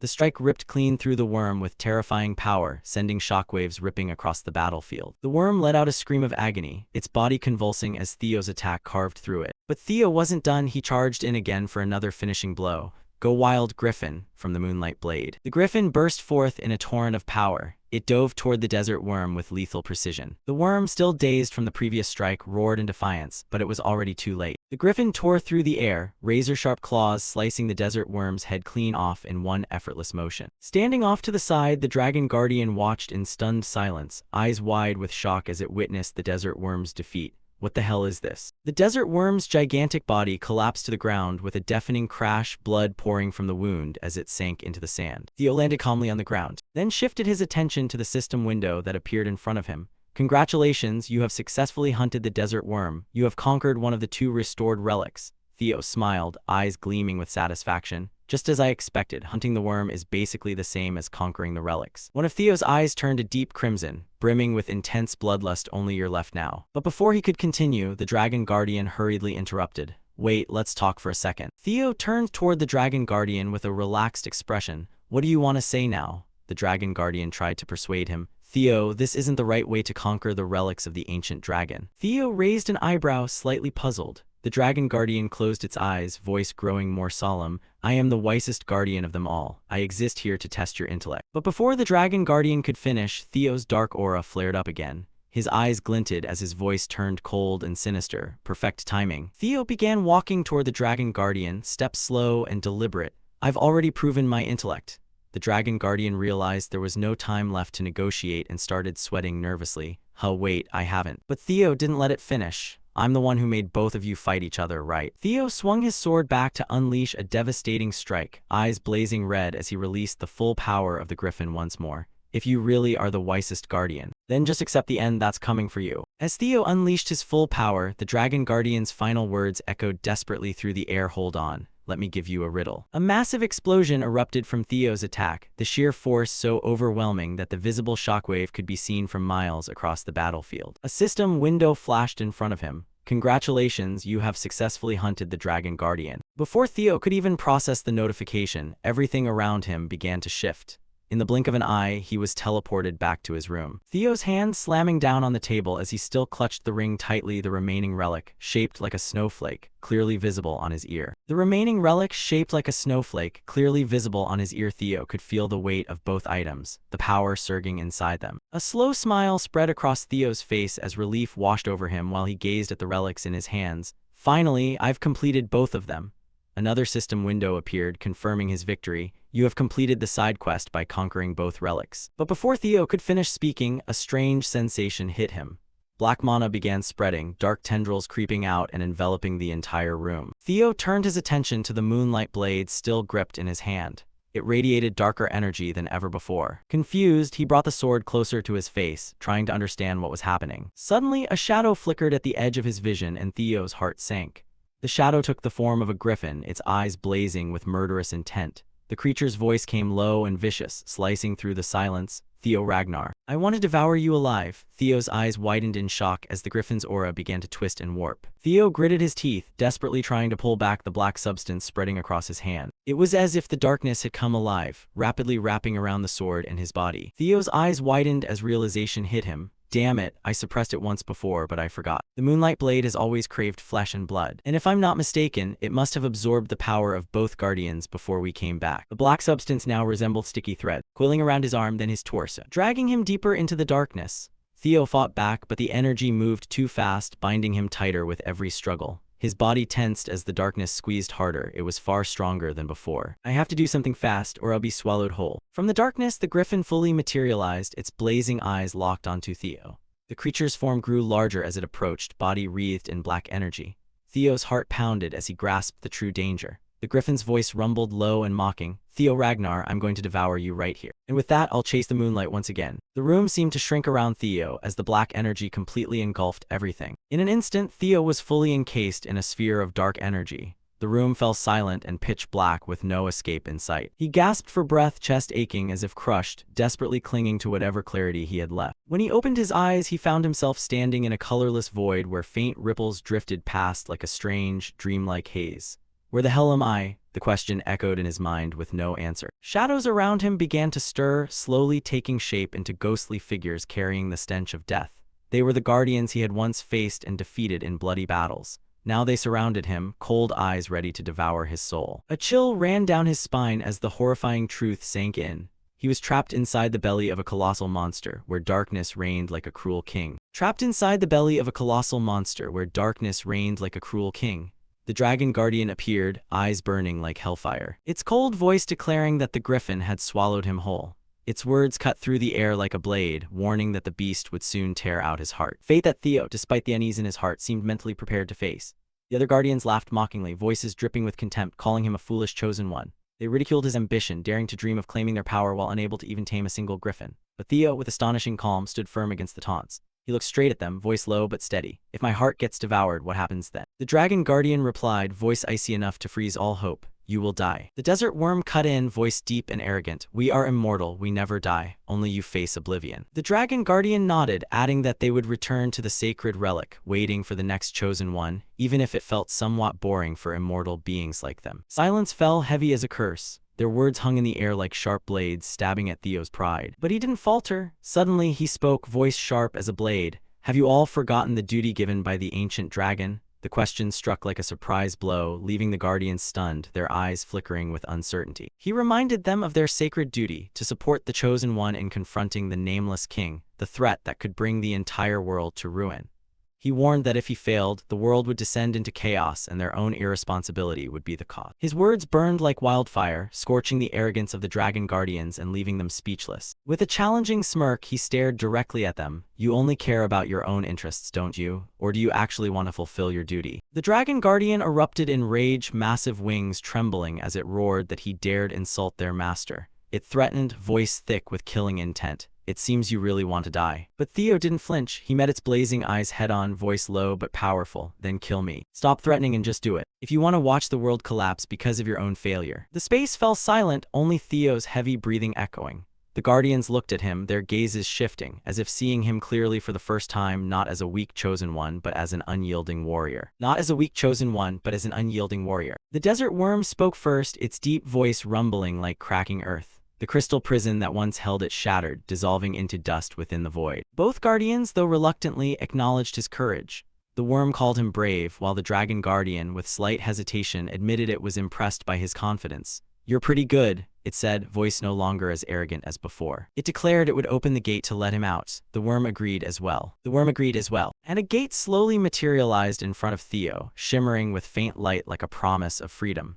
They told him opening the gate was the only thing they could do, the rest depended on him. Without a moment's hesitation, Theo dashed toward the gate, heart blazing with determination to teach the monster a lesson it would never forget. He plunged through the swirling void, feeling as though he were being pulled through an endless vortex. When he opened his eyes, he appeared in another corner of the strange space where darkness and light intertwined. There, the griffin's soul had found its core consciousness. It was preparing to swallow the sphere of light, convinced that Theo's body would soon belong to it. But right at that moment, a roar of pain tore through the space. Theo erupted like a burst of light, bursting out from within and piercing the monster's soul with his very essence. The beast writhed and screamed in agony, while Theo stood atop it, eyes blazing with triumphant joy. The griffin's physical form collapsed, eyes wide with panic as it saw him crawl out from its own belly. It roared, accusing the other Guardians of betrayal. But Theo quickly grabbed its beak, forcing it to shut up. He coldly reminded it, the first time we met was through submission, not words. The griffin stammered, begging to be released so it could talk. But Theo firmly refused. He warned that if they kept fighting for dominance, both sides would only end up exhausted. The Guardians fell silent in contemplation, the fierce glow in the griffin's eyes gradually dimming as it yielded, realizing that opposing Theo was pointless. He acknowledged it as a wise choice, but the appearance of Drake, his first sacred relic, interrupted his thoughts. Drake materialized with a mysterious smile on its lips, greeting the Chosen One and asking if the other Guardians had forgotten about it. It explained that letting the souls battle for control of the power was how past Chosen Ones had used it. When Theo curiously asked about the others, Drake dodged the question, saying he didn't need to know yet. It only promised that they would all help him grow and that they looked forward to what he would do next. Back in the room, a notification rang out, confirming that the new powers now belonged to Theo. The Dragon Guardian's power enhanced his immunity, while the Desert Worm's power granted him superior resistance and overwhelming attack strength. The dark energy that had once gnawed at him now completely dissipated, leaving behind an indescribable sense of relief. Theo staggered slightly, his body exhausted from the grueling battle. But the final trial had come to an end. He was surprised to realize that the Guardians hadn't died but still lived somewhere inside him, like eternal specters. His eyes narrowed as he looked at the moonlight blade lying silently on the table. The malevolent aura that once surrounded it had vanished. Fragile peace had finally returned. He stepped toward the dragon relic, deep in thought. Everything had turned out better than expected now that he understood the ancient dragon's power more profoundly. He picked up the relic box, feeling the weight of destiny in the palm of his hand. Whether he liked it or not, he knew he was still bound to them. Far away, in a snow-covered graveyard where swords were plunged deep into the earth like silent tombstones, two majestic figures stood facing each other. Robber Ragnar, the black dragon with eyes as cold as ice, asked Julius if he truly acknowledged Theo as a successor candidate. Julius nodded but didn't hide his doubt. Of course, right now he clearly has enough talent to stand alongside the other 5 candidates. He asked back, "Are you worried because Theo is a regressor, aren't you?" Robber admitted it, his voice low and haunting, carrying memories of bloody battles. Julius noticed the deep-seated hatred in his eyes. Hatred toward the regressors whom Robber himself had personally eliminated one by one. Without any emotion, Robber confirmed and said that was exactly why he wanted to test him personally. Julius was stunned, but Robber emphasized that to become an official candidate, Theo had to go through the proper, unrelenting trial. Julius's gaze drifted down to the sword in Robber's hand, sensing the dangerous aura radiating from it, as if it were alive and thirsting for blood. Robber nodded, revealing that it was the sword of the former Ragnar clan head, the Mad Dragon King, whom he himself had slain in a fateful battle. Back to Theo's side, the demon dragon stepped out of the room and spoke. "Theo Ragnar, you should head out quickly. The family head has summoned you to the sword graveyard." In the biting cold of the sword cemetery, each snowflake fell like a silent, icy whisper. Theo's feet crunched on the frozen ground, creating crisp echoes across the desolate field, filled with swords embedded deep in the earth. Each step he took fell heavy, carrying a grim purpose as he passed the memorial stones for fallen warriors. An invisible pressure weighed down on his shoulders, heavier than any time he had stood here before. Now he understood that the lingering resentment here felt even denser because of the new burdens he carried.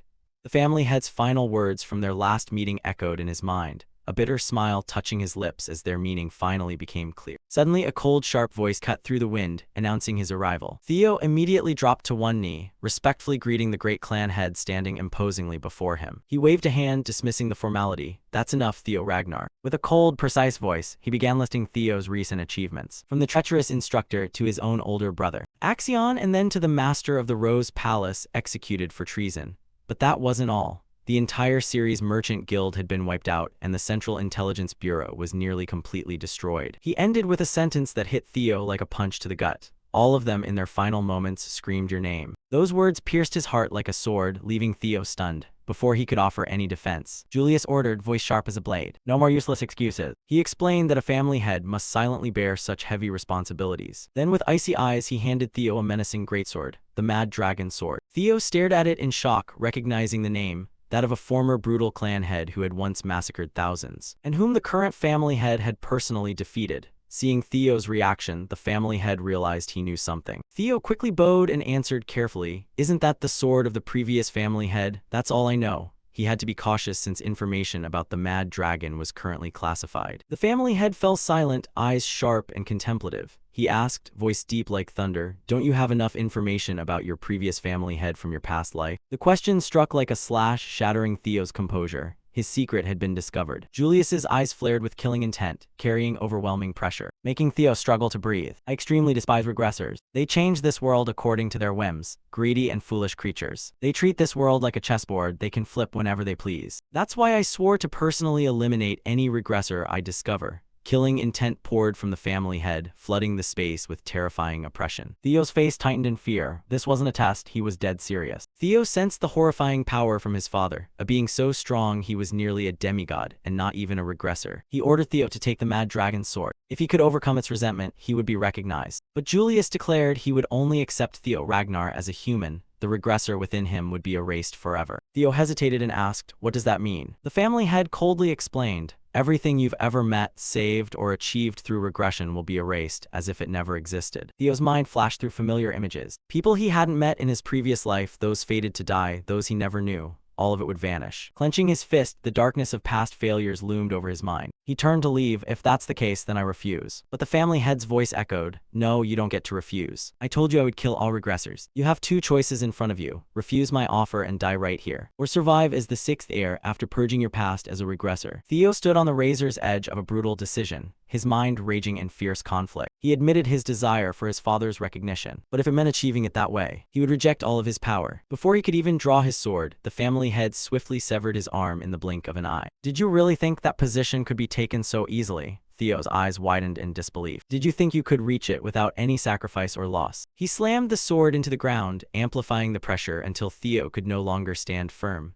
"An immortal monster like me cannot be stopped." Theo's face showed shock. "The gap in strength is too vast. Do you think you'll get another chance to regress?" Theo angrily shot back, "Don't misunderstand, father. The reason I regressed and came this far is because I wanted to protect and take responsibility for everything that was destroyed because of me. If you intend to stop me, if I have to throw away everything just for your recognition, then right now, right here, I will surpass you." He channeled all his power to command the surrounding swords to rush forward in attack. Right after, Theo lunged forward with his remaining left arm. The family head stood motionless, his hands moved lightly. His entire domain expanded and swiftly seized control of Theo's sword. With a simple downward gesture, the swords reversed course, attacking Theo, forcing him to struggle desperately to defend. Theo unleashed his strongest sword technique, a raging dragon charging straight toward the family head, but the man remained utterly calm as if nothing was happening. And just as expected, the Mad Dragon sword plunged into the ground, suddenly shot upward. It stabbed straight into Theo's chest, halting his attack and sending him crumpling to the ground. The other swords scattered around him in a rain of steel, while Theo lay there with the sword buried in his chest. The battle was decided, and the family head simply looked down at him calmly. From the shadow behind him, the black dragon slowly emerged. "I didn't think he'd charge straight at you like that right away. Yes, it's been a very long time since anyone dared to come at me head-on like this." The black dragon continued, "He's very different. All the regressors we've encountered before treated others like tools and discarded them in the end. Yes, this kid is really different." He broke into a satisfied smile and recalled, "A regressor swinging his sword to protect and take responsibility for everything that collapsed because of him. That's truly interesting. There are things beyond even my imagination." He stepped forward and placed his hand on the sword embedded in Theo. "Regressor Theo Ragnar, now I officially recognize recognizes you as the sixth heir. As a reward, I grant you the mad dragon sword which belonged to my father, a regressor just like you. Both of you were regressors, yet you walked completely opposite paths. I look forward to what comes next. The sword buried in Theo began to glow, pouring energy into his body. I will watch you very closely in the time to come. His entire body floated up into the sky, shining like a brilliant star, marking the end of the trial. Inside Theo's mind, he awoke in some unfamiliar place. Outside the window stood towering skyscrapers, with crowds of people dressed in strange clothing, humans from the future. Theo walked over, placed his hand on the glass, and reflected. This scene was a reflection, and the face staring back from the mirror was an old, frail one. So that's how it is, it's all over. With that, Theo suddenly snapped awake and returned to reality. He clutched his head in pain and muttered, "What was that I just saw?" Suddenly his mother's voice rang out, "You're awake, my son." He turned to look at her in surprise. "Mom, haha, I slept in too late, I must have really been exhausted." Theo spoke up, "Are you okay, Mom? You're not hurt anywhere, right? That's something I should be asking you. Last night the family had brought you here unconscious and completely drained. I was so shocked. Seeing you worry about me like this means you're feeling better now." Theo pondered quietly. Could it be that everything he said to me was just part of the test? Suddenly the door opened and two figures stepped in. "You're awake, young master." It was Evelyn and demon dragon Julius. He spoke in congratulations. "Well done, Theo Ragnar. I heard you passed the family head's trial." "Huh, trial? Yes, you're the talk of the town right now." Hot news, hot news. The sixth heir of the Ragnar family has been officially announced. Somewhere else, two heirs of the family held newspapers in their hands. With excitement, well, this is interesting. We've got another rookie, a new heir, huh? Each previous heir reacted differently to the news. At a frozen battlefield, someone stood amid the falling snow, deep in thought. "Captain," a girl rushed over breathlessly. "That kid has become the next heir after you, Captain." She shouted in frustration. "Og, this is so annoying. I should have dragged him to the Black Cavalry back then. I'm really sorry, even the master of the Rose Castle failed."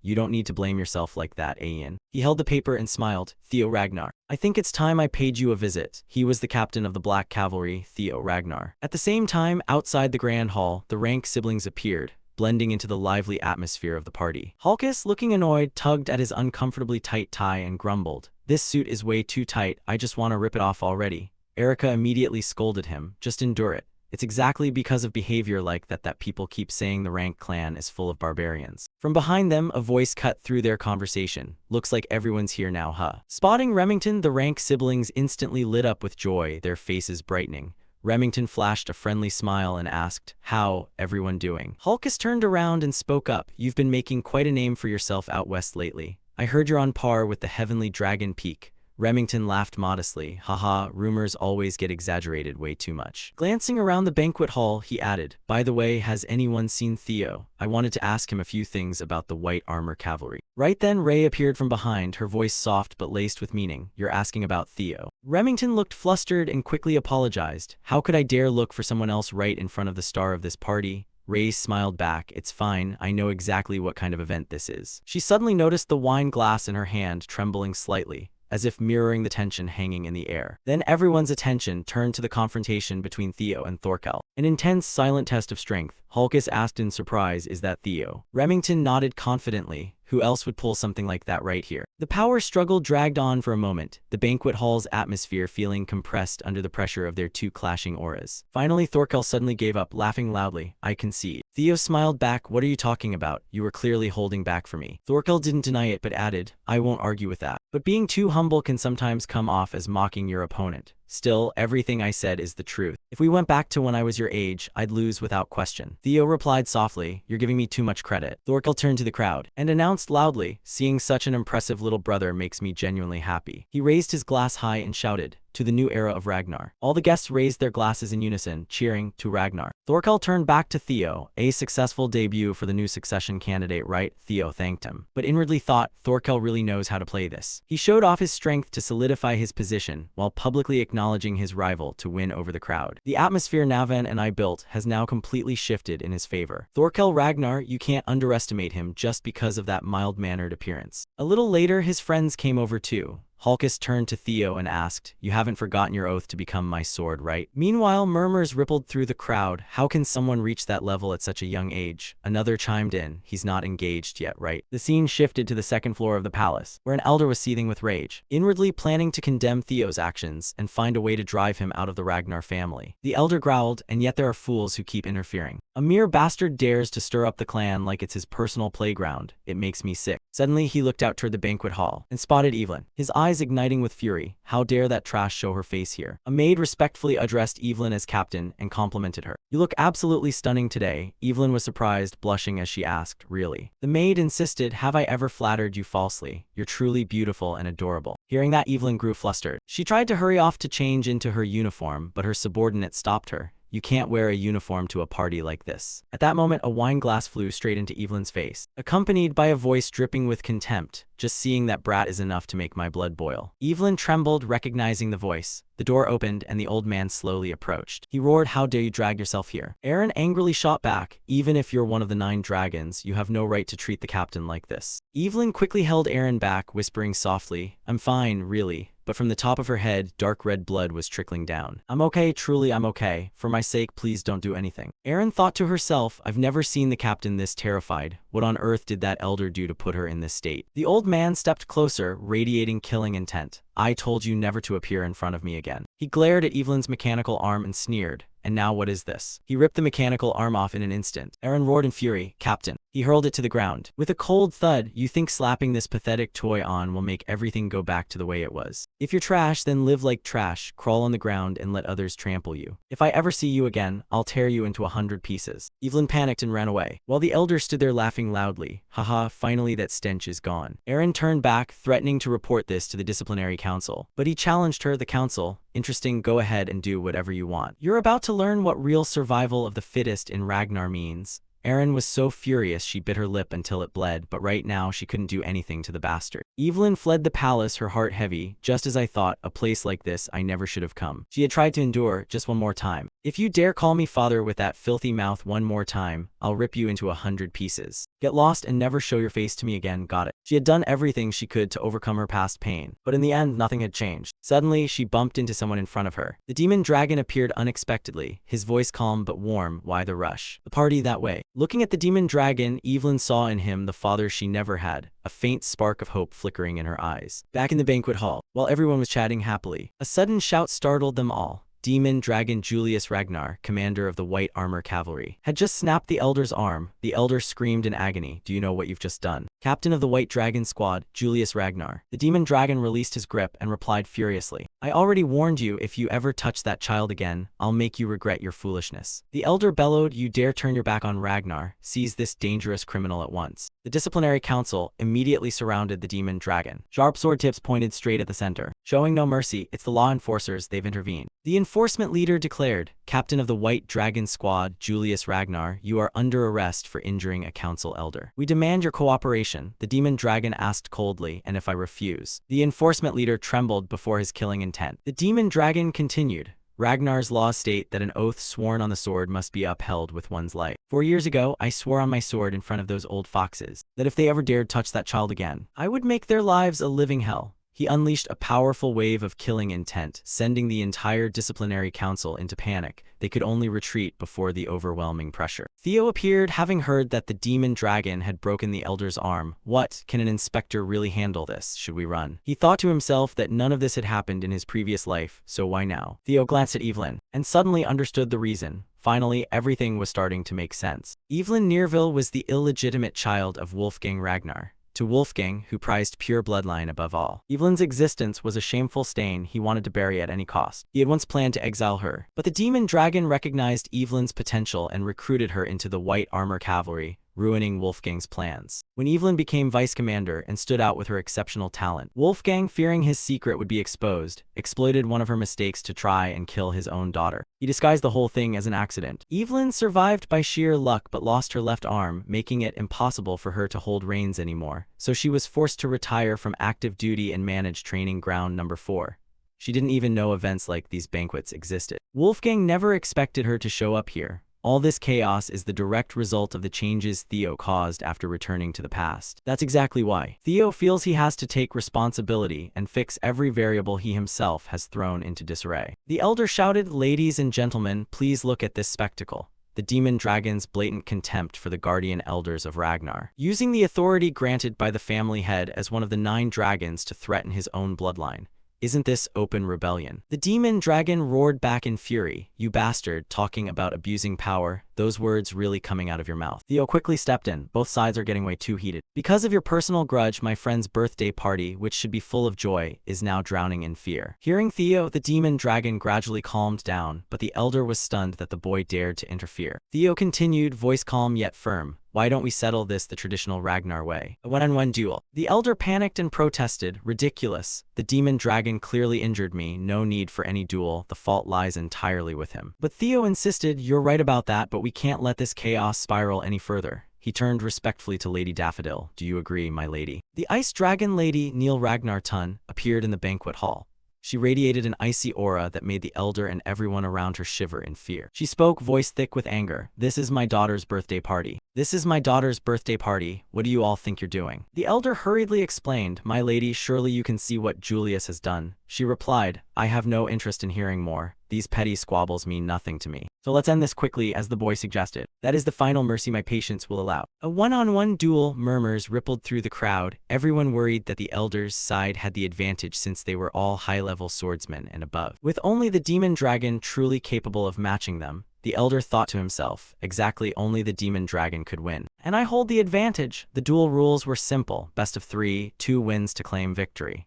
The final match would be between the accused and the accuser, but the first 2 would be fought by designated representatives. He figured the demon dragon only had the crippled Evelyn, and a bastard like Theo, so he was confident it would end in the first 2 rounds. He nodded and declared, fine, let the sword decide right and wrong. Thorkel watched from afar, thinking Theo had exceeded all expectations. Knowing the demon dragon's temper, something like this was bound to explode sooner or later. The situation could have spiraled completely out of control if Theo hadn't stepped in, and the demon dragon might have been brought down by the elder's opportunism. In the short time it took to find a solution that satisfied everyone, this was going to be quite the spectacle. At the arena outside the Daffodil Palace, the Enforcement Council commander announced, from this moment, under the supervision of the council, the duel challenge officially begins. To ensure fairness, no mana is permitted. All actions in the duel are protected by the rules of honorable combat, and afterward both sides must swear no revenge or lingering grudge. Both the demon dragon and the elder voiced their oaths in unison. The commander called for the first fighters to step forward. Theo Ragnar advanced from the demon dragon's side. He would be the first representative. The rank siblings asked worriedly, will Theo be okay? Remington agreed, voice full of doubt. Yeah. His opponent doesn't look easy at all. Why is he that strong? That's Beta, the Stormblade madman, the elder's right-hand man and one of the elite high-level swordsmen with top-tier swordsmanship. Still better than facing the elders themselves. The elder ordered Beta, no holding back, go for lethal strikes right away. You mean kill him, but he's a succession candidate. The elder's face twisted with even greater anger. Don't worry, you know anything that happens in a formal duel carries no liability. At the very least, bring me one of his arms. The demon dragon watched Theo's figure with worry. Theo, will you really be alright? Because of my reckless actions, you've been dragged into this. Theo replied confidently, trust me. Through this fight, I'll put an end to the resentment between you two. He stepped into his combat stance, eyes resolute, ready to cut down any enemy in his path. The scene returned to the arena, where the air grew thick with tense anticipation. The first round of the challenge was about to explode. Facing Theo was Beta, the elder's right-hand man.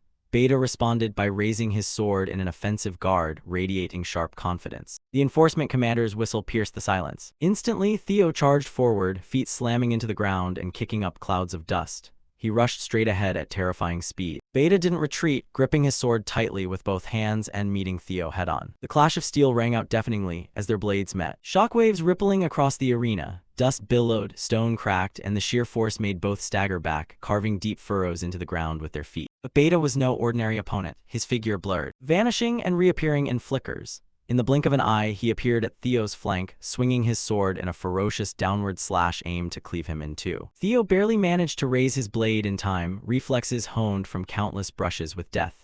Sparks flew like fireworks across the arena. Beta narrowed his eyes, thinking, I didn't expect him to hold his own against me. Even in these simple exchanges, he's standing firm. Is this the difference of a true successor? Dust thickened from the impacts, obscuring the arena. In one swift moment, Beta cleverly kicked a small pebble, sending it flying straight toward Theo's eye. Theo instinctively raised his hand to shield his face, exposing a tiny gap in his guard. From the dust cloud, Beta lunged like a predator, eyes blazing red, sword aimed straight at Theo's weakness. He thought, this kid still lacks real combat experience. This ends here. The blade tore through Theo's coat, steel grazing dangerously close to his neck. Beta mocked, for the honor of a successor, I'll make this quick and painless. Consider it a merciful death. But Theo Ragnar refused to yield to defeat. In that final instant, a smirk curled on his lips.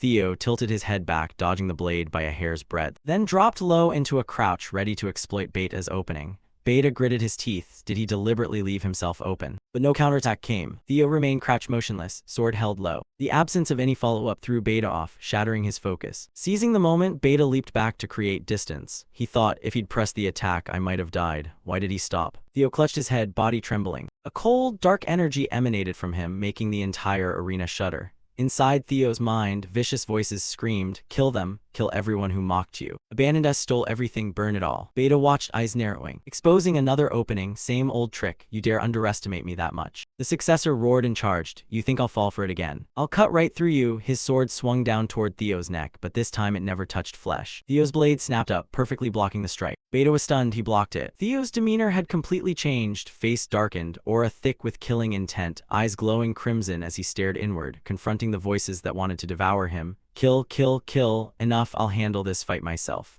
Shut up. Beta, confused and sweating, shouted, "You bastard, what are you saying?" But before he could finish, in an instant, Beta's arms and legs were severed, blood spraying across the ground. Beta couldn't comprehend what had changed. He only saw the sword coming, panicking with no limbs left to defend. He screamed as Theo's blade descended. The edge struck the ground, unleashing a terrifying explosion that cracked the earth and sent shockwaves hurling dust and stone everywhere. Spectators covered their faces, nobles ducked behind seats, cloaks whipping in the violent wind. The Ice Dragon Lady, Neil Ragnar Tun, intervened to contain the destructive force. Her expression grave. So this is Theo Ragnar, truly astonishing. The ground beneath her feet was torn apart. To unleash power like that without using mana, at his age, this is unprecedented.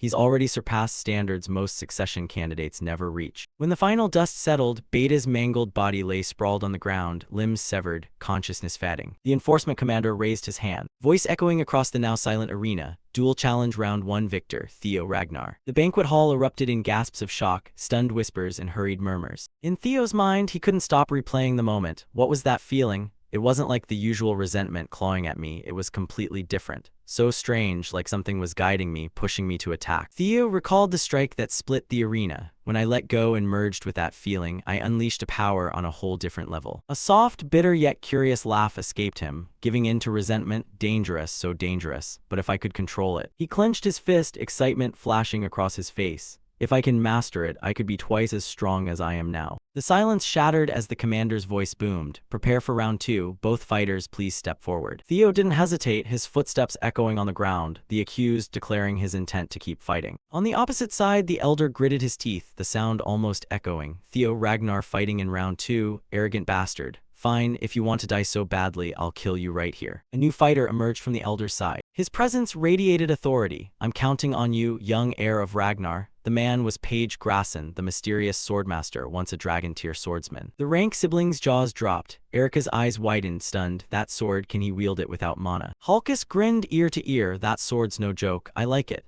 But Remington's face darkened, voice tense. Hey, why are you worried again? He might not win, but he won't actually die, right? I think the impossible might just become reality. Unlike round 1, where they sent a high-ranking judge to save face. This time the elder himself is stepping up, which means in this match, they're dead set on killing Lord Theo. But before the crowd could hold its breath, Theo raised his hand, signaling a pause. His stance was relaxed, eyes almost mocking. I surrender. Shock rippled through the arena. Page Grasson's calm shattered, fury erupting like a dam breaking. What the hell? Theo just smiled, a grin that upended every expectation. A mid-tier swordsman like me daring to face an elder? No need to fight when it's obvious the elder would win. Even a newborn would know that. Page Grasson ground his teeth, slamming his sword into the ground in rage. The commander announced officially, round 2 winner, Page Grasson. The crowd buzzed with chatter. This is a straight-up slap to the council's face. They've got no honor left to lose. Lord Theo's a damn strategist. Even at full strength, they'd struggle to beat the demon dragon. With that arm, round 3's gonna be over quick. The elder's face paled, a cold realization creeping in. That damn heir, don't tell me he planned this far ahead. His scheme had been perfectly flipped. The scene shifted to Evelyn Nerval. She stared at the elder with a mix of surprise and relief. I've never seen him shaken like this. Guilt surged in her throat. Captain, I'm sorry, this is all because of me. But Theo stepped forward. Don't apologize, teammates help each other, it's normal. Julius flashed a grin, adding, exactly Evelyn, watch closely, we'll crush them. Evelyn's lips curved into a fragile smile. Memories flooded back. She recalled Julius's voice, a lifeline back then. Evelyn Nearville, join the White Armor Cavalry. Your talent can't go to waste here. Another memory flared. So what if you can't ride a dragon? Retirement's not the answer. Come back and make those who abandoned you pay. Theo's voice echoed, gentle but firm. You said you'd be my sword, right? Evelyn, I'll make your long-held wish come true. Past and present intertwined, a fierce flame igniting in her. She gripped her cloak as if to steady herself. Both of them care about me this much. And yet I've been hung up on useless things. Why have I been stuck in the past like this? She opened her eyes, staring straight at Theo and Julius. Captain Evelyn shed her cloak, casting off the weight on her shoulders. She stepped forward, sword in hand, resolve etched on her face. This role of the villain, I'll cut it down myself. The commander's voice drowned out the murmurs. Round 3, the decisive duel. Both contenders stepped forward. From afar, the elder approached, one hand gripping a sword, the other heavily bandaged. He muttered furiously, pride wounded. Damn it, round 3 already. Because of that loudmouth brat, my reputation's got nothing left to salvage. Even if I die, I'll take Julius's arm. Then, abruptly, a verdict rang out, an unexpected ruling. The court accepts the defendant's request. The defendant changes their fighter for round 3. The arena fell silent, all eyes on Evelyn as she stepped onto the stage, sword gripped like unyielding resolve. The elder burst into laughter. Ridiculous, there's a limit to recklessness. What now? You gonna kneel and beg for mercy? Evelyn moved smoothly, precisely, locking eyes with the elder. Unfazed, she said, don't be foolish, old man. You're the one who should be begging, father. The elder's face twisted in rage, teeth grinding, veins bulging on his neck. The arena's tension was taut as a bowstring. Elder Wolfgang sneered, his raspy voice tearing through the air. Reckless courage has its limits. What now? You gonna kneel and beg? He spat venom, eyes blazing with fury. But Evelyn didn't flinch. She raised her sword. Her stance fluid as flowing water. Staring into Wolfgang's eyes, she coldly replied, don't be so foolish, old man. The one who should kneel is you, father. The word father hit like lightning, Wolfgang's face contorting, teeth grinding, veins nearly bursting. He glared at the daughter he'd once scorned, now a storm ready to crush him. The crowd erupted, whispers spreading like wildfire. Father, she called him father, one guy muttered. Evelyn from the White Dragon team is Wolfgang's daughter. Another, skeptical, no way, they don't look alike at all. Could she be illegitimate? I met Wolfgang's official wife once. So what she's saying is true. Each whisper cut into the elder's pride like a blade. His face flushed red, roaring, you wretch, you dare call me father, how laughable. Evelyn gave a cold smile, her gaze sharp as her blade. If I'd known you liked it so much, I'd have called you father sooner. Seems you love old stories, huh? Should I keep going? You nearly beat me to death when I was a kid, just for daring to call you father, all because I was just a bastard child. That's not all, you tried to kill me in the White Dragon team to hide the shame of your illegitimate daughter. The arena fell silent. Wolfgang roared, face twisted, trying to shut her up. As a Ragnar, what's wrong with what I did? But the crowd's murmurs drowned him. Is she telling the truth? A bastard at his age and an elder no less. He keeps preaching about pure bloodlines, yet what's he done? What a joke. Even the other elders squinted, muttering, you keep acting without restraint. See the consequences now? Another glared at Wolfgang, scolding, I warned you to be careful, knew this day would come. Why didn't you finish her off from the start? Rage made him tremble, turning to despair. Damn it. At the arena's edge, Julius and Theo watched, hearts pounding with each tense moment. Julius called out, worried, Evelyn, you don't have to push yourself too hard. Let me handle it. But Theo cut in, voice firm, don't worry, Captain, we just need to trust and watch. Let's see Evelyn settle this. Suddenly the ground shook. Evelyn and Wolfgang charged at each other. Their swords clashed with a deafening ring, sparks flying across the arena. Each strike was a battle of blood and resentment. Wolfgang fought like a wounded beast, fury fueling his strength. But Evelyn fought with something deeper, a will honed by pain.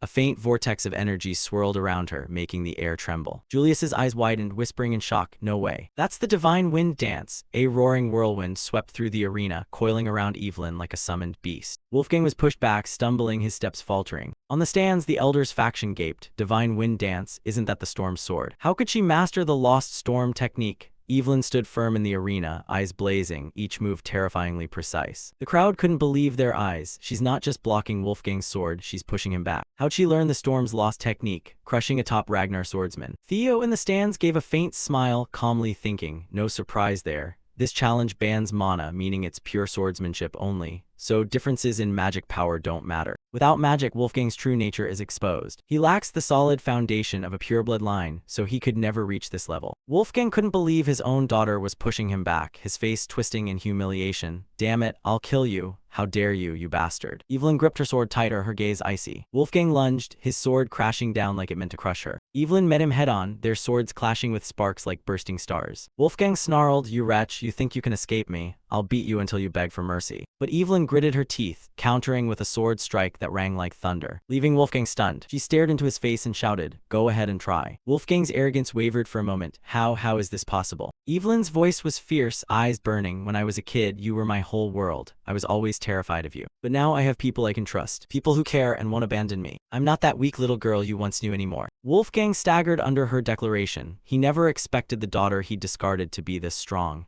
In his moment of hesitation, Evelyn surged forward, her sword piercing Wolfgang's body with unbelievable precision. Blood sprayed like a fountain, his body hurled to the ground with a bone-rattling thud. The arena fell silent, shock etched on every face. Evelyn shouted, "I'm not that weak little girl anymore." Wolfgang's sword flew from his hand, embedding itself in the ground, the crowd gasping, stunned breathless. Julius and Theo grinned with pride and satisfaction. The victor was decided. Wolfgang lay sprawled on the ground, clutching his severed arm, blood pooling red. His brother's teeth clenched, but his rage still burned. "Damn it. Don't be ridiculous, this fight isn't over." Suddenly the elder's arm froze, encased in ice, immobile. He looked down, a bone-chilling cold enveloping him. The ice dragon lady Neil Ragnar Tun stepped forward, her presence thickening the air. She said coldly, "If you're one of the 9 dragons, don't disgrace yourself further, accept your defeat." Wolfgang's defiance crumbled. The commander's voice thundered, "Winner of the 3rd match, Evelyn Nerville." The verdict was handed down without fault. Evelyn turned back, stepping up to Julius with a warm smile. "Evelyn Nerville reporting, mission accomplished." Julius said proudly, "Well done, Evelyn." She closed her eyes, cheeks flushing pink, an innocent smile spreading. It was all thanks to everyone. On the opposite side, the Elder's faction fell into chaos. One guy helped Wolfgang up and asked, "Are you all right, Grand Elder?" Another picked up his weapon and presented it. "Here, your sword. You're badly injured, please get treatment first." But Wolfgang shoved them aside, rising with murderous aura enveloping him. He advanced, eyes blazing, "Evelyn Nerville." Julius and Theo turned to look with serious expressions. Wolfgang charged forward with clear killing intent, rage having robbed him of reason. "You wretched brat, I'll kill you myself right here." But before the sword could descend, a massive hand clamped down on his wrist. Julius, commander of the White Armor Cavalry, stood blocking between them. His eyes burned red with fury, his presence like an unstoppable storm. "Want me to take your other arm too?" Wolfgang clenched his jaw, knowing he couldn't match Julius in his current wounded state. Suddenly a tremor struck from somewhere, bringing the entire arena to a halt for a beat. Right then, a messenger burst in, voice panicked. "Invasion, the Troyven family has begun their attack. Everyone, return to your positions immediately." Julius looked annoyed, but quickly turned away. Theo, Evelyn, war, here, head back to the White Dragon unit now. Both replied in unison, "Yes, sir." Wolfgang roared, face twisted. "Those bastards dare disrespect me. Stop, I said stop right now. This fight isn't over." But Neil Ragnar Tun stepped forward, her chilling aura terrifying. Hundreds of thin ice blades hovering around Wolfgang. "Hey, Elder, I'll say this once. Don't disgrace the 9 dragons any further." He trembled as he replied, "You dare disrespect me, disrespect the Council of Elders." She spoke calmly, "Who knows, your views are probably the same as mine." At the same time, the other council elders had already turned and left.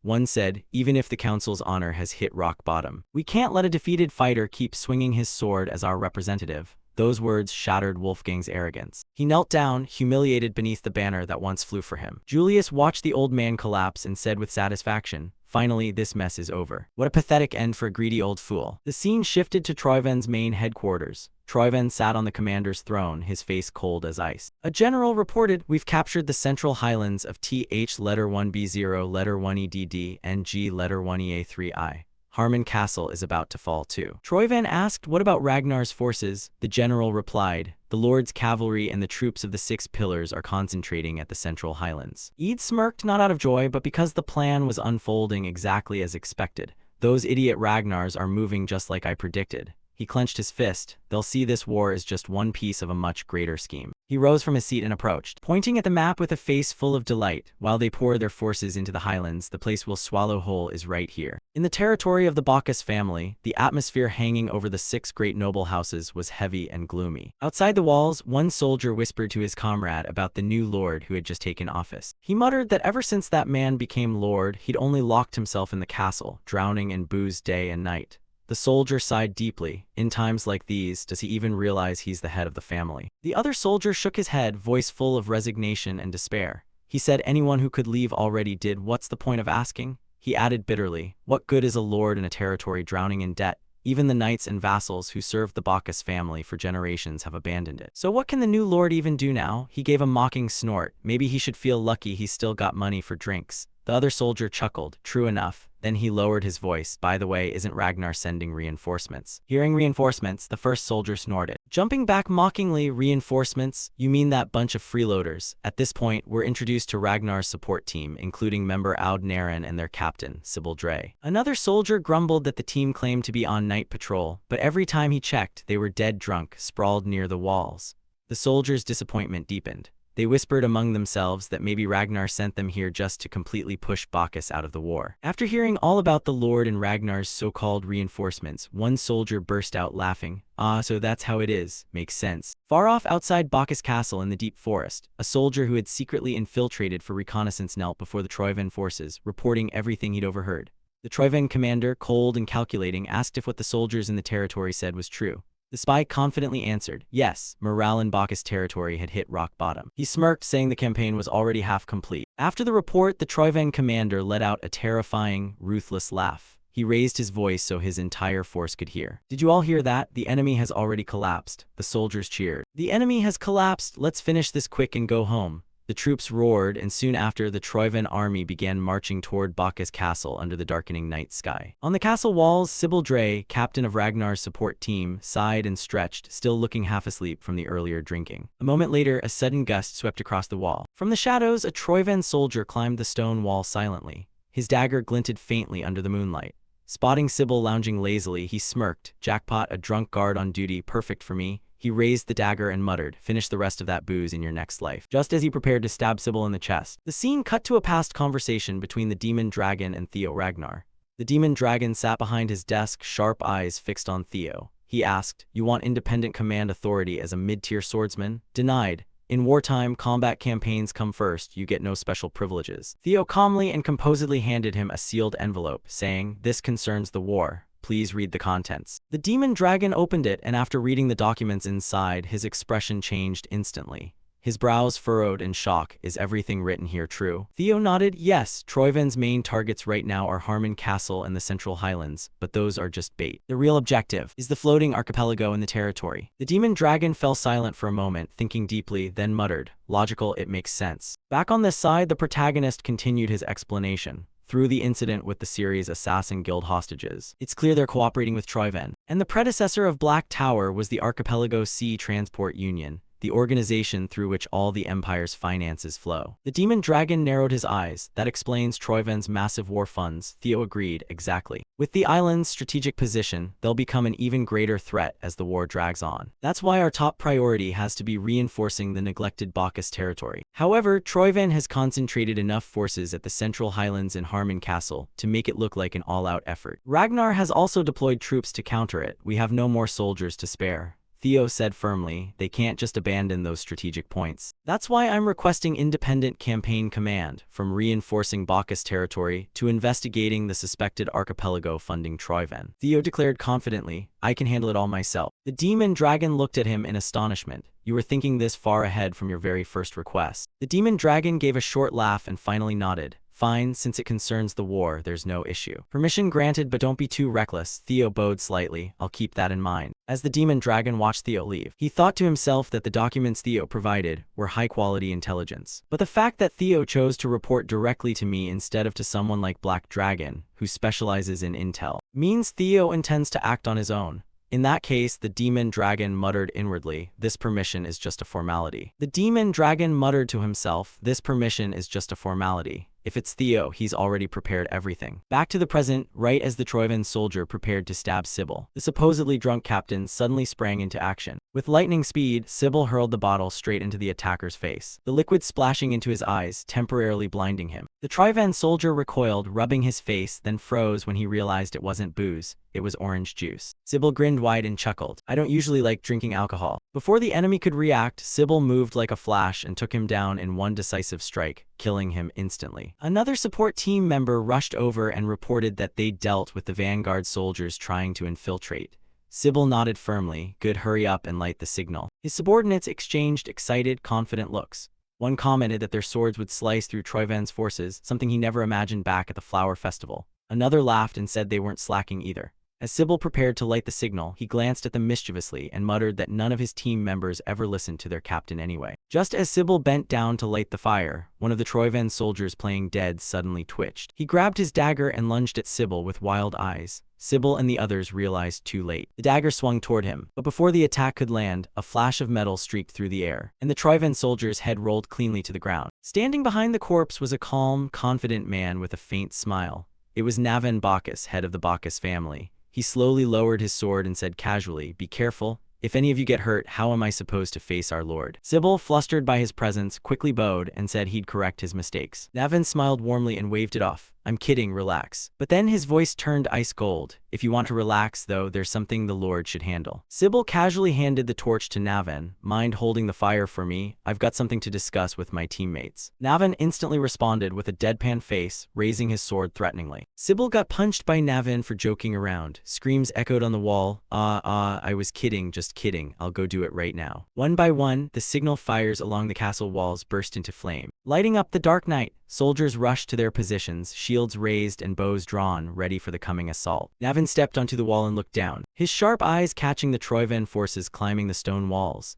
He quietly wondered, what exactly did our lord see? How far ahead could he predict? How did he see through everything? Below, the Troyven forces froze as they noticed the signal fires blazing. Fear spread through their ranks as they realized the truth. Their ambush had failed. They were the ones who'd fallen into the trap. With a loud, furious voice, Sybil shouted, "The Troyven vermin have attacked. Hold Bacchus Castle, wipe out the invaders." And so, the one-sided slaughter began. Castle soldiers rained arrows and magic from the walls, mercilessly piercing the invading Troyven army. Under the stormy sky, Theo finally arrived in Bacchus territory. He looked into the distance, seeing faint smoke rising from the battlefield. "The war's already started. Looks like I arrived just in time." With determination in his eyes, he gripped the reins tightly and charged toward the castle. A few moments later, the battlefield fell silent as the last Troyven soldier's body hit the ground. Navan, Sybil, and the Bacchus family soldiers stood amid the still smoking ruins of the raid. Their chests heaved, weapons still slick with the inky black blood of war.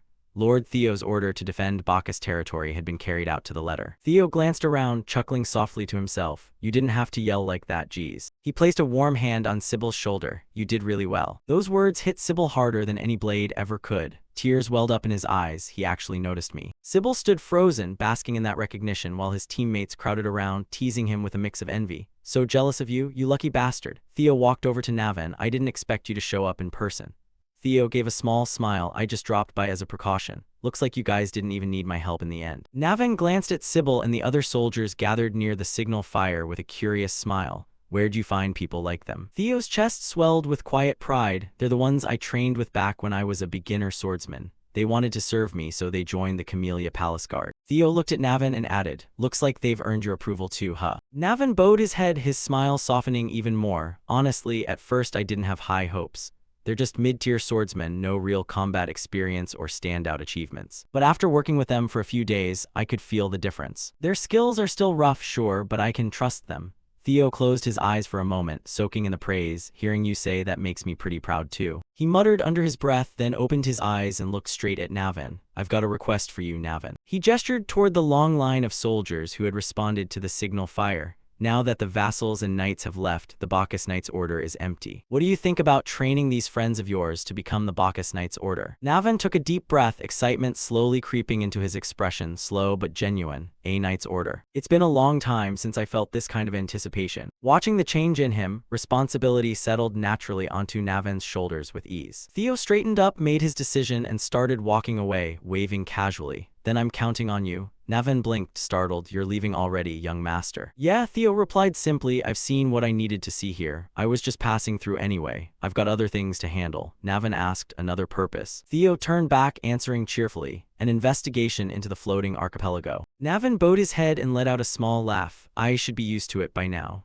But your boldness still catches me off guard, young lord." Theo's smile widened as Navan continued. "Isn't that place notorious for being hostile to outsiders? And it's really hard to get in." "Don't worry, I've got my own way," Theo replied. Leaving Bacchus behind, along the windswept coast lay the bustling port city of Dion, alive with its own rhythm. In the lower district of the city, a rowdy tavern buzzed with noise. A hooded figure pushed the door open and stepped inside. He didn't notice the big man blocking the way and bumped right into him. The big man's rough hand shot out and grabbed the newcomer's shoulder roughly. "Hey shorty, your eyes hanging down by your feet or what?" The hooded man calmly looked up and replied in an even tone, "Ah, my bad, I guess I didn't see you down there." The thug flinched, the insult sharpening his brows. "Oh yeah, then let me bend down to your eye level." The noise in the tavern seemed to hold its breath. Then in a flash, the hooded man's hand snatched a mug of beer and smashed it into the thug's forehead. The room's atmosphere shifted from noisy to tense silence, then to wild excitement in a single breath. People leaned forward, watching intently. "Oh, fight on," someone yelled, half thrilled, half warning. Others burst out laughing. The barmaids rushed over. "Hey, hold on, I'm coming. Yes, here's your drink, sir." Inside a candlelit room behind the tavern, a woman's voice rang out as she read a report to the man across from her. Summary of the demands. The floating archipelago will regularly supply gunpowder and steel to Troyven as agreed. All costs will be counted as rental fees for the Azure Dragon Sword. The man slammed his hand on the table, face twisting in rage. Demands? Dream on, that's a blatant threat. The man was Antonio Spinola, head of the Spinola family and the next leader of their maritime empire. His anger filled the room as he snorted. "And what's this rental fee nonsense? They steal the damn sword and then say they'll rent it back for money. What a farce, I'm not falling for it. But sir, we don't have any other choice, do we?" Antonio's reflection gleamed on the polished orb beside him. Without the Azure Dragon Sword, the floating archipelago will sink fast. He rubbed his forehead, disappointment turning to despair in his voice. "Damn it, if we hadn't lost that sword, we wouldn't be under their thumb like this." His eyes darkened. "Is there really no hope left for our archipelago?" Before an answer could come, a loud crash echoed from outside. Shouts, curses, and the sound of splintering wood. The noise of a tavern brawl spilled into the room. Antonio stormed to the door and kicked it open. "You damn idiots, my head. About to explode already, and now this? What the hell's wrong with you morons? Fighting again." The room went dead silent, dozens of faces turning toward him, some guilty, some defiant. "How many times have I told you no more getting drunk? Drink quietly only, got it? Idiots." From the far side of the room, a calm, familiar voice rang out. "Finally, he shows himself." The speaker pulled down his hood, revealing sharp eyes and a confident smile. It was Theo Ragnar, Antonio Spinola, the next head of the Spinola family. Inside Antonio's office, he leaned back in his chair, tapping his fingers impatiently on the desk. "So you're saying you want to go to the floating archipelago and join my ship as a fighter?" Theo nodded, unfazed. "That's right. I've heard sea monsters are showing up more often near that floating land. As for my skills, what you just saw should be proof enough. Your ship's short on people anyway, right? It's a win-win." Antonio stroked his chin, his tone turning skeptical. "You're not wrong. We are looking for a few good fighters." Suddenly his eyes sharpened, his posture shifting from weary to keen. "But you're not getting on my ship. For a mercenary looking for work, your gear's way too clean. Not a scratch, not a speck of dirt. And that brawl just now happened right where I am. Pure coincidence? Plus, you know way too much about my ship heading to the floating archipelago. Definitely not normal." He leaned forward, fingers interlaced under his chin. "If you were me, would you let someone like that on board?" Theo gave a short, amused laugh. "I'd be disappointed if you didn't see through that." "Good, let's cut to the chase." Theo reached into his cloak and pulled out a small metal badge, placing it on the table. "Armed Resistance Organization fighting for the liberation of the floating archipelago. Black Tower leader Antonio Spinola." The name hit like thunder, Antonio's eyes widening in shock. Before he could react, Theo leaned in closer, voice steady. "So, Antonio Spinola, let's make a deal." Antonio's jaw clenched. How do you know I'm the Black Tower leader?" Theo's smirk returned. "Come on, that's not the important part, is it? It's not how I know, it's what I know. For example, about the Azure Dragon Sword you're so desperate for." Hearing that weapon, Antonio's calm shattered, his chair tipping backward as he shot to his feet. "You bastard, you're Troyven's lapdog after all." Theo's voice stayed cool and precise. "The foundation of any deal is calm, Antonio, don't lose it." Antonio glared at him, even thinking calmly, "This is ridiculous. If you're not with Troyven, there's no way you'd know about the Azure Dragon Sword." Before Theo could reply, the door burst open and one of Antonio's guards stepped in. "Lord Antonio, everything all right?" Antonio waved him off. The guard hesitated, bowed, and left. Theo smiled faintly, lips curling into a subtle, confident grin. "What if I told you I'm the one holding the Azure Dragon Sword? Ridiculous, right? The truth is Troyven stole it, and now you're claiming you've got it. Absurd." "Why's that absurd?" Theo replied. "They're just like me. Probably just saying they have it without ever showing it." Antonio's mind spun as confusion clouded his thoughts. Thinking back, they never actually showed me the real thing. I can't believe our judgment got this clouded, even with the archipelago's fate on the line. Theo's smile lingered as he leaned forward slightly. "You've got nothing left to lose, right? So why not hear me out completely?" Antonio took a deep breath, then slumped back into his chair. His voice softened, though suspicion remained. "Fine, I'm listening."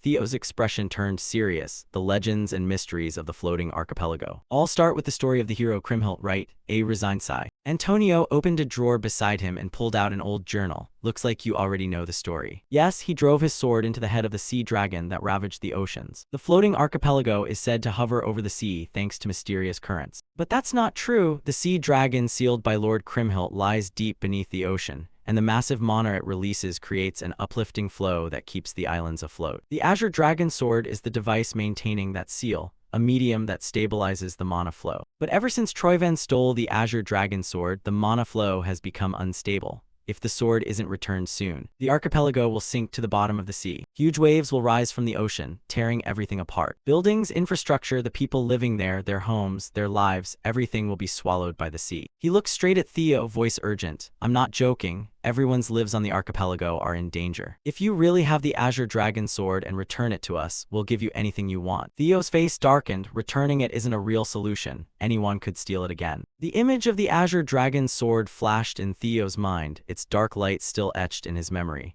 But most importantly, that would mean I'd have to give it up completely. Antonio's voice grew firm. Then let's continue the deal. What do you want? If it's money, we can pay whatever amount. Theo's eyes lifted, his face calm but resolute. No, what I need isn't money. Theo's eyes glowed faintly red. I've prepared for this. A way to keep the Azure Dragon Sword and still save the archipelago. All you have to do is take me to the floating archipelago. Sweat rolled down Antonio's face. He stared in stunned disbelief at Theo's words. The scene shifted to the vast sea stretching like a living map, restless and silver under the glaring sky. A sailing ship skimmed the waves, bow rising and falling as it carried Antonio and Theo toward a horizon thick with islands. Theo stood at the railing, wind tousling his hair. When he spotted the sight ahead, his smile widened. Finally, there it is. The floating archipelago hovered above the ocean like a patchwork of towns and harbors. Large and small ships traded around its ports, a blend of sails and drifting smoke. Once a legendary trade alliance with customs so distinct even the emperor had to grant it autonomy. The archipelago now bore the scars of occupation.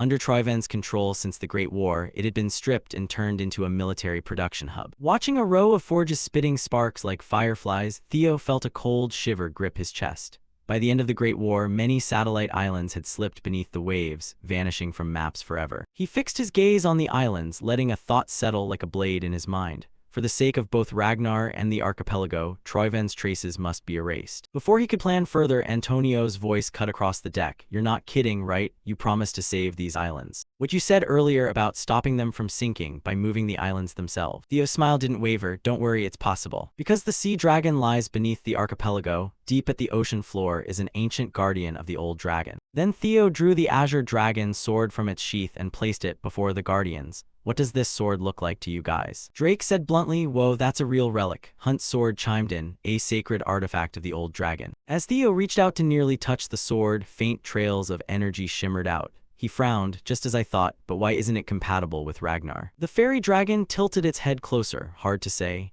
It seems the guardian bound to the Azure Dragon Sword abandoned its duty and fled from the artifact itself. Theo's eyes widened, fled from it. The fairy dragon glanced at Griffin before explaining. It's happened before. Back when a guardian forgot its own mission. Theo looked at Griffin's tense expression. You guys could do that too if you accepted the price, right? Griffin's reply was blunt. Only a madman would. Only one could escape and still survive. It's not simple at all. So not every dragon can pull it off. Makes sense, after all, the mana leaking from him is enough to keep the whole archipelago afloat. Wait, so if I overpower him, I could move the islands myself? Drake answered gravely, in theory, yes, but you'd have to seal him first. Can you handle that? Before Theo could reply, the fairy dragon added what the others feared. Even weakened after abandoning the ancient relic, he's still among the strongest. Griffin tilted its head. Can you even reach the ocean floor? Theo's smile returned. Of course, I've got a plan. Don't worry about how I'll get down there or how I'll seal him. I've already thought it through. The scene cut back to the present on the ship's deck. Antonio's tense voice cut through the quiet. So that statue really has the power to save the islands? A power even the locals don't know about. Theo glanced at him, face calm. Still doubting me? Even after I showed you the Azure Dragon Sword? Antonio gritted his teeth and bowed his head. Guilt and worry flashed across his face. I'm not doubting, just worried. My homeland's fate is on the line. I hope you understand. Theo's eyes softened a bit. He exhaled and smiled with steady confidence. Yeah, I get it. Just get me there first, I'll make sure it's saved. A faint glow shimmered before Theo's eyes as a system notification flashed. Side quest, Azure Dragon Sword. 30 objectives. Return the sword to its original resting place, locate the site, defeat the guardian, and claim ownership. The scene shifted as night fell over the floating archipelago in eerie stillness. Moonlight poured down like liquid glass, bathing the silent docks and harbors in silver. Beneath this calm surface, inside a dimly lit wine cellar, Antonio had gathered his most trusted subordinates, soldiers ready to bet their lives for their homeland.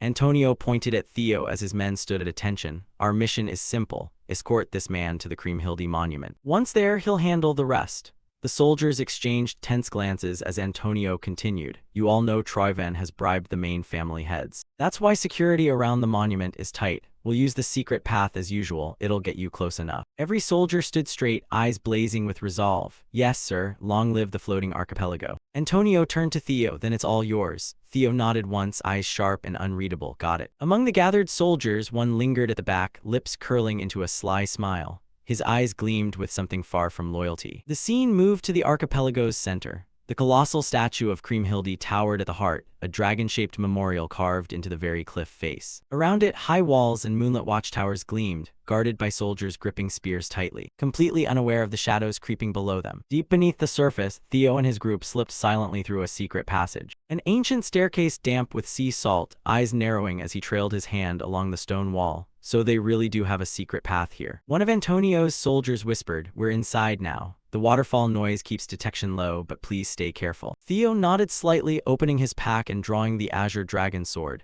Its blade shimmered faintly, resonating with unseen power. He turned to the soldiers with a calm voice. "Thanks for your effort. From here on, I'll go alone." The soldiers stared in awe at the sword's glow. One whispered, eyes wide, "Is this really the azure dragon sword?" Theo's gaze shifted upward to the towering statue of Kriemhilde. The sword in his hand vibrated with energy. The closer he got, the stronger it reacted. Following the statue's length up to the massive dragon head, the origin has to be up there. He took a breath and leaped upward, body moving like a shadow through the faint moonlight. Below, one of the soldiers watched Theo's climb. He really has the azure dragon sword. Finally, there's hope for our archipelago, but his relief lasted only a second. Before the soldier could react, a hand clamped over his mouth and a dagger sliced cleanly across his throat. His eyes widened in shock, blood spilling silently onto the stones. The assassin stepped back, face cold, dagger glinting in the moonlight as he whispered, "Now we'll take back the stolen azure dragon sword." Above, at the peak of the colossal Kriemhilde statue, Theo had reached the dragon's crown. He stared at the towering statue. It reacted strongest here. The question is what happens next. Without hesitation, Theo drove the sword 30 inches into the ground. Flinching as pain tore through his flesh, his hand burned from the sword's power. Stabbing it the same way as before caused nothing. Theo pulled out a recovery potion and drank it. "Let me think this through. Maybe there's a hidden message," but before he could finish the thought, the air around him shifted quickly. The assassin emerged from the shadows, eyes blazing red with bloodlust. Without a word, he charged, sword slicing through the air with deadly intent. Yet when the blade passed through the space where Theo had stood, it hit nothing. The assassin's eyes widened. What? Before he could recover, pain exploded in his gut. Theo had reappeared behind him, feet slamming into his ribs. The impact sent the assassin flying backward, body twisting midair with a crack. He coughed blood, clutching his side, dizziness flashing across his face. How did he get behind me? Theo landed lightly, adjusting his stance, eyes sharp as lightning. The assassin planted his sword in the ground for balance, breaths ragged. From behind him, two more figures appeared. "Lord Grey, you okay?" "I'm fine." Grey growled, eyes locked on Theo. "He's strong." They charged straight at him. Theo still held the recovery potion in one hand, a slow, mocking smile spreading across his face. Outside the walls of the Kriemhilde monument, a deafening explosion shattered the silence. The guards shuddered and exclaimed, "Did you hear that?" Sounded like something broke. Then another soldier pointed upward, voice trembling. "Look, the monument, the Kriemhilde monument." All eyes turned to the colossal statue. What they saw left them frozen in disbelief. Damn it. How could this happen? The statue was crumbling, massive stone blocks peeling from its body and falling like meteors. The roar of collapse drowned the night. The scene cut back to moments earlier beneath the massive staircase of the Kriemhilde statue. Antonio paced restlessly, brows furrowed as he looked up the tunnel. Why is it taking so long? What the hell are they doing up there? Before anyone could answer, hurried footsteps echoed through the passage. A female soldier staggered out, gasping for breath, face pale in the flickering torchlight. "Lord Antonio, big trouble." Grey and his crew, the ones with us, they suddenly attacked our guest. Antonio's eyes widened. What? Damn it. So Troyven's spies infiltrated this deep. Meanwhile, at the top of the colossal statue, Theo's sword clashed with three assassins at once. Theo spun to parry and counter, pushed back by their relentless attacks. Damn it, these bastards aren't amateurs. His eyes darted between them. Even when I leave an opening, they don't rush in recklessly. They're stalling for time. They've already taken 3 C zones, so they're waiting for reinforcements to slip in quietly. Theo gripped his sword tighter. No way I'm letting that happen. His voice startled the leader. What's he trying to do? Instantly, Theo's sword swept wide through the air, unleashing a surge of energy that tore the stone beneath their feet. The ground shook violently, shockwaves ripping the rock apart as if the sky itself had been split. When the dust cleared, the ground cracked open beneath them, revealing something ancient glowing below. Gray's eyes widened in horror. How did he know? Theo's expression shifted from tense to excited. So it's been right under my feet all this time.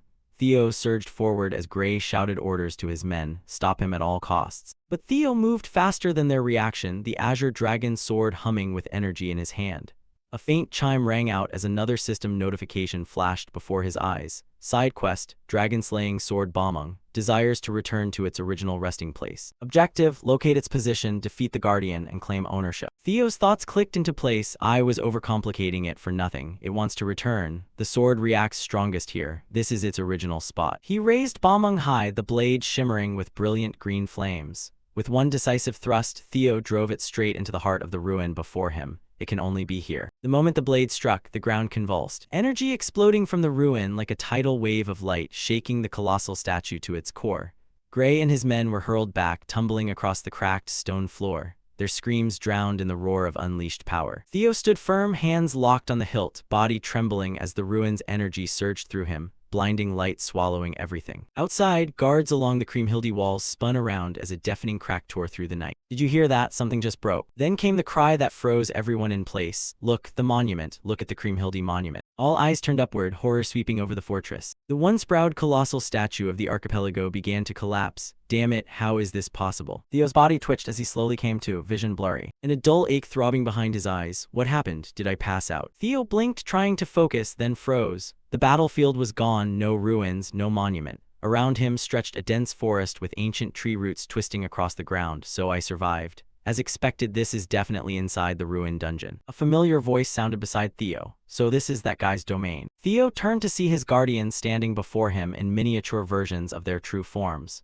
He raised an eyebrow. What's with those weird shapes? The fairy dragon sighed, crossing its tiny arms. I'm manifesting directly using your mana as a medium. Your lack of magic power makes us look ridiculous. Anyway, for a ruined guardian to hold such deep longing and compassion for a human, that's no small thing. Theo's eyes widened. A human. Wait, could that human be Kriemhilde? Griffin shook its head. We're not sure. We only read the lingering remnants of thoughts. Theo paused to think. Given the situation, that's probably it. With no ruined guardian left, let's explore this place slowly. Perched high among the branches, a skeletal archer drew an arrow, its hollow eyes glowing. Right away it let go, and the arrow tore through the wind straight toward Theo with zero mercy. Theo's razor-sharp instincts let him spot it coming without any trouble. He spun around and snatched the arrow out of the air with ease. An ownerless house, right? That's what you guys said. So how do you explain this? He whipped around and noticed way more movement now. From behind the trees, skeletal soldiers started crawling out. Bones clacked and creaked in a creepy chorus as dozens, then hundreds of them clambered over roots and boulders. Intruder, intruder, Bamung belongs to Kriemhilde. The air grew thick with the stench of rot as their numbers swelled. In moments, Theo was completely surrounded, a jagged ring of rusted blades formed by an army of skeletons. For Kriemhilde, we will annihilate the intruder. Griffin's feathers stood on end, so that's how it is.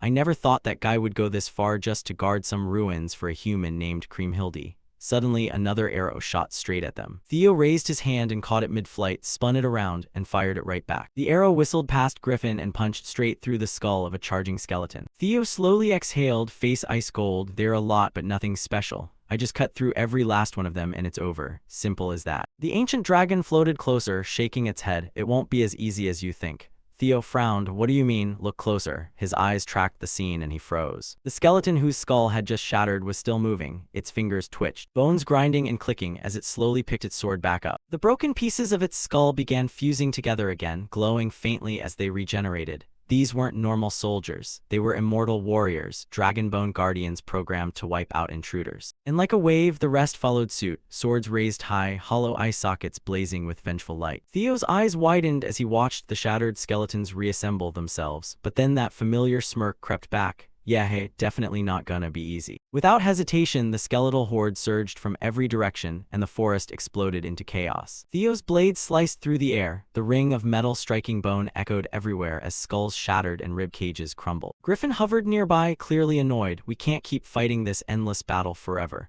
Got a better idea? Griffin's golden eyes narrowed. I'll give your idiot self some advice. That Kriemhilde guy, you said he's a human like you, right? Then just tell him to give up ownership. Easy, Theo blocked another incoming arrow. Frustration boiling, he's a legendary hero. If he's still alive after all these years, can you even call him human anymore, dumbass? Griffin puffed up and glared at Theo. Insolent mortal. Wasting advice on an idiot is pointless. Theo snatched Griffin's beak midair. The hell did you just say, you oversized feather duster? Before he could finish, a brilliant blue light flashed right in front of his eyes. System notification. This dungeon is the final gift Leviathan left for Kriemhilde.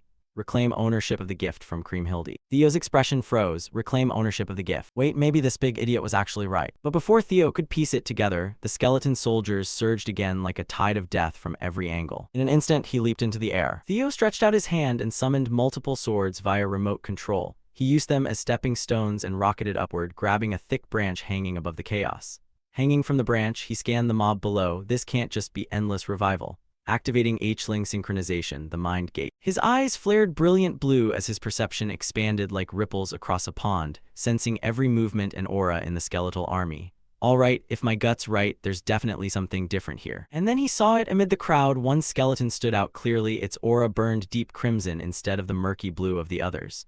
Theo's lips curved into a confident grin. Found you. Not wasting a single second, he kicked off the branch. Swords materialized under his feet like glowing platforms as Theo streaked through the air straight toward the red aura skeleton. Earlier when they charged him, one of them had turned and fled. He should have realized, the moment Theo closed in, that skeleton's head snapped up, a flash of panic flickering in its empty sockets. Theo raised his sword, black lightning crackling along the blade. Too late, black dragon flash technique. The black lightning needles erupted from Theo's blade in jagged streaks. They ripped through the air, slamming into the ground and skeletons at the same time. A deafening explosion followed, flooding the area with blinding light. A system chime rang in his mind. Notification. Remains of Kriemhilde collected. Collect the remaining remains to confront Kriemhilde. Theo glanced at his right hand. His palm glowed with deep crimson light. A small, smooth, ancient bone fragment rested in his palm, pulsing with energy.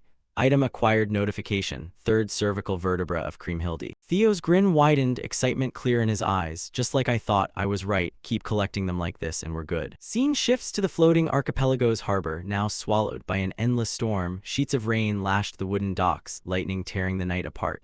Amid the chaos, one of them spotted a lone figure walking toward the shipyard. A man in a black cloak moved with calm, unhurried steps. You're late. Something happened. The cloaked figure stopped abruptly. Nothing worth mentioning. But the storm actually makes things easier. Hell, what's going on here? The navigator stammered, eyes wide. Corpses everywhere, passengers, crew, guards, even merchants, all sprawled motionless, eyes vacant and pale. The deck was slick with rain and blood. One young sailor dropped to his knees, trembling. What the hell is this? The passengers, they're all dead. The cloaked figure stepped over them without flinching. Those idiot floating island soldiers. The azure dragon sword was practically handed to them on a platter and they still let it slip away. He reached beneath his cloak and pulled out a metal mask. Doesn't matter who holds it now. In the end, the entire floating archipelago is already in our hands. As thunder cracked, the man's name hung in the wet air like a curse. 9th of the 9 Phoenix Lords of Troyven Noil. Rain poured in sheets across the floating archipelago, roofs slick, streets turning into rushing rivers. Windows flew open and people rushed outside, faces full of disbelief. Whispers spread through the storm as they stared into the void where a sound like a mountain splitting had shaken the night. How is this possible? What do we do? Out there, towering over the waves, the colossal statue of the water dragon, the guardian deity that had protected the islands for centuries, was collapsing. A young man's voice trembled in a whisper. The monument, our island's guardian deity, it's falling. Meanwhile, deep inside the ruined dungeon, Theo carved a path through the endlessly rising skeletal legion. Bone fragments turned to dust under his blade. One final notification flashed before his eyes. Reclamation complete. Kriemhilde's remains 206-206. Finally got them all, but when he lifted the last tiny, faintly glowing fragment, he blinked in confusion. Navicular bone, where the hell does this one go? Before the uncertainty could settle, another notification flashed. Would you like to access the memories of Kriemhilde engraved in the remains? Without hesitation, yes. The world blurred and Theo felt his consciousness yanked somewhere else. So this is what the hero from the legends looked like. What kind of life did he live? Light enveloped Theo and the dungeon dissolved into an ancient memory replaying itself. The memories of Kriemhilde etched into the remains. A barefoot child ran along the beach, sand sticking to her feet as she shouted. Toward a hidden cave carved by murky waves. Levi, I'm here, her voice echoed through the cavern. There, cradled in a stone nest, lay the dragon-slaying sword Bamung, its surface humming with faint light. She approached without fear, curiosity shining, and placed her small hand on the hilt. Wake up, Levi, I'm here. A burst of blue light flared, and a gigantic water dragon appeared before her, scales shimmering like moonlight tides. Its voice booming like thunder. How many times do I have to tell you? A child like you has no business here. The dragon's growl trembled with irritation. I am Leviathan, guardian deity of the ancient dragon ruins. You're not even of the Ragnar clan, how dare you call me by that name? She just smiled and held up a basket of bread like greeting an old friend, cheeks puffed stubbornly. But your real name is way too long, so Levi is easier. The massive water dragon shrank until it stood before her like a large beast. Do whatever you want. Talking to you is more tiring than anything, foolish child. Then it stared at the bread and muttered, why does that innkeeper always give you bread? She beamed, completely oblivious, right? I don't get it either. Oh, today was amazing. While Leviathan listened in silence, slowly chewing. And she chattered rapidly about the baker, the docks, random little things. Days turned to years, she grew up. Voice deeper, hair longer, but she always came back with bread and endless stories. Leviathan kept acting grumpy, groaning at every tale, yet never once drove her away. And somewhere between the stories and the silences, the water dragon began watching over her not as the guardian of ruins, but as something closer to family. Many years passed, the cave stayed the same, cold, dim, filled only with the sound of the sea breathing in and out. One night under pale moonlight, those familiar footsteps returned. The water dragon sighed in annoyance and lowered its head. For heaven's sake, I told you not to come anymore. Why are you so stubborn? But before it could finish, something wet splashed onto the stone floor. The smell of blood flooded the cave. Kriemhilde staggered in, body covered in cuts and bruises, blood streaming from her arms and legs. Her voice shook as she reached out. Levi, help me. Strangers had suddenly stormed the town and captured people. Before she could take another step, a soldier burst into the cave and grabbed her by the hair. His holy sword stabbed down right in front of Kriemhilde, terror flashing in her eyes. The soldier yanked her head up by the hair. Got you now, you stupid barbarian brat, why'd you have to run, huh? Our great emperor is bestowing favor on this backwater sea region. You should be grateful. His face twisted into something vile, and while we're at it, I want to have a little fun. The water dragon watched it all in silence, but its eyes changed, gold and red flaring like molten fire, and its entire body tensed with a rage so deep it shook the air. Instantly the cave cracked from the unleashed power of the water dragon. The whole island felt the violent tremor. The attack came without warning. In the blink of an eye, the town was swallowed in flames. Greedy fire devoured roofs, racing from street to street. Screams for help mixed with clashing steel and barked orders from the occupying soldiers. Move your asses if you don't want to burn. But even the soldiers started to panic. Hey, what the hell is that noise? The sky above them suddenly darkened, and in that instant, a gale whipped up, turning the rain into slashing blades of punishment. The water dragon rose above the burning town, wings tearing the storm apart. The raindrops themselves became weapons piercing the soldiers. What monster is that? Those trying to flee couldn't escape its gaze. And atop the water dragon stood Kriemhilde, tiny compared to the dragon's massive form, wounds still fresh, yet she gripped the dragon-slaying sword bombing tightly in both hands. The soldier's eyes widened when he saw the girl perched on the giant water dragon's head. Rain poured down his face as he screamed, "There's a girl standing on its head. She's controlling it. Kill her first." But he never got the chance to raise his sword. A compressed orb of air and seawater formed in the dragon's jaws and fired. It punched through the soldier's neck so fast his head separated in an instant, tumbling to the wet ground before his body crumpled. Yet around the island's people, a liquid barrier shielded every helpless villager from harm. Kriemhilde remained atop the water dragon, looking down through tears. Her voice breaking, barely audible, "I'm sorry, Levi, I'm so sorry." She pressed a trembling hand to its forehead, guilt twisting every word. "You were supposed to wait for the chosen one, but because of me. The water dragon's voice lowered. "Don't cry like that, everything's fine, right? But. Suddenly a gentle, radiant light bloomed around her, soft and bright. The protective barrier the dragon had created enveloped Kriemhilde in a gentle cocoon, slowly lowering her to the ground among her people. There's no need to apologize. The moment her feet touched the earth, the villagers called her name over and over. Kriemhilde, Kriemhilde, Kriemhilde saved us all. Kriemhilde looked up at the water dragon, eyes full of sorrow. "But you said, I may have abandoned my duty, but I feel completely at peace." "This was my choice." Its eyes softened, remembering the tiny child who used to come chat and laugh beside it. "By my own will, not the ancient dragon, I was able to protect your smile." But peace didn't last under an empire. Far away in a throne room, the emperor slammed his fist in rage. His voice echoed through the grand hall. "My imperial army was defeated by some barbarian brat riding a water dragon. Unacceptable. I grew too complacent because it was a remote territory. Send the royal guard and reclaim that land for me." And the assault came, thick iron chains thicker than ship masts wrapped around the water dragon's body, pinning it in place.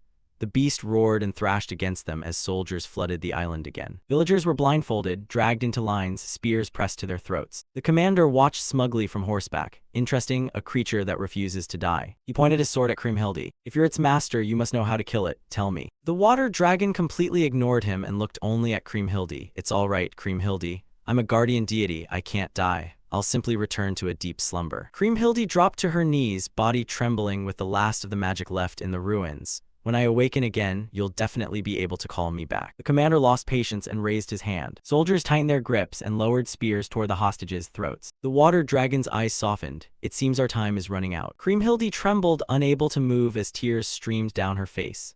Rain, mist, seawater gathered around her hand, guiding her arm upward. Her fingers wrapped around the dragon-slaying sword with no intention of striking. Levi, please don't make me do this. I can't. The water dragon closed its eyes and spoke in a low voice. Perhaps our fates were sealed the moment I broke the rules. So don't carry the guilt for protecting your people. I'll help you one last time. I was truly happy, Kriemhilde. And then with a heart-rending hollow sound, the sword plunged deep into the water dragon's body. A roar tore the sky apart as the dragon collapsed. Its massive form crashed to the ground, chains clanking around it. The commander stared at the motionless creature, eyes widening before twisting into manic triumph. He threw his head back and let out a deranged laugh. His voice cut through the rain like jagged lightning. But right at the peak of his laughter, the expression vanished from his face. The smirk melted away, pupils contracting, breath hitching. Something's wrong. The soldiers around him shuddered, bodies stiffening. What? Fear crept into their voices. How is this possible? From the horizon, a wall of water rose higher than cliffs, higher than watchtowers. A colossal tsunami awakened by the dragon's final breath.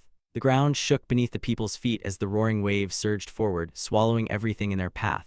Soldiers screamed and tried to flee, but the sea devoured them without hesitation. Yet at the center of the archipelago, the people weren't drowned. The water curved around them, forming that familiar protective barrier once more, shimmering like liquid glass. Kriemhilde stood in the storm, soaked and hollow-eyed, watching the waves carry the fatting form of the water dragon back into the abyss. Her voice cracked. Levi, her cry dissolved into the sea, the scene fading. Returning to the silent ruin world where Theo stood, his expression had softened, a quiet sorrow settling in his eyes. So that's how it was. Kriemhilde wasn't the legendary hero everyone thought she was. She was just a girl, an unfortunate girl who only wanted to be friends with a guardian deity. Theo's thoughts were interrupted by a voice behind him. He turned and saw the Kriemhilde from the past standing there, the dragon-slaying sword held in her hands.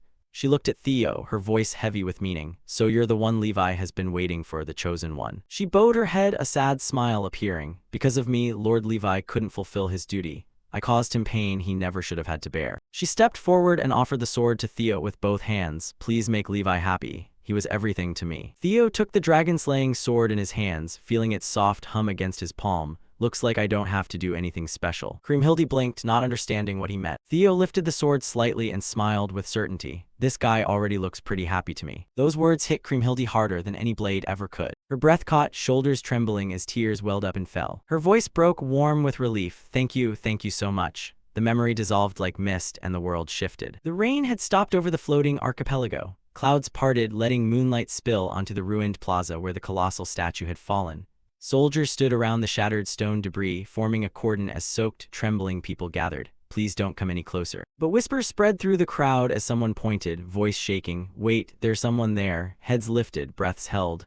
Atop the highest piece of the fallen statue stood a lone figure. As the light gradually reached where the figure stood, eyes widened in disbelief. It can't be that. The one who saved our island from being swallowed all those years ago, isn't it? Theo stood amid the ruins, cloak billowing in the sea breeze, surrounded by ceaseless cheers. It's Kriemhilde. Kriemhilde has returned. Scene shifts to an underground meeting room on the floating archipelago. A secret council chamber trembled with panicked whispers. Senators from the 3 maritime clans had gathered in secret. A cold, authoritative voice floated through the dim hall. You assembled pretty quickly. Everyone in the room froze. Standing in the doorway was Noel, one of Troiven's 9 noble vassals. His presence felt like a blade pressed to the throat of the entire room. A man immediately spun toward him, voice cracking with worry. Noel, how are you so calm? Our plan is ruined. The dragon-slaying sword was supposed to be in Troiven's hands by now. That clueless galleon was right about that. But another immediately shot back. Then what the hell is that thing the outsider's holding? Because of him, everyone on the archipelago was rushing toward the monument, shouting that he was the legendary hero Kriemhilde. At this rate, the power of the 3 maritime clans would fall into his hands.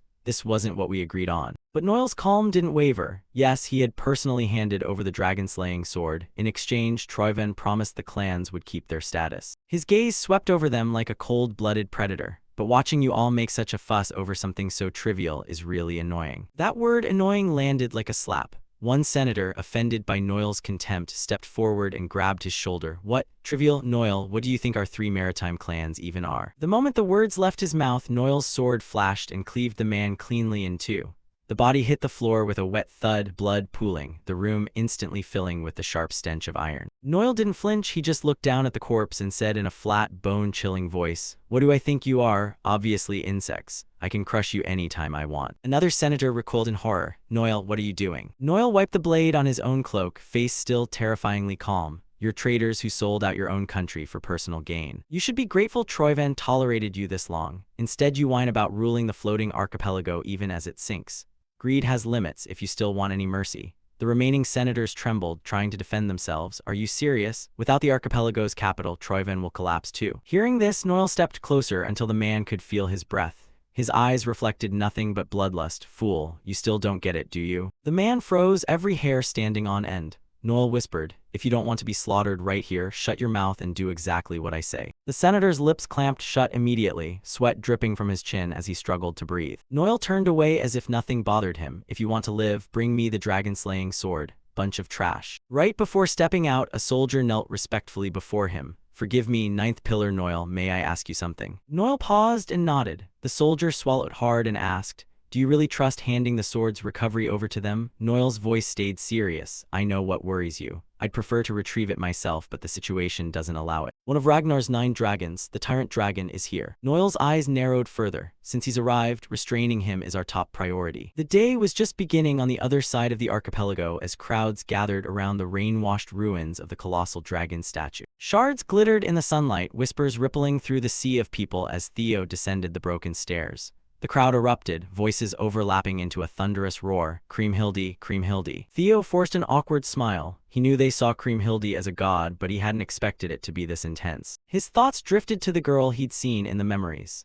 Kriemhildi wasn't some mythical savior or divine hero, she was just a kind girl caught up in a tragedy far too big for her. His fingers tightened around the dragon-slaying sword. Even this sword they believed belonged to her. But in truth it was a relic of the primordial dragon, usable only by a Ragnar. When Theo reached the bottom of the stairs, a man broke from the crowd and shouted in desperation, "Kriemhildi, I beg you, please listen. Those cursed Troyven scoundrels are dragging the archipelago to ruin. So many here can't escape. If your heart still holds any mercy, please save this island." Theo blinked, then let out a small, amused huff. Maybe it wouldn't hurt to play along just a little. He raised the dragon-slaying sword high, his confident voice echoing across the ruins. "People of the floating archipelago, I promise you this, I'll do everything in my power to save this island." A wave of hope surged through the crowd. Their voices rose again as they chanted his name. When Theo finally stepped down to the lowest stair, a calm but reverent voice greeted him. "We have been waiting for your arrival, Kriemhildi." A woman in ceremonial robes approached, regal, with dark hair.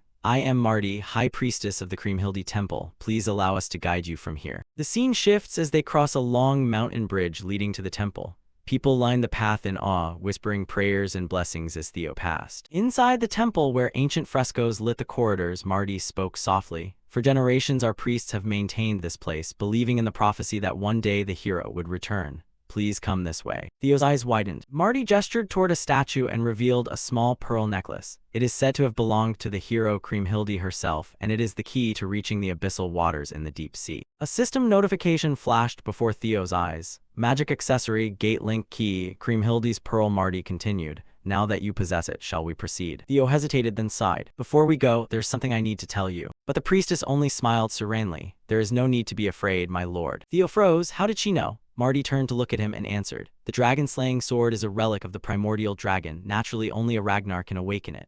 The reason we call this place the home of Kriemhildi, even I could sense it after guarding the sanctuary across generations. The sorrow of a girl who had no choice but to wound the one dearest to her. Her final wish was to protect this island. Kriemhildi has acknowledged you, so you deserve to be treated accordingly." Marty led Theo down an ancient staircase carved beneath the temple.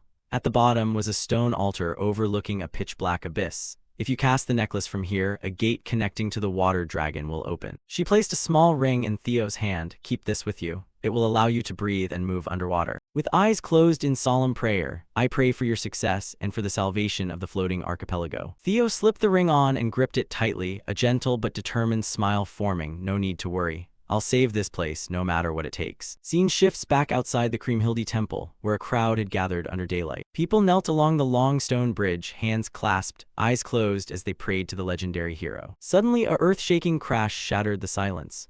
A soldier slammed his halberd down on the path, shouting, "Everyone evacuate immediately." Another soldier stepped forward, voice cold as steel. "The 3 maritime clans have completed their investigation.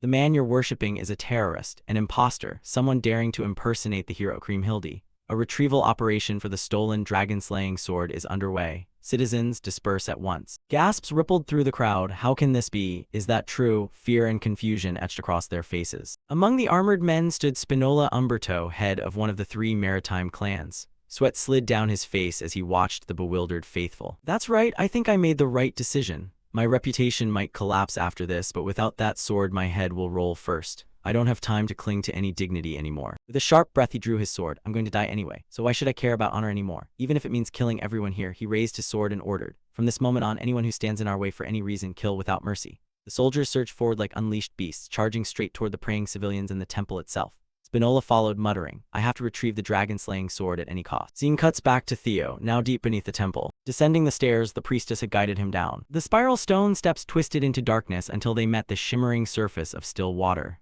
Theo paused, studying the partially submerged stairs. So this is it. He reached into his coat and pulled out the pearl Marty had entrusted, a relic Kriemhilde had worn last. Then he let it drop into the water. The pearl slowly sank, vanishing beneath the surface.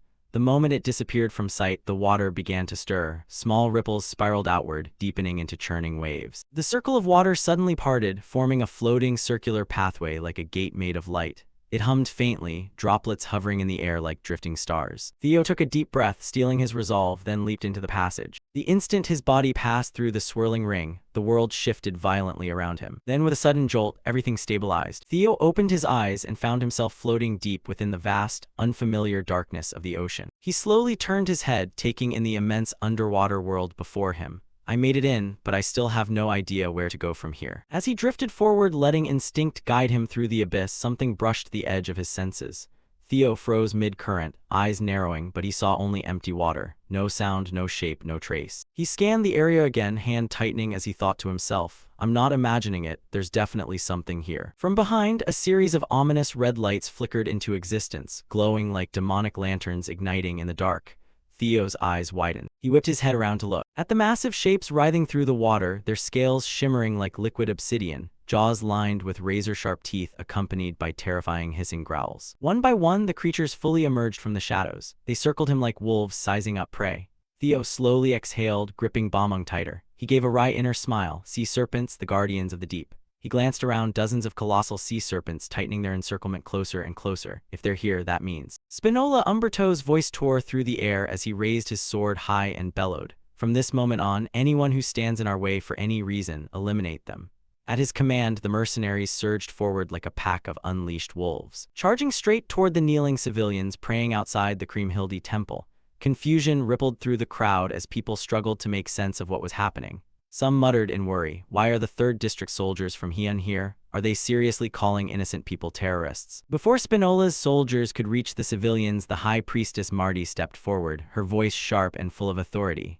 "Stop. All of you stop right now." With steady steps, she placed herself between the mercenaries and the praying people. Her white robes were soaked from the sea mist carried on the wind. "Terrorists, on what grounds do you make such a claim? The man you're accusing is clearly the reincarnation of Kriemhilde." Behind her stood the temple knights, shields raised in solid support. "I swear on the honor of every priest who has guarded this temple across generations. Aren't you the ones who need to explain yourselves? Why are you bringing Troiven mercenaries into a sacred site dedicated to the holy maiden Kriemhilde?" Gasps erupted through the crowd. Troiven, faces paled as the truth spread. Someone else shouted, "They're the ones who stole the dragon sword. Didn't the 3rd District lose the dragon-slaying sword in their ambush? Wait, don't tell me." A furious man strode straight up to one of the soldiers and roared, "You colluded with the Troiven clan, didn't you?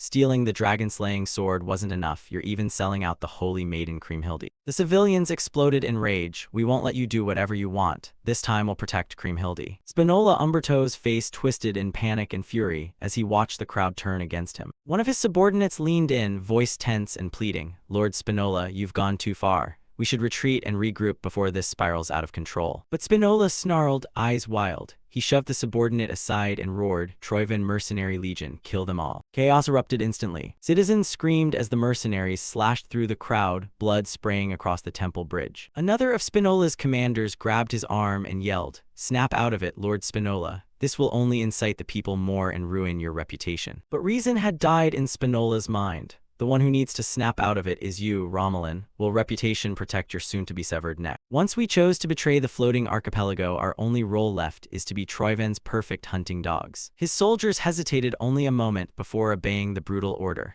Anyone who gets in the way, kill without mercy. I'll bear every responsibility. We must reclaim the dragon-slaying sword no matter what. On the High Priestess's side, the temple defenders held firm, fear flashing in their eyes as they saw Spinola's full force charging with murderous intent.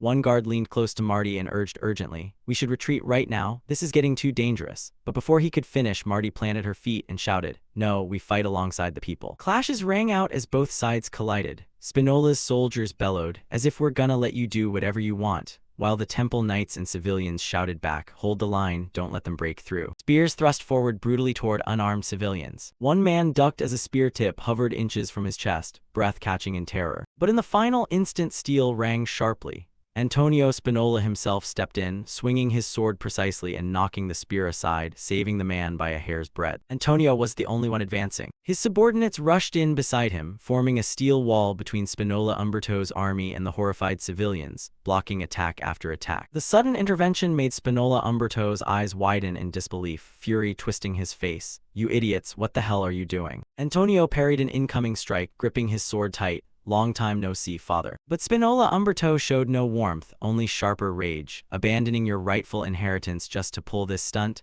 What a ridiculously pathetic story." Antonio's jaw clenched at the accusation. With anger flaring, he swung his sword so hard an incoming spear snapped in two. Metal shards spinning across the ground. "What do you mean by pathetic stunt? Betraying your own country or slaughtering innocent civilians?" Spinola Umberto's fury only deepened, eyes trembling with rage as he spat venom. "You worthless bastard son." Both armies clashed fiercely. With Antonio and his men joining the temple knights and civilians, their side finally had a slim chance. Antonio pushed forward through the chaos. "All Black Tower members present. Advance, suppress those unjust bastards, and protect the civilians at any cost." The battlefield erupted with fresh power as swords met spears again and again, sparks flying like scattered embers. While Antonio fought fiercely, shielding civilians whenever he could, a grim thought weighed heavy in his mind. No matter how much I try to rally the people, the reality is still overwhelmingly against us. We're still outmatched in strength and numbers. The line won't hold much longer, please hurry. Scene shifts to Theo. He was floating in the deep sea encircled by sea serpents.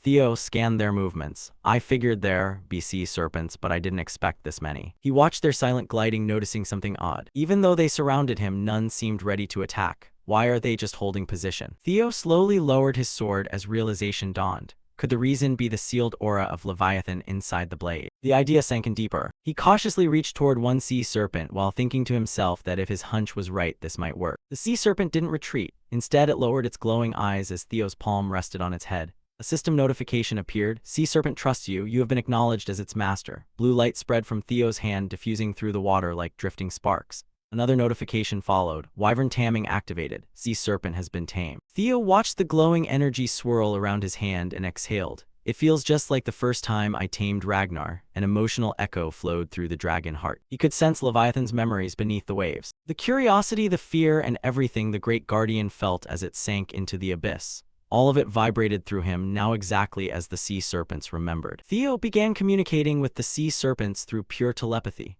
Their thoughts flowed through his mind like currents. "You were all drawn here by Leviathan's power gathering together. That's why you didn't attack me. You're just observing, waiting, because I carry the same aura as him." Another sea serpent glided closer, its eyes dimming with worry, and whispered directly into his mind. Theo's expression sharpened, then softened in surprise. "Is that really true?" But instead of fear, a slow smile spread across his face. Theo reached out, gently patting the sea serpent, and spoke warmly. "Don't worry, just trust me. I'll handle this no matter what. Take me there." Theo climbed onto the sea serpent's back, gripping the dragon-slaying sword tightly as the creature coiled through the water, leading him toward Leviathan's resting place. They plunged deeper and deeper into the abyss. The world darkened until only faint blue glimmers remained. Pressure thickened around him. Currents twisted violently. Theo raised a hand to shield his face, feeling the ocean squeeze like a fist. The deeper we go, the stronger the currents. Mana is distorting around us. Clear sign we're getting close to Leviathan. He activated Dragon Egg Synchronization, the Mind Gate. His eyes glowed with strange blue light cutting through the darkness. And then at the very bottom of the deep sea, Theo finally saw it. The colossal form of the water dragon Leviathan lay motionless on the ocean floor. Corrupted purple mana streaks wrapped around its massive body like chains. Theo's breath caught. He whispered, "So this is Leviathan. It really has been lying dormant at the bottom all this time." Even with Leviathan's size, the pressure was terrifying, yet something about the mana felt wrong, twisted. The mana flow is so strange, just like the sea serpent said. This isn't the Leviathan I saw in Kriemhildi's memory. Suddenly Griffin materialized beside him, feathers bristling as it hissed in shock. "Whoa, this thing is completely rotten." Theo blinked in shock, eyes wide. But before he could react, the ancient dragon floated forward and said quietly, "Agreed. Its condition is dangerously unstable." Theo looked between them, tension rising. "Is it really that bad?" The ancient dragon sighed, voice calm but heavy. "I thought you'd sense it yourself. You carry the same aura as him after all." Theo's eyes widened as faint purple mist coiled around the aura he possessed. "Don't tell me this is the same demonic corruption from the cave back then." The ancient dragon nodded. "Exactly. Leviathan has been fully overtaken by the corruption. It's lost all reason." Before Theo could focus his thoughts, the purple streaks flared violently. The water dragon's eyes snapped open, glowing like molten amethyst. Then its roar exploded through the depths, sending a tidal shockwave ripping across the ocean floor, shaking the currents around him. Scene shifts to a building perched on a cliff right by the sea. The interior was utterly wrecked, as if it had just endured a brutal battle. Noel stepped in slowly, calm as he spoke. "Our two nations may be at war, but there's one thing we need to make clear." Tyrant Dragon in front of him, a man leaned back against the rubble. The man let out a soft, mocking chuckle, lips curling. "Been a while, huh, Ninth Phoenix Lord of Troyvan, Noel." The tall man was Dantaral, one of Ragnar's 9 dragons. Seeing Dantaral's utterly calm demeanor, Noel's eyes flashed with rage. "You think this is the time to laugh? Have you forgotten our pact?" His voice boomed, shaking the hall. "While we fought the Ragnar clan, you took the north in exchange for keeping Troyvan's takeover of the archipelago secret." Tyrant Dragon propped his chin, pretending to ponder. "I don't recall breaking any deal. Is there a problem?" That mocking smile stabbed straight into Noel's last shred of restraint. He slammed his foot down, cracking the stone floor. "Stop playing dumb. Are you seriously saying you don't know the 6th heir candidate pulled something behind our backs?" In his mind flashed the image of Theo Ragnar with the dragon-slaying sword, making his blood boil even hotter. Noel's eyes blazed with killing intent. "Be honest, Tyrant Dragon." A massive wave of murderous aura erupted around him, so thick the air warped. Yet Dantaral stayed seated, even smiling like he was watching cheap entertainment. Noel pointed straight at him, growling, "If there's no reasonable explanation, our agreement ends here." Scene cuts deep to the ocean floor, back to Theo facing the colossal form of Leviathan, now fully stained with toxic black-purple demonic corruption streaks. Purple veins pulsed beneath the once majestic blue scales, making Leviathan's entire body look poisoned to its very soul.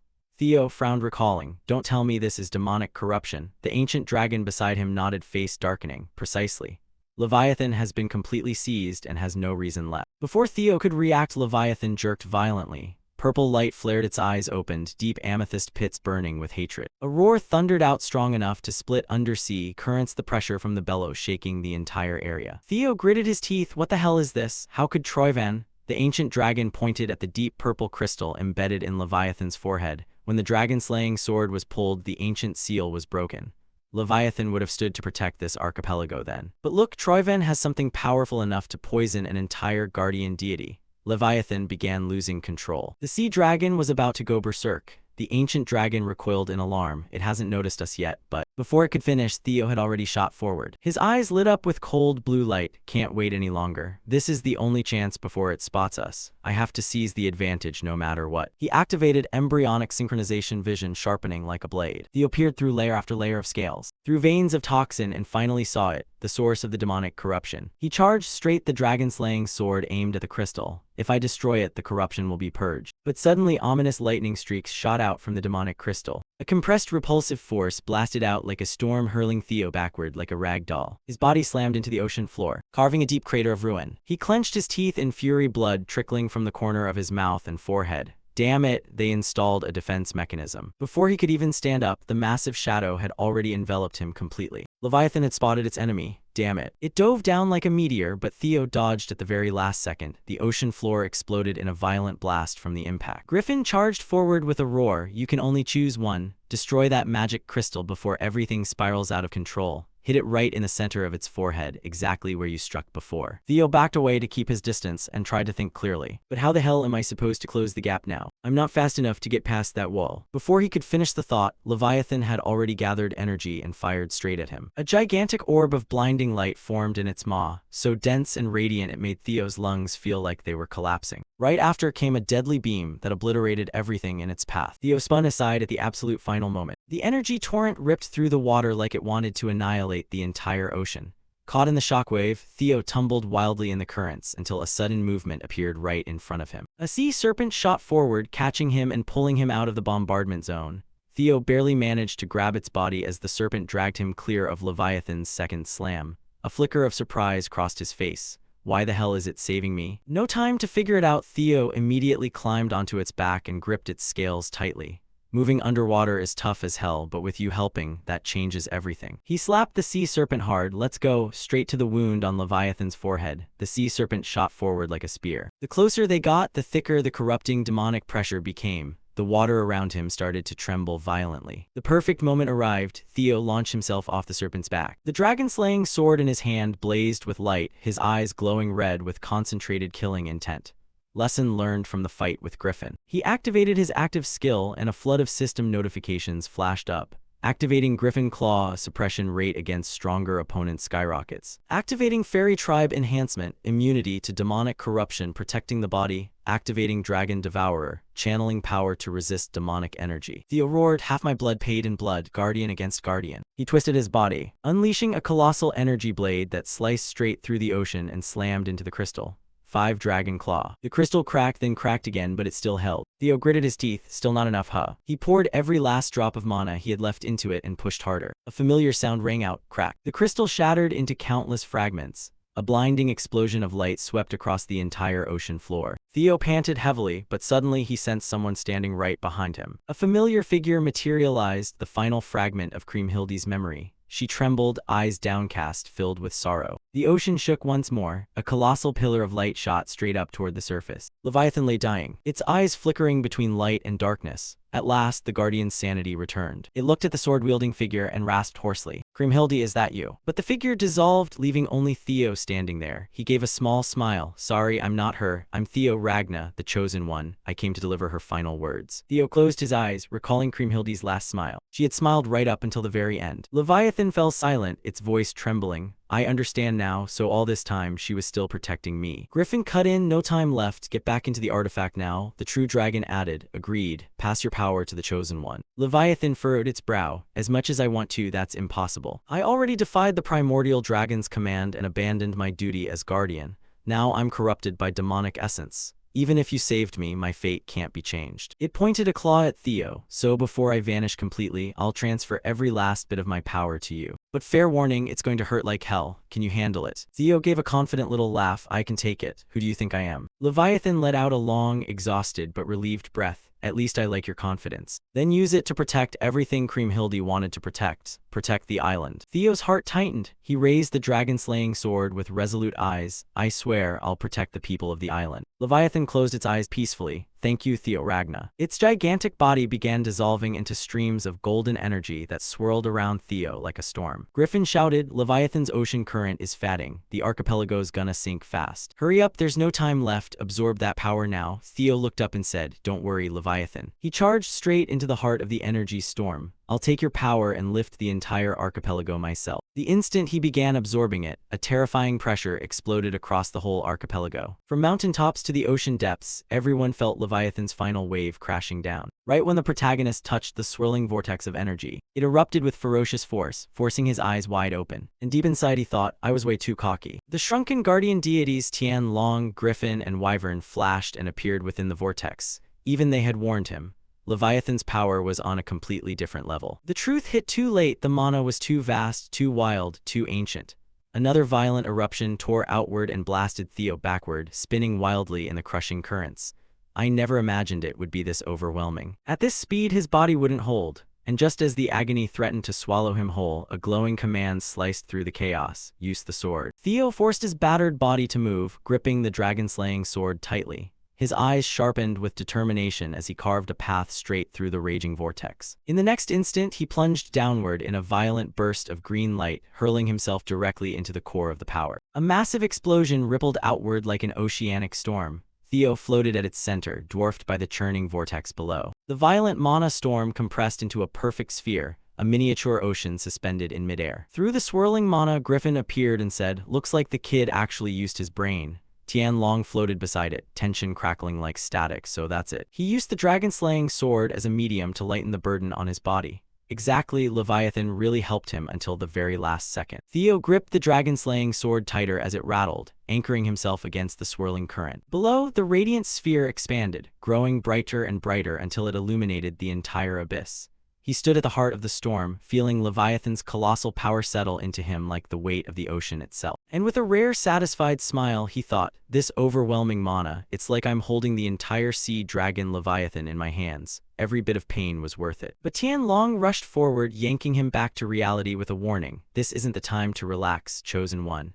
If you want to move the archipelago, this is your one and only chance to wield Leviathan's full power." Theo surged forward, channeling every ounce of the power Leviathan had entrusted to him. Mana roared around his body, trailing streaks of light behind him. "Got it." Tian Long appeared at his side, reminding him, "Have you decided on the destination?" Theo didn't hesitate. There was only one perfect place in his mind, and the answer was unmistakable. Northeast Ragnar Bay, the very spot where the floating archipelago had once rested. As the core blazed brighter, his resolve locked in completely. That location wasn't just suitable, it was the single point where Leviathan's power could anchor the archipelago back in place. Far above, the battlefield outside Kriemhildi's temple still raged fiercely. Soldiers clashed amid sparks and desperate cries when suddenly the sky cracked open. A roaring tsunami crashed down like divine judgment. The impact was beyond endurance, freezing every warrior mid-swing. Panic spread as the sky filled with blinding power. What the hell is happening? Did something happen to Lady Kriemhildi? It's not gonna sink, right? But the tremor beneath their feet answered before anyone could speak. "What? It's actually sinking!" Another soldier shouted and pointed at the coastline as it twisted and warped. "Everyone look over there. The shore, look at the coastline." Because the ground was shifting, violent whirlpools swirled around the archipelago as the entire landmass began to drift.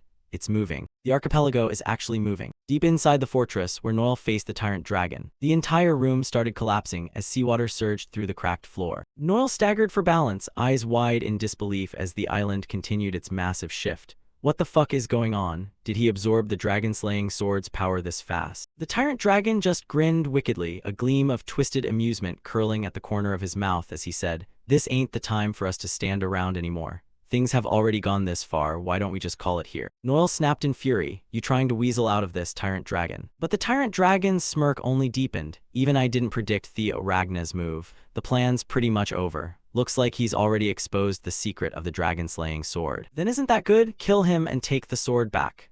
Noel stiffened, replying with bitter rage, "You planning to use me to deal with someone who could become your own rival? Want to keep your hands clean while I do the dirty work?" The tyrant dragon leaned back with absolute confidence. "Instead of wasting time like this option benefits you way more, doesn't it?" Back outside the temple, Antonio watched the landmass tilt and glide across the sea. Shock exploded across his face. The archipelago is really moving. That kid actually did it. With the final danger lifted, he raised his voice over the battlefield, commanding the troops and citizens, "Everyone stand down. The archipelago isn't sinking anymore. We're all safe now." But his words were cut short as a brutal slash tore viciously across his side. Antonio's breath caught, his face twisting in pain as he gasped from the sudden attack. But at the very last moment, a blade sliced through the air and blocked the strike by a hair's breadth. The surrounding soldiers froze, stunned by how fast he moved. With one simple swing, Theo cleaved the charging guard in half midair. The soldiers around them erupted in excitement, shouting, "Kriemhildi has returned. She succeeded in sealing the water dragon." Antonio stumbled forward, breathing uneven but eyes full of hope. "Hey Ragna, the archipelago is safe now, right? Yeah, it won't sink anymore." The tension melted from Antonio's shoulders and he exhaled with a grateful smile. "Thank you, kid. It's shameless of me to ask for one more favor." But Theo gently cut him off right away. "Don't worry about it, just rest, Antonio." Antonio froze. Those words carried absolute certainty.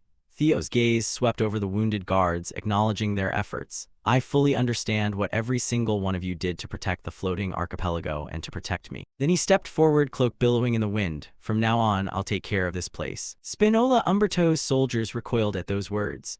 Fear gripped their hands as they realized the power standing before them was on a level far beyond their control. Spinola Umberto roared in furious desperation. What the hell are you idiots standing around for? The dragon-slaying sword is right there. Stop hesitating and seize it now. Driven more by panic than courage, the army charged forward with frenzied screams. But right at that moment, Noel stepped onto the battlefield, his voice trembling with rage as he spoke. In the short time I was gone, you've already turned this place into a complete mess. Theo's expression changed instantly. Shock flooded his face as he realized exactly what was about to happen. Panic sharpened his voice as he shouted, "Everyone get down." The air seemed to crack as a razor-thin red line began to glow ominously in the distance. Spinola Umberto and his troops stiffened as similar deep red lines appeared across their necks. Then a blinding slash tore through the battlefield. And in the next instant, every mark Noel had carved exploded at once. Spinola Umberto's entire army burst into sprays of crimson blood, heads perfectly and brutally bisected. An execution carried out in a single, unstoppable strike. But before the attack's full destructive force could wipe everything out, a colossal wave of energy and water surged outward. The shockwave ripped across the land as the surrounding sea erupted. Waves crashed in every direction under the clash of two overwhelming forces. And in that single sweeping surge, the entire formation on the bridge collapsed. Water and blood flooded the stone walkway. Soldiers toppled like broken dolls, scattering across the battlefield. Antonio stared through the splashing water, his breath trembling as the impossible unfolded right before him. No way. Noel's attack finally subsided enough for him to see the truth sprawled across the soaked bridge. Corpses, torn uniforms, and shattered weapons littered a massive red streak of blood. The nobles, the guards, all of them dead. Noel stood atop Spinola Umberto's severed head, his boots mere inches from the spreading pool of blood below. You pathetic pirates, you couldn't handle one damn brat and instead turned everything into this disaster. Antonio's eyes widened, every trace of color draining from his face. Father, Theo stepped past Antonio, his strides steady despite the blood-soaked chaos around him. Snap out of it and evacuate the citizens right now. The floating archipelago will need you. Antonio understood and began leading the people to safety. Theo narrowed his eyes at Noel, studying him through the lingering mist of water and blood.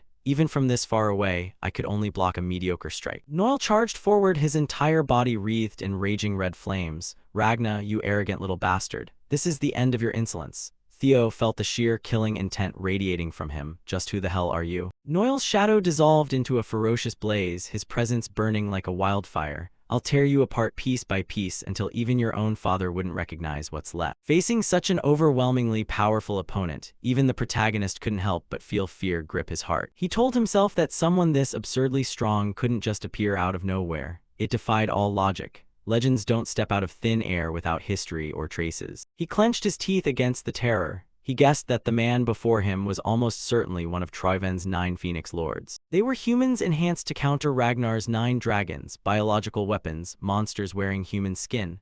Their power and brutality surpassed imagination, created for the sole purpose of slaughter.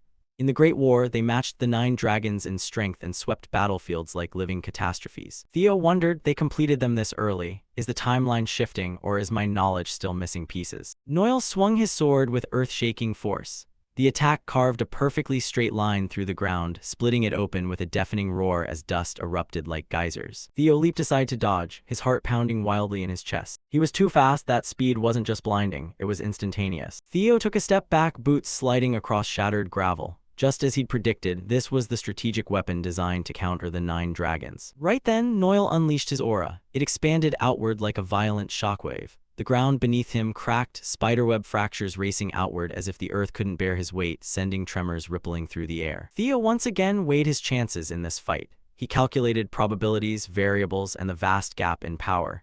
If the man in front of him truly was one of the 9 Phoenix Lords, he didn't have even a thousandth of a chance to win. Defeat was inevitable. But before he could measure or plan a retreat, Noel leaped and attacked. The distance vanished in a fraction of a second. Theo somehow blocked the strike on pure instinct rather than sight, but the impact was brutal. He was hurled into the air by the collision. Theo gritted his teeth against the pain as the shock from the hit reverberated through his arms and up to his shoulders, not giving him even a second to escape. Noel raised his sword high overhead, the blade glowing with terrifying light. As he slammed down with full force, he mocked that with the dragon-slaying power flowing through him, Theo shouldn't even be able to hold the sword. Theo strained to raise his blade and block, a desperate defense against an unstoppable foe. The result, he was blasted backward toward the buildings behind him. Theo skipped across the surface like a stone thrown on water, crashing through brick walls and glass. Dust and debris engulfed the area as he smashed into structures and brought them crumbling down. Noel landed gracefully, his boots making almost no sound, complete contrast to the violence he'd just unleashed. He told Theo to give up. He warned that if he kept going, he'd only make the pain worse. Before the dust cloud cleared to reveal Theo's position, 3 daggers suddenly shot out from the haze, aimed straight at Noel. Noel casually swatted the attack aside with his hand and caught them midair effortlessly. He sneered that the attack was just clowning around and he didn't have time for games here. He tossed the weapons aside with contempt. However, before he could finish speaking, Theo appeared behind him. Noel glared at him, eyes cold and unimpressed. "You're too old to be playing childish tricks like that." Theo felt a mix of anger and confusion at the comment. He slashed downward, kicking up a thick cloud of dust as the shockwave echoed through the ruins. When the dust settled, reality was clear. Noel had blocked the slash with only his own sword. He hadn't even taken a single step. In Noel's mind, he began to understand what Lord S had hinted at. The pieces of the puzzle were starting to fit. A memory surfaced in Noel's mind. He stood rigidly in a dimly lit room. Eid Troiven was warning him about Theo Ragna, the next generation of House Ragnar. Eid told him to pay special attention to the boy. It wasn't just a warning, it was a mission directive. Eid ordered that if the opportunity arose to confront Theo, Noel must eliminate him immediately. Back in the present, Noel swung his sword casually. The sheer wind pressure alone swept away the surrounding dust. The ground beneath him lay in ruins from the force of Theo's attack, proof that this kid possessed dangerous power. Noel thought to himself that if Theo was left alive, he would surely become a massive variable in the war, one they couldn't afford. Therefore, he was a threat that had to be eradicated. The decision was made. Then we see Noel's sword drenched in Theo's blood. Dark liquid ran along the blade's grooves and dripped to the ground. It was a deep wound. Theo was fleeing and struggling to buy time. Every second counted. One of his guardian spirits was contacting him, asking what he was doing because they needed more time to help. A system notification appeared before Theo's eyes. Activation of supporting fairy technique failed. Cooldown still active. The life-saving skill was completely useless right now. He told himself he couldn't afford to lose here, even as blood poured from the wound, soaking his clothes and leaving a long trail behind him as he ran. The system displayed time remaining until the dragon-slaying sword stabilizes was over 2 minutes. 2 minutes in a fight at this speed felt like an entire millennium. Theo gripped the sword tighter, knuckles white. If he could just borrow Leviathan's power one more time, he might escape this. As he neared the harbor, the salty sea air mixed with the metallic scent of blood. He caught Noel's reflection in the water, charging from behind. The once peaceful harbor was instantly destroyed by Noel's attacks. Warehouses collapsed, wooden crates shattered. Theo leaped back, dodging the strike by a hair as blood from his wound sprayed across the blazing red wreckage. Before he could even catch his breath, another attack came rushing in. Theo leaned back sharply, narrowly escaping a slash that flattened the buildings behind him. The sword chi sliced through stone and steel effortlessly, bisecting structures. The upper parts of the buildings slowly slid down, crashing with enough force to shake the ground. Noel kept pursuing like a predator toying with wounded prey. Theo darted into the ruined buildings, climbing over piles of rubble and twisted metal to find an escape route. Even so, Theo forced his battered body to keep moving with whatever strength he had left. He swung his sword with every ounce of power he had, unleashing a blazing attack, a wave of energy that obliterated everything in its path. When the dust cleared, Theo was utterly stunned, his heart tightening. Noel stood there completely unscathed, not a scratch, not a speck of dust on his clothes. Noel charged again, unleashing a relentless barrage like a tidal wave. While Theo was cornered, his mind frantically searched for options that didn't exist. Sparks flew every time their swords clashed. Theo barely managed to stand, arms trembling, stance crumbling. Noel's attack sliced through everything, street lamps, the ground, the ruins. With a massive explosion, Theo was blasted into the ocean. Noel leaped after him and appeared hovering in midair like an executioner. He swung his sword, unleashing countless slashes. Invisible blades of air tore across the sea surface, sending massive waves surging up before crashing down. When the water calmed slightly, Theo burst out and appeared in front of Noel. He was soaked to the bone, trembling and gasping desperately for air. His chest heaved with ragged breaths. In his mind, he thought, just a little more time until the dragon-slaying sword stabilizes.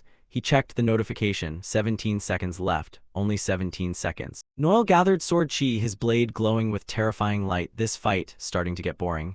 Let's end it here. Theo's eyes widened. He knew the situation had turned extremely dangerous. This would be the finishing blow. So he came up with a way to distract him for a split second. A gamble, a stupid, desperate gamble. Theo's gaze locked on his dragon-slaying sword and he made his decision. He hurled the sword up over Noel's head, discarding his only weapon. What you're after is this dragon-slaying sword, right? If you're so great, come and take it. Noel froze for a moment, staring up at the spinning weapon. That was the brief instant Theo had been waiting for, a flicker of hesitation. The sea serpent leaped from the water and snatched the sword in its jaws. Right then, Theo taunted Noel, "Looks like you don't have what it takes." Noel's eyes bulged with rage, his calm facade cracking. "You damn brat, right to the end, you're still pulling cheap tricks." Theo stood firm on the dock as countless sea serpents rose behind him, emerging from the abyss like ancient guardian deities. Noel glared furiously, his pride wounded far deeper than his body ever could be. The sea serpent's attacks shot straight toward Noel in a unified line, focused beams of energy-churning chaos beneath the water's surface. Noel blocked them and smirked. "You really think these damn snakes can change anything?" With a casual swing of his sword, he swept away the serpent's assaults, turning them into harmless mist. But this time, he was caught off guard when he saw Theo charging straight in for the attack. Noel sneered, "The guy who's been running away this whole time finally has the guts to come at me. I don't care what scheme you're cooking up. But go ahead and throw everything you've got. I promise I'll give you a spectacular ending."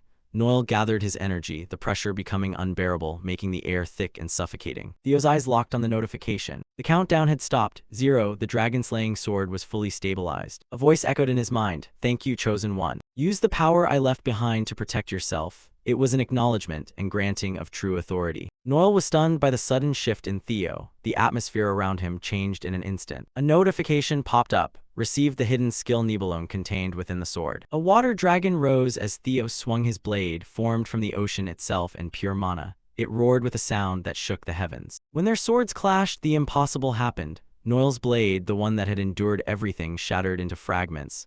Shards of steel scattered like confetti. Theo pressed the attack without losing momentum. A colossal water dragon surged forward from his slash, immense, majestic, and terrifying. It was ready to erase anything in its path. The brutal collision sent Noel flying like a torn ragdoll, his clothes shredded in patches, fresh blood spraying through the air. Noel fell freely and slammed into the water. The impact was so violent he couldn't even reflexively brace himself for a safe landing. The wooden bridge below collapsed entirely under the force of his fall, leaving a violent ocean whirlpool that swallowed every trace of the enemy. Theo landed on what remained of the bridge, standing tall amid the spray of mist. The tide of battle had completely turned. He was now firmly in control. But Noel wasn't going to die that easily. From the depths of the sea, he slowly rose to the surface.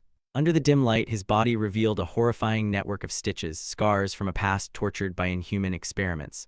Noel let out a hoarse laugh. "Ha ha ha, what a shame, huh? That looked like your ultimate move. You failed, kid." He shouted with manic excitement, a twisted grin hidden behind the mask covering his severely burned face. "That's all you've got and you think you can kill me? Keep dreaming." In response to that arrogance, Theo only looked down coldly. "I was thinking the same thing. The 9 Phoenix Lords are supposed to rival the 9 dragons, so of course you wouldn't go down that easily." With that, Theo raised the dragon-slaying sword high, his eyes blazing with vengeful fire ready to obliterate his foe. Instantly, the sea behind Noel began to rise, standing upright like a living creature, obeying Theo's every command. At that moment, it felt as though the entire ocean rested in the palm of Theo's hand. Theo pointed the sword straight at Noel. "I may not be able to kill you right this second, but this power is more than enough to send you to the deepest abyss." Half submerged in the water, Noel was immediately dragged by the powerful current. He felt the water constrict around him in terror and rasped in panic. "Damn it, what the hell is this current?" The sea churned into a Chinese letter waterspout under Theo's command, spinning with unstoppable speed. He shouted, "Sink to the bottom of the ocean like that." Under the authority of the water dragon Leviathan, Noel was utterly powerless. No matter how wildly he thrashed, the cold current relentlessly pulled him into the vortex and dragged him into utter darkness. Before the raw force of nature embodied by the sea, a human had no chance to resist.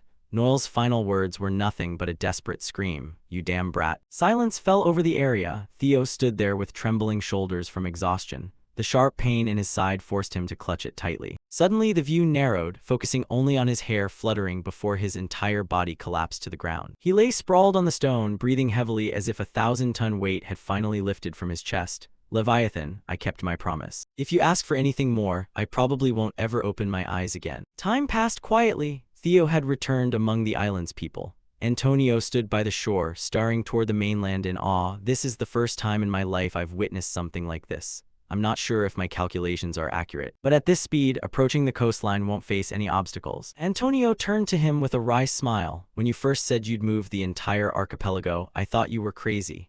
but seeing the reality right in front of me, I have no choice but to believe it. From the crowd, a curious woman spoke up, but why go through all this trouble to move the whole island? Wouldn't resealing the water dragon be easier? Theo calmly explained to the people, yes, that would be simpler, but if we did that, today's tragedy would just repeat itself sooner or later. People like Troyvan and the Northern Alliance would never give up trying to seize the dragon-slaying sword. Your island would be put in danger again. Only when it's no longer at risk of sinking and is properly protected can everyone truly feel secure about the future. He continued, from now on, the floating archipelago will be anchored in the northeast bay of the Ragnar family. Since it's no longer drifting, maybe we should give it a new name. Excitement lit up everyone's faces. Being close to the Ragnar family meant absolute safety. Antonio looked at Theo intently. He swallowed hard and took a deep breath to muster the courage for what he was about to say. He suddenly bowed deeply and spoke, "Young master, please forgive me. The hostage incident at the series trading caravan caused by Black Tower not long ago, the White Dragon team had to sacrifice so much. Even if we were threatened by Troyvan, we can't escape responsibility for what happened. If you wish to hold us accountable for that." Theo stepped forward and lightly patted Antonio's shoulder. "Yes, you're right. You need to take responsibility for that right now. Say it anything, even if you want this head, I'll offer it to you." But in response, Theo simply replied calmly, "Antonio, leader of the Northern Maritime Alliance, I want you to take that empty seat." Antonio looked up in shock. What are you saying?" Theo explained clearly. The Ragnar family's CERES Chinese letter has been completely wiped out. Right now, the North has no large-scale trade routes anymore. I don't want to worry about that anymore because I believe your island's maritime alliance will do everything to fill that gap. Antonio stammered, "But I'm not worthy of that position." Theo didn't argue. He turned to the crowd and asked loudly, "Everyone heard that? Lord Antonio says he's not worthy. What do you all think?" In the silence, Saintess Marty suddenly raised her hand and spoke. "I fully agree to let Lord Antonio take this position. We've all seen his sincerity." Following the Saintess, the woman who had asked the question earlier also raised her hand. "I agree too, he should be our leader." One by one, thousands of hands rose, chants of Antonio's name filling the air. Seeing the people wholeheartedly support a leader with true heart, Theo smiled in satisfaction. He thumped his chest lightly and declared firmly, "Then it's settled. First condition. As long as the Maritime Alliance fulfills its duties and gives priority to the Ragnar family, I, Theo Ragna, swear on my family's name to guarantee absolute security and autonomy for this archipelago. I stake my honor on this oath being fulfilled." Antonio closed his eyes, overcome with emotion. A true heir of the great Ragnar family stood before him, entrusting him with the duty to protect the people. He had no reason left to refuse. Antonio gave a small smile. "In the end, I'm still just the one receiving favors." He stood tall and proclaimed clearly, "On behalf of the Maritime Alliance, I, Antonio Spinola, swear to cooperate fully with the Ragnar family." A blood oath had been sealed for the new alliance, granting Theo immense political power in the race to become head of the Ragnar family. The people erupted in joyous cheers. Right then, the island suddenly shook violently as if it had collided with something, startling Antonio in terror. But Theo only smiled, closing his eyes in contentment. "We've arrived. Welcome to the floating archipelago's new home." Meanwhile, on a distant, nameless rocky shore, furious waves crashed wildly against the cliffs as if the ocean itself were raging. Suddenly, a scarred hand gripped the rock tightly. Noel, the one thought to have been buried at the bottom of the sea, was still alive. He had used his last scraps of strength to swim back up. His lungs greedily gulped air after holding his breath for so long. Noel crawled ashore, coughing violently from the water and the crushing pressure on his chest. His rage flared wildly. "That bastard Theo Ragna, next time we meet, I'll tear you apart and devour your guts." Suddenly, a cold voice rang from atop the cliff, making Noel flinch. Power enough to face the Ragnar family's 9 dragons. What a disappointing performance. Noel froze, trembling as he looked up toward the voice, "Tyrant Dragon." He shouted, "That's right, didn't you say you'd be in trouble if our plan failed? What do you want? Whatever it is, just help me this one time." The Tyrant Dragon didn't reply. He leaped straight down from the cliff, landing with such force that he shattered the hard rock beneath him, proving he was no ordinary being.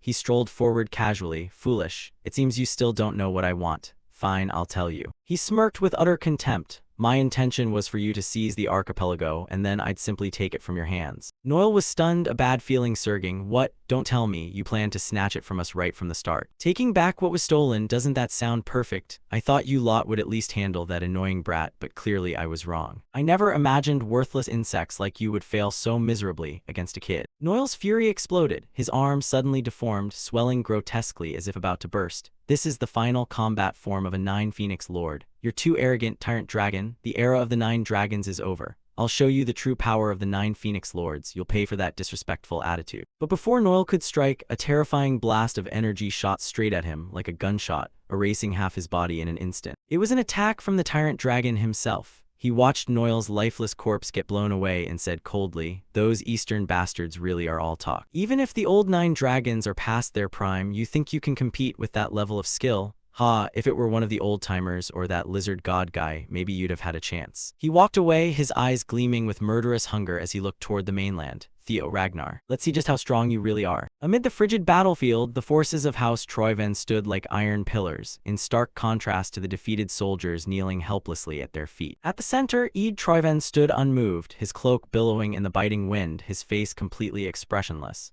Behind him were ranks of steel-disciplined soldiers, their silence radiating the absolute authority of the family. Among the chained prisoners, one trembling figure slowly lifted his head, the bruises on his face unable to hide the burning hatred in his eyes. He gritted his teeth audibly and snarled through ragged breaths, "You disgusting worms, do you really think this will help you defeat our House Ragna?" His shout shattered in the air, but he kept spitting venomous words. "In the end, the blade of Ragna will deliver death." The sentence was abruptly cut off. A blazing red streak tore through the air, and his head fell before the victim even realized what had happened. Ead Troyven lowered his sword with terrifying calm, crimson blood running along the steel blade and dripping onto the frozen ground.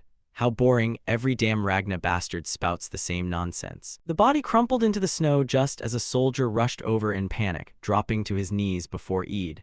"Young master, urgent news, the floating archipelago campaign has failed." Ed's eyes shifted slightly as he asked in a steady voice, "What about Noel?" "We've lost contact with him, my lord." From the ranks, another figure stepped forward, clad in gleaming iron armor, his helmeted face tilting slightly as he stood beside the kneeling soldier. His voice was calm but laced with danger. "Looks like that defective product failed after all." He slowly raised his head, a predatory gleam shining behind the visor. "If we lose the floating archipelago, our main distribution network collapses and the balance of war could shift completely. Please allow me to personally clean up this mess." He was one of the 9 Phoenix Lords, the one ranked first. But without hesitation, Ead turned away, his cloak sweeping across the blood-soaked snow. "No, forget it. We've already recovered the massive capital from the archipelago." Ead walked on as the Troyven army advanced behind him, swords rising and falling in deadly arcs, mercilessly executing every last prisoner. "It's a shame, but we can't let this cloud our vision and forget the real objective. Redirect all remaining forces to the central front." This entire conflict was just a feint to draw their attention. Ead paused for a moment, a faint purple glow flickering deep in his eyes. "Burn this into your minds, our goal is singular and everything is for his sake." Ead's voice echoed across the vast expanse in reverence for the resurrection of the mad dragon emperor. The scene faded, then shifted to the sun-drenched horizon of the newly revived floating archipelago. The calm waters sparkled, ships bustling in and out of the harbor, the air filled with the laughter and chatter of merchants and workers. Inside an office overlooking the docks, Antonio Spinola was buried under a mountain of documents. Exhaustion was etched into every line of his face. His fingers pressed hard against his temples to ease the throbbing headache. The door creaked open softly. Theo stepped in with his usual calm demeanor. "You look like you're carrying the weight of the world." He approached the desk, standing in the warm, golden afternoon light. "Is the Ragnar family's transport network running into trouble?" Antonio sighed, trying to play it cool but failing. "That's one hell of a question. Everything was so much simpler when we didn't have to calculate variables for a sea full of drifting ice." Antonio pushed back his chair and stood, looking Theo straight in the eye with conflicted emotion. "Let me be honest, I'm afraid of House Ragna. I'm grateful you freed us from Troyven, but nothing in this world comes free. With one snap of Ragna's fingers, everything we've built could be wiped out. The only thing that changes is the name of the invader." Antonio lowered his head, shadows covering his expression. "Sometimes I think we were safer just drifting endlessly on the sea." Instead of getting angry, Theo simply smiled, crossing his arms and leaning back casually as he replied, "I get it. That's a concern any leader has to weigh, but my view is the opposite. Precisely because it was a drifting island, the floating archipelago was the most dangerous place of all." Antonio's eyes widened. Theo extended his hand, revealing a small gleaming medal. "Isolation means no enemies, and so the place gradually becomes unfamiliar with combat. Even in this crisis, you couldn't mount a proper resistance." Theo flicked his wrist, sending the medal spinning through the air before it landed neatly in Antonio's palm. National defense can't be solved by dependence. Even when facing huge risks, a nation has to prepare itself. Theo looked at him for a moment before asking, do you know about House Ragna's White Dragon Unit? Of course, the legendary aerial strike force riding wyverns. Exactly. Theo gave a cryptic smirk. This archipelago has creatures just like wyverns. Antonio's face hardened. You mean the sea serpents? Don't even mention them. Those vicious beasts travel in packs and crush everything in their path. Whenever they show up, it's an emergency. Right then, a shout from the harbor echoed into the office. Emergency. Sea serpents sighted at the docks. Evacuate all civilians immediately. Combat forces prepare to engage. Antonio cursed in shock and started to rush out, but Theo stopped him with a gentle wave. No need to panic like that. Theo smiled and strode to the door, flinging it open as if welcoming a guest. Antonio froze as a massive sea serpent head appeared right in the doorway, casting both of them in its shadow. The creature lowered its head, filling the entrance like a living gate. These are the ones I summoned, Theo pointed casually. Antonio's jaw dropped, sweat pouring down his face. What? You deliberately called those sea thugs here? Have you lost your mind? Ignoring Antonio's panic, Theo slowly placed his hand on the beast's snout in an unbelievably natural gesture. So how about it? I'll teach you how to tame them. Before the stunned soldiers and civilians watching, more sea serpents rose from the water, gathering around Theo like a legion awaiting their master's command. Just like the White Dragon Unit, this archipelago can form its own cavalry. We'll call them the Kriemhilde Knight Order. While everyone was still in shock, one sea serpent approached Antonio, nudging its head against him as if testing. Antonio trembled, then let out a forced laugh as he felt the creature's breath. Looks like it's already picked you. Sunlight poured through the towering glass ceiling of the main hall, casting long golden streaks across the polished stone floor. The atmosphere suddenly grew heavy as footsteps echoed and a mysterious figure approached Theo with a face full of astonishment. This is ridiculous. You really accomplished all this in just a few days? Theo shrugged. It had to be done. Cleve stood nearby, rubbing her forehead. Do you even realize what you've done? The floating archipelago was a classified investigation target for Black Tower because it was Troyven's financial lifeline. Acting on your own like this. Theo narrowed his eyes. Classified investigation, what do you mean? If Black Tower knew how important this place was, why did they just stand by and let it get taken? Why the silence? Before Theo could dig deeper, a deep voice rang out, silencing the entire grand hall. You're Theo Ragna. A man stepped forward, his lips curling into a mocking smile. The old 9 dragons kept hyping it up so much I had high expectations, but looking at you, you're just some spoiled pretty boy, not much of a man at all. He waved his hand dismissively, as if brushing off a trivial insult. His smile sharpening like a predator. Anyway, nice to meet you. Theo's heart tightened. Tyrant Dragon Danteral, what the hell is someone like him doing here? Both Theo and Cecilia bowed respectfully as Danteral approached. He waved lazily. Oh, no need for that formal old crap, just relax. Cecilia straightened, her voice trembling with tension. Lord Danteral, why didn't you report anything to Black Tower about the situation here? Danteral glanced at her with a half-smile. Sorry, I got here a bit late. Cecilia's calm shattered into anger. Late. Because of your delay, our position in Black Tower is becoming extremely precarious. The room suddenly shook violently as an overwhelming pressure swept through, a deep crimson aura exploding around Danteral. Ah, my apologies for that. Danteral said, the red energy swirling around him like a ferocious beast. But honestly, Cecilia was the first to collapse, her body buckling as if the air had turned to stone. Theo wasn't faring much better. His eyes widened in horror as the weight of that aura slammed into him. Danteral stood like the eye of the storm, his voice booming like thunder. Do you have the confidence to bear the consequences? The shockwave erupted, shattering nearby windows. Theo gritted his teeth, fighting to keep his footing as the floor seemed to tilt beneath him. Every breath was now a battle for survival. Damn it, I knew he was strong, but this is beyond imagination. Theo's vision blurred, his chest burning.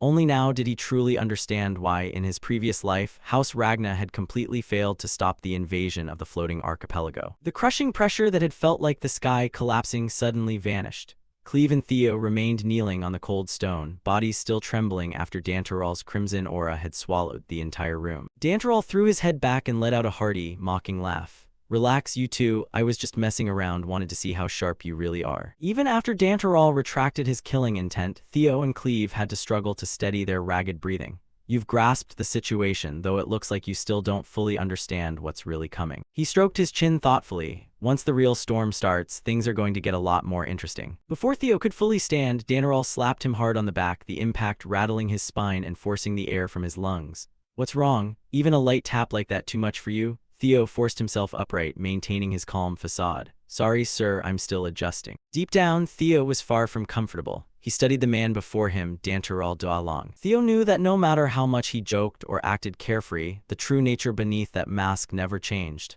Power was the only thing he pursued. Danteral wasn't here for loyalty or duty to House Ragna. He was here because this place offered a path to ultimate power. He was part of the reserve force, yet he'd arrived before anyone else. Theo thought silently, cold sweat trickling down his cheek. Danteral was extremely dangerous, even among the 9 dragons. Why would someone like him show up here first? To stay safe, Theo chose to play along. He bowed respectfully and said sincerely, "I apologize, I failed to grasp Lord Danteral's intentions and acted improperly."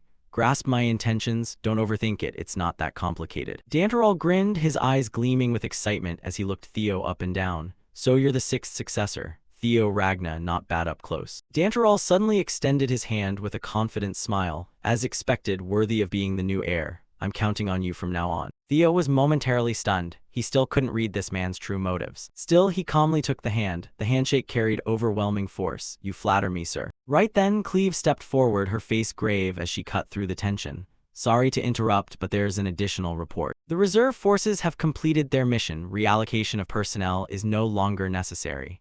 Everyone is ordered to assemble at the central front immediately." Danteral shrugged arrogantly. "Job done, so time to head back and guard the territory, pretty standard stuff." But then his voice dropped, killing intent suddenly flaring and freezing Cleve in place. "But first, there's someone I need to deal with. The reserve forces dared to summon me for an inspection. This is Black Tower's will." Crimson aura coiled around him like a beast. Danteral's eyes narrowed like growling blades. "Robert, that bastard, right?" Cleve froze, cold sweat soaking her clothes. Danteral strode past her, his voice dripping with venom. "Go find that smug prick and deliver my message. If they want to chase me, tell them to drag their own asses here." The floor trembled under his steps. As he left, the scene shifted dramatically to a blazing battlefield. In the sky, white-armored knights tore through the clouds in perfect formation. Their wyverns dove like arrows. Below, cavalry thundered across the ground. Troyvan forces retaliated with massive barrages, cannon fire and explosives staining the sky red. Amid the blizzard on the Cal Highlands, House Ragna and Troyvan clashed. Theo and the white-armored cavalry descended from the sky, landing first.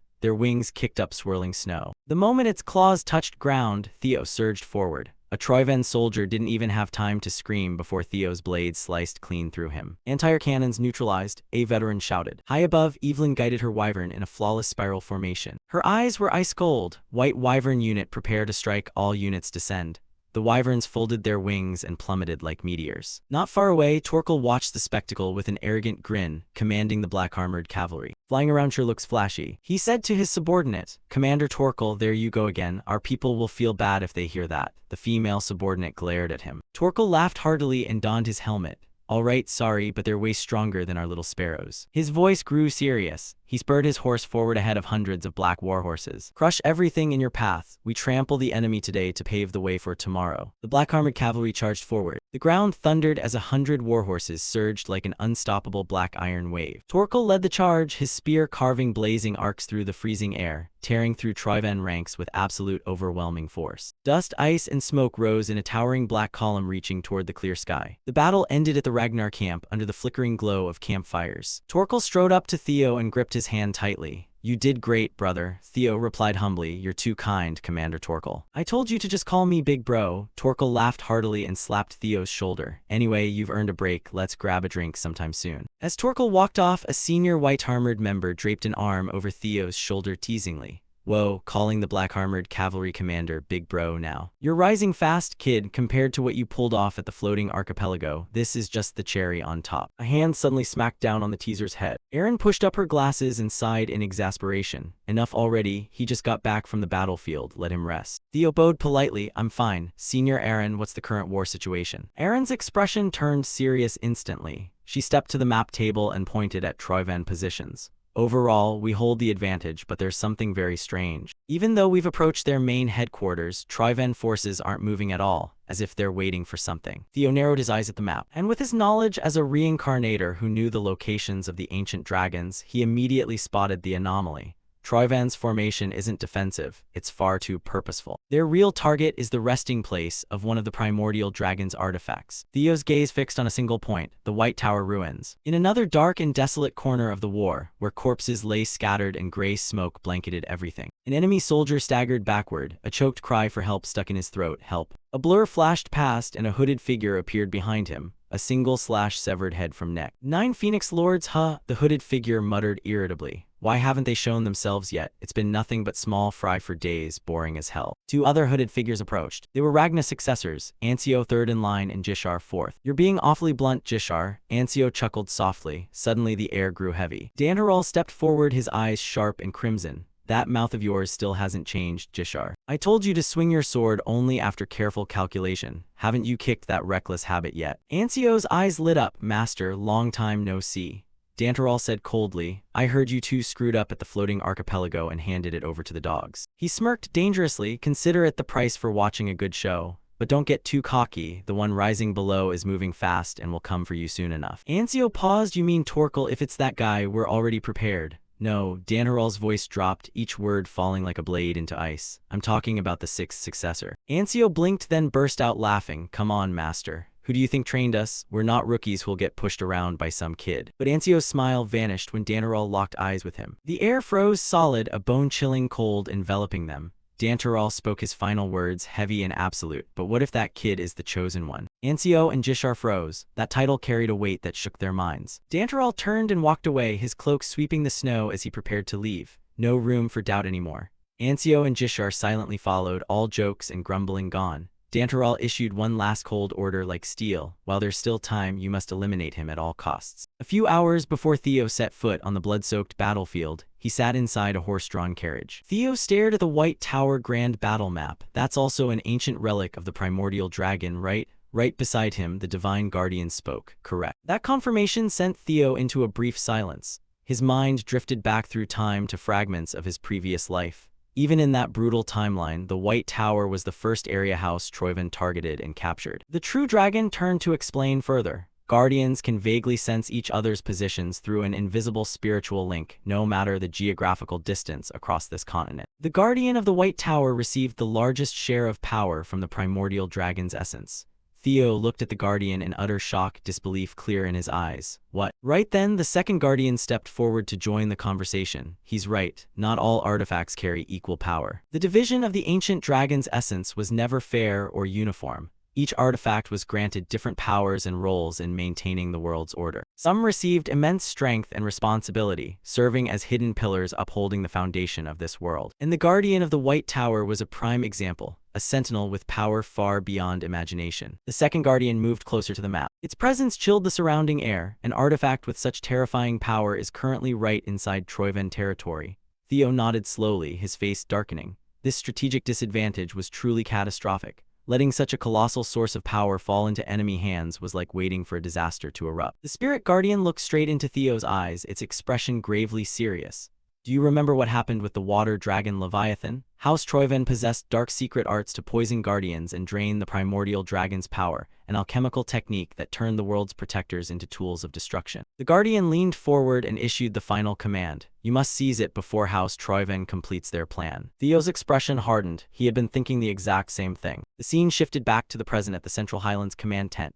Inside Ma Long's tent, tension hung thick in the air. Ma Long leaned over the strategy table reading the report Theo had submitted. So we have to head to this rocky mountain, Theo replied without flinching, calm and steady. Troyven forces are concentrating unusually at those coordinates. They're definitely moving there for a very specific and important reason, I'm certain of it. Theo's reasoning was logical, but the commander wasn't easily swayed. No need to say more. You want to abandon the main front for an independent mission? You seem to have gotten too arrogant with that air candidate title. You think I'll just let you do whatever you want? A flash of surprise crossed Theo's face. Without official permission, you won't be able to infiltrate deep into enemy territory. That's not what I meant. Ma Long stared at Theo for a moment, then suddenly smiled. I was just kidding. The tension in the tent snapped like a dry branch. I trust your judgment. Go ahead without worry. He also reassured Theo that the white dragon-armored cavalry would never weaken just because he wasn't there. Hearing those words, a grateful smile finally appeared on the young man's lips. Ma Long smiled back. When you return, make sure to bring back plenty of spoils. If you fail, I'll cut your entire rations as punishment. Theo gave a confident grin and bowed respectfully to the commander.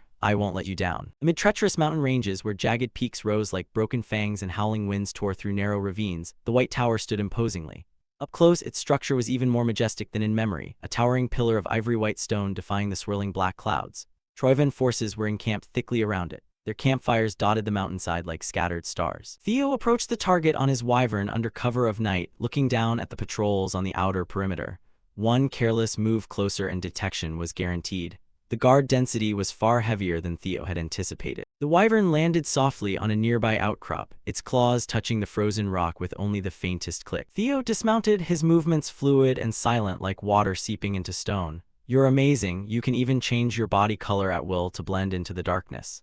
That's definitely the trait of a dragon spirit mixed with Serpent King." It approached and nuzzled his hand affectionately. Its golden eyes gleamed with intelligence. "Thanks, Umbra. Thanks to you we got here easily." Theo then ordered Umbra to return to base. The infiltration ahead was for him alone. Umbra spread its wings and flew back toward the camp while Theo activated his peak movement technique. Theo crouched behind a massive boulder, breaths shallow and perfectly controlled, sharp eyes tracking every enemy movement. Security around the White Tower truly had no gaps. Heavily armored soldiers patrolled the walls in steady rhythm. Meanwhile, mages stood ready, their staves glowing brightly with defensive spells. But unexpectedly, a soldier near Theo's hiding spot sensed something off. "Anyone there?" He stopped, tilting his head, straining to listen through the howling wind. His comrade asked boredly after a long shift, "What's up?" The first soldier replied, "I feel something." He gripped his sword hilt tightly, the dry scrape of metal on sheath echoing in the quiet night. He narrowed his eyes cautiously into the deep darkness but saw nothing. The boulder remained still and cold. The soldier exhaled, tension easing, and turned back. "Sorry, guys, must have been my imagination." But the sight before him nearly stopped his heart.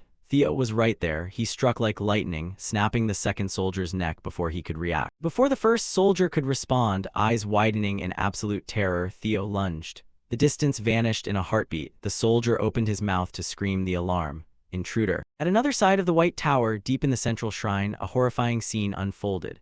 A massive blood pool filled with thick, viscous crimson liquid. Torchlight along the stone walls reflected on its surface, forming grotesque shapes. In the center of the pool lay a giant cocoon wrapped in pulsing red veins like enormous vines. The young master of House Troyven stood before the blood pool, his face illuminated by the evil ritual's red glow, his eyes fixed on the cocoon with manic fascination. Right then, footsteps echoed from behind on the cold stone floor. What an interesting sight. It was the high priest of the holy demon cult, infamous across the continent for boundless cruelty. He stood with hands clasped behind wide sleeves, watching the pulsing cocoon with delight. "I never thought House Troyven would dare oppose House Ragna to this extent, partnering with the holy demon cult to revive the deposed dragon emperor from years ago." At that moment, the light shifted for a clearer view of the cocoon. Inside the thin membrane, a humanoid form was enveloped in dense blood veins. They wrapped the entity like a spiderweb, anchoring it to the pool's heart and continuously channeling dark energy into its core. Eid turned to the high priest with furious eyes. "Watch your words carefully. He is the true master of House Ragna. The one currently on the throne is merely an imposter. Soon, the real master will reclaim everything. We who serve the true master are the real Ragna. Remember that." The high priest smirked, his tone condescending yet feigned submissive. "I'll keep that in mind." He reported that preparations for the resurrection ritual were nearing the final stages as requested. To summon him back from the other side, worthy sacrifices were required.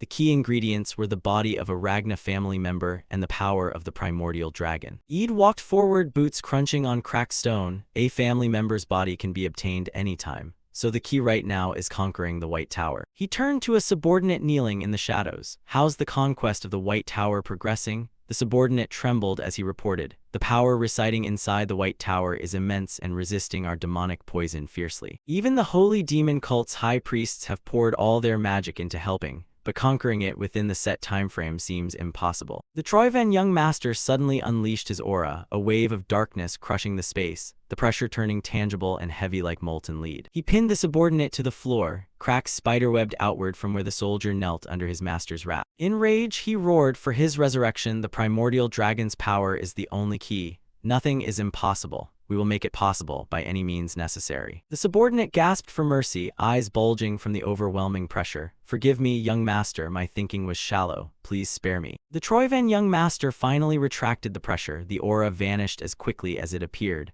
The soldier looked up, gasping with blood streaming from his nose. He was broken but still alive. Right then, another subordinate rushed in pale with fear, dropping to his knees with urgent news. "There's an intruder in the White Tower." The corpse of the soldier Theo had killed, neck twisted completely. The entire area was now under intense search. Troyven soldiers' shouts echoed through the mountain ravines. From afar, the whole chaos was being watched from high above. On the cliffs overlooking the valley, a figure sat silently in the shadows. The panic of Troyven soldiers, Theo disguising himself and blending into the enemy ranks to join the search. All of it fell under the sharp, calculating gaze of one observer. That was Ancio Ragna, perched casually on a high rock outcrop, legs dangling as if enjoying an entertaining play on stage.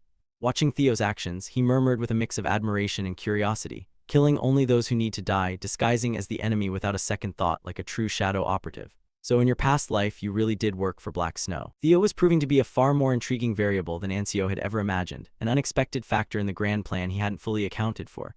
Ancio wanted to test just how far this reincarnated warrior could go. Jishar Ragna, standing in the shadows right behind him, spoke coldly, "Stop with the pointless thoughts and keep tailing him. Don't get spotted like what happened with Torkel." Ancio licked his lips, eyes flashing with the thrill of a predator. "Relax, little sis, I'll follow orders." A Troyven soldier rushed up in panic. He dropped to one knee, gasping between ragged breaths. "Young master, emergency. Something happened at the White Tower. An intruder has appeared." The instant those words rang out, Eid's expression twisted violently. Something deep inside him seemed to snap. His jaw clenched so hard the grinding of teeth echoed clearly.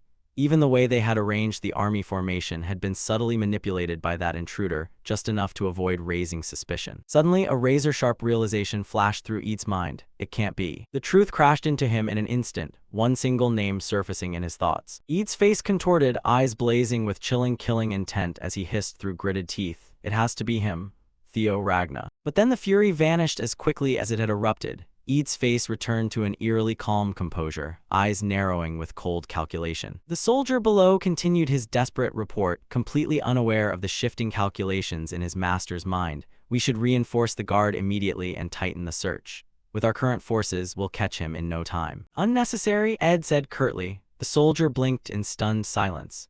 Eid looked toward the assembled troops and issued new orders. "Leave only a minimal force at the White Tower, everyone else withdraw immediately." The soldier's face drained of color, panic plain. "But my lord, if we do that, the primordial dragon's power could be stolen." Eid stepped forward, cloak sweeping across the dry stone. "That's exactly the point." Eid didn't bother looking back. His gaze was fixed on the distant horizon, where the majestic silhouette of the White Tower pierced through the thick black clouds. He whispered, eyes gleaming with sinister intent, "The intruder is almost certainly that brat Theo Ragna. He will conquer the White Tower and emerge having claimed the primordial dragon's power." As if to affirm his resolve, Eid raised a gloved hand high. In an instant, 3 pitch-black figures materialized from the deep shadows behind him. They bowed in perfect silence like statues awaiting command. Eid gave a twisted smile under the dim torchlight, revealing his true ambition. "If we can't conquer it ourselves, we'll let him do it for us. Then we simply take the dragon's power from his own hands." A tall, imposing figure stepped forward. Zui, a massive guardian subordinate wielding a great hammer. Tri, finally a graceful yet deadly female assassin with disciplined poise. The 3 stood in a line before Eid, a circle of absolute loyalty forged in cruelty. Eid issued the command coldly. "The moment you confirm he has obtained the primordial dragon's power, kill him and bring it to me." "Understood, master," their voices answered in chilling unison. The scene shifted to the rugged terrain surrounding the White Tower. Wind howled through jagged rock crevices. "We have to find him." A soldier shouted, voice cracking from tension. The commander quickly regained control and barked, "You 3 search around the base of the tower, the rest follow me. We'll sweep this side." As the soldiers moved off, their torches flickered like scattered fireflies in the dark night. From the shadow of a large boulder, Theo watched silently, eyes cold, every movement perfectly controlled. He turned and moved in the opposite direction, melting into the darkness like a blade gliding through night. Now in Troyven's soldier uniform, Theo held a torch, hood, and mask completely concealing his identity. I didn't expect them to fall for it so easily. No recognition signals, no additional reinforcements. He looked toward the massive structure towering ahead, realization deepening. No, the security here has been suspiciously lax from the very beginning. The tower rose high above him, a colossal spiral carved from white stone and ancient power. Its form dominated the frozen landscape around it. As Theo approached the entrance, an uneasy feeling rose in his chest, as if they were deliberately luring him inside. Suddenly, a blue holographic interface appeared before his eyes. "You have discovered the relic of the primordial dragon White Tower." The notification dissolved into sparkling particles as Theo pressed his hand to the stone pedestal, searching for hidden traps. Trap or not, it didn't matter. He pressed his fingers firmly against the freezing stone surface. The slab reacted instantly. A brilliant, intense light exploded beneath his palm. Theo's eyes widened in shock as the relic pulsed with radiant energy. A blinding white halo erupted like a wave, bathing the ruins in light. The reinforced glow formed a shimmering path that split the stone, revealing a hidden passage. Because one truth would never change, he had to seize the primordial dragon's power before they did. The halo swallowed Theo's figure into a pure white veil. Another system notification appeared, entering the relic of the primordial dragon White Tower. Space stilled, until sharp footsteps shattered the silence. "I heard about it from Master, but I never imagined a primordial dragon relic hidden in a place like this." Beside him, Ancio maintained her steady stance and replied calmly, "It seems infiltrating House Troivan was for this reason too." Jishar tilted his head back, slapping a gloved palm against his forehead before letting out a booming laugh, as expected from the Chosen One. But Ancio didn't smile, her voice cut through his excitement coldly. "Even though the title of Chosen One carries immense weight, do you really think he can achieve something like this just because he's the Chosen One?" Jishar's laughter faded, replaced by a sly glint in his eyes. "Well, we did find his discarded uniform as proof, but it was thrown away too obviously. Don't you think he's deliberately luring us?" Ancio stared straight ahead, voice devoid of warmth. "His intentions don't matter. We just need a justifiable reason to act." "Let's go, Jishar. We need to set the stage before he comes out." "I'm not going anywhere," Jishar said in an unshakable tone. "I'll wait for him to step out of this tower." Ancio paused and slowly turned to look at him. "What?" Jishar raised his sword in front of his face, steel catching the faint light. "Aren't you curious? I want to see what his face looks like when he dies." The smile spreading across his face no longer looked human. His eyes widened with feral excitement. Inside the White Tower ruins, the old world seemed to dissolve after a blinding white flash. The brilliance swallowed stone, air, and sound in an endless white ocean. Theo squinted and raised a hand to shield his eyes as the searing light pressed against his eyelids. Ugh, damn it. Before him rose pale stone pillars stretching to an impossibly distant ceiling lost in the light. Theo's fingers tightened around his sword hilt, eyes turning icy. "I can't afford to let my guard down." He felt enormous pressure weighing on his shoulders. This guardian had received the most power from the primordial dragon. It had to be a colossal, ferocious beast, something worthy of guarding this relic. Then from the deep darkness ahead, two red dots ignited like burning blades. A low, sharp sound echoed. Theo reacted instantly, dropping his center of gravity into a combat stance. But when the figure stepped out of the shadows, Theo's breath caught in absolute shock. Emerging onto the stone steps was a tiny creature, waddling like a baby dragon. "You finally arrived, Chosen One." Before Theo could process anything, the little dragon huffed indignantly. "Just a moment ago, some weirdos tried to sneak in here with spirit demon poison. Do you have any idea how annoying it was to stop them?" Theo stood frozen, mouth agape, sweat beading on his temple as he tried to reconcile this image with the concept of a terrifying guardian. "This tiny thing is the guardian who received the most power." He slowly turned toward his own guardians, pointing helplessly at the miniature one. "Hey, you guys are sure this is the one we were talking about, right?" The true dragon looked at Theo with utmost seriousness. "Don't judge by appearances, Chosen One." Griffin observed the tiny creature with cold eyes and muttered dryly, "Though you yourself look like a spoiled pretty boy who's always rambling about being the successor or whatever." Theo immediately lunged, clamping both hands over Griffin's beak as it squawked in protest. Were all the other guardians really afraid of this thing? Right then, the tiny monster perked up cheerfully, waving its little arms in greeting. "Oh right, how rude of me, I forgot to introduce myself. I am Corrado Suchus, the most loyal servant of the great primordial dragon, inheritor of the greatest power, and guardian of the gate to the myriad gods' temple that connects to other worlds."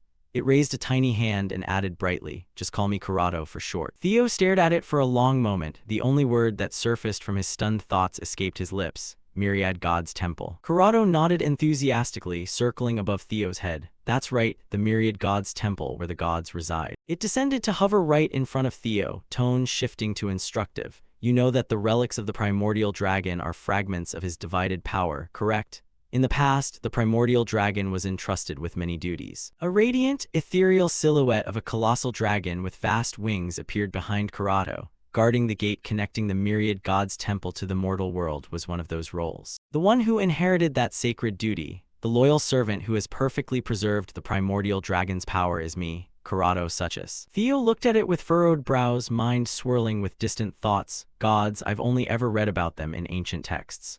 Theo raised his head and asked loudly, "Do those entities really exist?" Corrado repeated its name once more with absolute solemnity. Theo hesitated, pronouncing it again, Corrado Suchus. The effect was immediate. Corrado lit up like a lantern, spinning in midair with boundless excitement. "Yes, you just called my name correctly, didn't you?" Theo rubbed his forehead while watching the tiny creature twirl, thinking to himself that this one wasn't normal either. "But you're forcing me to be patient. Right, Corrado Suchus, tell me, do the gods really exist?" Corrado flew close enough for Theo to see his own reflection in the guardian's sparkling eyes. "Of course. Doesn't it feel familiar to you? If I mention those messages only you can see, does anything come to mind?" Theo froze in place, heart skipping a beat as a cold jolt ran down his spine. The system windows, those absurd blue screens only he had seen since the challenge began, they flooded his mind like a dizzying waterfall. Every moment surged up at once. Corrado hovered before Theo, eyes narrowing. Exactly, that is where this trial ends. The scene shifted to the Ragna family, meeting in the Central Highlands command tent. Inside the tent, Robert Ragna stood imposingly before the tactical map.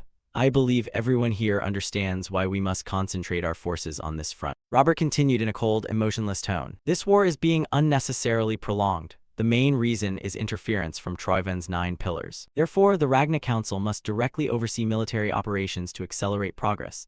Midway through his speech, one of the 9 dragons tried to interrupt, but Robert narrowed his eyes instantly. Any questions or suggestions will be discussed privately after I finish this report. Robert made it clear this was not the place for petty objections, but one person didn't care about the rule. Danteral, the one called Tyrant Dragon, leaned back in his chair, lips curling into an arrogant, mocking smile. I'm afraid this report needs to be paused because there's another matter just as important as the war itself waiting to be judged. Danteral pointed a finger toward the tent entrance. The heavy canvas flap lifted, and Ancio Ragna stepped inside. Ancio bowed respectfully. First, my sincerest apologies to everyone, but this is an extremely urgent matter. Please forgive my intrusion. Ancio straightened, holding a neatly folded Ragna uniform in her hands. She raised it before them, eyes gradually turning icy. Would you mind taking a moment to look at this? I personally witnessed Theo Ragna's betrayal. What you're seeing is the most solid proof of his treason. He discarded his uniform in the middle of battle and fled. Ancio's accusation landed like a stone in still water, sending violent ripples through the tent. An elder suddenly stood, letting out a mocking laugh that echoed. Ha, imagine, a Ragna warrior throwing away his uniform right in the heat of battle. Could there be clearer, more shameful evidence than this? Whispers spread quickly, then fell into a tense, suffocating silence. Every eye locked on the empty uniform as if a sharp blade hovered at their throats. Julius remained silent, his face shrouded in shadow beneath the dim lamp. His mind raged as he stared at the fabric. Theo, you little brat, what the hell are you scheming? Far from the gunpowder-scented suspicion in the war tent, Theo stood amid the serene radiance of the myriad gods' temple. Theo's breathing quickened as he tried to piece together the truth. So the blue notification windows only I can see, they're actually messages sent directly from the gods. Corrado shrugged smugly, tiny wings fluttering. Yes, that's obvious. Though I can't explain the details, I don't have the authority to see the contents inside them either. What about the other chosen ones? Do they see these windows too? Corrado shook his head firmly. No, among all the chosen, you are the only one granted that privilege. Theo froze, a jolt running down his spine. But why me? Why am I different? The tiny guardian's expression suddenly shifted. Because you are the one. A soul-shaking shockwave suddenly tore through Theo's body before Corrado could finish the sentence. Theo gritted his teeth, legs buckling under him on the stone floor. Corrado hovered silently above, watching Theo clutch his head in agony. Ah, I get it, it's being filtered out. Looks like that secret still isn't ready to be revealed. Filtered, just how much do you actually know about all this? Corrado's demeanor changed in an instant, its eyes flashing with a reflected gleam across the myriad gods' temple floor. I've been waiting a very long time for you to ask that, it declared. Its voice rang with obsessive excitement. Do you truly wish to know the truth behind the curtain? Before Theo could react, the space behind the guardian warped violently.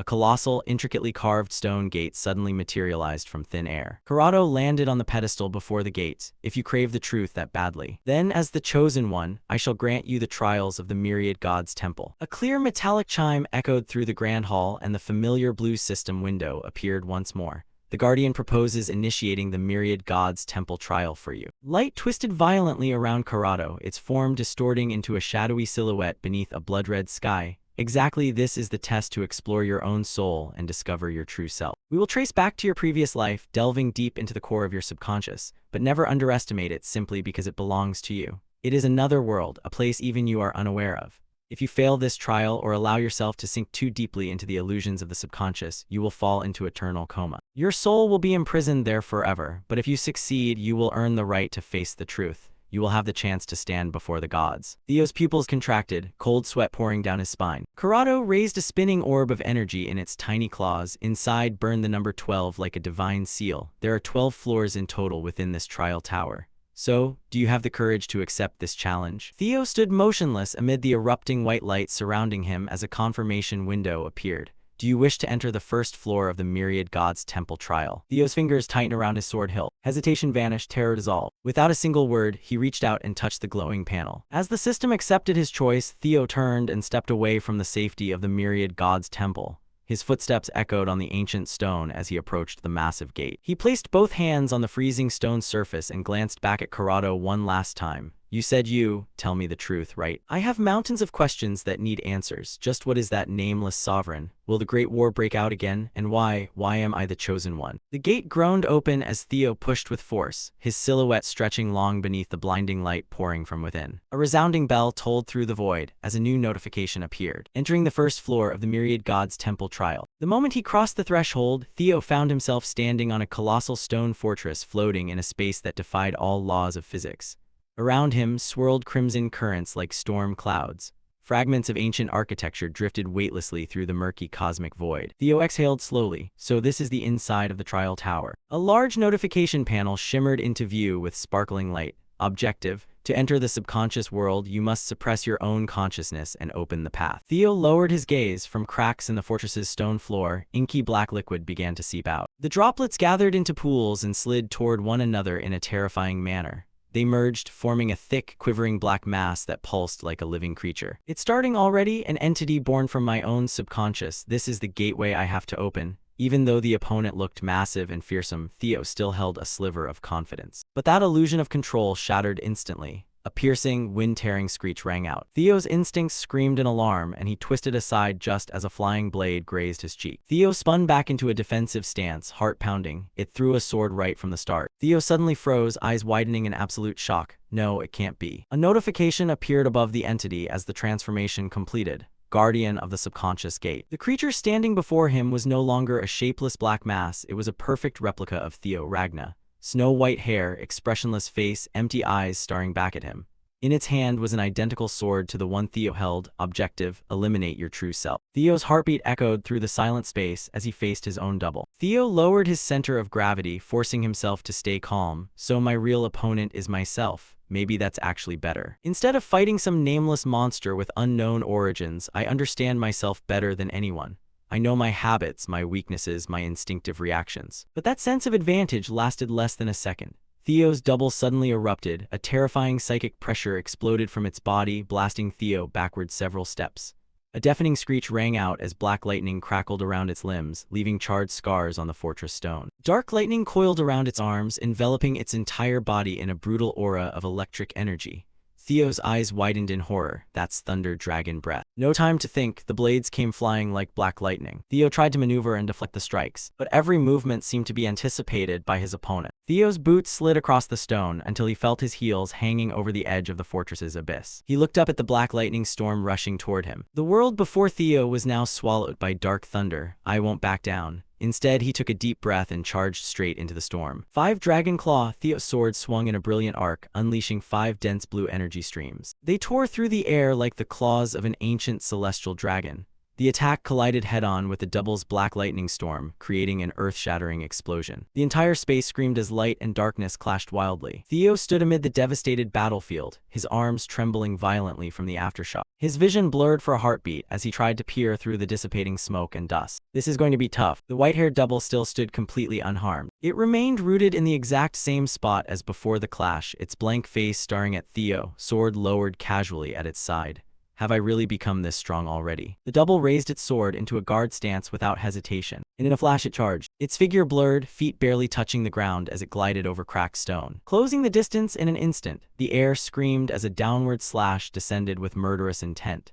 Theo charged forward in refusal to retreat, executing Dragon Flash, a dazzling, masterful sword strike straight at the double. Radiant light tore through the darkness of the arena, drawing a blinding arc that overwhelmed sight and sense alike. But then nothing. When the dust cleared, the double had vanished. Theo halted, both swords cutting through empty air where his opponent had stood just a breath ago. The sudden silence sent a chill down his spine. He scanned rapidly, heart pounding, every sense stretched to its limit. And then from above, the double descended. It had used the chaos to leap onto the high stone beams, now falling like a meteor. Instinct screamed warnings, giving him no moment of respite. The double unleashed a relentless barrage of slashes, each one a deadly masterpiece weaving an inescapable steel net. His clothes tore, bruises and fresh blood quickly spreading across his body. Pain radiated through his limbs, but his eyes remained resolute. He charged upward, their swords met, the violent shock traveling from hands to teeth, sparks flying and illuminating their identical, sweat-drenched faces. They spun, slashed, a deadly dance of mirrored perfection, but he was tiring. Each block felt heavier than the last, muscles trembling, the ground cracking beneath their feet from the transmitted force of will through steel. He fought desperately, realizing that from sword paths to the smallest habits, the double was identical to him. Like battling a god who knew every secret, every weakness, every advanced technique perfectly countered by the same technique. When both recoiled from the impact, Theo saw the double wasn't fatigued at all, breathing steady, stance flawless. He needed a variable, something the mirror couldn't predict. The thought flashed, if it's a perfect copy, it must share the same blind spots. But right then, a colossal slash descended, shattering the arena floor. Theo blocked by a hair, giving a faint smile, because if it were him, he wouldn't give his opponent time to think either. Light flashed, dust and debris obscuring vision. In the thick smoke, Theo suddenly did something insane. He hurled his own sword straight at the double. The subconscious monster froze for a split second before this suicidal tactical move, and easily swatted the blade aside, but that was the trap. Theo had vanished into the smoke and reappeared right behind it. If it were the old me, I'd be panicking right now. Drawing on memories from his past life, he executed Flying Sword, a technique requiring absolute precision that high-level masters rarely use. Thunk, the blade pierced through the double's chest, black liquid gushing from its mouth. Theo smiled. Even a shadow has something to learn. The double began to melt, dissolving into a thick pool of black ink on the floor. System, you have defeated your ego. Congratulations, you have cleared the first floor. A massive stone gate crashed down from the ceiling. Theo stepped through, vanishing into the radiant light toward the next floor. Far from the isolation of the White Tower, the political landscape of Ragna shifted violently like sand in a storm.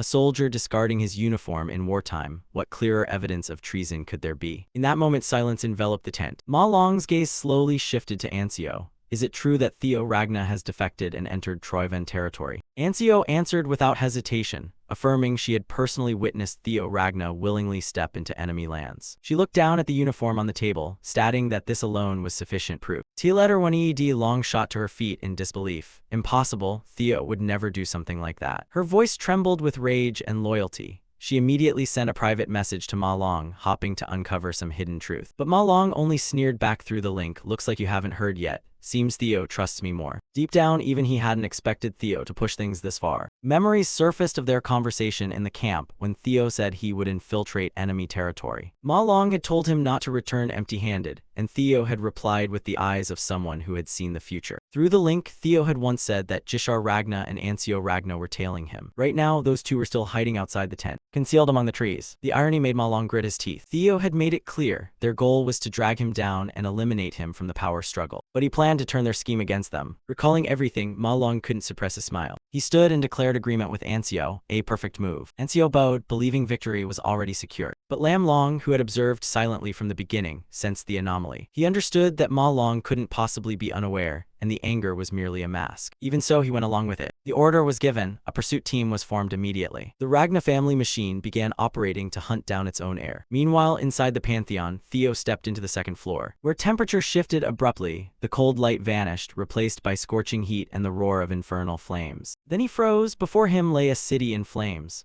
The sky choked with smoke and ash, screams of the dying echoing through narrow alleys. It was the place massacred in his previous life, the nightmare he had buried deep in his soul. The notification appeared. Second floor trial. The path into the subconscious is not a battle of the body but a war with your own past. Two figures stepped out from the smoke, faces painfully familiar. Voices filled with malice rang out, the very ones that had haunted him for years. The next notification followed. Past life trauma blocks the way. You must overcome it to proceed. Theo stood amid the sea of fire, then he laughed. A twisted, murderous smile. HMPH, looks like this trial is way too easy for me. Staring at the two before him, Theo's voice rang out. How ridiculous.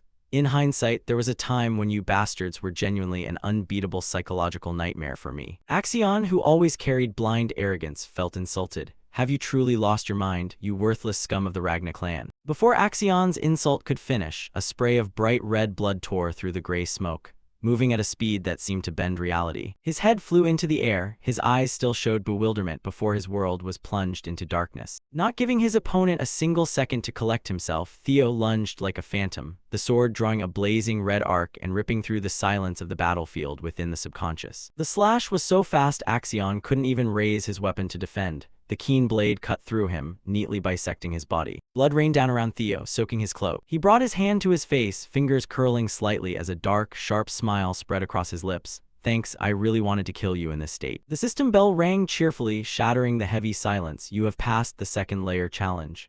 victory over psychological trauma, proceeding to the next layer. Everything happening inside the subconscious was being closely observed by the Guardian. Oh, fascinating. Perhaps this one can truly reach the Hall of 10,000 Gods. It seems you place great faith in him. O deity of causality. Theo's conquest then turned into a massacre. Each step he took triggered the system bell. Layer 3, defeat the false personality. Layer 4, defeat the dark ego. Layer 5, conquer the collective unconscious. With each passing layer, Theo felt his rhythm improve markedly. By the 10th layer, his opponent was slammed to the ground with destructive force. Theo stood amid the ruined arena, already past the 10th layer. The time to clear each layer is shortening. For some reason, everything feels increasingly easier. Surely it won't end this simply right. Kurato smiled cryptically. You needn't worry, Chosen One, for from now on, the real trials begin. The door to layer 11 opened, leading Theo into a wholly different space. It was a vast, cold cavern filled with jagged stalactites that dangled from the high ceiling like the fangs of ancient beasts. A glowing blue notice appeared in the darkness. This is a primordial cave simulating the genesis of life. Objective, journey upstream through time within the primordial cave. Theo stepped inside, all his senses on high alert. He wondered inwardly, is this challenge just a matter of following this path? He kept walking. Suddenly, a new notification appeared. To reach your root, you must return to oblivion before birth. As you trace back the process of being born, the senses you gained at birth will be lost one by one. Theo abruptly halted, eyes wide. What? The system gave him no time to react. A direct penalty descended. You are losing your hearing. You no longer perceive the sounds of the world. Then touch. Theo no longer felt his skin's contact with the cold air nor the weight of his boots on the stone. You are losing your sight. You no longer see the forms of the world. A final message appeared as all 5 senses were completely sealed. Your mana usage is restricted, adrift in endless darkness. Theo felt his body disintegrating, even his mana severed. So breaking this condition is the key to layer 11. He clenched his fist, trying to recall past experiences. Theo remembered being split by his father's sword. The sensation of suppressed energy was similar to now. A spark of hope ignited in his mind. What if I used the old method / translated text? What then, Griffin Azure Dragon, he commanded in his mind, betting everything on the summoned spirit beast's power to break the sensory blockade. However, as the 5 senses vanished, his consciousness began to scatter like grains of sand before the wind. The summons failed completely, the void had severed all external connections, and the Guardians had no response at all. The only way is to seek a solution from deep within yourself. On the cavern's cold stone floor, Theo's physical body collapsed. The Griffin and Azure Dragon Guardians panicked around their master. Chosen One, what's wrong with you? Don't trip and fall like that, get up. But from deep within the tunnel, a cold voice echoed, it's useless. It was Kurato. All his senses and mana have been cut off. No matter how much you scream, words cannot reach him. The small Guardian descended near the motionless corpse, eyes cold. All beings perceive space and time through the senses, but ironically, only after losing them does a truth become alive. The truth that you have been abandoned by the world to which you belong. A dark red aura flared around Kurato as it retracted its claws at primordial fear. In the primordial cave, the boundary between self and world is erased. At this rate, the Chosen One's consciousness will dissolve, and he will end up in a state no different from the dead. Kurato sighed in disappointment and turned to leave. I thought this Chosen One might be somewhat different. What a pity, my disappointment equals my initial expectations. Suddenly, a terrifying pressure erupted from Theo's body, accompanied by a voice, I will kill. Theo's body suddenly unleashed a blood-red radiance, bathing the cavern in brutal light. I will slaughter you all, spare not a single one. It was the malicious intent of the rampaging dragon that the Ragna Patriarch had implanted in his body. When Theo collapsed, this vicious part seized control. How did things turn out like this? Kurato froze and turned, exclaiming, impossible. He was using his own madness to bind his dissolving consciousness within absolute void. Within the mind, the red gem on Theo's chest radiated searing heat. A voice of immense authority thundered, Theo Ragna, I accept your pact. I will grant you the power to overcome this reality. A gigantic hand rose from the darkness. Above it, a grotesque face with a twisted, malicious grin. Seize it, destroy it, and offer everything to me. Sacrifice this world. Theo stood within a cage of blood-red iron, but contrary to the entity's expectation, he felt no fear. A confident smile crossed his lips. Actually, I think I'll refuse that pact. The abyssal voice trembled in astonishment. Pretense, I have already given you power. To fulfill the contract at once. So that's it, the source of the power you just bestowed upon him. Theo stared into the demon's eyes and replied, yes, I returned all that power, not a shred left behind. You dare play such a cunning trick, he smiled. Consider this the one time you help your grandson. Foolish, truly an arrogant grandson. I will remember this, Theo Ragna. The void collapsed completely, and Theo's senses returned in a burst of brilliant blue energy. He rose in the cavern, his momentum unrelenting. System, you have passed the Layer 11 challenge. Theo looked up at the fatting beam. I'm not sure waking the rampaging dragon was a wise idea, but since it helped me clear the stage, I'll take the relief. His spirit beasts rushed over at once. Griffin and the Azure Dragon collided with Theo in joy. What the? Why is everyone reacting like this? Are you okay? We were so worried. If you were going to die foolishly like that, we'd rather take this body than lose you. Don't make everyone anxious, Chosen One. Theo looked at them a little surprised. A brilliant white light flared at the end of the corridor, signaling the end of the sensory void. The Layer 11 challenge was officially over. He sighed wearily, finally reached the final layer. Immediately, the system announced you have entered Layer 12 of the Hall of Gods challenge, and the next moment Theo suddenly found himself lying on a bed. He slowly stepped down, then scanned the room around him, muttering, "Is this a bedroom? But wait, this place is clearly a space I've never seen before, yet it's oddly familiar." He gripped the edge of the mirror and ground his teeth. Honestly, even that strange dream from the other day, who are you to keep appearing before me? No sooner had he finished speaking than a dizziness hit him, making him clutch his face. Then the system announced you have passed the Layer 12 challenge, conquered the relic of the ancient dragon, the White Tower.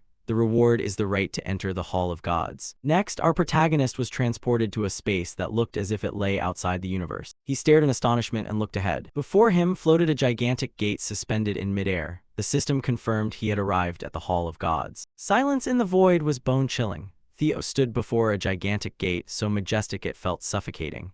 Ancient patterns on the gate radiated an otherworldly pressure. Is this truly the Hall of 10,000 Gods? Suddenly, a system window flared to life before his eyes, slicing through his thoughts. Congratulations, you have reached the gate of the Hall of 10,000 Gods. The mind gate has been significantly enhanced. This is a deserved reward for conquering the ancestral dragon ruin at the White Tower. At that moment, a familiar voice tinged with nostalgia sounded from behind. You have come a very long way. Theo startled and turned. A slender yet authoritative woman stood there. Lord Brooke, how can you appear here? Didn't you say last time you couldn't leave the star cluster? Lord Brooke smiled faintly. You're right. The entity standing before you now is not entirely me. This is only a remnant, a small fragment of the consciousness I entrusted to your mind gate. At the moment your Thunder Gate advanced, I can temporarily roam the outside world in this form. The system vibrated again, displaying a notification about the deepening link between Theo and the Dragon Guardian.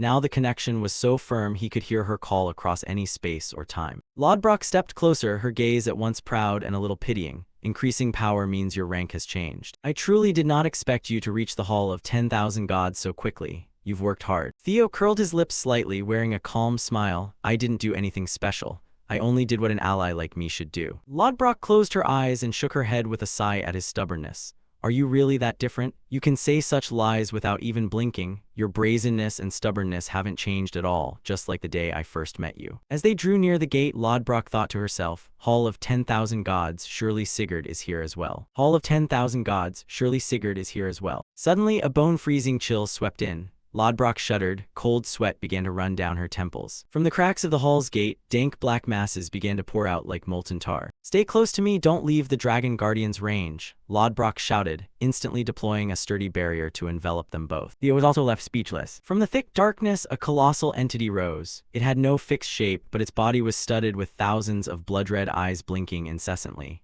It was the Nameless Lord. Whispered voices of hatred and polyphonic sounds echoed from it, threatening to shatter the listener's mind. It hurts. Why must I endure this? I do not deserve it. I will crush everything. Stop tormenting me. Let me go. Theo squinted, assessing silently. Not right. Though both exude dangerous auras, they are clearly different entities. Lodbrok, what exactly are they? Lodbrok struggled to maintain the barrier as her breath grew heavy. They are beings known as outer gods. I will explain more later, but we must leave immediately. This place is no longer safe. However, immediately after, a blinding white light suddenly exploded from the void, clearing away the surrounding darkness and striking directly at the outer gods. The hall's gate thundered open, and a figure stepped out from the center of that light. Long time no see, Lodbrok. Glad to see you've retained some of this consciousness. Hearing the familiar voice, she hurriedly turned her head. Sigurd, she trembled as she uttered the legendary name. Theo froze, his gaze fixed on the man who had appeared.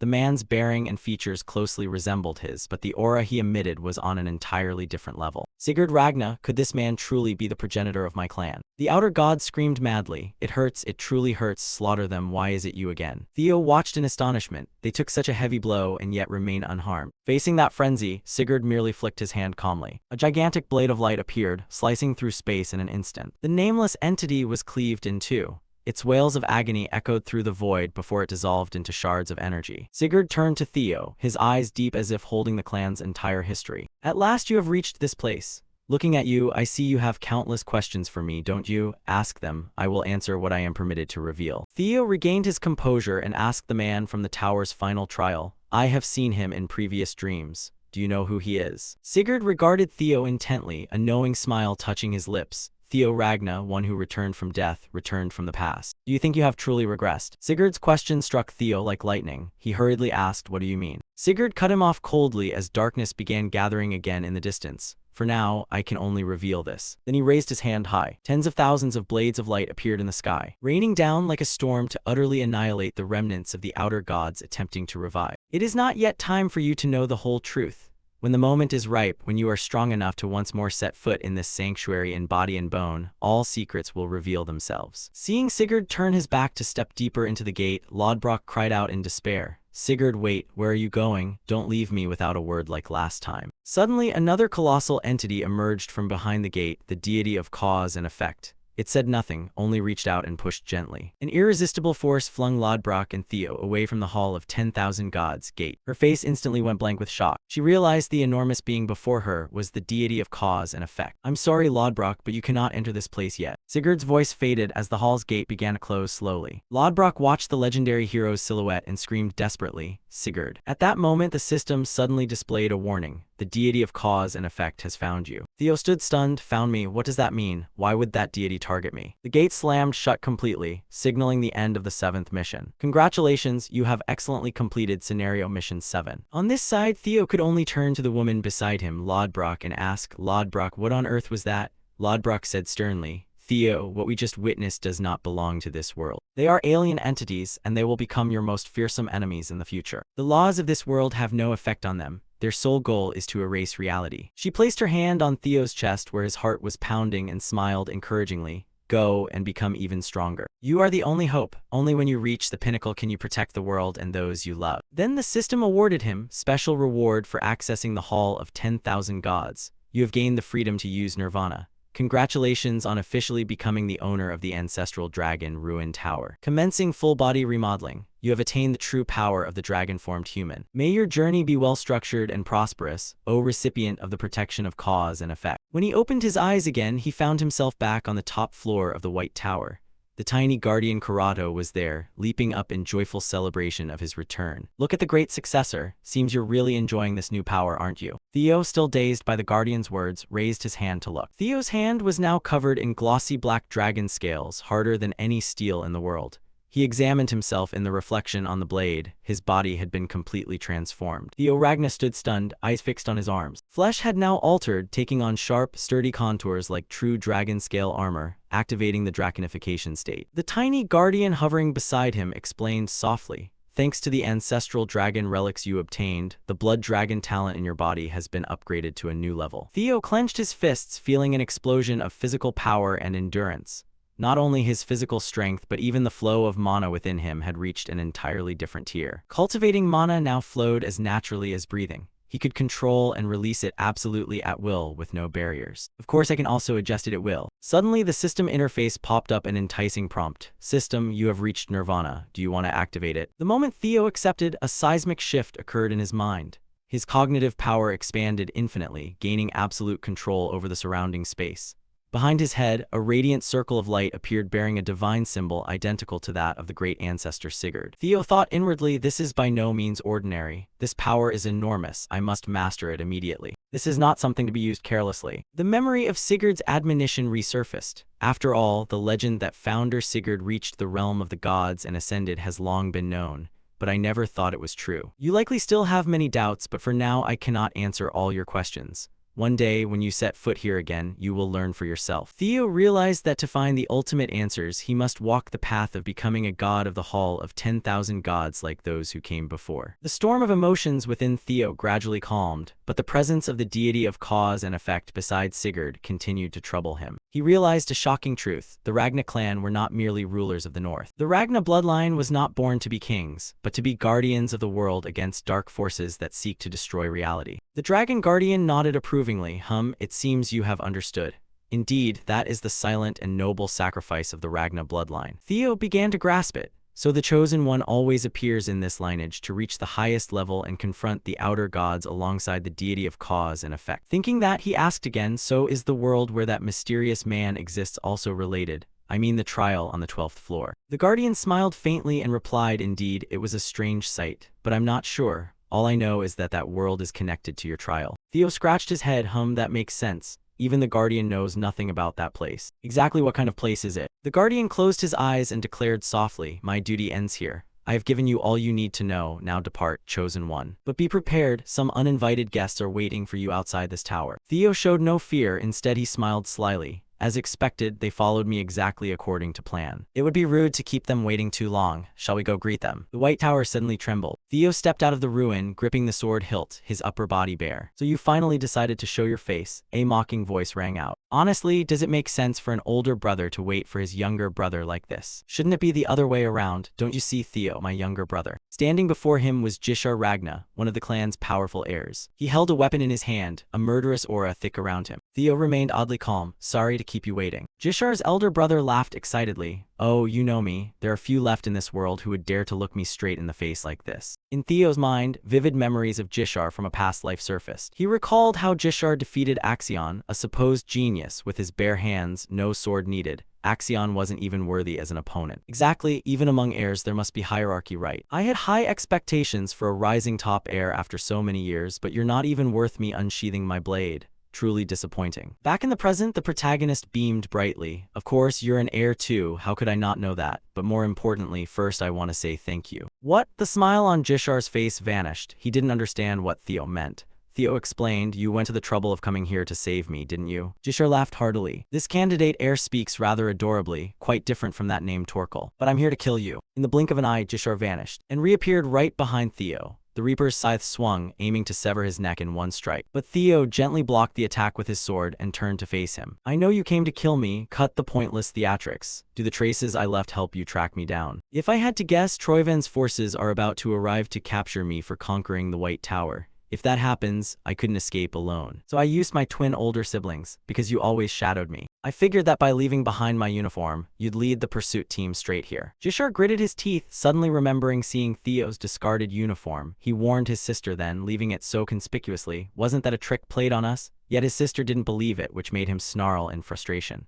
Ha, I wasn't wrong, Ancio, that foolish sister of his. Over here, Theo continued. I never thought you'd go ahead on your own. Jishar swung his scythe and knocked Theo backward. He skidded across the hard stone for about 30 meters and came to a stop. Theo panted from the strain of the fight. I figured it wouldn't be easy. In the blink of an eye, Jishar closed in and taunted, so what if that's the case? As soon as your head rolls on the ground, it's over. He tightened his grip on the sword and thought to himself, right, from the start I never expected to have a civil conversation with him. Rather, someone like Torkel is the strange one, being an heir of a Ragnar who worships the strong. So surely each person holds their own steadfast creed. But that doesn't make me an exception. As the two weapons were about to clash in midair, suddenly from behind a giant bearing a hammer charged in. A shock explosion detonated between Theo and Jishar, forcing both to jump back and evade. Jishar ground his teeth in fury. Damn it, what on earth is happening? From the gray smoke, two terrifying figures emerged. A woman with blazing red eyes and a hulking giant of rippling muscles. What a pity, I thought we could finish both Ragna in one blow. Theo squinted and said, looks like larger players than I expected have appeared. The one opposite curled his lip. You are Theo Ragna, right? Credit to your intelligence. You realized we deliberately let you into the tower, but to us that's an insult. Do you really think the two of you can stand against Troyven's 9 great works? This girl is the 3rd ranked of Troyven's 9 Phoenix Arts, Try. The bulky man remaining is the 2nd ranked of Troyven's 9 Phoenix Arts, Zway. We really are lucky, the two heirs carried the body here themselves. Theo stood there, sweat pouring from his brow. He was concentrating all his strength to analyze the situation.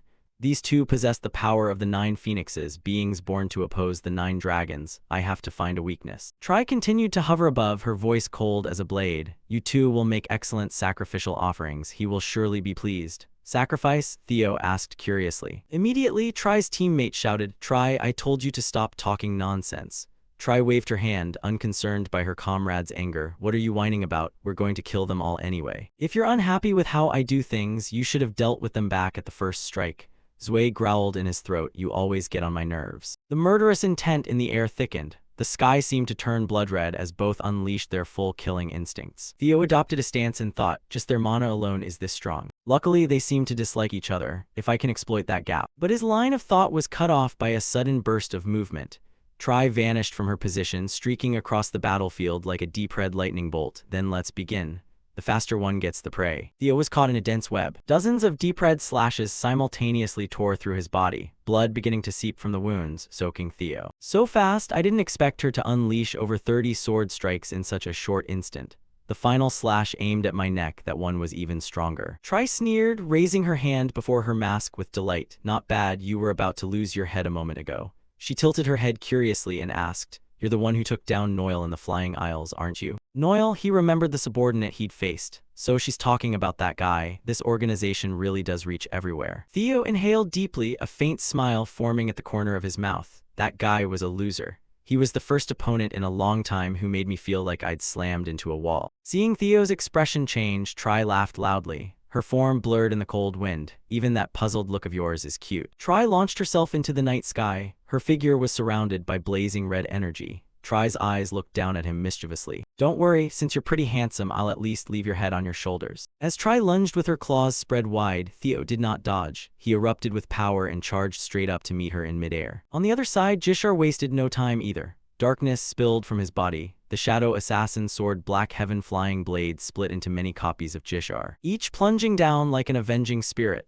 The clones attacked simultaneously, their blades weaving a net of dark energy that slammed into the ground. When the dust cleared, Jishar landed and squinted. TCH, that wasn't enough to finish him off. Try executed a skillful somersault. Jishar's dark energy slid beneath her feet without causing any damage. Try lightly landed on a sharp rock. "Surprising, I thought you'd want to take my darling's life too, but it seems you value him more than I expected." The sarcasm pushed Jishar to his limit, his eyes blazed with fury. "He's my prey, you bastard. I'll kill you first." Try just tilted her head and snorted. "Haha, not bad, but I don't like love triangles." Try lunged forward, her claws flashing. "I just want to be alone with my darling, so please disappear, okay?" But Zwei also acted. He swung his giant stone hammer at Jishar, forcing him to struggle to dodge. A thunderous explosion erupted. The block succeeded, but the weight behind Zwei's strike was overwhelming. A violent shockwave burst forth. Meanwhile, the woman, upon landing, had lunged straight for her teammate. Her metal claws dug into the giant's head, climbed onto his shoulder and whispered coldly, "You muscle-brained fool, I'm attacking him, can't you see? Want me to kill you first?" Zwei looked down, his voice so cold it froze the air. "Didn't you say the faster one gets the prize? Get lost unless you want to die." Try sprang up, murderous intent now aimed squarely at her own comrade. "Bastard." Theo stood amid the chaos, gripping his sword in complete astonishment. "They're having internal trouble? That's unpredictable." He glanced at Jishar and saw he had also reached his limit. Jishar's face was now a mask of boundless rage, his eyes glowing red with killing intent. Immediately, the surrounding space shattered, spawning hundreds of black stone blades hovering in the air. Shadow assassin sword, Black Heaven flying blades. "That big brute is mine," Jishar declared plainly. Try giggled, tapping her claws against Zwei's helmet with a clacking sound. "Oh my, you really made him mad. He's going to kill you." Jishar rushed forward, unleashing a flurry of attacks on the giant, while Try turned back to toy with Theo. Try dove down from the sky, aiming straight at Theo and said, "Now it's just the two of us, darling. Let's finish what we started, shall we?" Theo remained unfazed, his gaze locked on the shadow streaking toward him. She seems very confident in her speed. Their clash created a moving fog no eye could track. Theo braced against the momentum as the ground beneath shattered into debris. High-speed combat is much harder than pure strength fights. It gnaws at concentration terribly, sparks flying like dying stars. She's even faster than Nabin, Theo observed, and her strikes always aim for the vital points. But in this life-or-death moment, a ruthless resolve rose. Theo deliberately loosened his guard around his neck. "What if I expose a weakness? She'll surely bite immediately." Try's golden eyes flashed. Spotting the opening, she poured everything into the finishing blow. Theo twisted back, her metal fingers only grazed his hair. A massive blue mana surge exploded from Theo's body, the terrible pressure bending the surrounding space as he smiled. Dragon Claw. Her expression remained calm in the face of the counterattack. Theo used the Mystic Thunder skill. Blue-white mana lightning shot from his sword, weaving a deadly net. Try leapt back, searching for a gap within the storm of energy surrounding them. Sword chi with lightning attribute, no wonder dodging is useless. Then her gaze paused for a beat, as wave after wave of terrifying sword chi passed before her, plowing the ground into unrecognizable ruin. Try narrowed her eyes at the devastation Theo had caused, destroying the terrain to slow me down. A cheap trick, but not bad. But unfortunately, nothing can stop me. Saying that, her body shot forward again at lightning speed, leaving trails of red light in her wake. Amid the dust and chaotic energy, a figure wearing a plague doctor mask watched from afar. HMPH, Try may not be complete, but she already possesses 30% of the Black Dragon's power. The figure murmured, yet he still blocked and countered. How interesting, he's the top among Troiven's 9 phoenixes. Ain. Suddenly he paused, narrowing his eyes toward the center of the crater. Could it be? A sinister red gleam flashed in his eyes. Oh, this is getting fun. Among the shattered battlefield, Tri flitted back and forth cautiously. HMPH, I openly exposed a weakness, yet you still won't act. You're hesitant to step out of that smoke, aren't you? She flipped a few times in the air and called out, how long do you intend to hide in there, darling? The thing I hate most is a man who keeps a woman waiting. No sooner had she finished speaking than a massive mana surge in the shape of a dragon lunged at her. But that sudden attack was easily dodged by Tri's agile twist. Her eyes widened in surprise. That form is exactly what the master mentioned. Theo underwent an extreme transformation. His hair turned a brilliant silver and sharp horns sprouted from his brow. He wore a predator's smile and spoke with full confidence. Too bad, I thought you couldn't dodge while airborne. Tri froze for a moment, then her gaze showed sultry admiration. Oh, so you have a wild side too, do you, darling? The battlefield was torn apart by the brutal clash of two opposing powers, white lightning and deep red mana colliding. Tri hovered over the wreckage. She tilted her head slightly, her tone laced with sarcastic doubt. They say the Ragna line are descendants of dragons, but are they conducting shady experiments behind everyone's backs? Anyway, you look much hotter now than before. This version of you suits my taste. Theo didn't back down an inch. He met the taunt with equal confidence. I'm glad you like it. From here, it'll only get more interesting. Instantly, reality exploded. Theo surged upward like the eye of a storm. He unleashed dozens of overlapping slashes just as she had at the start of the fight. His body was cut by the strikes, blood spurting relentlessly. Theo lifted his face and smiled. I hope you enjoy this. At the same time, from a jagged rock above, Ain watched everything with calculating amusement. Impressive, so that's dragon transformation. Previously, it wasn't impossible to match Tri's speed, but after his draconic transformation, he completely dominated. Meaning the moment he used the dragon form, his power surpassed the 9 phoenixes at present. Dangerous as it is, it's absolutely magnificent. Beneath the ravaged ground, the battle reached a new climax as Theo's blade broke through Tri's defenses and plunged deep into her shoulder. Tri winced in pain, hissing through her teeth. Yes, he truly is dangerous. I can't afford to be careless for even a second. A fierce pink radiance erupted from her hand as she concentrated all her strength. If I end this fight with this decisive blow, he won't have a chance to recover. The air seemed to tear apart as the final strike detonated. A colossal column of energy shot skyward, sending dust and debris flying. Ain adjusted the brim of his hat, eyes still fixed on the swirling smoke. This Ragna has exceeded my expectations. He glanced toward another nearby fight. Let's see how things are over there. Down below, Jishar moved across the battlefield like a seasoned predator. His strikes flowed smoothly, each slash leaving a streak of dark energy cutting through space. Well, it seems his heir candidate title isn't just for show, he's pretty good. Jishar seemed ecstatic, his eyes wide with mad fervor as he laughed loudly and surged forward. Swinging a vicious blade aimed straight at the giant Sway's throat. Ain's eyes narrowed, gleaming behind the plague doctor mask, his voice turning cold. But unfortunately, he picked the wrong opponent. The giant's eyes suddenly lit up as he read his opponent's movement. At the very moment Jishar's blade struck his body, all it touched was an afterimage. While Zway himself had already moved around to the giant's back to prepare a counterattack. The speed made Jishar panic and look back. Impossible, he dodged my strike with that massive frame. Zway's hammer fell like a meteor, the ground seeming to scream as everything shattered. Ain shrugged in disappointment. I know he's a candidate, but is this all he has?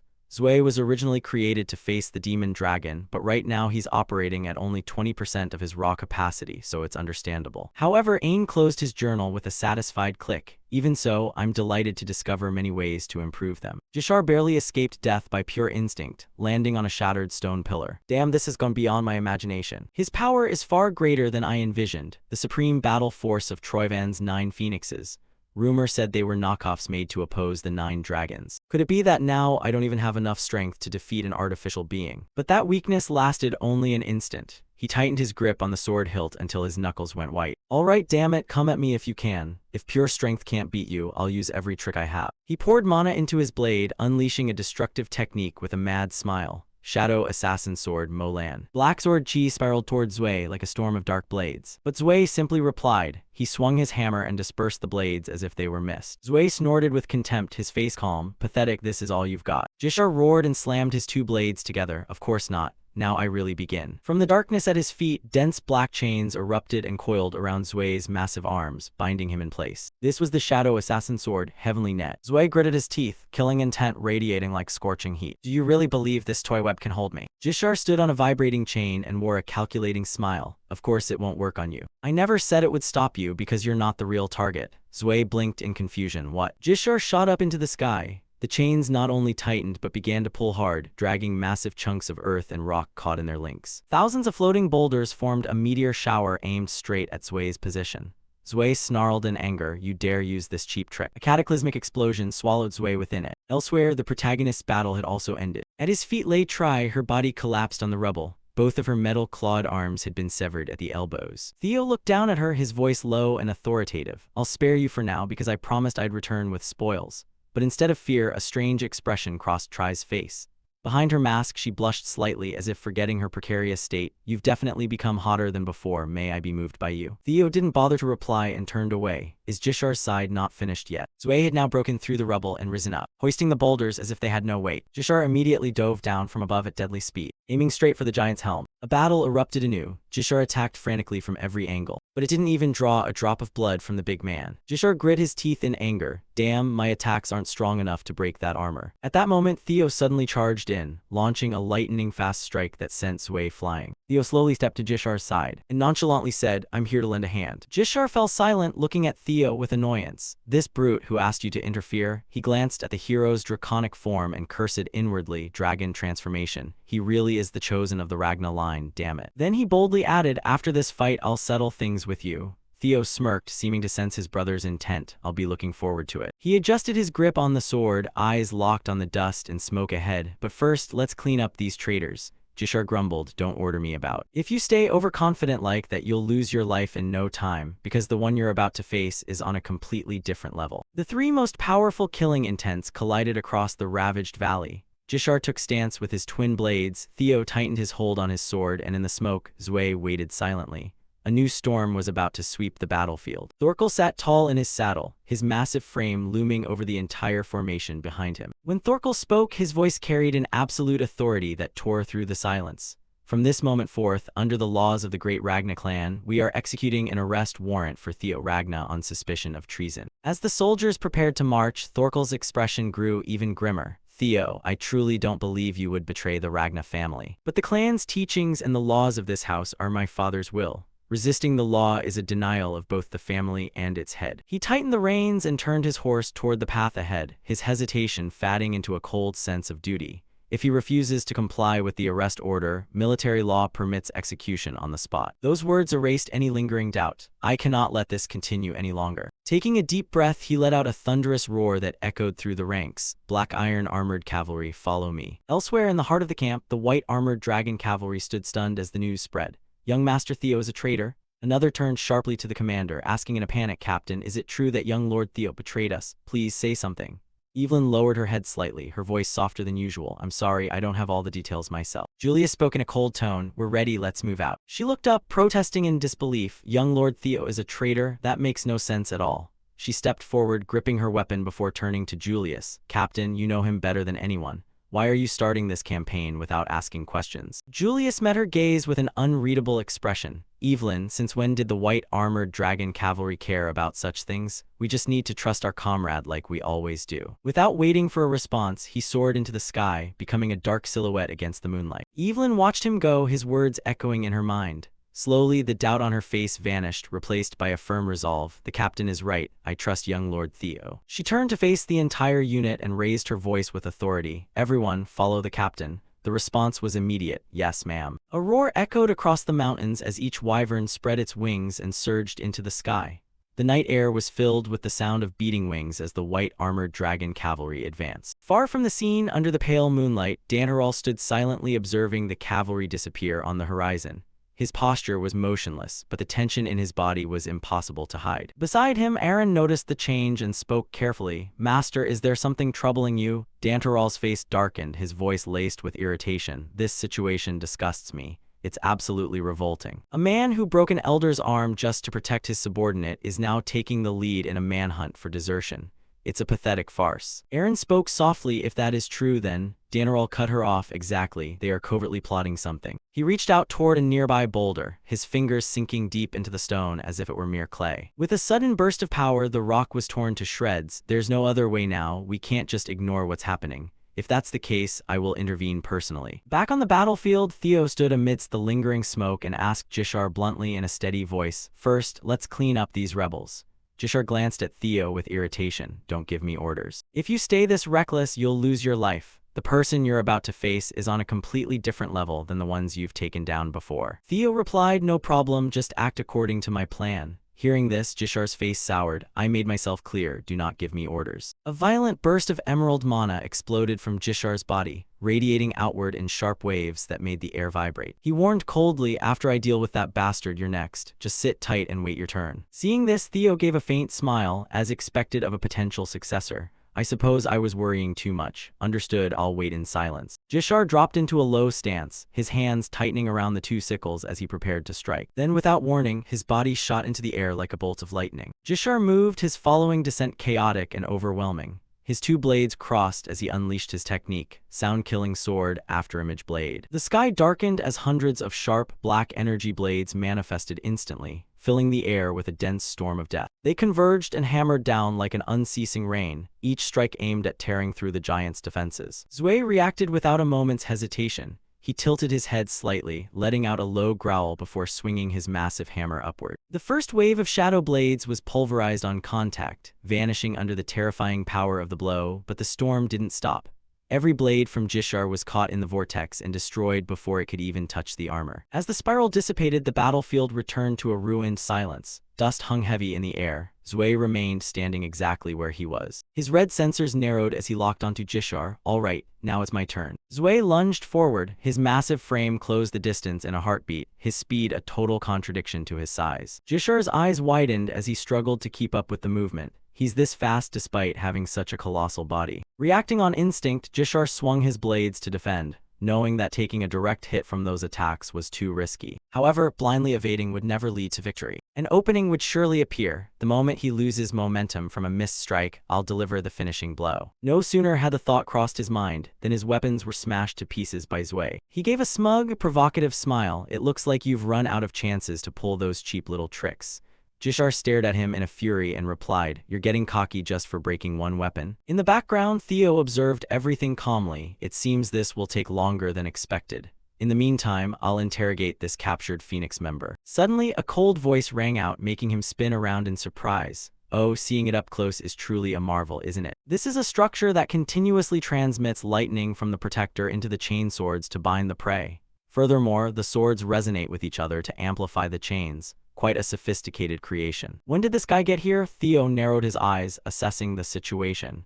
Given the circumstances, he had to be another Phoenix member. Seeing that the man could sense him, it was no longer a matter of being strong or weak. Phoenix number 1 glanced at him and said, a pleasure to meet you, Theo Ragna. The mana radiating from him was horrific and overwhelming. On this side, Ain continued, it's only right to call it dragonification.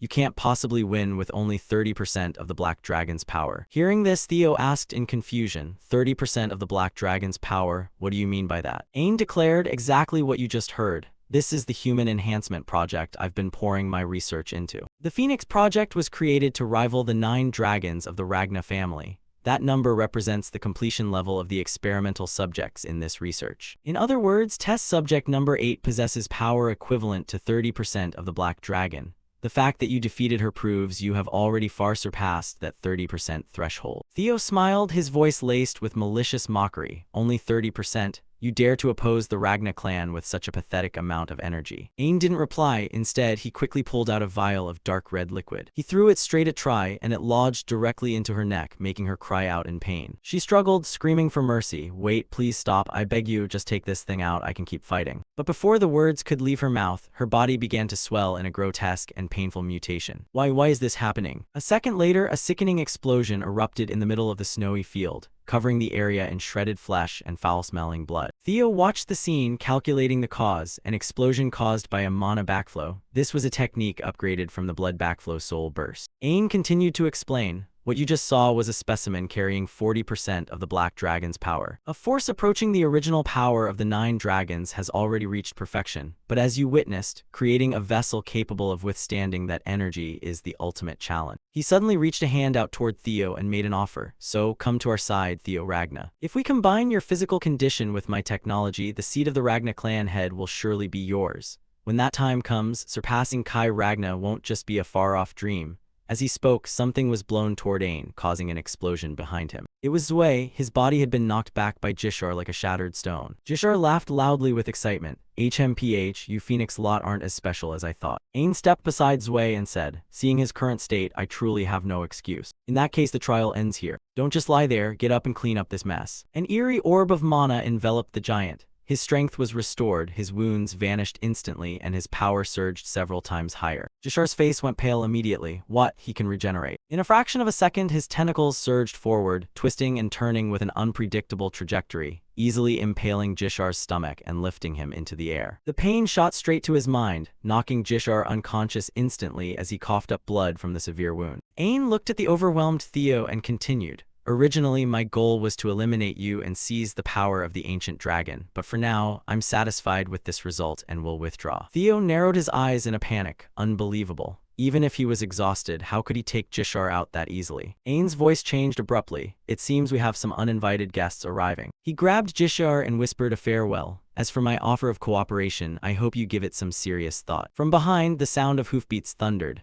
Thorkel was charging with a sharp spear in hand. With a powerful leap, Thorkel and his warhorse lunged forward like a drill, aimed at piercing anything in their path. However, Ain quickly vanished into thin air, leaving behind a promise. I look forward to our next meeting, Theo Ragna. Theo roared in fury, get back here, you bastard. But all effort was in vain. All that remained was the thick dust from Thorkel's attack and a long fissure in the ground. He let him escape. Theo quickly ran over and said, Commander Thorkel, you've arrived at the perfect time. Please order a pursuit immediately. But the only response he received was a cold statement. Theo Ragna, I am officially executing the arrest warrant against you for treason. The shattered valley grew increasingly crowded. Commander Thorkel and the black-armored cavalry surrounded the solitary figure of Theo Ragna. The heavy silence of the arrest was broken by the heavy thumping of wings. The white-armored dragon cavalry descended from above. The massive wyverns landed on the opposite side of the crater. The blonde member, looking tense and worried, shouted, Captain. He looked at Thorkel facing the exhausted Theo and whispered with concern, is this going to be okay? From the edge of the snowy plateau, Ancio and Danaral appeared. Ancio swept her eyes over the blood-stained snow and frowned. Jishar is nowhere to be found. She thought to herself, could it be? Dantaral clicked his tongue in annoyance. Ancio, what the hell is going on here? Ancio replied, her expression grim. It seems the interference of the Phoenix has complicated everything. She looked down into the massive crater where the battle had taken place. I don't think Jishar was killed, but in the worst-case scenario. At the mere suggestion that Jishar might have failed, a dark and brutal smile spread across Dantaral's face. The possibility of chaos seemed to please him more than it worried him. That sharp, cruel smile widened. If that's the case, even better. I'll use this chance to crush that arrogant brat. Thorkel sat motionless like an iron statue on his horse, his voice as majestic as the law itself. I declare your arrest for treason. Before Theo could respond, Danaral stepped forward, his murderous aura surging. An arrest during wartime? He sneered. He should be executed on the spot. Both Jishar and Ancio witnessed your betrayal. His voice was cold as ice. If you have any excuses, let's hear them. Theo didn't flinch, his gaze steady. I can explain everything. But there is something more urgent right now. Danaral's hand began to glow with chaotic dark energy. More urgent. Suddenly, Dantaral's presence exploded. He hovered over Theo, his eyes glowing like burning embers. What could possibly be more important than your betrayal in this situation? But the strike never landed. In a flash, Julius lunged forward, grabbing Dantaral's wrist and thwarting his plan. Stop fabricating vague stories to frame him. We still have the body of the Phoenix member that Theo killed. Both their eyes darted to Tri's body, lying cold and mangled on the snow. Dantaral didn't back down. He glanced at the corpse and then turned back to Julius with a smirk. You think that's enough evidence? Julius tightened his grip, the sound of straining skin and muscle audible. If you keep weaving these lies, you'll end up just like the Grand Elder. Danaral's face darkened and a red aura of murderous intent began to radiate from him. I don't see anything unreasonable in what I'm saying, but if you think you can take me on, then by all means, try. Before swords could be drawn and things could escalate, Theo Ragna shouted between them, stop this right now. We don't have time for this. 2 Phoenix members from Troyvan have severely wounded Jishar and kidnapped him. We must pursue them immediately. Ancio stood paralyzed, her eyes widening as Theo's words sank in. Isn't that a much more urgent matter? Behind her, the white-armored dragon cavalry erupted into whispers. Theo killed a Phoenix member, so he might not actually be a traitor. Henkus frowned and argued, exactly, being a traitor just for taking off a uniform? That sounds ridiculous. Evelyn nodded in agreement, it's just an excuse. Theo turned to face the entire force, his expression grave and determined. I will answer for all treason charges in court.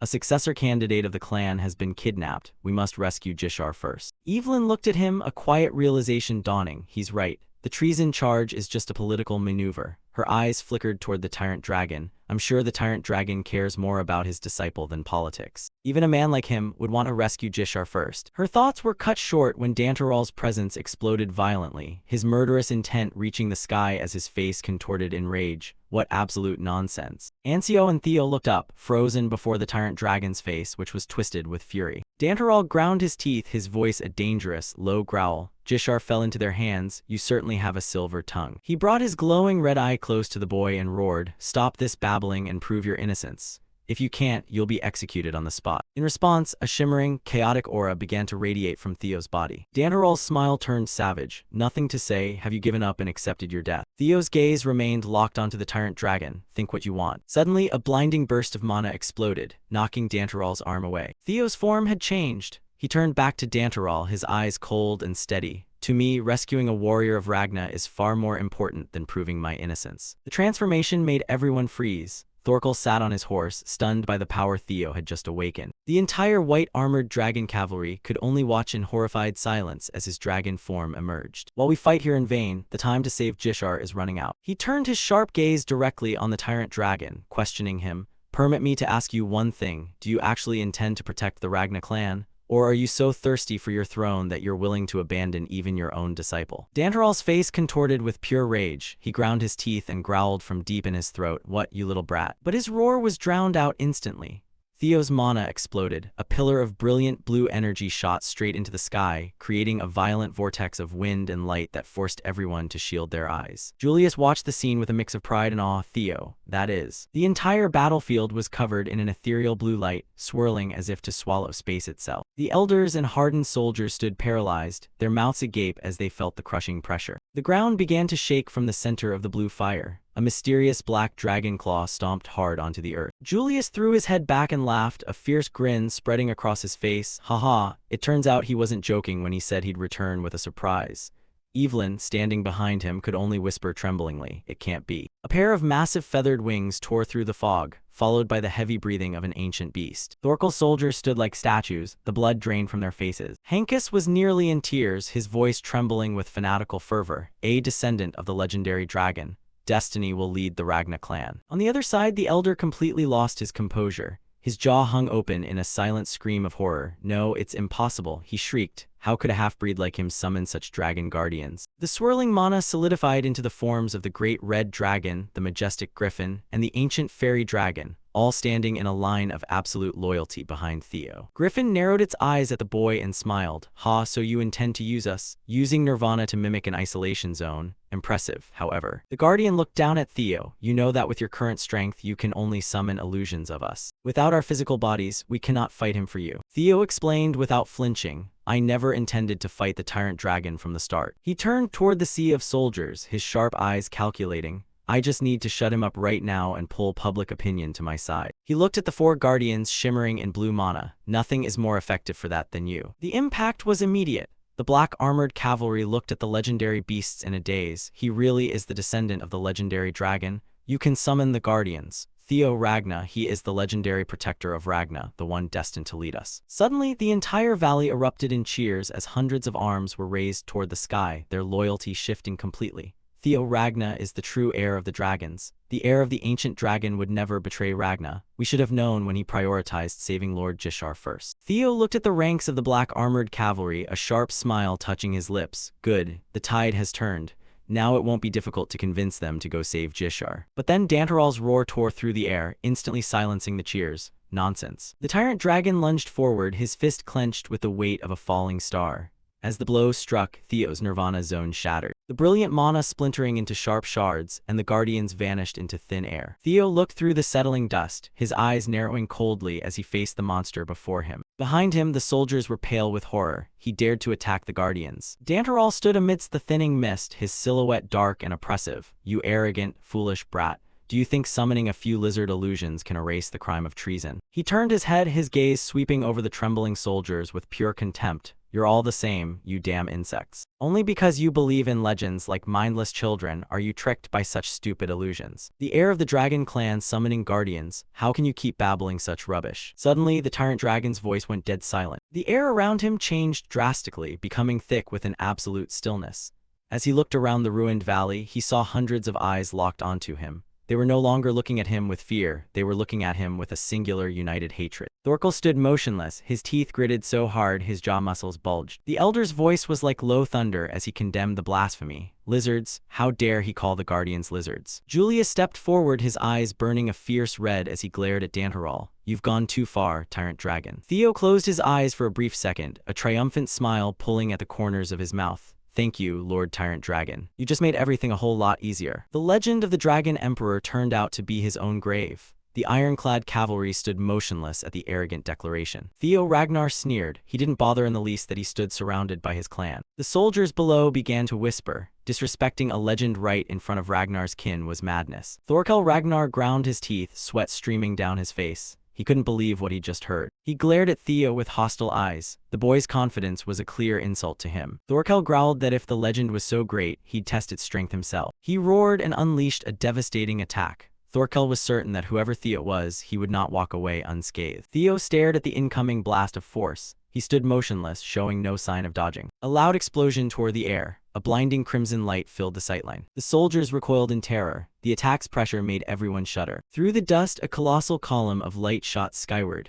This power far exceeded that of an ordinary cavalryman. A deep voice cut through the chaos. Kyle Ragnar appeared, scolding his subordinates for acting without orders. The clan head's sword was driven deep into the ground, halting the erupting force. The surroundings fell into an eerie silence. Pressure radiated from the sword, scattering any will to fight among those nearby. No one dared utter a word. Kyle's imposing figure emerged from the red haze. The clan leader's presence could crush anyone. Kyle fixed Thorkel with a stare. He asked sarcastically how anyone could entrust the battlefield to someone who couldn't keep his temper. All the cavalry kneeled in unison to pay respects. His presence had completely snuffed out the nascent civil strife. Thorkel hurriedly defended himself. He claimed this wasn't an internal quarrel, but that he was punishing a traitor. He pointed at Theo, accusing him of wearing enemy colors and tarnishing the Ragnar name. Thorkel shouted, demanding Kyle authorize Theo's immediate execution as an example. Kyle curled his lip in contempt. He called the old man a dog that barked blindly without knowing where he stood. Kyle's gaze was razor-sharp as if to pierce Thorkel. He asked who had given him permission to choose targets without orders. Overwhelmed, Thorkel crumpled, trembling and speechless. He was utterly subdued by the clan leader's authority. Kyle demanded everyone explain why they had caused this disruption in the middle of the battlefield. Theo Ragnar spoke up to break the tense atmosphere.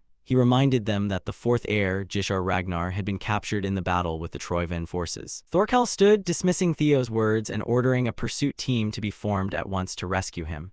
Theo mocked that the old man was always driven by emotion. Kyle watched in silence. He looked at his son with a different expression, somewhat curious about what he was about to say. Theo posed a cold question about the law of the jungle. Isn't the death of the loser inevitable? His words stunned everyone. Thorkel shouted, reminding Theo that Jishar was, first and foremost, his brother. He couldn't believe such cruelty. Theo looked at him with pity. He said the old man had completely misunderstood his true purpose. Kyle stood towering, asserting that the Ragnar clan was no place for family sentimentality. His words were as cold as ice. A strange light flashed in Theo's eyes. He was preparing to play his final card to persuade his father. Theo insisted firmly that they must rescue Jishar, but not because he was family. If they didn't save Jishar now, the honor and fear the name Ragnar commanded would be erased. That would be the true loss. The soldiers fell silent. Theo's argument struck at the core of the clan's power, the thing Kyle valued most. In the distance, a mysterious figure cloaked in white was also astonished by Theo's sharpness. He intended to sow a fear worse than death. They had to set an example so that no one would dare lay a hand on a Ragnar without permission. It was the only way to maintain authority. Kyle Ragnar remained silent, but his eyes showed he was very pleased with his son's reasoning.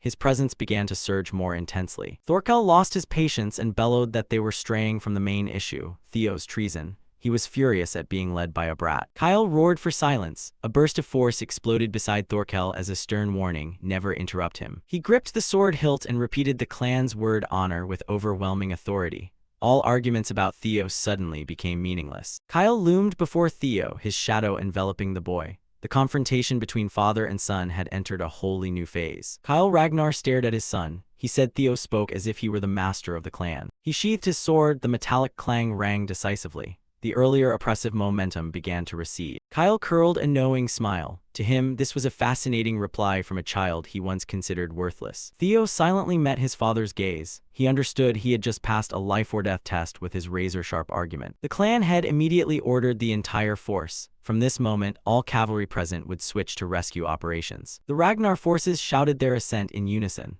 Their sole objective now was to reclaim Jishar from the Troyven enemy. Kyle Ragnar turned to Theo once more. He spoke his son's name with an entirely different tone. He stated that the two of them needed a private conversation after the battle concluded. Theo nodded slightly, sweat still beading on his brow. He knew this was only the beginning of great changes within the clan. Elsewhere on the northern border, the atmosphere was bleak and reeked of death. The headquarters of the Dark Church loomed in the night. Ancio, the enemy's junior clan head, showed obvious displeasure. He sat astride his horse, watching the progress of the unholy ritual. The grotesque thing was the dragon cocoon, a pulsing mass of flesh ready for a nauseating rebirth. A lackey knelt trembling, apologizing for losing Theo's trail and failing to bring the precious item back. He begged Ancio for mercy. Ancio growled, repeating the order. He had commanded them to secure Theo and the relic to resurrect the violent dragon emperor. But they returned empty-handed. Ancio's anger was so fierce that none of the surrounding soldiers dared breathe loudly. The lackey hurriedly explained that Theo was too valuable to kill on the spot, but that he had brought back a substitute. He had no more excuses for his failure, only the hope that this replacement would soothe his master's wrath. Ancio looked toward the dragon cocoon, which radiated dark energy. A normal Ragnar body would not suffice for this ancient rite. He asked whether another relic could be used to make up for the shortage. The situation was becoming extremely urgent. The old warlock beside him mentioned the dragon savior sword. It was one of the most powerful weapon-type relics in existence. The giant sword lay in a stone coffin, radiating a cold, killing aura. It would become the weapon the violent dragon emperor used against Kyle Ragnar in the future. Ancio clicked his tongue in regret. They should have seized a higher quality sacrificial specimen from the start instead of patching things together like this. Suddenly, a soldier rushed in with an urgent report. Ragnar's main force was launching a direct full-scale assault on the base. Ancio was stunned. This news was beyond his calculations. He hadn't expected the enemy to move so quickly. Ragnar cavalry were frantically breaking through the front lines. They were throwing everything into reclaiming their heir. Ancio muttered that he was certain someone like Kyle would leave Jishar to die by the clan's law of the jungle. Why was this happening? Jishar Ragnar lay gasping on the ground, blood leaking from his mouth. He sneered despite teetering on the edge of life and death. He whispered that he had been certain the clan would come to rescue him. The pride of Ragnar was not to be underestimated. The Dark Church followers began to panic. They feared that once Kyle Ragnar intervened directly, this place would be leveled. The old warlock clicked his tongue, worried the Ragnar forces would soon pinpoint the ceremony's exact location. They were running out of time. The sacred Dark Church's barrier could only conceal them to a certain degree. Once energy erupted, it would be exposed immediately. The old warlock asserted that the resurrection of the violent dragon emperor could only be performed on this northern land. If they missed this moment, there would be no other chance. Ancio gritted his teeth and resolved. He could not allow the resurrection plan to be delayed another second. It was time for decisive action. Jishar's eyes flew open as he felt death drawing nearer than ever. His gaze was full of resentment and helplessness. Ancio ordered Ain to take Jishar along. He decided to sacrifice him alive with the dragon's savior sword immediately. Jishar screamed in terror as the fleshy tentacles began to coil tightly around his body. He hadn't expected to become a victim for such a grotesque thing. The old warlock nodded in agreement. It was indeed a wise decision to salvage the situation. They had to complete the ritual before Ragnar stormed in. The dragon cocoon widened, ready to swallow the sacrifice. A horrific scene unfolded at the heart of the Dark Church base. Jishar's body was pierced by crimson tentacles. His harrowing screams were drowned by the metallic tang of blood. Ancio stood before the massive pulsing flesh as the resurrection ritual officially began, dyeing the surrounding space red. His eyes lit with a bewitching purple glow. He proclaimed that today, right here, a new chapter of history would be written. The violent dragon emperor would be reborn by the blood and relic of the Ragnar house.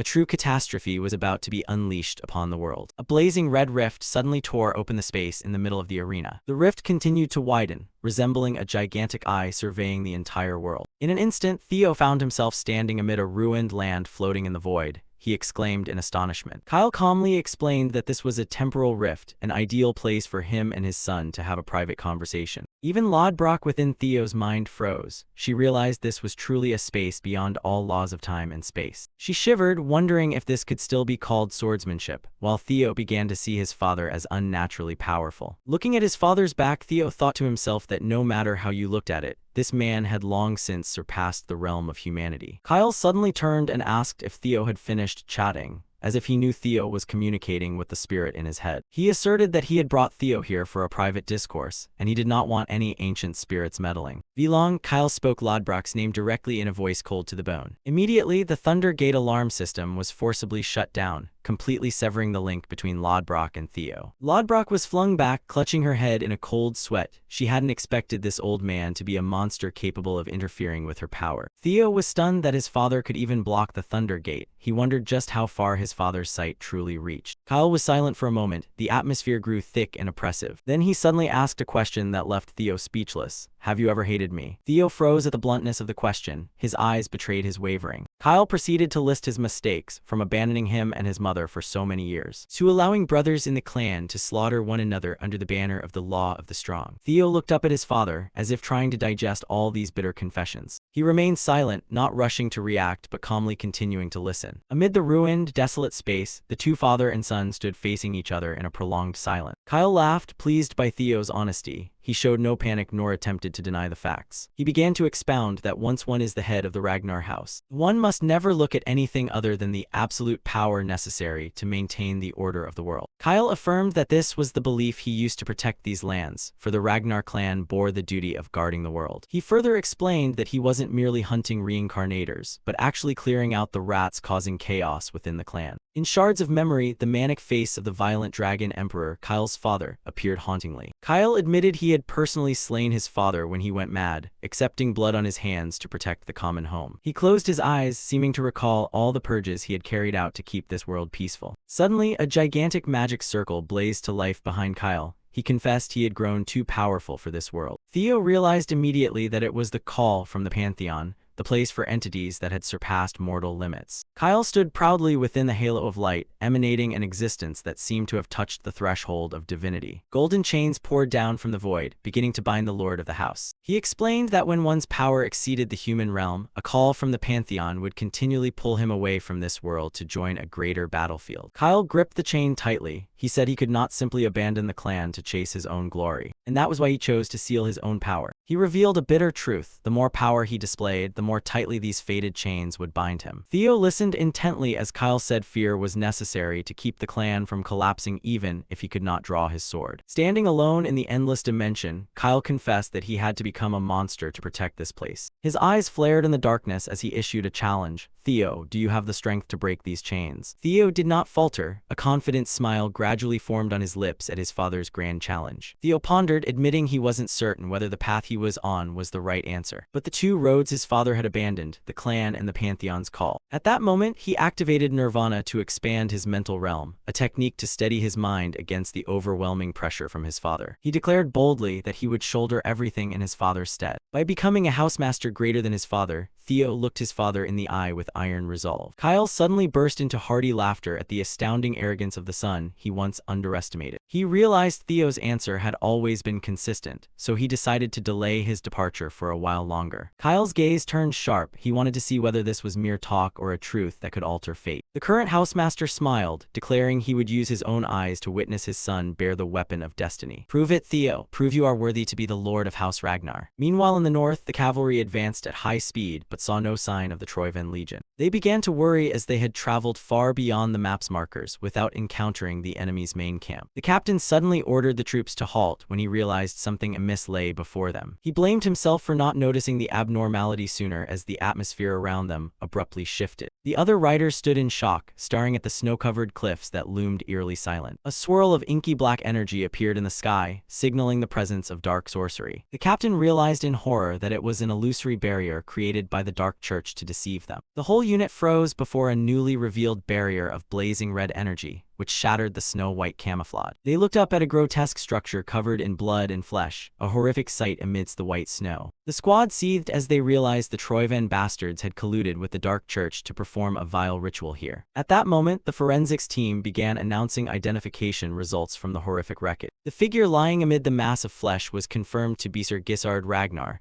a noble member of the clan. The team member couldn't believe her ears. She screamed in despair, refusing to accept that Gisard was dead. Despite forensic orders to preserve the scene, another rider lost control and rushed into the wreckage. She brandished her sword, threatening anyone who tried to stop her from reaching her comrade's body. Her eyes full of hatred, she was ready to kill anyone who stood in her way at that moment. Gisard's corpse lay motionless among crimson masses of flesh that resembled grotesque blood flowers. A cavalry member collapsed beside him, calling Gisard's name in vain with heart-wrenching pain. Based on the remaining energy, the sunglasses-wearing captain judged that he had only recently died. The armored cavalry captain advised her not to blame herself too much, for their unit had done everything they could. He looked toward the sacrificial altar, asserting with certainty that this was evidence of a resurrection ritual by the Dark Church. His expression grew grave as he noticed the lingering energy from ancient relics concentrating here. The scene ahead was horrifying, with blood-stained pillars and the presence of an entity not of the living realm. A member of the unit kept crying, regretting that if they had arrived earlier they might have saved Gisard. Tears streamed down the face of the bravest female warrior. The captain coldly ordered her to be silent so he could focus his thoughts in this dire situation. Above them, the figure of a madman began to take shape with a grotesque smile. He bared razor-sharp fangs, an unmistakable sign of utter madness. It was the violent dragon emperor, the resurrected one, mocking the brats who had enabled the ritual. Meanwhile, in another space, Kyle Ragnar suddenly felt a familiar murderous aura that made his skin crawl. Both Kyle and Theo were stunned. They sensed an extremely terrible presence had just arisen. Kyle muttered in disgust, realizing that even though his son had once beheaded him, that one continued to cause trouble even after death. Standing in the trembling arena, Theo keenly felt a horrifying shift in the atmosphere. Kyle stared deeply into his son's eyes and asked if he still remembered his arrogant words.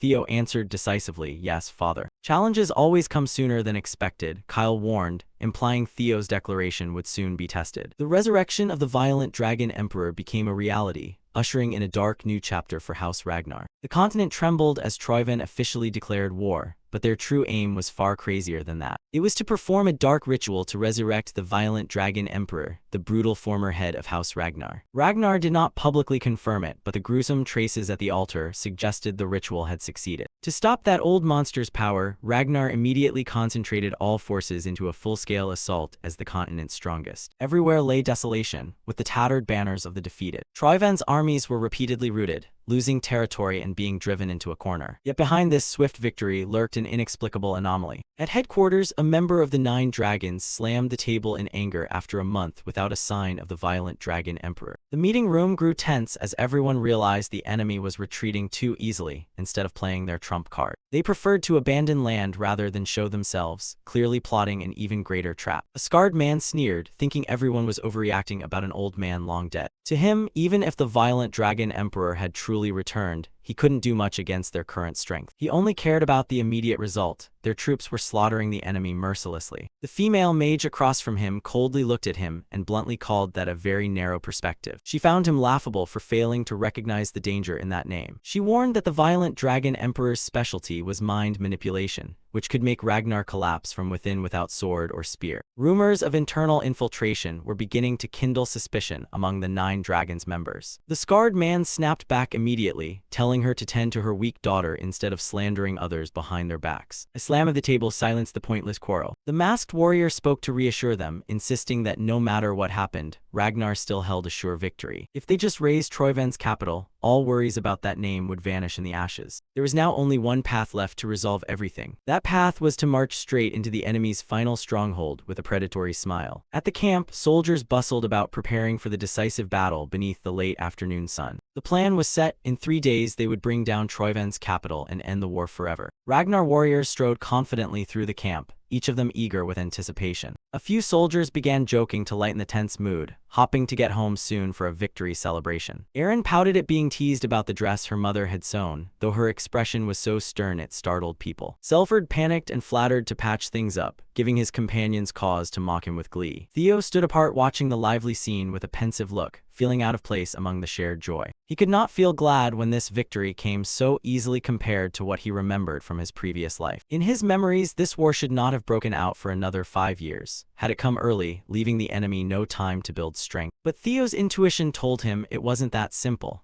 Why would Troyven bother resurrecting the violent dragon emperor if they didn't intend to use him? Theo's gaze hardened as he realized he had altered the future far beyond its original course. When everything goes too smoothly, unforeseen variables are bound to appear, he knew he had definitely missed something. Lost in thought, Theo was startled when Thorkel suddenly appeared behind him. Thorkel had also noticed the oddity of Troyven's hasty retreat and wanted to hear his younger brother's opinion. He suddenly turned stern, pressing to know whether Theo was a traitor worried about the enemy. Seeing Theo's pale face, Thorkel laughed and clapped his shoulder. He was only teasing to ease the pressure before the big battle. He told Theo not to worry too much and thanked him for the help he'd offered before. Even though another brother had fallen, Thorkel still believed that much could not shake an empire like House Ragnar. As long as House Ragnar maintained unity and consensus, he believed there would be no division or defeat. Thorkel laughed heartily, convinced that House Ragnar would never collapse. Suddenly his tone grew serious. He wanted to ask Theo something extremely important. Thorkel grabbed Theo's shoulder, his eyes full of gravity. He wanted to know deep down what image Theo had of an ideal House Ragnar.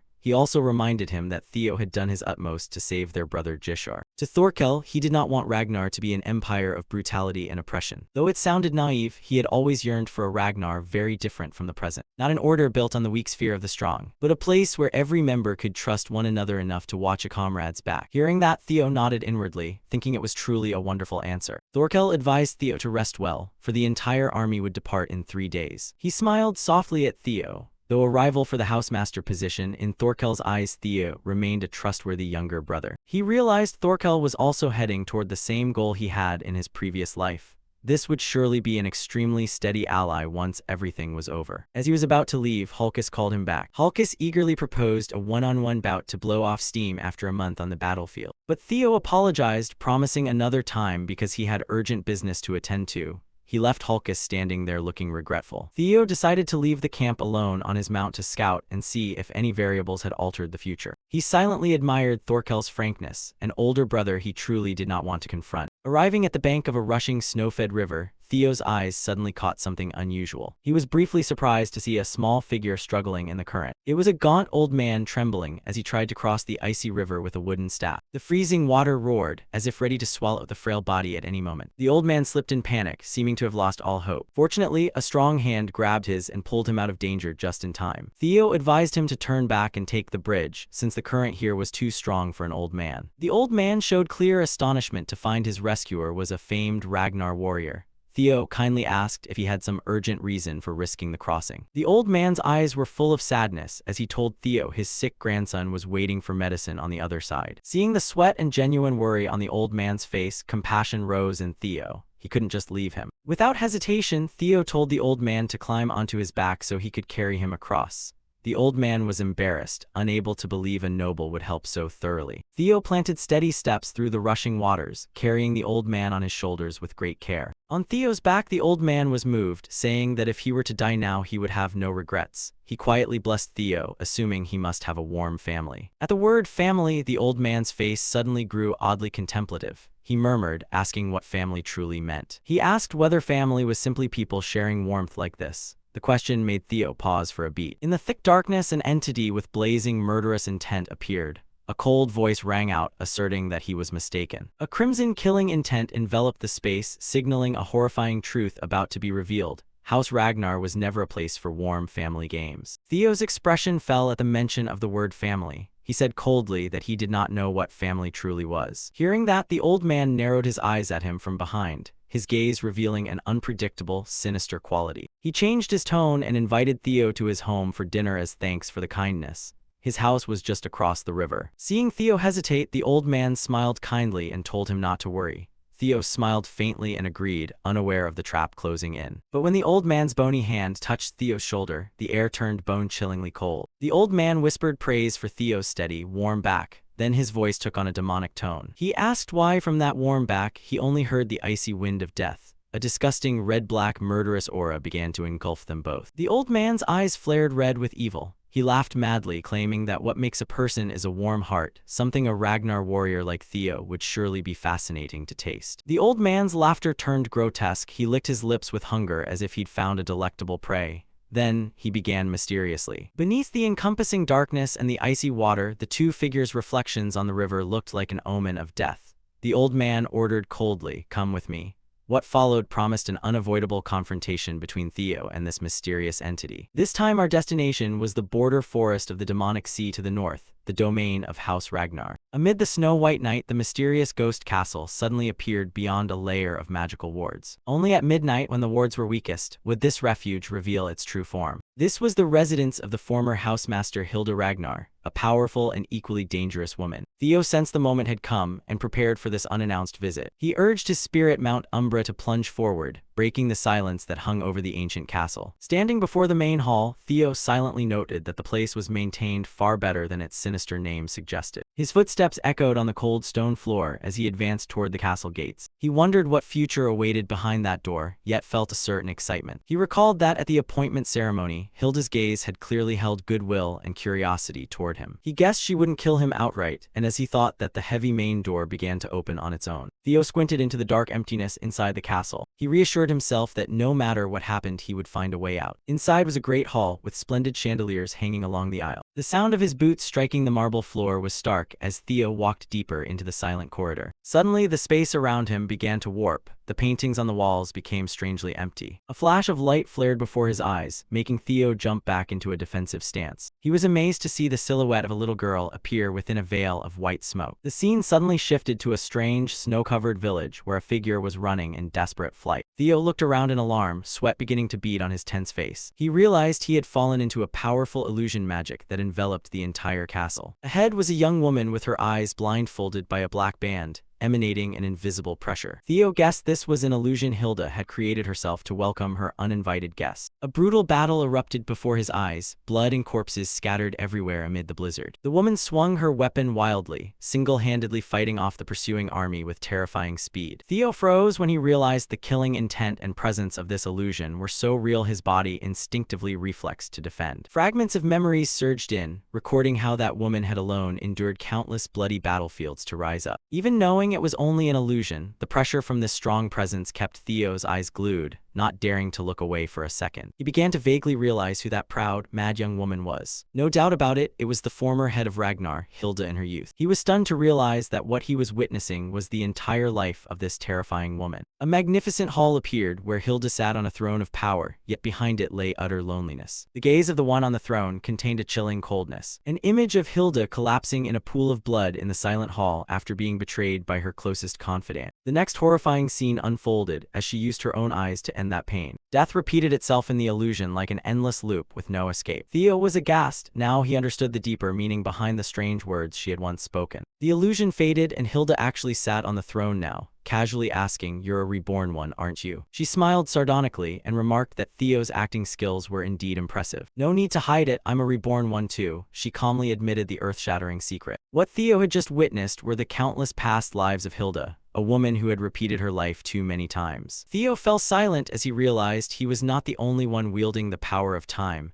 and the woman before him had been driven completely mad by it. The illusion began with a horrific tableau, heads impaled on spikes before the castle hall. Amid that atmosphere of death, a noble hand casually swirled a goblet of deep red wine as if savoring the scene. Hilda sat on the throne in full authority, but her eyes were hollow among the piles of enemy corpses. A tear rolled down the iron woman's cheek as she sensed the presence of someone familiar. Suddenly, a sharp sword cruelly plunged through her chest from behind. The one who struck was none other than the only man she had entrusted completely. Hilda gasped, asking why the one she loved would do this, blood beginning to spill from the corner of her mouth. The man sobbed, saying he could no longer face the souls of the tens of thousands who had died by her hand. Instead of hatred, Hilda gently told him to go ahead. She would follow soon to repay her debt to him. In a mad moment within the illusion, she grabbed a knife and gouged out her own eyes so she would not have to see this world anymore. Mad laughter echoed through the hall as she declared that in the next life she would so fear far worse than this. Theo witnessed the whole ordeal with a shudder, cold sweat streaming down his face. A series of shattered memories surfaced, showing that Hilda had endured countless brutal deaths in previous loops. An empty picture frame appeared as a warning about the indeterminacy of fate. Standing in the corridor, Theo was horrified to realize that no matter how many times she repeated her life, Hilda's end was always betrayal and ruin. He wondered what had made a person become so cruel and desperate. Could it be that the endless cycle of rebirth had driven her down a path of inescapable madness? Fear rose in Theo. If he kept being reborn, would he end up like them? Theo tried to regain his composure, hardening his gaze to maintain reason under the crushing mental pressure. The veils of illusion suddenly dissipated when a cold voice sounded right beside his ear. He realized the whole spectacle had been an extremely elaborate greeting prepared by Hilda. Theo stood in the actual hall, facing facing the woman who sat arrogantly upon the throne. Hilda looked at him with a mysterious smile and asked provocatively, "Was that little play entertaining?"